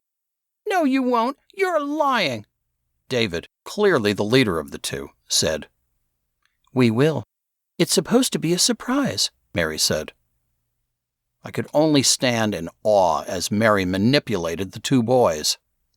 "I shouldn't tell you this, but we'll all get in trouble if Miriam knows you know we were in here. We're helping make a present for somebody, and they're not supposed to know," Mary said. "Who's it for?" Ethan asked. "I can't tell you that," Mary said. "But my birthday is next, then Josh's. Don't you know whose birthday comes after that?" Ethan and David were silent for a minute. Finally, David said, "Mine?" Mary nodded. David's eyes went wide. "Is it for me?" "I can't tell you. If you tell anyone, you won't get it, and Miriam will be mad, and we'll all get in trouble." Holy crap! I couldn't believe it. David looked down. I was struck by how much older David seemed. "But maybe I should tell Miriam that you found us in here, just in case you decide to tell. That way, she'll know that you came in here when you weren't supposed to. So we won't get in trouble, but you will," Mary said. No, don't," David said. "Please don't tell," Ethan said. "I won't tell if you won't," Mary said. "We won't tell," the two boys shouted together. "Then you'd better get out of here before anyone else sees you. And don't come back, right?" Without a word, Ethan and David spun and ran back toward the house. Mary watched them until they were out of sight, then turned to me. I stood awestruck. That was amazing. "I know," Mary said. "No, I mean, there's no way they're going to tell anyone. Not in a million years," I said. "I know." "How did you do that?" "You have to know what they want and give it to them. They want to stay out of trouble, so I showed them how to," Mary said with a smile. "Yeah, but you were lying the whole time." I grinned back. "You do what you have to." I shook my head in wonder. "You are a very skillful liar. Can you teach me how to do that?" "I don't know. It's more of a talent than anything else." "Are you saying I couldn't—" Catching a glimpse of Mary's face, I stopped. She was laughing quietly. "Just kidding," Mary said. I feigned offense. "I can lie as well as you." "It's not lying, it's acting." "It's manipulation." "We're not in trouble, are we?" Mary said. "Hey, I never said lying and manipulation were bad things," I said, turning back to the search. "Especially if you can do them well." At that, I burst into laughter. Mary joined in. Her laughter dissolved into coughs as she inhaled dust. Mary made some funny faces trying to clear her throat of the dust, and I laughed more. Mary glared at me. "It's not funny," she gasped. "Sure it is." She flung a big, tattered bag at me. I dodged and swatted at the bag. A dust cloud exploded in my face, filling my lungs. I hacked and coughed for what felt like hours, working my tongue to get the nasty sensation out of my mouth. "Is it funny now?" Mary asked, bursting into laughter again. "You suck," I said, in between gasps and coughs. "And you suck dust." I coughed some more, trying to keep my face serious despite the laughter that threatened. When I finally got my breath back, I threw a mock glare at Mary. "Trying to kill me?" She feigned shock. "Of course not. You only called me a liar." "A good liar. My kind of liar." I wanted to tell her, wanted to see her reaction when I told her what was in my heart. Don't ruin it. I picked up the tattered bag she had thrown. Want it back? She smiled sweetly at me. No, thank you. She turned to a nearby pile. I took another look at the bag. I pulled at a corner. The bag fell open. Hey, good job. What? Mary asked, looking up. I see now that you wanted to show me you had found what we were looking for, I said formally. I dramatically shook the folded tarp open, coughing again in the cloud of dust that followed. Mary laughed again. Exactly. Waving dust away, I crossed the room to Mary's pile. Maybe there are more. After several minutes of searching and cough-interrupted conversation, we had no more tarps. Well, we found one, Mary said. Yeah, but I need more. You want to keep looking? Yep, I said. We silently divided the room up again, each of us working on our own piles of junk. While I tossed old shoes, suitcases, tools, and containers behind me, I marveled at the week I was having. From alone to this. Sometime later, I straightened. Found one. I found two, said Mary. I approached her. Let's see. She held them out to me. Happy birthday. I chuckled. So glad you remembered. How could I forget? I was glad the light was fading as I felt my face grow hot. She smiled at me. Yours is exactly 2 weeks after mine, so I never forget yours. I laughed my embarrassment away. I guess that means I shouldn't forget yours, but I do. But I didn't. I just thought of her birthday earlier. So yours is next week. What do you want? She smiled. All I want is a lovely, dusty tarpaulin, please. Well, I said, grinning and indicating the door with my head, I'm going to use all of these. Maybe more, so I can't promise anything. Oh, she looked down, sniffling. But I really want one. Well, I'll try to have some left over. Even though I knew she was kidding around, my heart gave a twinge at her sad face. Thanks. We stopped at the door. I knew I should say something. So, thanks for helping, even though it's all a mystery. I like mysteries, Mary said. Good. I couldn't take my eyes away from her face. I was going to make her feel weird with my staring, but I couldn't stop. It was so easy to talk to her now. In the dim light, it seemed like her face was even softer, her eyes nearly glowing again. An urge hit me with almost physical force.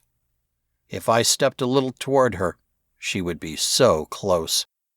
Then it would take like a second to... What? Huh? You're just standing there. Too slow. Too much thinking. Oh, sorry. I was thinking. About what? My heart hammered on the inside of my chest. Maybe I could still... I'm really glad... I didn't know how to finish the sentence. Mary's smile made her seem older than she was, but not in some physical way.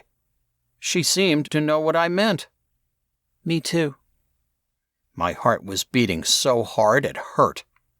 I felt jittery, scared. In the movies that we were sometimes allowed to watch, this was where the hero would kiss the girl. This wasn't as easy as in the movies. An image of the scene from Goonies flashed through my mind. That'd be easier. I opened my mouth to say something. Anything. Nothing came out. What if she doesn't want me to? But that's stupid. She feels the same thing. But how can I be sure? I couldn't do it. So, thanks again. The terrified shakes bled out of me as I accepted I was too much of a chicken to try anything. Sure, Mary said. I'd better get these out of here. I hefted the pile of tarps. Okay. She moved toward the house. Hey, Mary? I said. No. I couldn't let fear stop me. I stepped after her. She turned back a little. Right out of a movie. Now's the time for a soundtrack.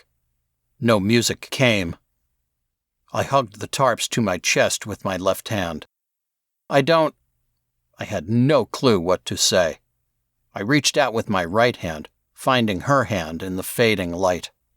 She jerked as if from an electrical shock when my hand touched hers. But she didn't take her hand away.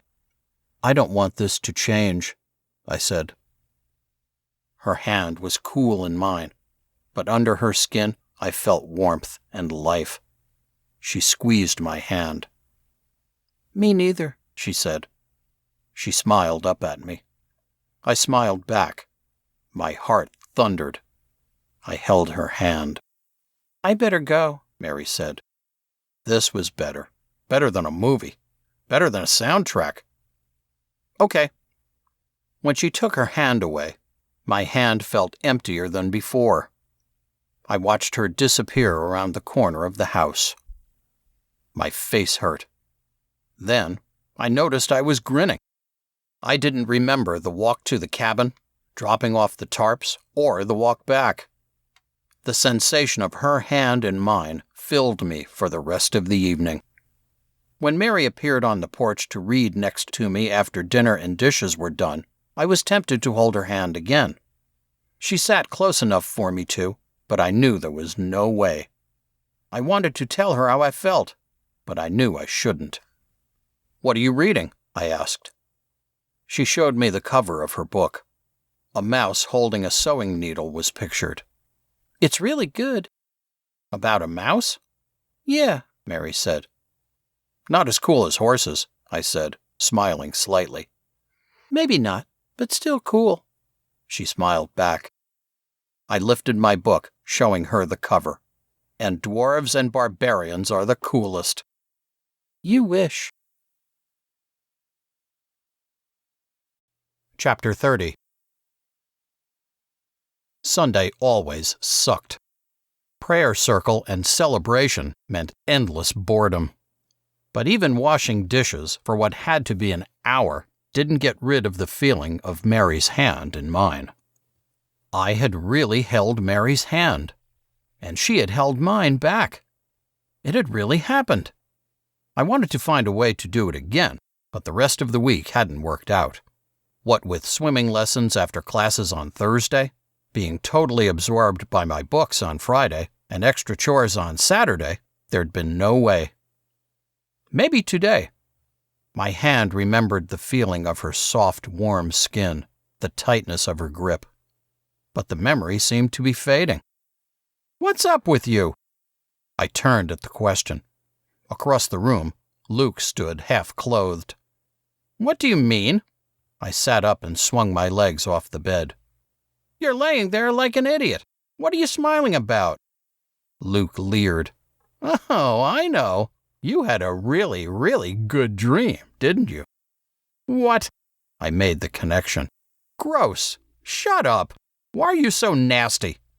Was I any better, though, with all those thoughts that came into my head? Yes, I don't wallow in it. "Because it works," Luke muttered, turning to find a shirt.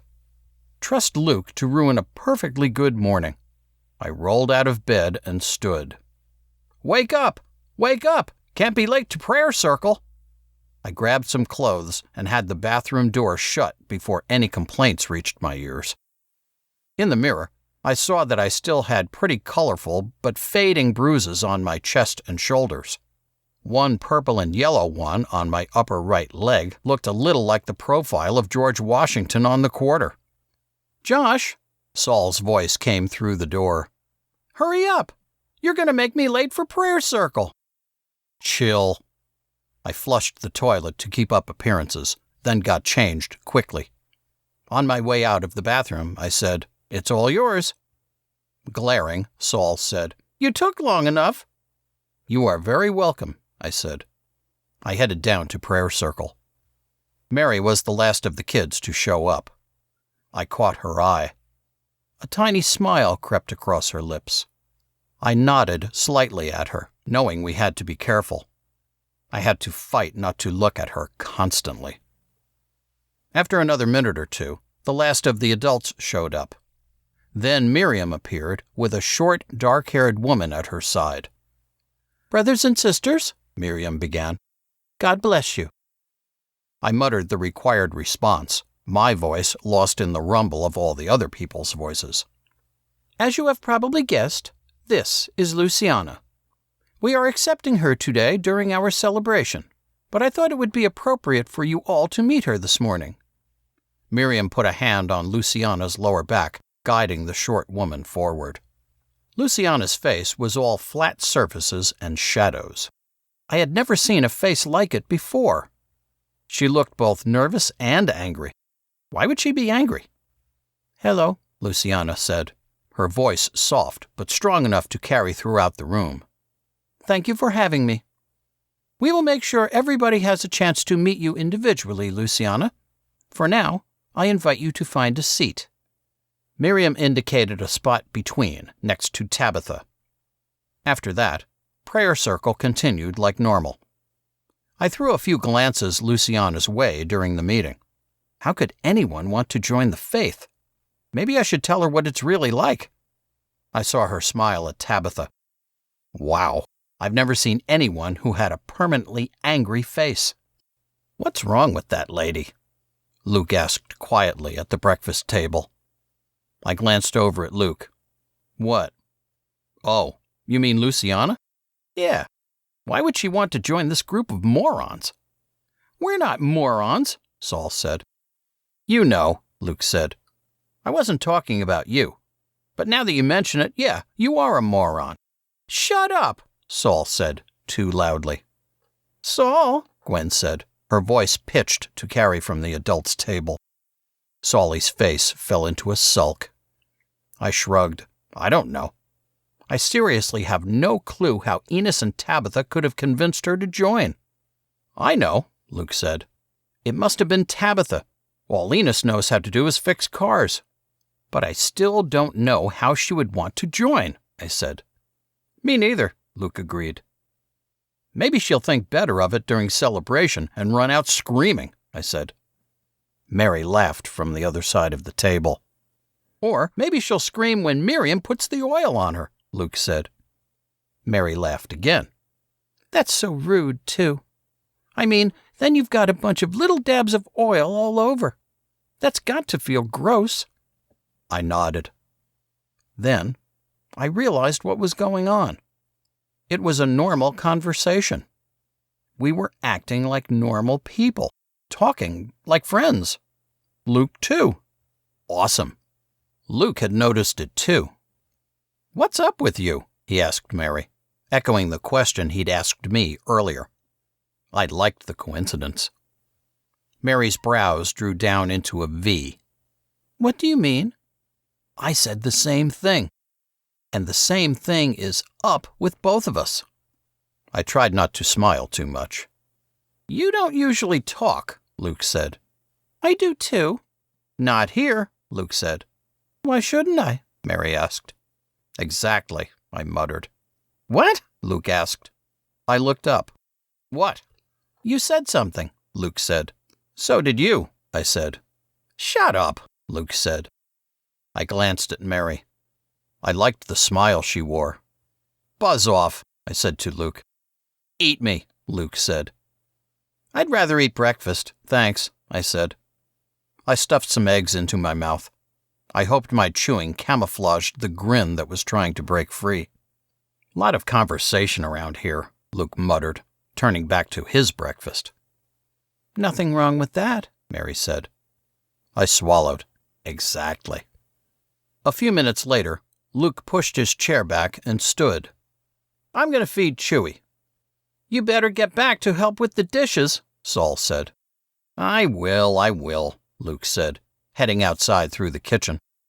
I stood as well. "Hurry up, Saulie. I don't want to be down here all day." "Got an important date?" Saul said. "You're such a twit," I said. I had a sudden urge to flick Saulie's ear as I went past. Better not. "Hurry." I glanced at Mary as I went into the kitchen. She didn't notice. I didn't mind. I just wanted to look at her again. "You'll dry," I called over my shoulder, walking quickly out of the kitchen.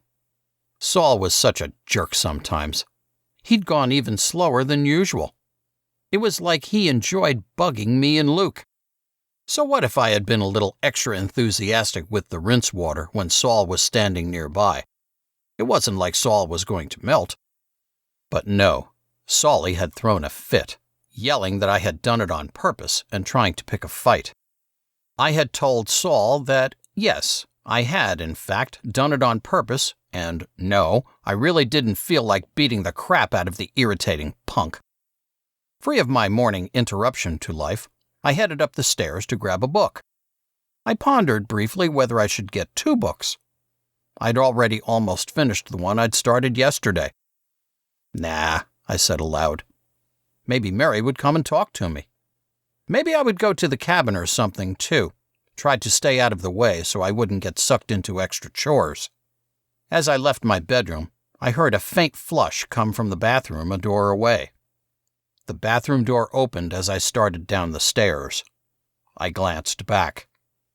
Ethan jogged out of the bathroom, a grin on his face. "Ethan," I said, "get the light." The little kid made a face at me, but turned and reached up.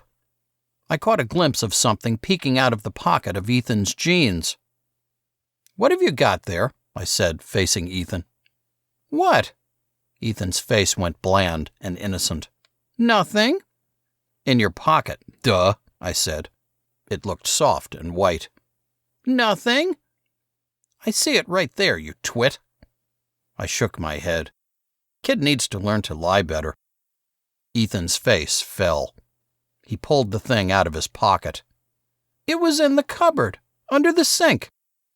I stepped closer, trying to get a better look. "Where?" "In a pink box. It's like an airplane made of clothes or something. It's sticky on the back. I was just going to show it to David." "You better put it back. You don't want to get in trouble." I had no clue what the long oval cloth was for, but if Ethan got in trouble, there was a pretty good chance all the kids would be reamed. "I'm just going to show David," Ethan protested. "Keep it cool. Stupid to get mad here." I held out my hand. "What is it?" "I don't know," said Ethan. "It was under there." "Let me see."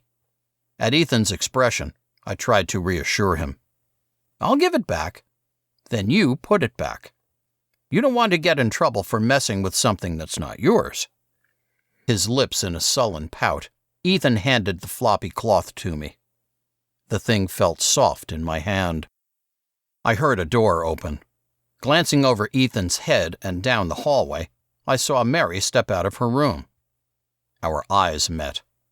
Then, her gaze shifted to my hand that was holding the thing Ethan found. Her eyes went wide, and she quickly disappeared back into her room. What's that all about?" "Listen, kid," I said. "You need to—" "Joshua!" My head snapped up at the shout. Laura stood in her door. "What on earth are you doing?" "What?" Confusion flooded me. "There's no good reason for you to have that in your hand," Laura said, advancing on me. "No," I said. "I don't even know. I was telling Ethan to put it back." "This is completely inappropriate," Laura said. "That is not for young boys to be playing with." "You've got to be kidding me." "I wasn't playing with it. I was telling Ethan to put it back." "Give it to me." I handed the thing over. I couldn't understand what the big deal was. And what did she mean about how it wasn't something for young boys to play with? I'm not a young boy, and I wasn't playing with it. "You need to keep your nose and thoughts clean, young man," Laura said. Still confused, I nodded. What was she even talking about? "Okay." I turned away and headed back to the stairs. What was the big deal? Mary acted weird when she saw it, and now, somehow, I get in trouble when it's not even me messing with the thing. No surprise there, but you wish it would change sometime. On the front porch, I sat in one of the beat-up chairs and settled in to read, ducking low to try and stay out of sight. I knew that if I sat on the porch, there was a chance an adult would rope me into helping set up for celebration, but I also wanted to make sure Mary could find me if she came looking. I had read all of 1 page when I heard my name. "Joshua." I looked up and craned around the back of the chair. Gwen stood in the doorway. Oh, great. There goes the morning. "Yes?" How did she even see me? Give me a hand? I gritted my teeth, wondering what she would do if I said I was busy. I guess. Gwen's face registered surprise. Oh, well, thank you. Sorry to interrupt you, she said in her best condescending voice. If you please, sir, I need some help setting up chairs. And then we need to arrange the candles. I held up my book. I need to put this away. Fine. Hurry back. I slid past her and went up the stairs, mentally berating myself. I should have known better. I opened the door to my room. Saul was in there, changing his wet shirt, but he jumped when I walked in. I immediately saw why. Saul's chest, back, and shoulders were all covered in bruises. Some were dark and fresh-looking, while the others looked old and faded. What are you doing in here? Saul asked, his voice breaking. He backed toward the bathroom, holding a dry shirt over his chest. Saulie, I said, what the... You've got to be kidding me. It took only a second to understand what had happened. It's nothing, Saul said, shaking his head. I just fell down. Yeah, a lot. How could Saul think that I would believe that? Suddenly, it came to me. Saul always changed in the bathroom. Always. He'd been doing that for years. Holy crap. Saul, it's okay. I stepped toward him. No. Saul was in the doorway to the bathroom now, fear burning in his eyes. Get away! It's Abraham, isn't it? Freaking Abraham's doing that to you, isn't he? I couldn't believe the fury that had suddenly exploded in me. That bastard's beating you up, isn't he? No, it's not, Saul said. Sometimes he loses. It's not sometimes, I said. It's always. I irritate him is all, Saul said. I need to learn to play better. No, it's not you, damn it. It's Abraham. He's freaking psycho. No, he's not. He's my father. At least I have a father, Saul said. Tears soaked his cheeks. I chose to ignore Saul's attempt to divert me. He's got to be stopped. You can't suffer. He said he's trying. He knows he loses his temper. I just have to play better, and he has to control his temper, and it'll be fine, Saulie said. No, I said. No, yeah, it'll be fine. You're not the only one, I said. I couldn't believe I was going to do this. I stepped back and pushed the door to our room all the way closed with my foot. Then I pulled my shirt off. Saul stood paralyzed. See? He did it to me, too. For no good reason, I said. Wait, there's never a good reason. I mean, he thought he had a reason, but you know what? He's a bully. No, you fell or something, Saul said. Wrong, dummy. He beat the crap out of me. It scared me half to death. I wondered where this was coming from. He can't do this. It's so wrong. But you can't tell anyone. He's got to be stopped, I said. But nobody knows. Nobody knows. Not even Penelope, Saul said. What? Did he almost call her Mom? What's going on here? I shook the questions away. There would be time for that later. Listen, Saul, we've got to do something about this. No, you don't have to do anything. He's my father, Saulie said. What was that supposed to mean? Big deal. It is a big deal. You can't tell anyone. You weren't supposed to know. Why shouldn't I tell someone? With both of us as proof, they might actually believe us. Then maybe they'd call the cops or something. I bet they'd throw him out of the faith. That's why you can't tell anyone. He's my father. I don't want him to get thrown out. I stared at Saul. He wasn't making any sense. Please, Josh, please don't tell anyone, Saul said. He yanked his shirt on. I don't get it. He beats the crap out of you and you're trying to protect him? He doesn't mean to, Saul said. Keep telling yourself that. Then don't you think he'd stop? He's trying. The hell he is. No. I had to stop letting anger control me. I took a breath. I could do this.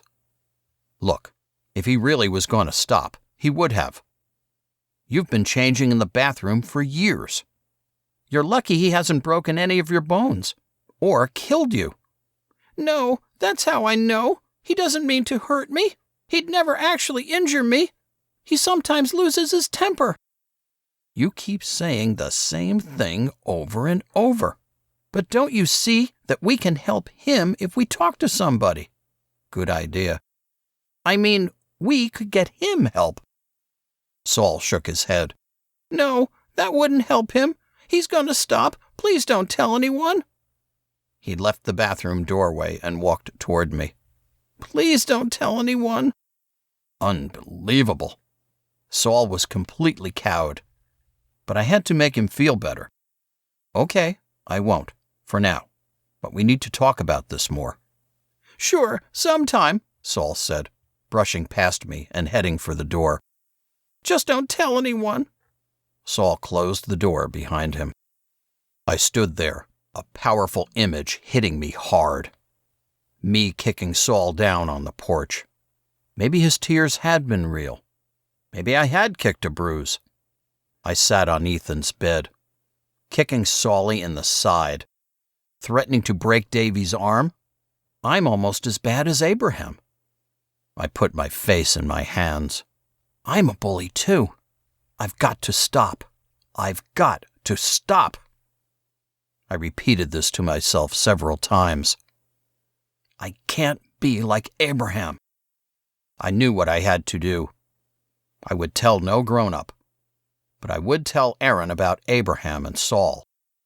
I might even tell Mary, although I wasn't sure I wanted to get into what had happened to me that day. Maybe together we could find a way to help Saul.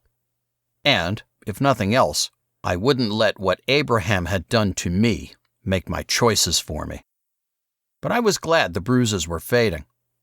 Glad the feelings of fear and shame were fading, too. What I didn't understand was why Saulie would want to protect Abraham. All this stuff about him being Saulie's father seemed completely idiotic. But as I thought about it, I realized that I really couldn't judge Saul. I didn't even know who my father was. I had no idea what I would do if my father were beating me. Maybe I'd be so happy to even have a father that I would take the beatings. Yeah, maybe not. Chapter 31. I couldn't get away from Gwen until a few minutes before the celebration was supposed to begin. When I finally did, I had to go and change for the stupid ceremony. I pulled on some dark pants and dug around in the closet until I found a white button-up shirt. Don't know if this is mine. I put it on anyway, then pulled on some socks and found my old dress shoes. They didn't really fit me, hadn't for over a year, but I wasn't going to ask for more. I wore these like flip-flops, so they were still comfortable enough. As I hurried out of my room, closing the door behind me, I heard an echoing door close. I glanced to my left and saw Mary coming out of her room. I remembered briefly her face a few hours previous, how she had seen me and then darted back into her room. I shrugged off the confusion and smiled at her. She stepped from the dimness of the hallway into the natural light that illuminated the landing. Mary wore the dress that I'd seen her in probably hundreds of times. Her hair was held back from her face with some kind of pin, but one lock of wavy brown hair had escaped and hung next to her cheek. I stood frozen, my heart hammering. I had to stop staring. How could I have not noticed her? "Hi," Mary said. "Hi." She made a face, like she was trying to say something hard. "What were you doing earlier?" "Huh?" I heard the emotion in her voice, but couldn't figure out what it was for. "Earlier, with the..." Her face went pink. The pad thing?" "The what?"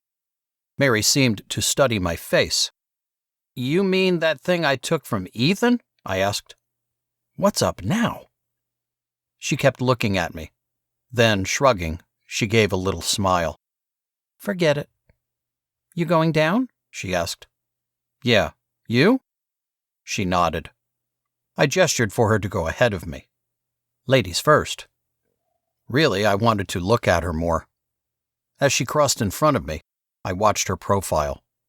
She looked like an elf, or like a character in the books I read. Was that what they meant when they called someone's features fine? Mary tossed a glance at me and headed for the stairs. I tried to get myself under control. Tell her how nice she looks. I wondered if I should. Would that make things weird? I started down behind her. You look nice, I said softly, unsure if she had heard me. Thank you, she said, gently throwing the words over her shoulder. When we got to the bottom of the stairs, we turned left, but Mary stopped. So do you, she said quickly, her face pink. I looked around. Nobody was in the living room. Thanks. Was my heart always going to feel like this when I was with Mary? I wondered if a heart could get tired of beating so fast. It's probably good exercise. When we got to the celebration room, people were already milling around, some sitting and flipping through hymn books. Mary walked around the double circle and sat in the back row, opposite from the door. I wanted to sit next to her, but knew that would look odd to people, since we'd never done that. Instead, I sat across the circle from her in a place that the altar wouldn't get in the way of me seeing her. I watched her until she met my gaze and smiled quickly. Celebration began like usual, but when the song, prayer, and scripture reading was over, the ceremony of accepting Luciana began. Miriam, holding a small glass dish of olive oil, said, Are there any who would join in this fellowship? Any who will build their lives and faith on the rock that is God? Any who will dedicate their lives to service and will separate themselves from the trappings and cares of the world? Joan said, There is one. Let her come forth, Miriam intoned. Luciana, dressed in a simple light blue dress with short sleeves, stood and stepped forward. Her face seemed to have been cut from a flesh-colored rock. What is your name? Miriam asked when Luciana had stopped in front of her. Luciana, are you willing to sacrifice all that you have for the service of God? I am. Miriam dipped the first 2 fingers of her right hand in the oil, then brushed them on Luciana's forehead. Luciana jerked at the touch, but then held still. I easily saw the glistening spot that remained. Are you willing to leave the trappings of the world and society behind and claim an inheritance of service? I am. Miriam dipped her fingers in the oil again, then reached forward and brushed them on Luciana's left elbow. Do you come now, your heart free and your soul clear of sin, so that God can accept you? I do. Miriam anointed the back of Luciana's right hand. Will you give yourself to the fundamental faith in God to live your life in community with your brothers and sisters and your God in heaven? I will. Miriam crouched and anointed the top of both of Luciana's bare feet. Then I accept you, Miriam said, straightening. She looked out to the congregation. The adults spoke at the same time. Then we accept you. Miriam turned and set the bowl of oil on the altar, then spread her arms. We welcome you, Luciana, to the faith that is founded on the rock of God. We welcome you. She wrapped her arms around Luciana and held her for a moment. When Luciana was released, she turned to the congregation. Accept her today, brothers and sisters, Miriam said. We will, intoned the adults. I threw a glance Mary's way. She caught my gaze. I rolled my eyes. She smiled. Luciana walked back to her chair and sat. I was surprised to see tears spilling down her hard, flat cheeks. She wiped them away with both hands as Miriam talked about something that was sure to be important to somebody. She actually means it. Luciana somehow believes this stuff. I looked around the room. Was it possible that most of the adults actually believed in the spiritual teachings that Miriam fed them? They must, or they wouldn't be around. Why hadn't I thought about this before? Why didn't I believe it? Why did I feel like Miriam was speaking with her mouth, but never her heart whenever she gave a sermon? Why did it seem like some of the adults were there for a different reason? Most of all, how could I believe in something that made me and the other kids miserable? Why would this God they talked about select Miriam out of millions of people to be his person on earth to run things? And if he had, why wasn't the faith bigger? And besides, I didn't see how cutting yourself off from the world could actually change things for the better. How do you help a world you don't even belong to anymore? It made no sense. None of it did. And sometimes it felt like the adults were almost scared to face up to that. The thought almost made me laugh. Ruth's piano playing interrupted my thoughts. I had to admit that I enjoyed this part of the celebration. It had started a few months ago.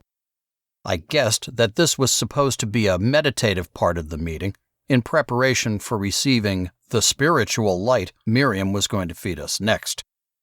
I preferred to let my thoughts wander. The piano music, unaccompanied by singing, filled the room. I imagined I was on a beach, the waves of the ocean crashing in to my left. Mary walked with me, and we were holding hands. We were older. The sun was setting, making the sand glow orange and gold. Too soon, the piano stopped. Miriam got up and launched into the usual. I looked across the circle to see if I could catch Mary's eye. After a few seconds, she glanced my way. I had no idea what I should do now that I had her attention. Does she have fantasies like I do? I raised my eyebrows. She did too. I stuck my tongue in my cheek, making my cheek look like it had a lump on the inside. She did the same. I scratched my nose. So did she. I snorted, trying to hold back laughter. Breaking eye contact, I quickly glanced around, hoping nobody had noticed. Estelle, sitting right in front of me, was glaring over her shoulder. I formed a contrite expression and looked away from her. I caught Mary's eye again. She gave the tiniest of smiles and looked away. I looked around again, thankful that everyone was either listening to Miriam or in their own world. Propping my elbows on my legs, I bent forward and put my head in my hands. I could doze in this position, and nobody bothered me. As far as I knew, I had never snored. I hoped Miriam would finish soon. Lunchtime was always hectic on Sunday. There was no formal meal, so everybody ate what they wanted or could find. I hated the crowd, so I usually waited in my room until everyone was done. Today, my hunger wouldn't let me do that. I dodged grown-ups in the dining room, most of them talking to Luciana, and headed to the kitchen. Joan and Estelle were in there. I ignored them and found a nearly empty bag of bread. "Nice celebration today," Estelle said. "Don't you think, Joshua?" I turned at her question. Why did she have to talk to me? Couldn't I get some lunch without interruption? Sure. "I think Luciana will do wonderfully in Dallas," Joan said. "Oh, I agree," Estelle said, "but I expect some of us will need to go and help her get things started when the time comes." "Of course," Joan said. I tuned out the conversation. Whatever happened didn't make any difference to me. I wasn't going to stick around. I made a sandwich and headed for the door. "Joshua," Estelle called. I turned, my mouth full. "Yeah?" "You need to show more reverence and respect during Miriam's discussion." I nodded. "Okay." "Try listening sometime. You can learn a lot from her," Estelle said. I made a noise that I hoped she would interpret as an acknowledgement and left. She's not saying that for me. She wants to feel like she has some control here. The realization nearly stopped me, but I kept walking. As I crossed the dining room toward the living room, I heard a loud voice coming from one of the offices next to Miriam's. Ezekiel again. I continued on into the living room, heading for the door. Man, he's loud this time. I wondered what the kid being yelled at had done. Wondered who it was this time. Does Ezekiel do what Abraham does? The question caught me off guard. Did he? I stood in the living room, considering. Ezekiel was just as much of a bully as Abraham, in that he was always showing that he was in charge. But Ezekiel shouted all the time, while Abraham put up an image of being peaceful and calm with his falsely soft voice. Did Ezekiel's shouting mean he didn't hit? Or did he hit, too? I made up my mind. I turned and headed toward the shouting, eating my sandwich as I walked. At the door to the office where Ezekiel was shouting, I stopped. I have to do something. Taking a breath, I opened the door. Keep calm. Stay cool. Ezekiel stooped over little Sarah, haranguing her about something to do with respect for other people's things. Her face was pale with fear. When I walked in, Ezekiel straightened and Sarah stepped back from the man. "Get out," Ezekiel said. I stayed put, taking another bite of my sandwich. "Joshua," Ezekiel said, his voice angrier, "this is none of your business. Leave." I gave the jerk a tight smile, chewing on my suddenly very sticky PB&J. As long as I didn't gag or choke, I'd be fine. Ezekiel took a step toward me. "I said to leave." "I'm here to help." The sandwich didn't want to go down. Crap, I was going to choke. "I don't need your help," Ezekiel said, "and Sarah here needs to learn respect." "Okay," I said. I forced the sticky mass down my throat and tried to work some saliva into my mouth. I took a small step into the room, then moved so I could lean my back on the door jamb. "So, leave," Ezekiel said. I stood my ground. I said nothing, but looked at Sarah. How could Ezekiel think that screaming at a 5-year-old girl was going to teach her? "Joshua," Ezekiel said, "I said to get out." I didn't trust my voice, so I just stood there, crossing my arms. What the hell was I doing? I didn't really understand the urge that had brought me here, but I couldn't back down now. Sarah needed me, and Ezekiel needed to lay off. I forced myself to smile nicely. "Stay cool." "Who do you think you are?" Ezekiel said. "I am in the middle of something. You get out." I looked at Sarah again. Her wide eyes showed confusion. "You'll thank me sometime."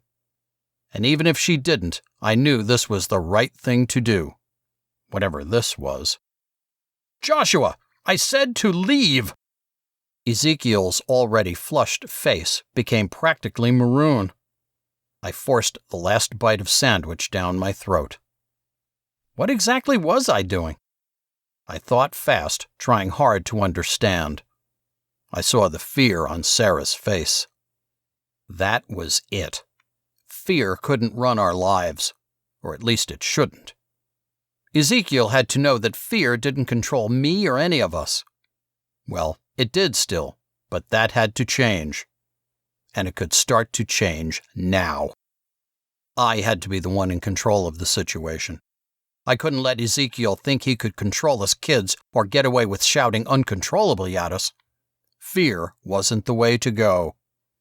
"Don't you stand there looking all smug," Ezekiel said. He took a step closer to me. "You will show some respect and leave, now." I straightened, stepping away from the door jamb. I kept my arms crossed and my face settled in total acceptance. Focus class. My heart beating insanely fast, I stood as tall as I could. Ezekiel's eyes widened. Suddenly, the man seemed to shrink. He looked back at Sarah, then at me. "You're going to have some explaining to do, young man. We'll talk about this later." He walked toward the door. I didn't move away. I wasn't going to move unless Ezekiel asked. Ezekiel gave me a wide berth and left the office. "How did you do that?" asked Sarah, her eyes wide and her mouth hanging open. I shrugged. I'm not really sure. I cleared my throat. Ezekiel shouldn't shout so loud. Did he hit you? Sarah shook her head. Good. Now hit the road. I stepped away from the doorway. Sarah ran out. I followed her, my heart slowly settling down. That had to be the strangest, craziest thing I'd ever done. But I couldn't deny how great it felt to show Ezekiel that he couldn't scare me, that he had zero control over me when all was said and done. But for now, I needed some water. Chapter 32. Tuesday afternoon's algebra was an endless, living, pine-scented hell. I didn't get how you could switch the equation to negative. Maybe I couldn't understand what Penelope was saying, because it seemed like she didn't understand it either. But that doesn't make sense, I said. Whether it makes sense or not doesn't matter, Penelope said, her voice tight. She had seemed on edge all afternoon. But I can't do an equation without understanding how to do it, which means it has to make sense, I said. Penelope, looking angry now, opened her mouth as if to retort. But she took a deep breath. Okay, look, take a few minutes to read the book. Work together or something. See if you can figure it out. I'll be right back. She walked quickly out of the classroom. I slumped back in my chair, totally stumped. It was like trying to crack some impossible code. I glanced over my shoulder at Luke. Luke was focused intently on his paper, his pencil moving fast. I watched him for a minute. Luke was actually doing the algebra in the book. I kept watching, fascinated. Luke must have felt my gaze because he looked up. What? You get this stuff? I said. Sure, Luke said. It's not that hard. You have to change the way you look at it. What are you talking about? It's not history or something. You can't just look at it and understand it. You have to see it differently. That's ridiculous. I turned back to my desk. How is it that Luke can do this crap and I can't? I glanced over at Saul. Mr. Starving Artist was hunched over his desk, too, working on something. Do you understand this stuff? Saul didn't answer. Saulie! What? Don't tell me you get this stuff. Saul looked around, seeming to suddenly notice where he was. Algebra? No clue. Penelope doesn't have a clue either. No kidding, I said. You guys are morons, Luke said. Shut up, Saul said. You must be some kind of math prodigy, I said. Don't they have idiot geniuses? Luke glared at me, then grinned. You wish. It's not that hard. I turned back and saw Mary looking at us. She didn't have to do algebra, since she was a grade lower than me and the other two. Penelope had set her to work on some worksheets while she lectured about the algebra. Why don't you two ask Luke to help you? Mary asked. I immediately saw her point, but balked at the idea. Nah, I can figure it out. But you could do it quicker if he helped you, she said.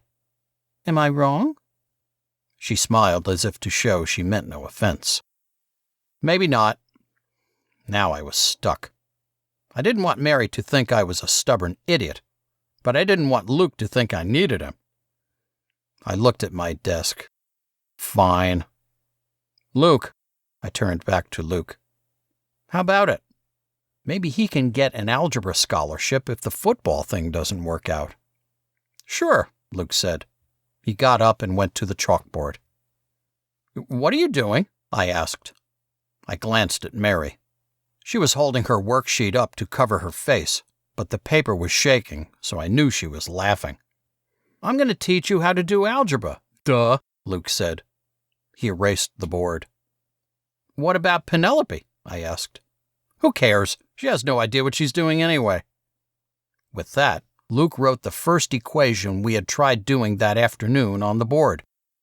He started by explaining clearly where to begin. By the time Penelope came back, I was finally getting it. Luke didn't see her, so he kept going. Penelope stood in the doorway for a minute, surprise in her expression, and the unmistakable pungent smell of cigarette smoke wafting from her.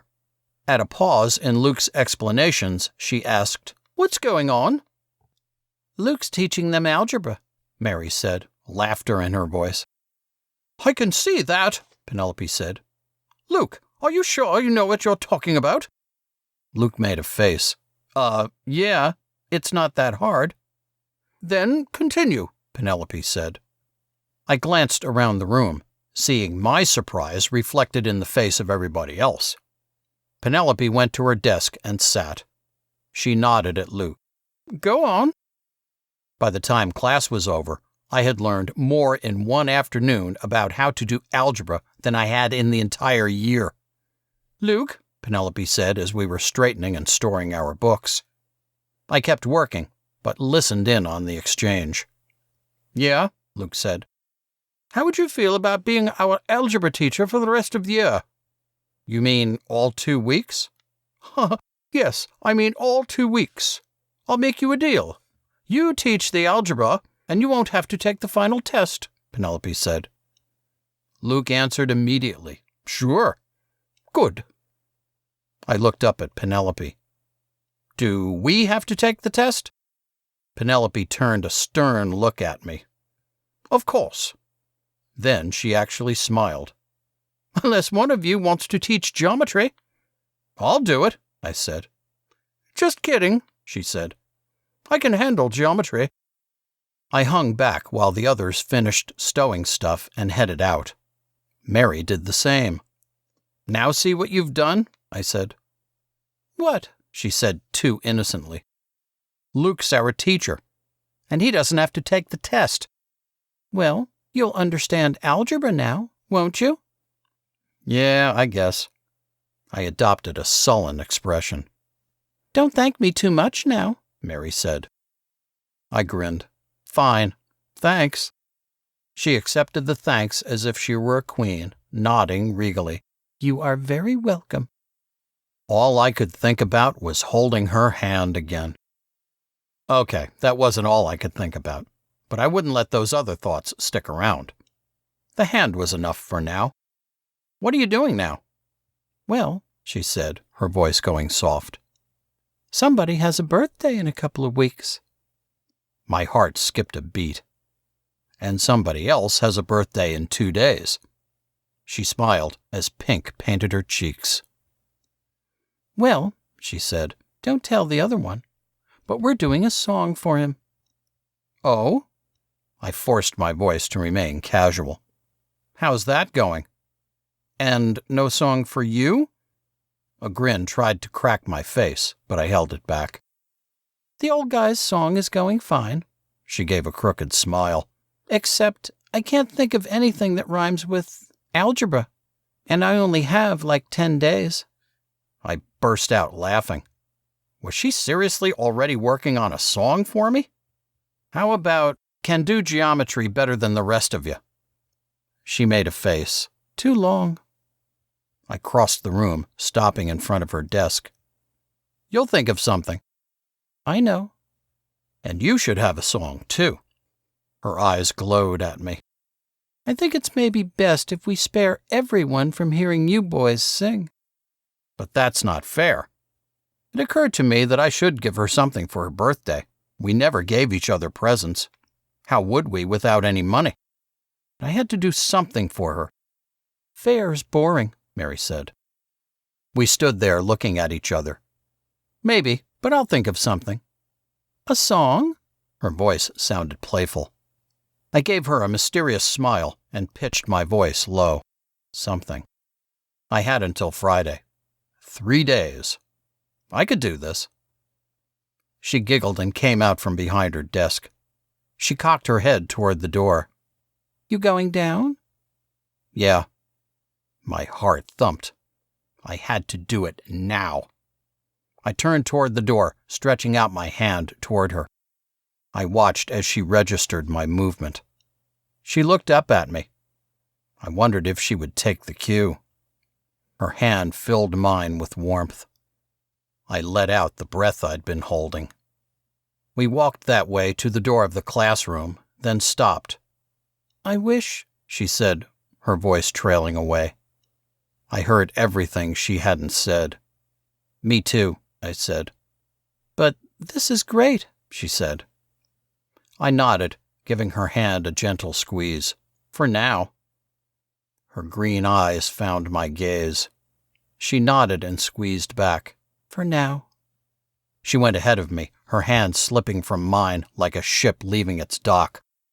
I watched her go down the stairs, her hair bouncing with each step. I gave her a minute, then headed down myself. Always got to watch out for suspicion. It wasn't as if we were going to do something bad or wrong. We just wanted to spend time with each other. In my room, I found David and Ethan. They were playing their version of catch with an old baseball. This meant that one of them would throw it underhand, high, and usually back over his head. Then they would both run, screaming and laughing, to get the ball. The first to get it would then repeat the throw. I had visions of the ball crashing through the window. It didn't take much imagination to see how I could get in trouble if that happened. It was my ball, after all. Of course, I hadn't used it since the first time that Mal had visited after leaving. I forced the stab of regret away. Too late for any of that. "Hey," I said, making my voice loud enough to cut through the little boys' screaming laughter. They ignored me. "David, Ethan." I took a step toward the ignorant punks. They continued ignoring. I watched Ethan wind up for a throw. When the ball arced up, I moved fast, catching the ratty baseball with little effort. "Hey, we're playing with that," Ethan said. "We had it first," David said. "You're going to break something," I said. "Plus, it's mine." "But we had it first," David shouted. I fought the urge to flick him on the forehead. So whiny. "Hey," I said quietly, one hand out to shush the kid. "Look, we'll find you a different ball. This one's no good for inside." I checked under the beds. No luck. David and Ethan whined more. I tried to explain, as calmly as possible, that they didn't want to get in trouble for breaking something, did they? I had an idea. I stood and walked to my dresser drawers. I pulled out a rolled-up pair of socks. Unrolling the socks, I got another pair out and did the same. Then I rolled all 4 socks up together as tightly as I could. It wouldn't last, but it should work for a bit. I tossed the sock ball to the little kids. "Here you go. That's not going to break a thing." "But it's socks," Ethan said. I mimicked his whiny noise. "But it's socks." Get a clue, kid. "Exactly, but it's also a ball." I crossed the room and picked up the sock ball. I bounced it off a bed, then a wall.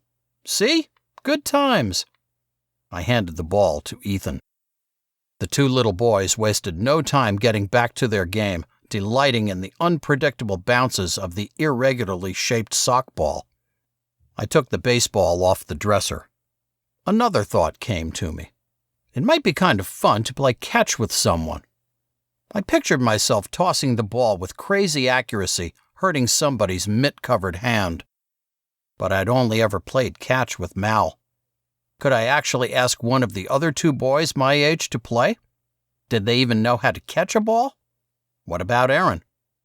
Would that seem weird? I shrugged. So what? I dug through the piles of debris at the bottom of the closet shared by everyone in the room. I came up with 2 baseball mitts.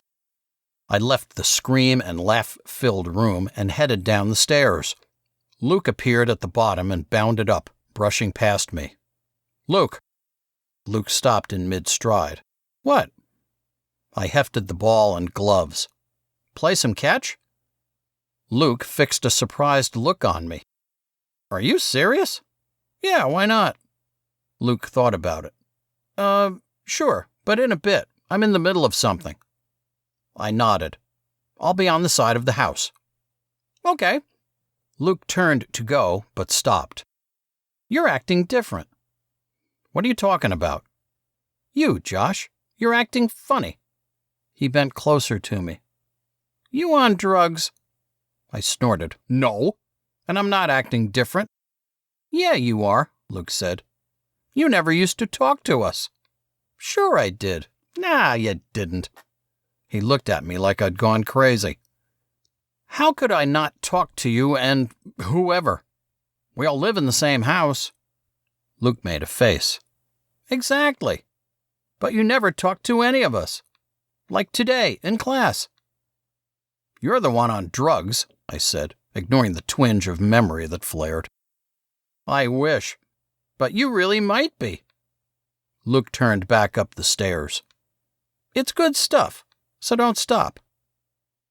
I continued down the stairs, chewing on what Luke had said. Sure, I was trying to watch my temper more, but I didn't think anyone would have noticed such a small thing. As I reached the bottom, I heard voices coming from the dining room.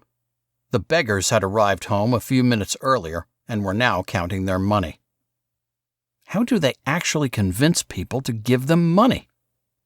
It was obviously one of those eternal mysteries. Heading for the door, I saw a movement from the corner of my eye. I turned. Saul was walking toward me, his guitar leaning on Miriam's easy chair.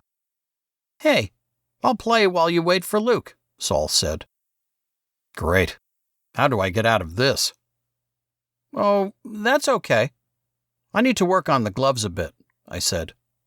Saul got his kicked dog look. I can throw a ball too, you know. Geez, I know, I said. What a crybaby. You know what? Fine, sure, let's throw it around. Man, this guy knew how to push buttons. No wonder Abraham slapped him around. Right away, I regretted the terrible thought. Yeah, sure, I've changed.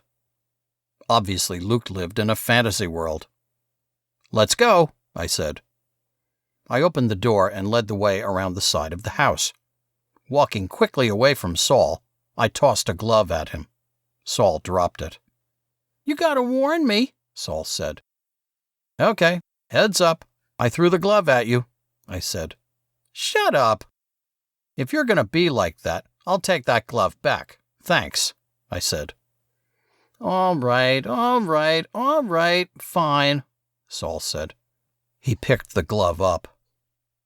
I jogged about 40 feet away from Saul. Ready? Yeah. I lobbed the ball. Saul scurried forward, but missed it. My bad, I said. Too short. Saul threw the ball back. Sort of. It arced way to my right, and I had to chase it down. Try throwing it to me next time, I said. This is going to be loads of fun. Sorry, Saul said. I threw it back. This time, it flew perfectly. Saul jumped back and swung his glove at the incoming ball. Don't fear the ball, I called. I'm not, but don't throw it at my face. Saul stooped to pick up the ball. I don't know. A scar from a baseball might improve your face, I said, laughing and catching the ball easily. Good one. Anything would improve your face, Saul said, laughing also. Get a mirror. I threw the ball back. Saul dropped every other ball that came his way. I could tell he was trying not to get angry, but frustration was obvious in his increasingly erratic throws. Come on, settle down, I said. Try letting the ball come to you. I know, I can catch a ball, duh. Something's wrong with your glove. Yeah, go ahead and blame it on the glove, I taunted, trying to lighten the mood. Just get the ball to me, not 10 feet above me, Saul said. I lofted a perfect arc towards Saul. Get under it. Saul dropped it. Damn it! With a growl, he lunged at the ball. His face contorted in fury, he threw it blindly. Saulie, moron! I leapt for the ball. It ricocheted off my glove, still moving fast, but toward the house.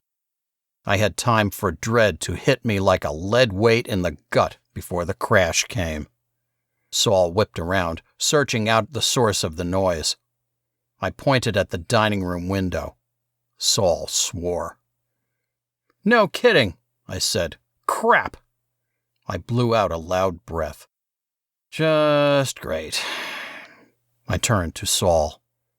The kid was already in high gear.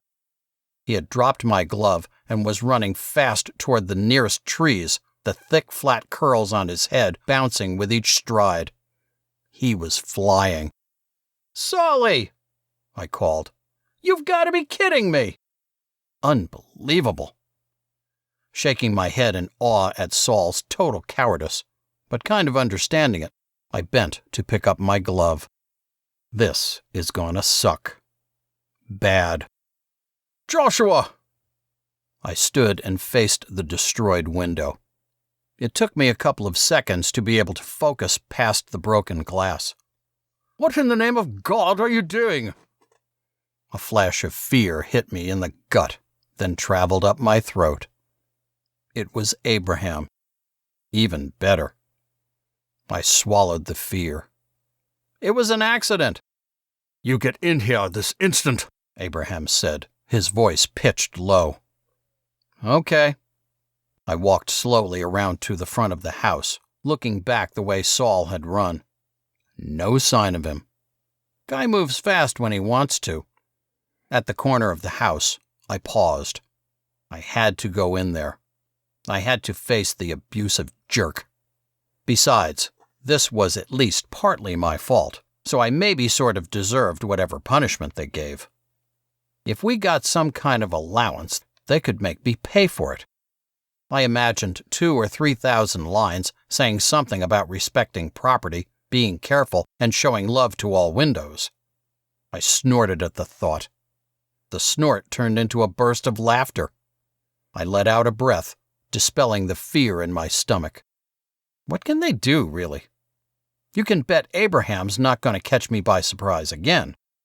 Lines are nothing. I had done 3,000 of the stupid things. It had been a hassle, but doable. I headed toward the door, trying to conjure some kind of somber, martial soundtrack to accompany my march. Nothing came. You'd think this was dramatic enough. Opening the door, I tried to imagine what the punishment would be. I followed that thought until I came to a surprising conclusion. It didn't matter. Then it hit me. The grown-ups couldn't really do anything to me. The truth was that no punishment, no matter how miserable or unfair or huge it was, had to bother me. Idiotic lines and the like were simply lame hoops I had to jump through to get through each day the way I wanted. It wasn't like it hurt to do that stuff. Maybe Aaron had it right, or at least a little right. I had no intention of making people compare me to a computer, but not letting things get to me might be the right way to go, although I didn't think I had it in me to stay off the radar. I remembered what I'd done the other day when Ezekiel was screaming at Sarah. Yeah, definitely not my thing. Crossing from the living room into the dining room, I brought my thoughts to the current dilemma. Abraham was standing next to the broken window, glowering at me. The other beggars, Ezekiel, Laura, Estelle, and Ruth, looked on. Briefly, I wondered at Enos and Tabitha's absence. Then I remembered that they had gone back to Dallas with Luciana. I felt like I was in court or something, with the adults being my jury. I glanced at Abraham, then the others again. Yeah, but I'm guilty. I guess this is all about the sentence. "Would you like to explain yourself?" Abraham said from across the table at which the other beggars sat, their takings for the day spread in piles before them. I thought fast. How could I make this the least painful? No. They can't do anything to me. Stop it. I took a mental step back, imagining how I looked. I realized I was slouching, as if I was trying to become small. I straightened. "Yes, I'd like to, thanks." "Excuse me?" Abraham's voice dripped with surprise. "I'd be happy to explain what happened, yes." I knew I sounded too formal, but I had to go my way with this. If this was what it took, I was going to stick with it. I heard a snort of laughter from the gathered adults. I didn't take my eyes from Abraham's gaze to find out who it was. Abraham stepped away from the window, rounding the table toward me. His face seemed to quiver. "Please do, then." "Well, I was playing catch outside, and—" "With who?" "With whom?" "It doesn't matter. But a ball went wide, and—" "It doesn't matter. Who do you think you're talking to? I asked you who you were playing catch with." Abraham took a step closer to me, anger clear in his face. "But it doesn't matter, because it was my fault. I tried to catch the ball. It bounced off my glove and hit the window," I said. I knew I was pushing it, but I didn't mind. My heart hammered in my chest, and I was struggling to control my breathing, but I wasn't angry or scared. I felt like I was in an exhilarating freefall, as if I had jumped out of an airplane. "You need to watch the way you speak to me, young man," Abraham said, clearly furious. "I thought we were talking about the window, not who I'm talking to," I said. A movement at Abraham's side caught my eye. I let my gaze dart down and back. Abraham was clenching and unclenching his hands. "You're making this an issue of respect, not just a broken window, boy," Abraham said through his teeth. "Sorry, I don't think so. I told you I broke the window.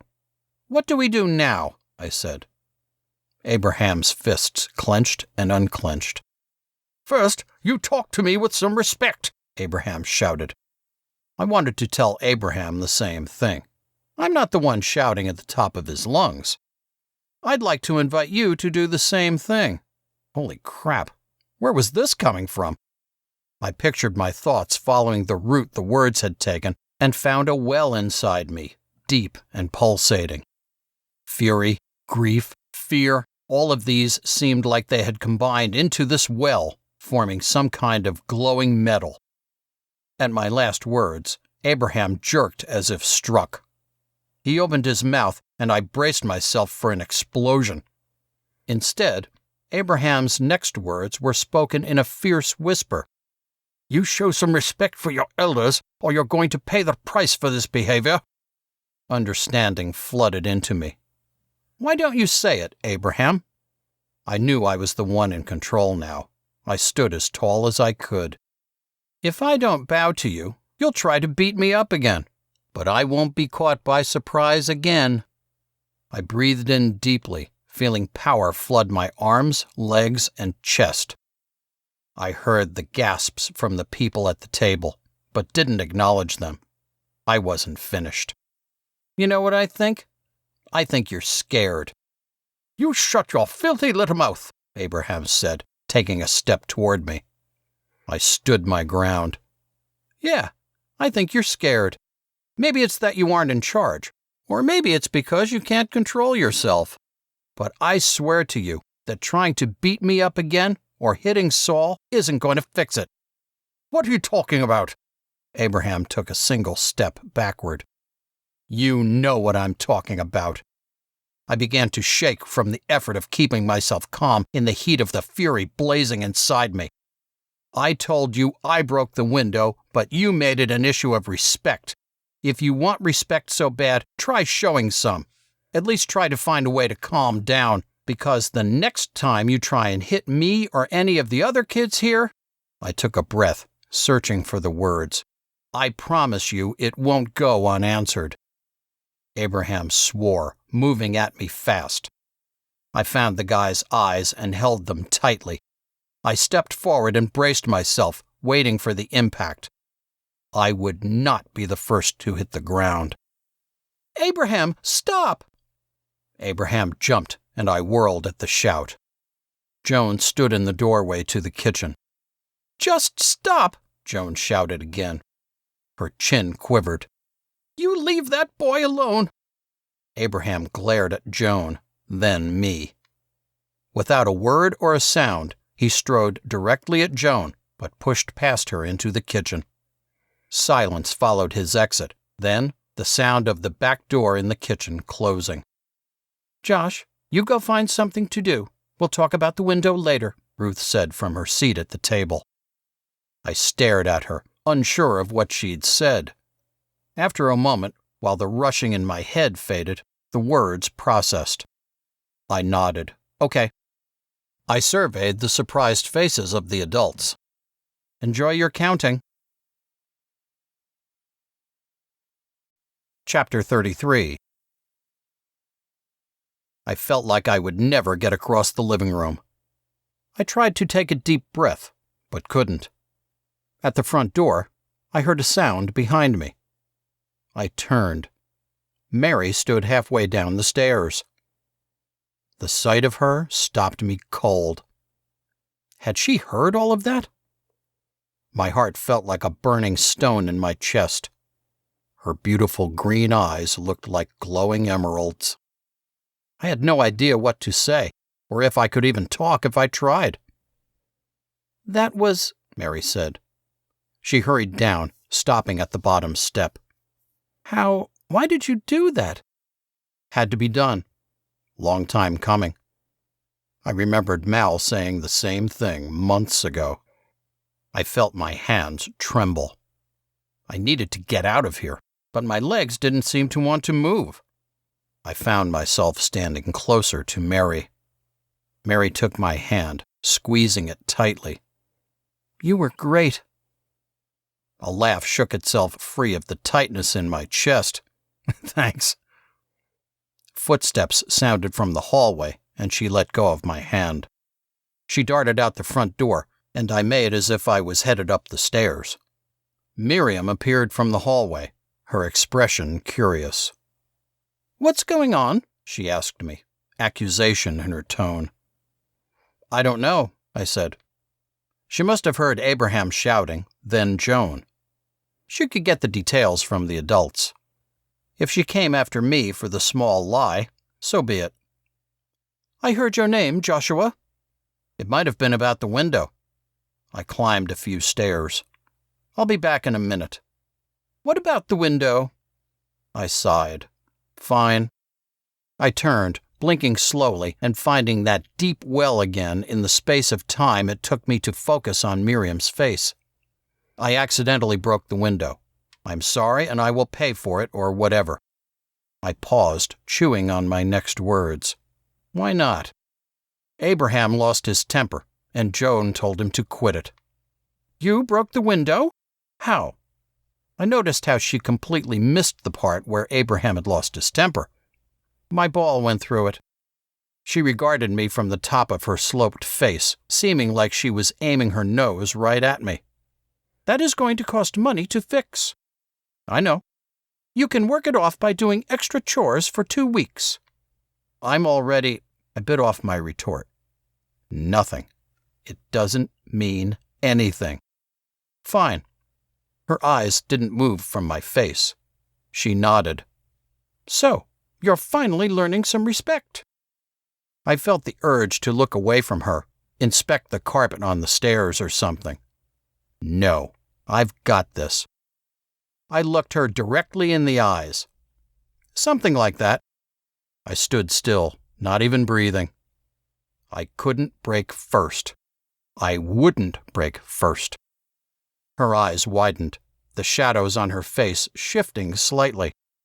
I let myself blink, but fought to keep myself steady.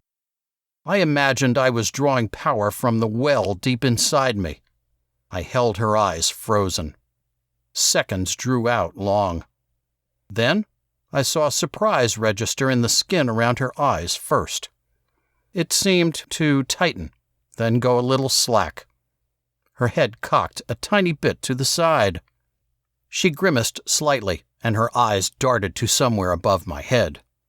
We'll talk later. I resisted the urge to grin triumphantly at her. Now she knew.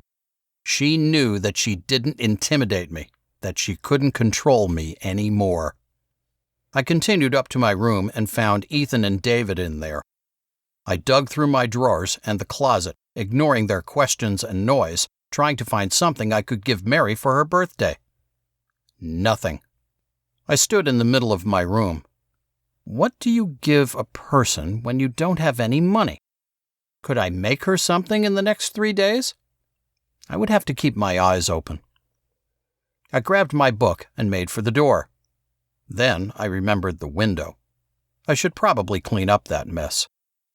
As I crossed the living room, I saw that the beggars had finished counting their take and had dispersed. I walked toward the kitchen, keeping an eye out for Abraham or any other adult. I'd rather keep away from them for now. Wait a second. The window I'd broken gaped wide, but there was no glass on the floor under it. Somebody had already cleaned it up. Maybe I should find some cardboard and tape it over the hole. As I stood there, the pouch on the table finally registered. Blue and long with a black zipper, it bulged in the middle. The bank deposit. Miriam hadn't taken it to her office yet. Maybe she was talking to Abraham, agreeing with every word he said about how awful and disrespectful I was. I glanced around and listened. Nobody nearby. I darted to the table, heart clogging my throat, and unzipped the pouch. I reached in and peeled a chunk of bills from the wad, shoving them into my pocket, then closing the pouch. Footsteps from the kitchen. I scurried to the broken window, making sure the cash I'd shoved into my pocket was all the way in there. I leaned close to the window, studying the shattered edges, hoping nobody had seen me. "What are you doing?" I turned, seeing Ruth in the doorway leading to the kitchen. Please believe me. Trying to figure out how big the cardboard for the window needs to be. She blinked. I could tell she was surprised, caught off guard. "Oh." I turned back to the window. "I think I can find some cardboard in the attic." "Good idea." I heard her approach the table and pick up the pouch, the coins jingling heavily. She walked away as I watched with my peripheral vision. Sweat trickled down my spine. Holy crap, I'd done it. Would anybody notice? If they didn't, then when Miriam deposited the money in the bank on Friday, like usual, would she find out? I had no idea how that kind of thing worked, so I had to assume she would figure it out. I slipped out of the living room and tore up the stairs. In the attic, I made sure nobody else was around and pulled the bills out of my pocket. Mostly ones, but I found 3 10s and 2 20s as well. I counted fast. $78. That had to be enough for a present for Mary. Now I needed to get to a store. How? I found some cardboard and wandered back to the stairs and started down, mulling that over. Halfway to the second floor, it hit me. Once Miriam found out, there would be a huge mess. 78 didn't seem like an easy number to miss. If I'd grabbed an even 100, maybe it could be believed that somebody had added wrong or something. I hurled myself down the stairs, trying to keep the noise under control. Knowing it was a lost cause, I crossed the living room, praying that I'd been wrong, that Ruth hadn't grabbed the money pouch. The table was empty. Miriam had the pouch in her office. She would take the deposit on Friday, the bank would count it, and almost for sure tell her she was $78 short. And she would come home knowing somebody had taken the money. And that was all only if nobody counted it before then. Estelle appeared from the kitchen. "Joshua, perfect timing." I felt myself turn to her, knew I was staring blankly. "Set the tables, please." Estelle deposited 2 butter dishes on the adults' table and disappeared back into the kitchen. I leaned the cardboard on the windowsill. I could find tape later. I set out the dishes and stuff automatically, my thoughts moving fast. Would Miriam think one of the adults had grabbed the money? Not a chance. She would know one of the kids had taken it and would probably ask the adults if they had any idea who might have had an opportunity to take the money. And Ruth would remember I had been in the dining room alone with the money pouch. I couldn't deny it, and I knew that I wouldn't. No way. I wouldn't be like Luke and get other people in trouble, which all meant one thing. I was screwed. By the time I had the table set, panic had set in and I escaped to the porch, my stomach roiling and a sour taste in my mouth. I could tell myself that any punishment they gave me didn't matter. But nobody had stolen money before, except for Esther, and we'd never seen anyone get punished for it. They would come up with something horrendous for sure.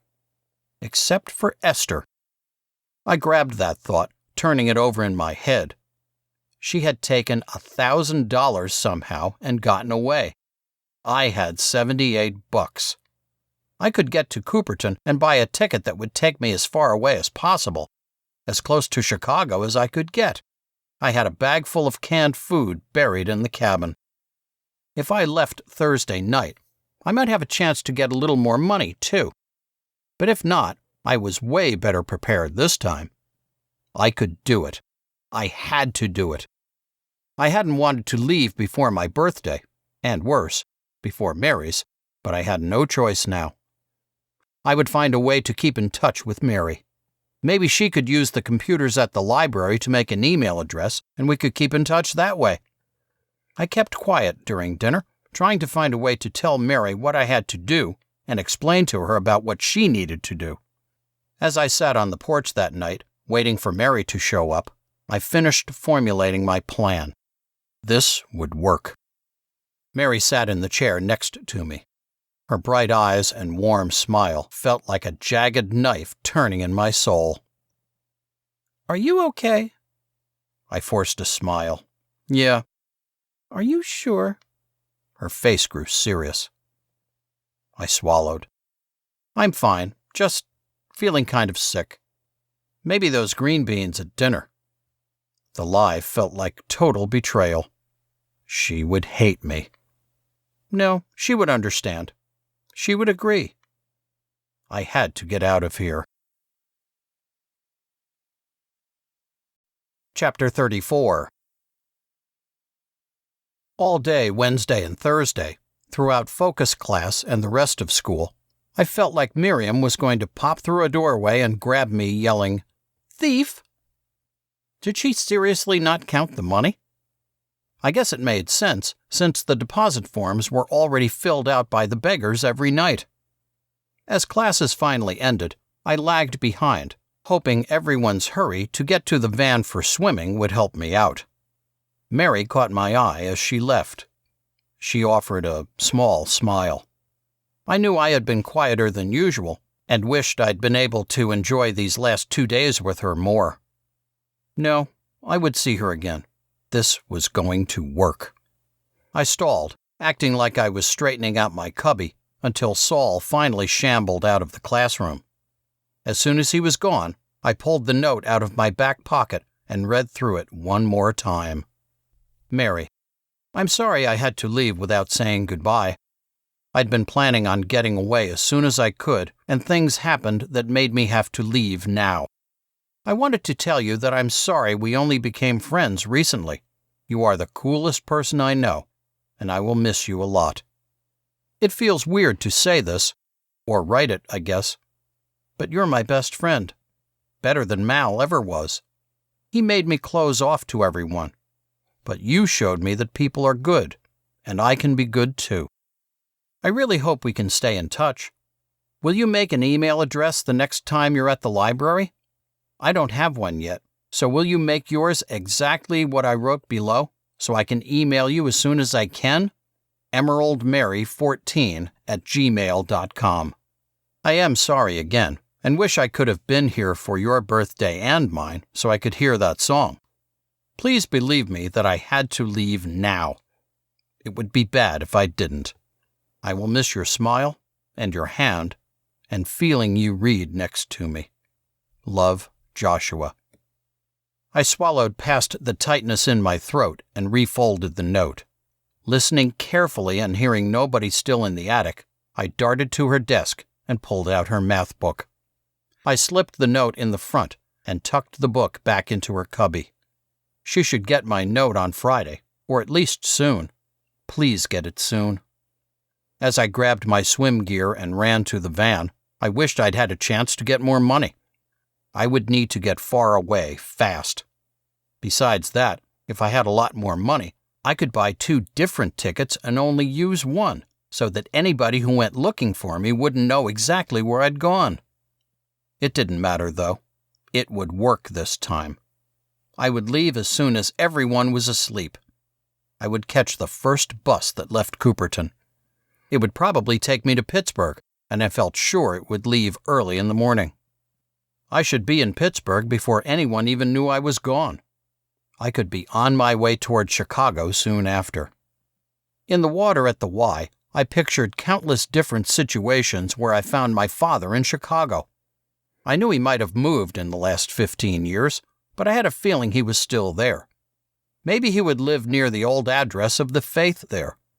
Maybe he was a successful businessman who spent a lot of time wondering where his son was. How could he not regret leaving his own son to be raised by a cult? Back at the house, I stuffed some clothes in my backpack before anybody else got into the room. I showered the chlorine off and gathered a few more things into my backpack, then headed downstairs. One more thing I had to do, and I wouldn't be able to do it in the dark tonight. Downstairs, I made my way to the kitchen, letting my gaze wander over the walls and furniture of the house. Tonight, I would be gone and never see it again. Good. I grabbed a banana and ate it fast, then headed to the front door. I had maybe 2 hours before the beggars got back. "Hey." Her voice sent tingles all over my skin. I watched Mary come down the stairs, then glanced around to make sure nobody else was near. "Hi." She hadn't found the note already, had she? Would she try to stop me? "You seem quiet." I smiled at her, studying her face, making sure I would never forget it. "Yeah, sorry. Just had some stuff on my mind." "You mean like staring down Abraham?" I laughed. Something like that. Mentally, I wanted to smack myself. It had been going so well, with Abraham and Miriam both finding out that I wasn't scared of them. Mary liked me, a lot, and I couldn't take my eyes off her. Life had actually been kind of good.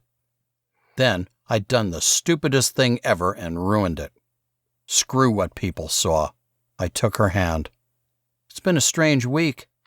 Her warm hand tightened in mine. "I guess so." We stayed that way for a bit, not long enough. A feeling of comfort filled me, making me want to cry and scream.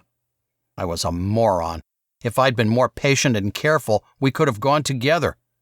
I gave her hand a light squeeze, then pulled mine away, feeling my heart stretch painfully. "I have to go." "Where?" Disappointment filled her eyes. "Don't make it worse." I forced a smile. "That project in the woods." "Oh, I'll show you soon." The lie felt like the worst betrayal ever. Her eyes met mine. Her smile spread wide, tearing my heart to shreds. "Okay." The shakes hit the instant I closed the front door. I needed to sit, needed to take a deep breath, but I couldn't yet. I'll see her again. I will. But how long would it be? How would I ever read again if she wasn't sitting next to me? My vision blurred, but I scrubbed at my eyes.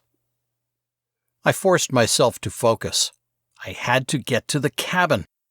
Walking quickly down the hill toward the pond and the edge of the woods, my brain swirled with what I'd done this week and what I was going to do tonight. I broke into a run, nearly spilling into the pond as I turned at the bottom of the hill. My shadow, long and jittering in front of me, entered the forest first. I took the most direct route to the cabin. My chest so tight it was hard to breathe, the shakes making it harder, I stopped and put my hands on a tree, leaning forward. I sucked in a breath, tasting the leaf dust I had kicked up. I have to leave. But first I have to finish the cabin. When I got to the cabin, I was finally breathing normally. I walked through the rough-cut doorway, moving first to the window me and Erin had cut. The mountain laurel, all pink stars, caught my eye. I bent and pushed the tarps aside, grabbing the tiny jar of nails I had found in the outbuildings. I was going to finish this cabin before I left. I had to. I grabbed a tarp, turning away from the dust cloud. "Hey!" I looked up and out the door. "Hey!" Erin crossed the clearing, a heavy-looking bag in his right hand. He entered the cabin and stopped, his eyebrows raised. "What? What about staying off the radar?" Aaron asked, his mouth curving in a smile. "What are you talking about? I heard all of it on Tuesday, remember? The computer office is right there." "Oh," I laughed. "Pretty crazy, huh?" "I guess," Aaron said. "I don't know if it'll change anything." "Yeah, but it was fun." Aaron chuckled. "It didn't sound like it." "Yeah, but it was." I looked around the cabin. I turned back to Aaron. "What's that?" Aaron shook the bag he held. Whatever was in it jingled. "I was out here yesterday and saw your tarps. I saw you head down the hill, so I followed you. I've got some nails." "Nice." I held up my little jar. "I've got a few too. Want to get it done now?" Did he know? Had he read my mind? I felt myself tearing up again. "Stop it. You have to go or you're going to make everything worse for the kids. The adults will always suspect us, suspect you, when they find out about the money." I cleared my throat. "Definitely. I have to leave, so they know exactly who took it and why." I grabbed the hammer and we got to work. The first thing we had to figure out was how to get high enough to reach the top of the cabin and the rafters. Aaron solved that problem pretty fast when he found the pieces of log Mal had cut off the tree trunks and used for the cabin walls. "Okay," Aaron said. "Hold it here and I'll hammer." The first nail bent, but he pounded at it anyway. We did the second corner, and it went smoother after that. As Aaron and I stretched the tarps and nailed them down, I glanced around the cabin again, through the rafters. I remembered that night I had spent here, hoping to get away from the faith and its soul-crushing way of life. He thought of the duffel buried in the corner. Tonight. Aaron looked at his watch as I pounded the last nail in. It was ugly, but the cabin had a roof. I knew it would leak, but as I jumped from my log stool, I felt like I'd finally done something good. "We better get back," Aaron said. Yeah. I stayed there, watching the cabin. Tonight would be my last night in it, my last time to set foot in it. At least it was finally finished. "It actually looks like a house or something," Aaron said. "I know." I grinned at him. "Sure took long enough." "Mal would approve." I nodded. Would Mal approve of my leaving? I thought he might. I followed Aaron back to the house as the dark grew, grateful that he had shown up to help. There would have been no way I'd have gotten it done on my own. I couldn't meet Mary's eyes at dinner. I wanted to, wished I could imprint her face on my memory, but every time I glanced at her, she was looking at me. Even when she sat next to me that night to read, I couldn't focus. I wanted to hold her hand, feel the soft skin covering the delicate bones of her fingers just one more time. But I couldn't do it. That would make it worse, harder. As she rose to go upstairs to bed, I watched her. In the doorway just ahead of me, she turned, her lips parted. "My last day of 13. I fought every muscle in my body that suddenly wanted to grab her in a hug. "Happy almost birthday." Could she tell my smile was different? "What'd you get me?" I loved hearing her voice when she was teasing me. She was so smart, so strong. But sometimes when she looked at me like that, I felt something like shyness, like she was trying something new out. But I hadn't gotten her anything, and I was going to be gone. My smile tried to fall away, but I forced it to stay. "Wait and see." She didn't say anything and didn't go into the house. She just stood there. It seemed like every cell in my body was being pulled to her as if she had her own gravity. I felt my breath disappear, my chest going hollow. She stepped closer. I stumbled back, terrified that somebody would see. We were back on the porch. She pulled the door closed. I couldn't take my eyes from her face. The next second, her hands were in mine. So warm. My heart stuttered. "You already gave me a present," Mary said. Her cheeks glowed pink in the porch light. So did you. Sweat trickled down my spine. Her thumbs stroked the back of my hands, leaving trails of heat behind. A soft, slightly sweet smell came from her. Did she wear perfume? How had I never noticed it? She had never been this close before. I felt like I had to do something, show her how I felt. But my mind was blank, empty. She drew closer, standing higher on her toes. Her hands tightened in mine. I felt like my entire body was on fire. Her lips touched my cheek, warmer and softer than anything I'd ever felt. My skin erupted in tingles, and I pulled her hands closer to me. Too soon, her lips were gone, leaving a cool, empty spot behind on my burning skin. She pulled her hands free. She looked up at me from under heavy-lidded eyes. She seemed almost embarrassed. Mary, I reached for her hand again. I stopped, staring at her. She was so brave, so incredible. You're the most amazing, coolest. She pulled her hand free again. I just wanted you to know how I feel. Transfixed by her, I wanted to touch the spot she had kissed. Had it left a mark? I hoped so. You're beautiful.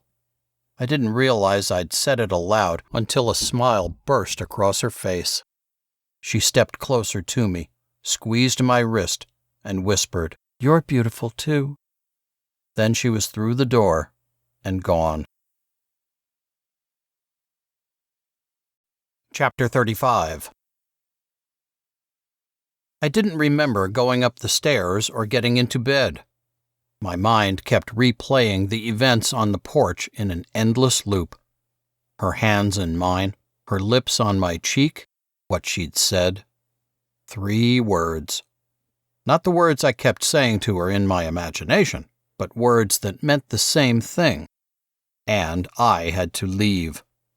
Tomorrow, Miriam would find out about the money. Life for us kids would change forever. And I would have to confess, of course. They would know why I took it, since Esther had run away too. I would never get away. They would probably tie me up or make somebody like Ezekiel watch me every second of every day. I wouldn't be able to spend time with Mary anymore. I probably wouldn't ever leave the house again. Or at least until I was 18. Was staying worth it? Not if I would never be able to spend time with Mary again. By leaving tonight, I made sure that everything would work out okay. Mary and I would be together again. Soon, I hoped. I just had to find my father, the guy who I'd never met. At 1 a.m., I crept out of my room, wearing my backpack and carrying my shoes over my shoulder.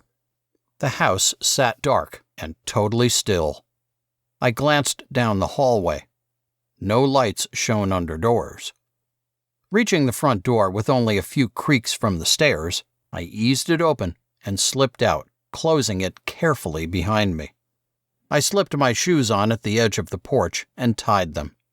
The gravel of the driveway crunched under my feet, so I took longer strides and reached the grass fast.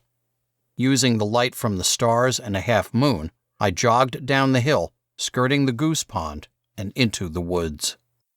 At the edge of the tree line, I stopped and turned, taking a final look at the house. Bye, fundamental faith in God. You suck. Twits on a string. Mary, I'm sorry. Please find that note soon. Her face had been so close. I should have taken the chance, kissed her back. But a real kiss, not only on the cheek. Not now. I dug my flashlight out of my pack and used it to help me find the cabin. Once there, I unearthed the bag of canned food, transferring the cans to my backpack. I pulled the can opener I'd stolen from the kitchen that night out of my pocket and dropped it on top of everything. I stood and settled my bag comfortably on my shoulders. I would go back to the driveway and follow it out to the road. I didn't want to get lost in the woods. That would be a lovely way to get caught. The night air refreshed me, finally cooling my cheeks after the time on the porch with Mary. What time was it?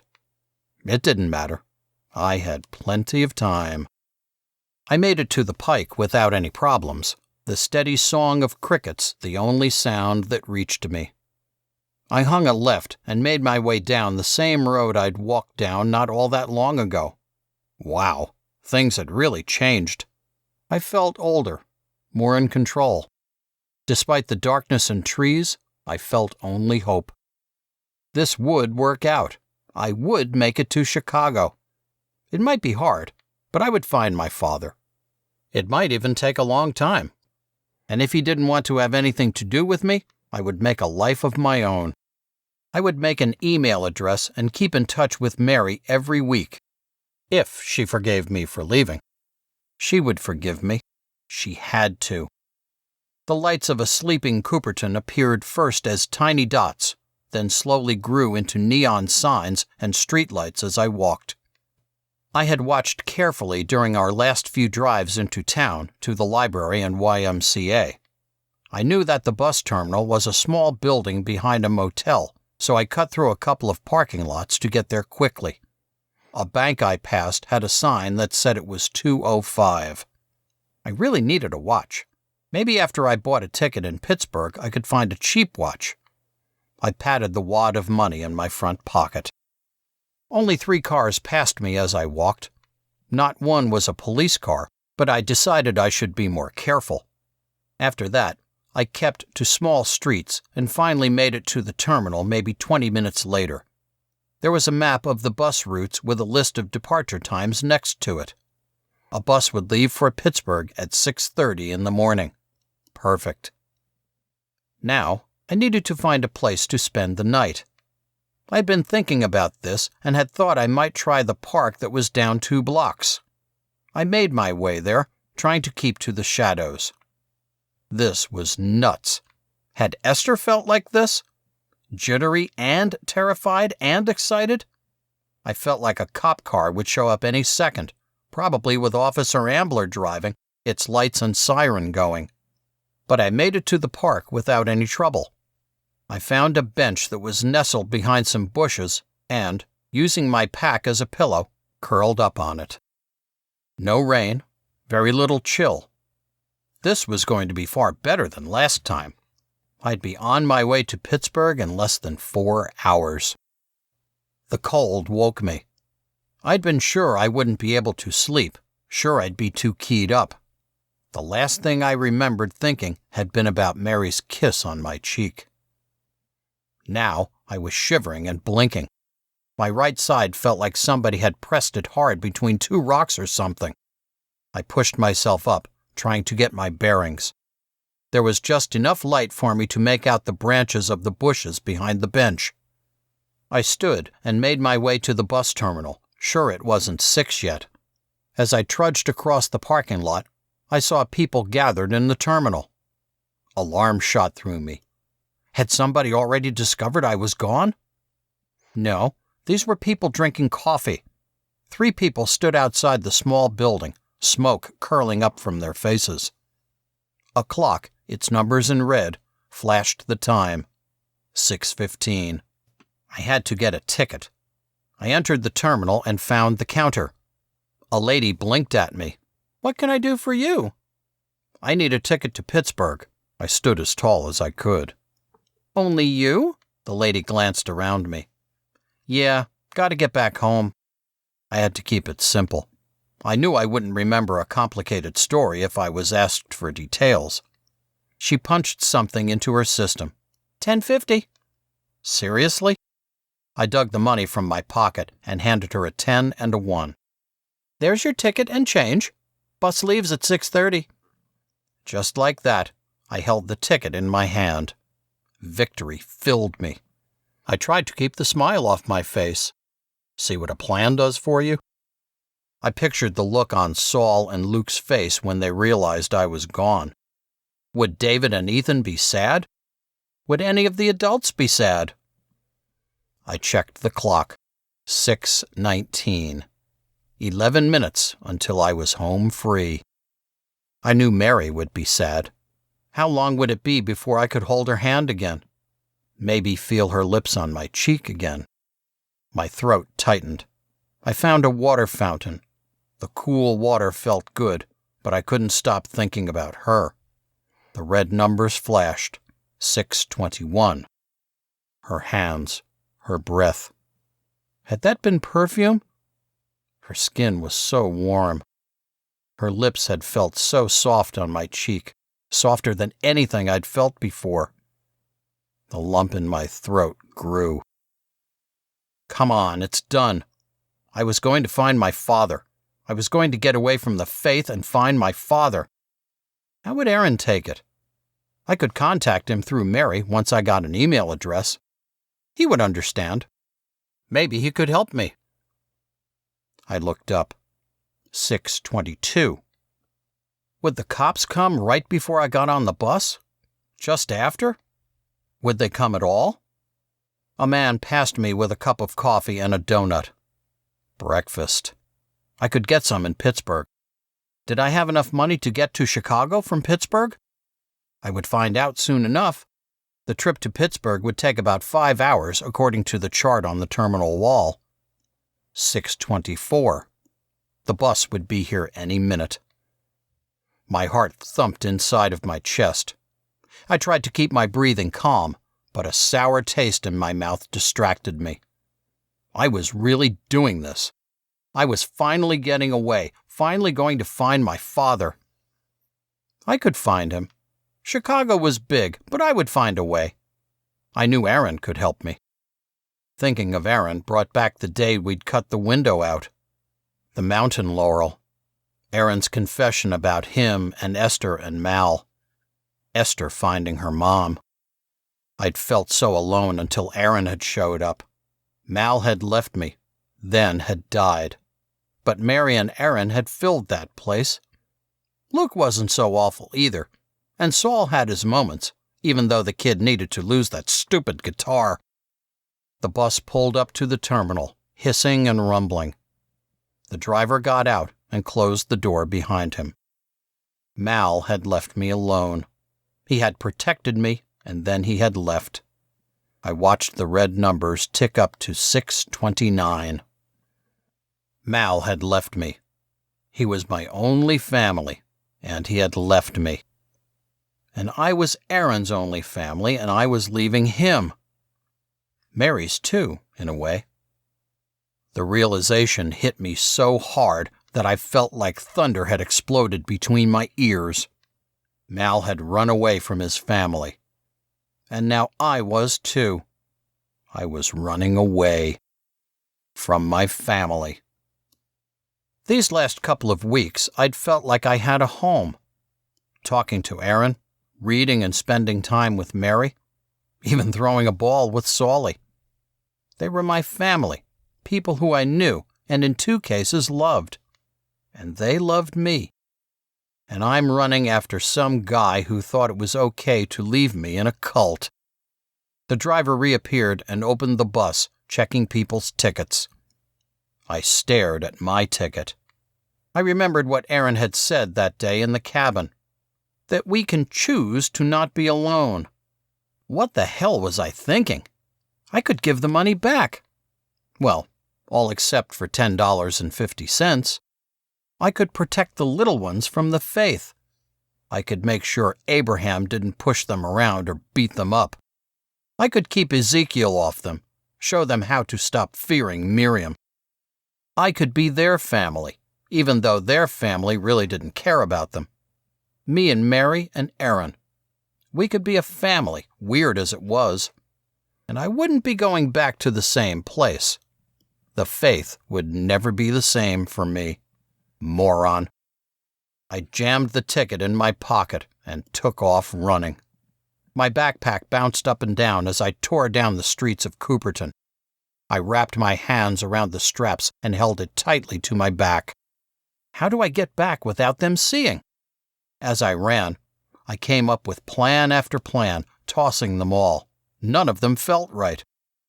I passed out of Cooperton and onto the turnpike. The sun had risen enough that I could see through the woods. I could cut through and make better time.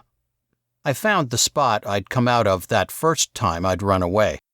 I jumped into the woods, dodging trees and bushes. Branches snagged on my backpack, catching at my shoelaces. Do I try to sneak in the back?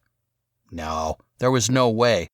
They would be gathering for prayer circle in a few minutes, and Luke and Saul had probably already noticed I was gone by now. I realized that was for the best. A new plan came to me, every part of it feeling right. I focused on running, the heaviness I'd been feeling since Tuesday night gone from me. If I jumped hard enough, I could have flown over the tops of the trees to land on the driveway of the Faith's house. My heart pounding, my breath screaming through my throat, I flashed past the cabin. I whooped. It looked perfect, open, ready, how I felt. Minutes later, through the last row of trees, I saw the hill that led up to the house. I stopped running, not wanting to arrive panting like a crazed dog. I leaned on a tree, my chest heaving as I sucked wind. I thought of the note I'd left in Mary's book.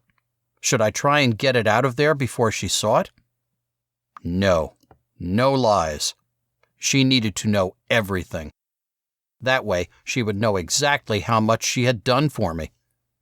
I would find a way to tell Aaron, too, and I would bring Mary out to the cabin later today. Not as a birthday gift, though, but she deserved to be a part of it. I stood there for a minute, getting my breath back. I took a final deep breath, letting it out slowly, and headed up the hill. As I climbed the hill, the green grass moist from the morning dew, the fresh pine air filling me, I watched the windows of the living room. I could make out shapes. This was going to be interesting. Every organ under my ribs did a somersault as I stepped onto the porch. I took another calming breath and stepped to the door, opening it. My timing couldn't have been better.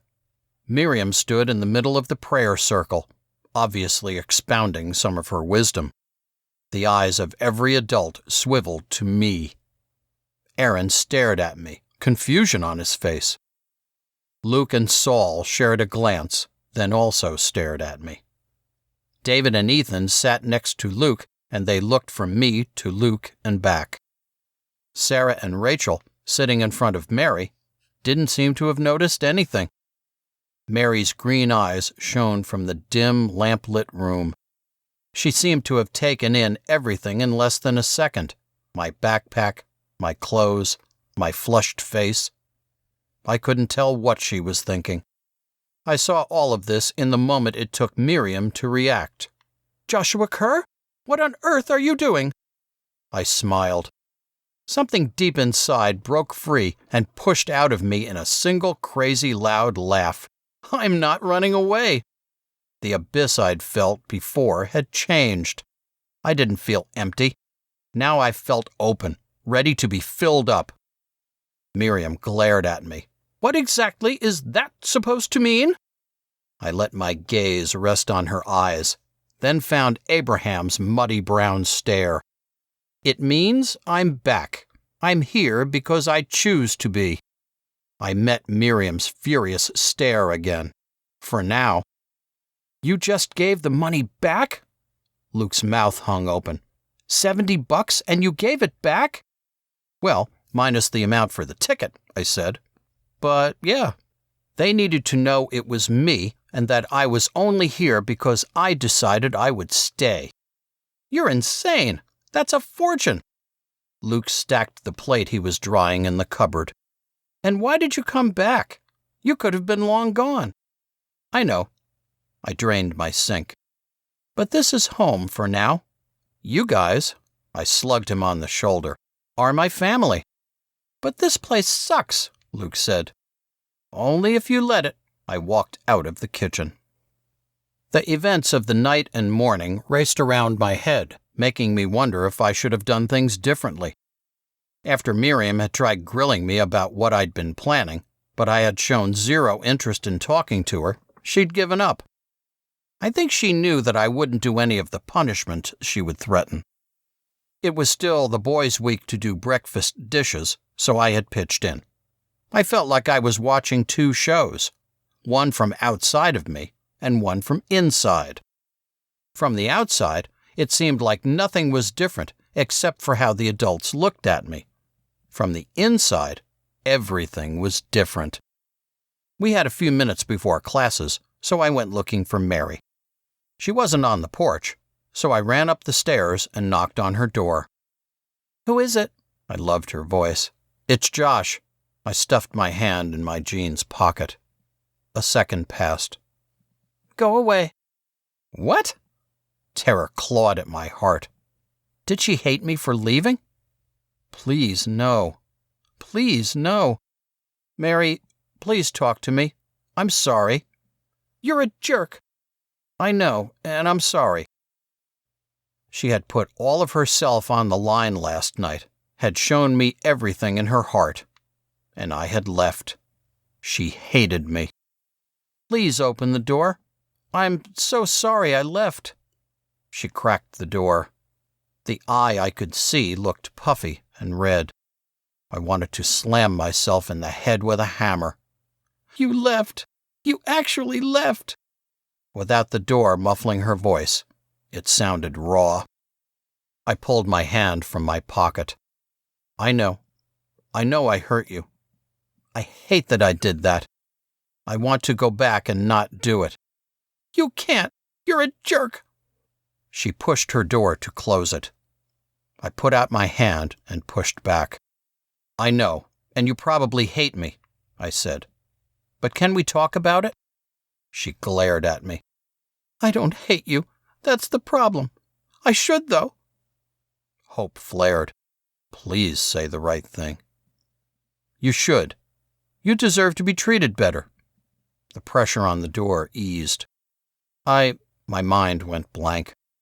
I'd hurt her, and words weren't going to fix it. I dug in my pocket again and pulled out the small paper. Here, happy birthday. She took the paper, letting the door open so she could reach for it. I watched as she flattened the small rectangle and finally understood what it was. "A ticket to Pittsburgh?" I nodded. The red around her eyes felt like a knife in my chest. I needed to be better. Yeah, I bought it so I could get away, but you make me want to stay. So it's for you. She looked from the ticket to me, then back. When her eyes met mine again, something had changed. She scrubbed her face with her wrist and seemed to study the ticket again. I let the silence grow. "I make you want to stay?" Her question squeezed my soul. Yes, and I choose to stay here, with you. The corners of her mouth turned up a little. "This is for me?" She waved the ticket. Yes. "What if I use it and leave?" The way she looked at me made my heart skip. I will follow you. I took her hand that held the ticket. I'll follow you anywhere. Her eyes met mine. Her hand tightened on my fingers. "I'm glad you're back." Important notes. Beyond the Cabin is inspired by true events and circumstances. I did indeed grow up in a cult that splintered off of Scientology. I was born in it and left when I was 17. I grew up with upwards of 20 kids. I did have 2 brothers with whom I share a mother. I have done my very best to depict life in this cult accurately. I have also included many events that truly did happen, although in Beyond the Cabin, these events have been compressed in time and space for the purpose of the story. All of that said, this book is a work of fiction. I have created characters that are a combination of people from my childhood and characteristics needed for the story. Those characters, both kids and adults, do not entirely or exactly depict people from the cult. What's more, the dramatic arc of Josh is not my arc as a person. It is a story. This book was written to tell a story, not to cause problems for the people who belonged to this cult. I wanted to write this story and have it be about love, family, hope, and the power of choice. Hence, I wanted to write a positive story. I am not interested in retribution. I am not interested in bad-mouthing the people who took part in my childhood.